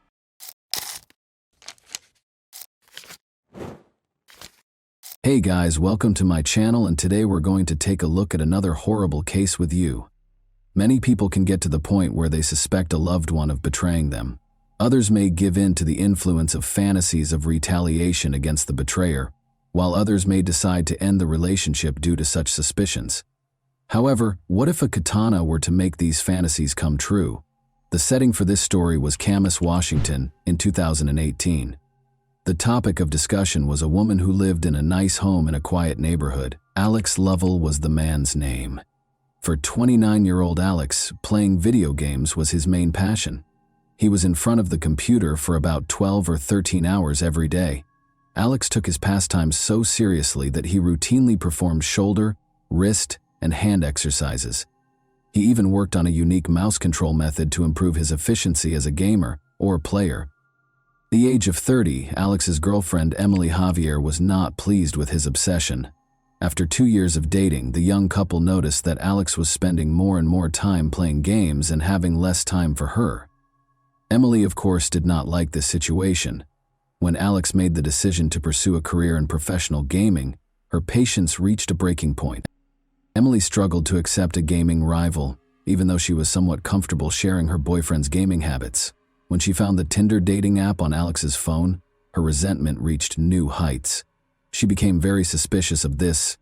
She therefore realized that Alex had found another girl when she saw red hairs in the shower and scratches on his back, even though her hair was then dyed green. Convinced that he would simply deny everything, Emily started to plot a retaliation that would enable her to permanently get rid of him, rather than confronting him head-on.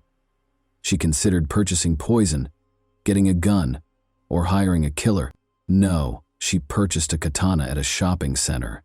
That was the only thing she could think of right now, driven by anger. She therefore made the decision to give herself an additional week to polish her strategy. She entered the question, how to kill someone with a sword, into a search engine while she was at home with the katana. Not surprisingly, her question was answered in a rather direct manner. In order to start their last journey to the Hawaiian Islands with Alex, the girl bought plane tickets at the same time. She confessed that she was tired of life in 2 notes, one to her mother and the other to a close friend. She also wrote Alex a note, though it's unclear what it said and when he was meant to read it. At first, it seemed as though she wanted to do something to herself while on vacation. However, how did she intend to exact revenge on Alex? Kill him too? It's feasible, particularly considering that she could have brought the sword with her if she had checked it in with her bags, rather than bringing it on her person. One evening, though, Alex came home at about 9. He wanted to go to bed and hardly gave his girlfriend any attention. Emily became emotionally unstable as a result of this. She taped 2 additional knives to her side of the bed in case her sword plan didn't work, and she concealed the katana there because she felt she could no longer stand such treatment. She went back to her boyfriend after completing her preparations and offered him a drink to help him fall asleep more quickly while intoxicated. Emily hid the man's phone, which he would need to call for assistance after he fell asleep quickly. She illuminated his neck with the light from her own phone so she could see better and aim more precisely. Her hand went to the katana, but just as she was about to attack, she unintentionally struck Alex in the head with the katana's back, waking him up.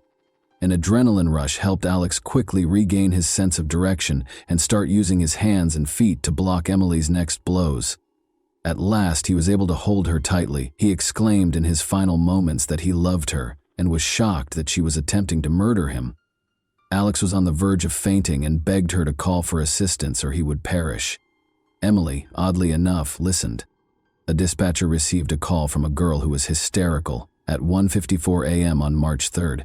She was yelling that her boyfriend had been hurt.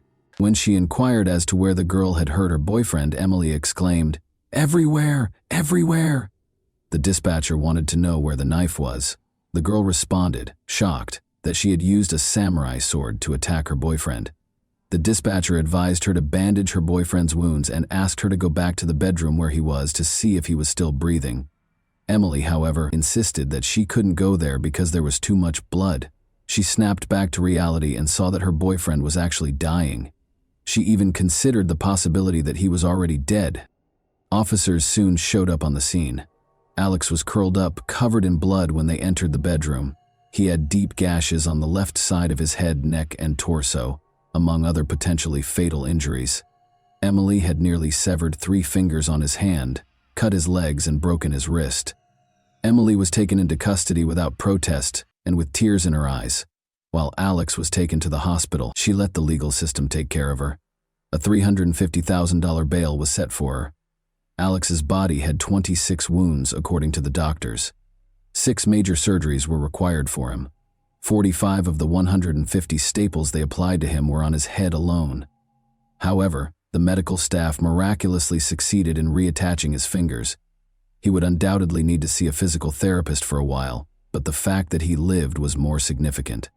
Because of Emily's weapon choice, the ferocity with which she executed the attack, and Alex's incredible fortitude, this attack garnered a lot of attention in the US and made headlines in numerous media outlets. Even though he had a long recovery ahead of him, he maintained an exceptionally optimistic outlook. He amusingly posted a question on the internet a day after the attack, asking if anyone could split a picture of him and Emily together. Some of his remarks were repeated by the media, though it's unclear how he was able to take the attack so lightly. One example would be, "I'm really proud that I was beaten with a sword and by a girl, man. I must sacrifice it for her. I certainly took a lesson from this. There's no comparing the feeling of when I overpowered her," he continues. "I've participated in sports, taken first place in major competitions, and more. I've performed snowboard tricks. This is superior. I believed it was right to defeat someone who was determined to do me harm. I had spent my entire life anticipating this.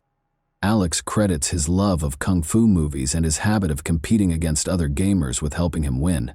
He says he never cheated on Emily, but acknowledges that he likely spent too much time in front of the monitor. He remarked, "I hardly had time for one girl, much less another." He simply was too worn out to give her the affection she so richly deserved. Tinder was on his phone, he clarified, but he hadn't used it since it became apparent that he and Emily were seriously dating. Alex even acknowledged that the exhaustion from playing video games all day was the reason for his low libido. This might have persuaded Emily that he no longer wanted her, but he says that numerous times before, even when another girl merely liked his picture on social media, she had falsely accused him of cheating. All of this is denied by Emily. Regarding the red hairs, they might have come from his dog's fur or his own beard. Emily found it challenging to defend herself in court. Everyone could see that this was a carefully considered and planned crime. Emily told police that she wanted to kill him for cheating. "That was my objective." She was convicted of attempting first-degree murder. Her sentence was lowered from a potential 20-year term to 19 years because of Alex's survival, her lack of prior convictions, and her own decision to call 911 for assistance. This result did not sit well with Alex's family. They felt that because she tried to kill their son, she should be punished more severely. Emily countered that because of her history of childhood trauma, which hindered her ability to form relationships, her sentence should be shortened. Although her psychologist acknowledged that she had PTSD, he said it had no bearing on the case. The judge ultimately decided that she should receive almost the maximum sentence because of the severity of the attack. She must also receive treatment for her aggression and mental health issues. She must pay $30,000 in reparations and is forbidden from getting in touch with Alex or his family. To help Alex recover, his gaming friends set up a crowdfunding page and raised thousands of dollars. He is presently recuperating and has largely resumed his regular activities. He says he hasn't spoken to Emily since the attack. When asked how he feels about her, he admits that she saved his life by calling 911, which is significant, but it's difficult to sum up his feelings for his ex-girlfriend in just 2 words. In any case, he thinks she needs significant assistance. "I didn't expect this, but something like this had to happen," he continues in his characteristically lighthearted tone. "She reached for the samurai sword because she obviously didn't want me to end up in the wrong hands." And that wraps up today's chilling story. If you enjoyed this video, don't forget to like and subscribe so you never miss a new upload. Also, let me know in the comments what part of this story shocked you the most. Thank you for watching, and I'll see you in the next video.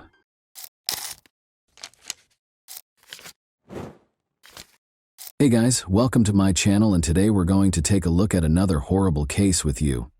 Aurora, then 26 years old, and Mark, then 32, decided to take their honeymoon to the stunning island of Corsica in the late spring of 1995. The girl had chosen this location for their first vacation together after Aurora and Mark got married 2 months prior.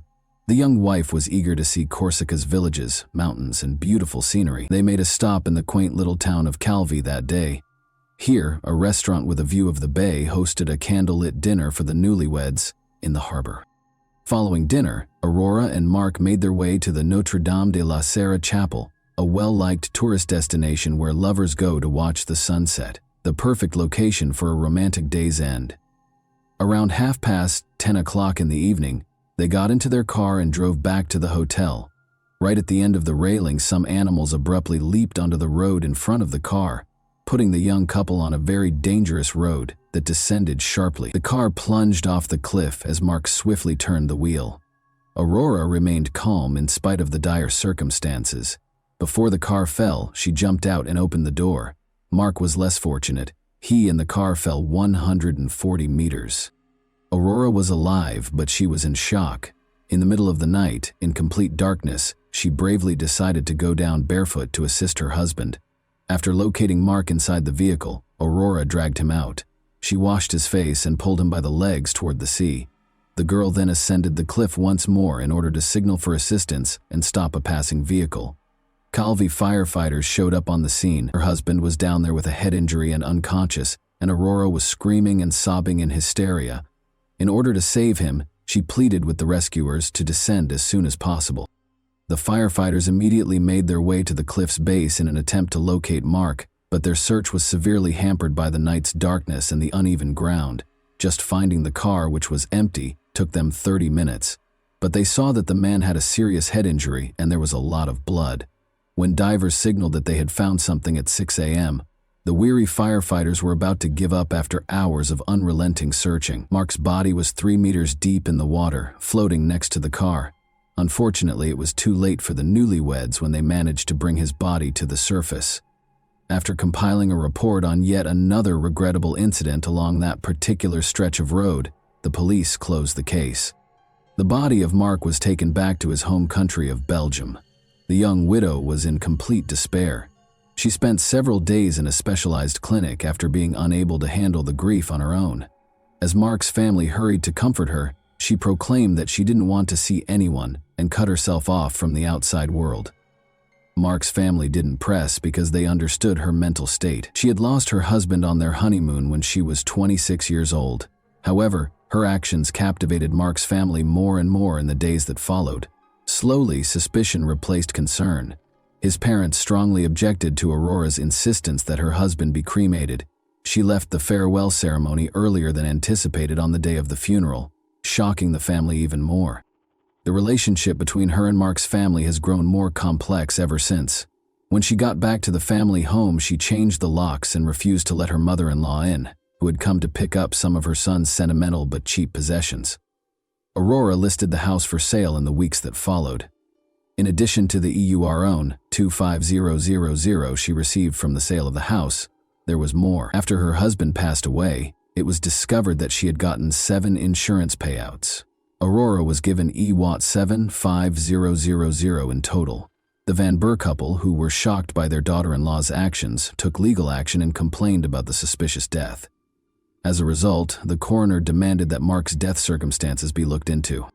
Investigators started by researching the couple's lives in order to comprehend what truly transpired that night. Mark Vander, 31, was employed at a reputable financial firm in Brussels in April 1994, about a year prior to the incident. Everything in his life seemed to be going well, or nearly so, and he had a great job, devoted parents, and amiable co-workers, but he had yet to find a woman he wanted to live a lifetime with. Mark wanted to start a family because he was old enough. In Brussels, Mark and Aurora met at a bar. Aurora was selling ironing boards door to door at the time, which wasn't a very lucrative job. There was immediate chemistry between Mark and Aurora. Mark was enamored with the attractive girl and fell in love with her right away. Their lively relationship left Mark's friends in awe and jealousy. Mark was shy, a little overweight, and uninterested in sports, whereas Aurora was very attractive, athletic, and fit. However, Aurora moved in with Mark a few weeks after they first met. Seeing that their son was content with her, the future husband's family embraced her as their future daughter-in-law and the mother of their grandchildren. When the young couple decided to tie the knot a year later, nobody was shocked. The girl asked Mark to put half of the house in her name, among other requirements for her future husband. Although this might have seemed strange or improper, Mark, who was incredibly in love, accepted all of the bride's demands. The young couple exchanged vows on March 11, 1995. Only the bride's twin sister was present from her side of the family, but the entire husband's family was present at the wedding. The husband's family gradually realized that their daughter-in-law avoided discussing her family and evasively responded to all inquiries about her background, education, and relatives. She acted as though she was from a wealthier family than theirs. More than a year after Mark's passing, on September 5, 1996, Aurora received an invitation to be questioned at the police station. She reaffirmed her earlier claims that she and Mark had gone to a chapel after dining at a portside restaurant. A wild animal unexpectedly leapt in front of their car on the way back. An unfortunate accident happened when Mark turned the steering wheel. Aurora opened the door and leaped out just before the car plunged off the cliff. No more information could be gleaned from her by the police. On October 8, 1996, Mark's body was exhumed in an effort to learn the truth. Some of the injuries were caused after death, according to the forensic expert. Although the body had many wounds, none of them were bleeding, suggesting that Mark passed away before the car plunged off the cliff. The widow was nowhere to be found when the police wanted to question her again. 2 years after the incident, the detectives made the decision to look into the crime scene in Corsica. The newlyweds' car plunged into the ravine, and Belgian police officers were at the edge of it. Armed only with photographs and without the car, the task became more difficult. However, the expert was able to reconstruct the car's pre-fall trajectory. A person's reaction to an unexpected event on the road, such as an animal running out, is to turn the steering wheel but not all the way around. Under no circumstances could the car have ended up where it was found if it had veered off the road and fallen into the water. The expert also observed another contradiction in the accident theory. When firefighters arrived on the scene, they reported that the bushes growing on the cliff's top had been crushed. The bushes would have been cut off if the car had sped down. It was clear from the crushed vegetation that the car had remained on the bushes for a while before descending gradually. Additionally, blood droplets were discovered unevenly distributed between the car and the water following the incident, indicating that the body was carried rather than dragged. Could an 80-kilogram man have been carried by Aurora, who weighed less than 50 kg? Aurora's version of events did not match the investigation's conclusions. The car was pushed off the cliff, according to the expert's conclusive findings. The investigators were now interested in learning what transpired following the incident. Did Aurora come down to assist Mark? Did she have the bravery and strength to go barefoot down the rocks? It was possible, as hard as it may seem to believe.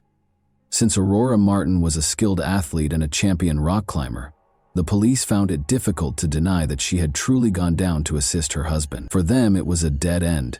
Since there was still no update on the young lady, the investigators made the decision to learn more about her past. Really, who is she? What secrets are concealed by her evasive responses? In actuality, the girl had a very challenging upbringing, devoid of both a loving family and a quality education. Her mother moved to Germany after her parents divorced when she was 12, so she hardly ever saw her daughter. Although her father was not very involved in her life, she led a carefree life with her 2 sisters. With lofty aspirations, the girl left her childhood home when she turned 18. Aurora entered beauty pageants in hopes of becoming a model, but was not very successful. She thus found employment as a bar hostess and occasionally as an escort service model. At the age of 24, Aurora made the most of her beauty and lived life to the fullest. In February 1993, she went to a rock climbing club one day as usual, where she met Peter Schwett, who would be her fateful encounter. He shared her love of mountaineering and was young, attractive, and wealthy. She was 24 years old and he was 23. At first sight, it was love. Aurora was able to move on from her previous life next to Peter. This tale sounded too good to be true. In fact, the investigators discovered an oddity while looking into Peter Schwett's past. He was a widower for a young man his age. The circumstances surrounding his wife's death were suspicious. 2 years earlier, on his 21st birthday, Peter was serving in the German army in Belgium. Peter liked going to clubs, and one night he met Ursula Deschamps, a young student, while he was out with friends. They fell in love quickly, and 3 months later Peter proposed to her. Ursula soon learned, though, that Peter was not content with a single woman. Other surprises were in store for her. At their house, Ursula discovered counterfeit documents and substantial sums of money. She wanted to tell the police what she had discovered.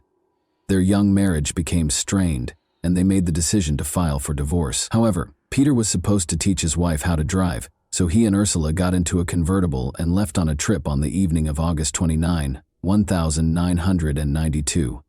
The outing was peculiar for soon-to-be ex-houses. Peter was behind the wheel and driving as fast as he always does. The car crashed into a canal at high speed after he lost control. Although Peter was able to flee in time, he was unable to save his wife, who perished in the water with the car. He remembered that even though he touched her hand, he was unable to grasp her and drag her to the surface. A few days later, Ursula's body was discovered. Nothing from the autopsy would raise any questions about the girl's drowning. Peter provided a convincing explanation of how he had gotten out of the car through the rear window when the police recreated the crime scene. However, Ursula's family never thought it was a sad accident. First of all, Peter had never lowered the top of a convertible before. Second, Ursula could swim very well, An expert who later examined the case claimed that Ursula had time to get out of the car because drowning takes 3 minutes or so as the water fills the car. The Belgian police, however, handled it as a regrettable mishap brought on by the driver's carelessness. The case was closed after the young widower received a sentence of 3 months in prison. Investigators couldn't help but notice coincidences between two scenarios, two crime scenes, and two cases. In both instances, a traffic accident occurred. The car ended up in the water after the driver lost control. While the other spouse's body was not discovered in the vehicle, one of the spouses was able to flee in time. Since Aurora and Peter were now the primary suspects in the murder of Mark Vander, detectives had an immediate need to locate them. Although investigators suspected Peter of Ursula's murder as well, it was possible to drop the possibility of charging him with the same crime again because Peter had already served 3 months in connection with that case. In the meantime, the police discovered the likely cause of Ursula's death and the reason Peter became so rich following the death of his wife. He was able to leave the army and woo the stunning Aurora after receiving an insurance payout of $1,500. After a year of romance, the young couple broke up in early 1994 for unspecified reasons. The girl registered with a marriage agency during this period. According to her, the perfect man would be well off, have a flat of his own, be amiable, and not be overweight. Her relationship with Mark Van Burr began in April 1994. The girl insured Mark in August 1994, 4 months after they first met. It's interesting to note that the documents had Aurora's signature rather than Mark's, indicating that he was obviously ignorant of this. She signed the paperwork on his behalf, claiming that his hand was hurt. Before long, a regrettable incident happened. After selling the house and getting the insurance money, Aurora vanished. She wasn't hidden for very long, though. Investigators discovered her trace in Luxembourg 2 months after Mark was murdered. She opened a bank account and deposited EWAR 275000 into it. She and someone named Peter Schwett were the only ones with access to the account. Had they gotten back together and relocated to Miami, Florida? Before, an article in a major French newspaper referred to them as diabolical lovers and detailed the police suspicions against them, the couple had been living a lavish lifestyle for nearly 2 years, complete with fancy apartments, cars, and a yacht. Peter and Aurora grew extremely wary. They only used telephone booths to make calls and altered their appearance. Before Peter was taken into custody in a supermarket parking lot, they were able to remain hidden for a while. He offered the police the roughly $50,000 he was carrying in exchange for their release, but they turned him down. Aurora was taken into custody by the police in the apartment where the lovers were hiding 2 days later. Aurora and Peter made every effort to evade extradition. Nevertheless, they were sent back to Belgium on December 3, 1998. Aurora declined to provide any testimony right away. In contrast, Peter talked a lot, but not much of it was accurate. The police had no hard evidence against them because they obviously did not want to cooperate with the investigation. An anonymous phone call altered the case's trajectory. Over the phone, a woman disclosed that she had information regarding Mark's murder. The woman was later identified by the police as Fabienne Lefevre. Aurora's stepmother, Fabienne, had recently split from the girl's father and made the decision to either get even or atone for her transgressions. According to Fabienne, she hurried to the hospital to console her stepdaughter following the tragedy in Corsica, but the girl who met her was entirely different, not even in mourning. Fabienne claims that Aurora told her everything. It was all Peter's doing, she said, and he handled everything. Peter and 3 accomplices, his German friends, pulled over Aurora and Mark as they were on the road. They used baseball bats to beat Mark. Fabienne claims that because Mark pleaded with the men to spare his wife and let her go, he was unaware of the betrayer until the very end. They loaded Mark's body into the car and pushed it off a cliff after the beating was finished. However, because it didn't fit Peter's personality, the police were unable to track down the accomplices or provide evidence of their existence. Furthermore, there were numerous questions regarding Fabienne's veracity. First, there was tension between Fabienne and Aurora. Second, why did she make an anonymous call? And why did she call the police sooner? She was afraid, the woman said. However, the police sought additional evidence because they were certain that Fabienne's words alone could not be used to build a strong case. Police in Germany discovered that one of Peter's brothers had postcards from Corsica and pictures of the car that crashed off the cliff. The interesting thing about these souvenir photos is that they were taken 6 months prior to Mark's murder. Was it deliberate planning or just a coincidence? 4 years had gone by since the murder, but the specifics of the crime were still unknown. The police made the decision to recreate the airport crime scene on June 16, 1999. The vehicle was being driven by the driver at a maximum speed of 35 kilometers per hour. As if attempting to leap out, Aurora was supposed to open the car door wide. Even when the car slowed down considerably, she didn't do it. In an attempt to find an explanation for her failure, she lost her temper, started crying, and had hysterical outbursts. Peter stepped in and tried to protect Aurora. Since, in theory, he was not present at the crime scene in Corsica, it is unclear why he was involved in the reconstruction at all.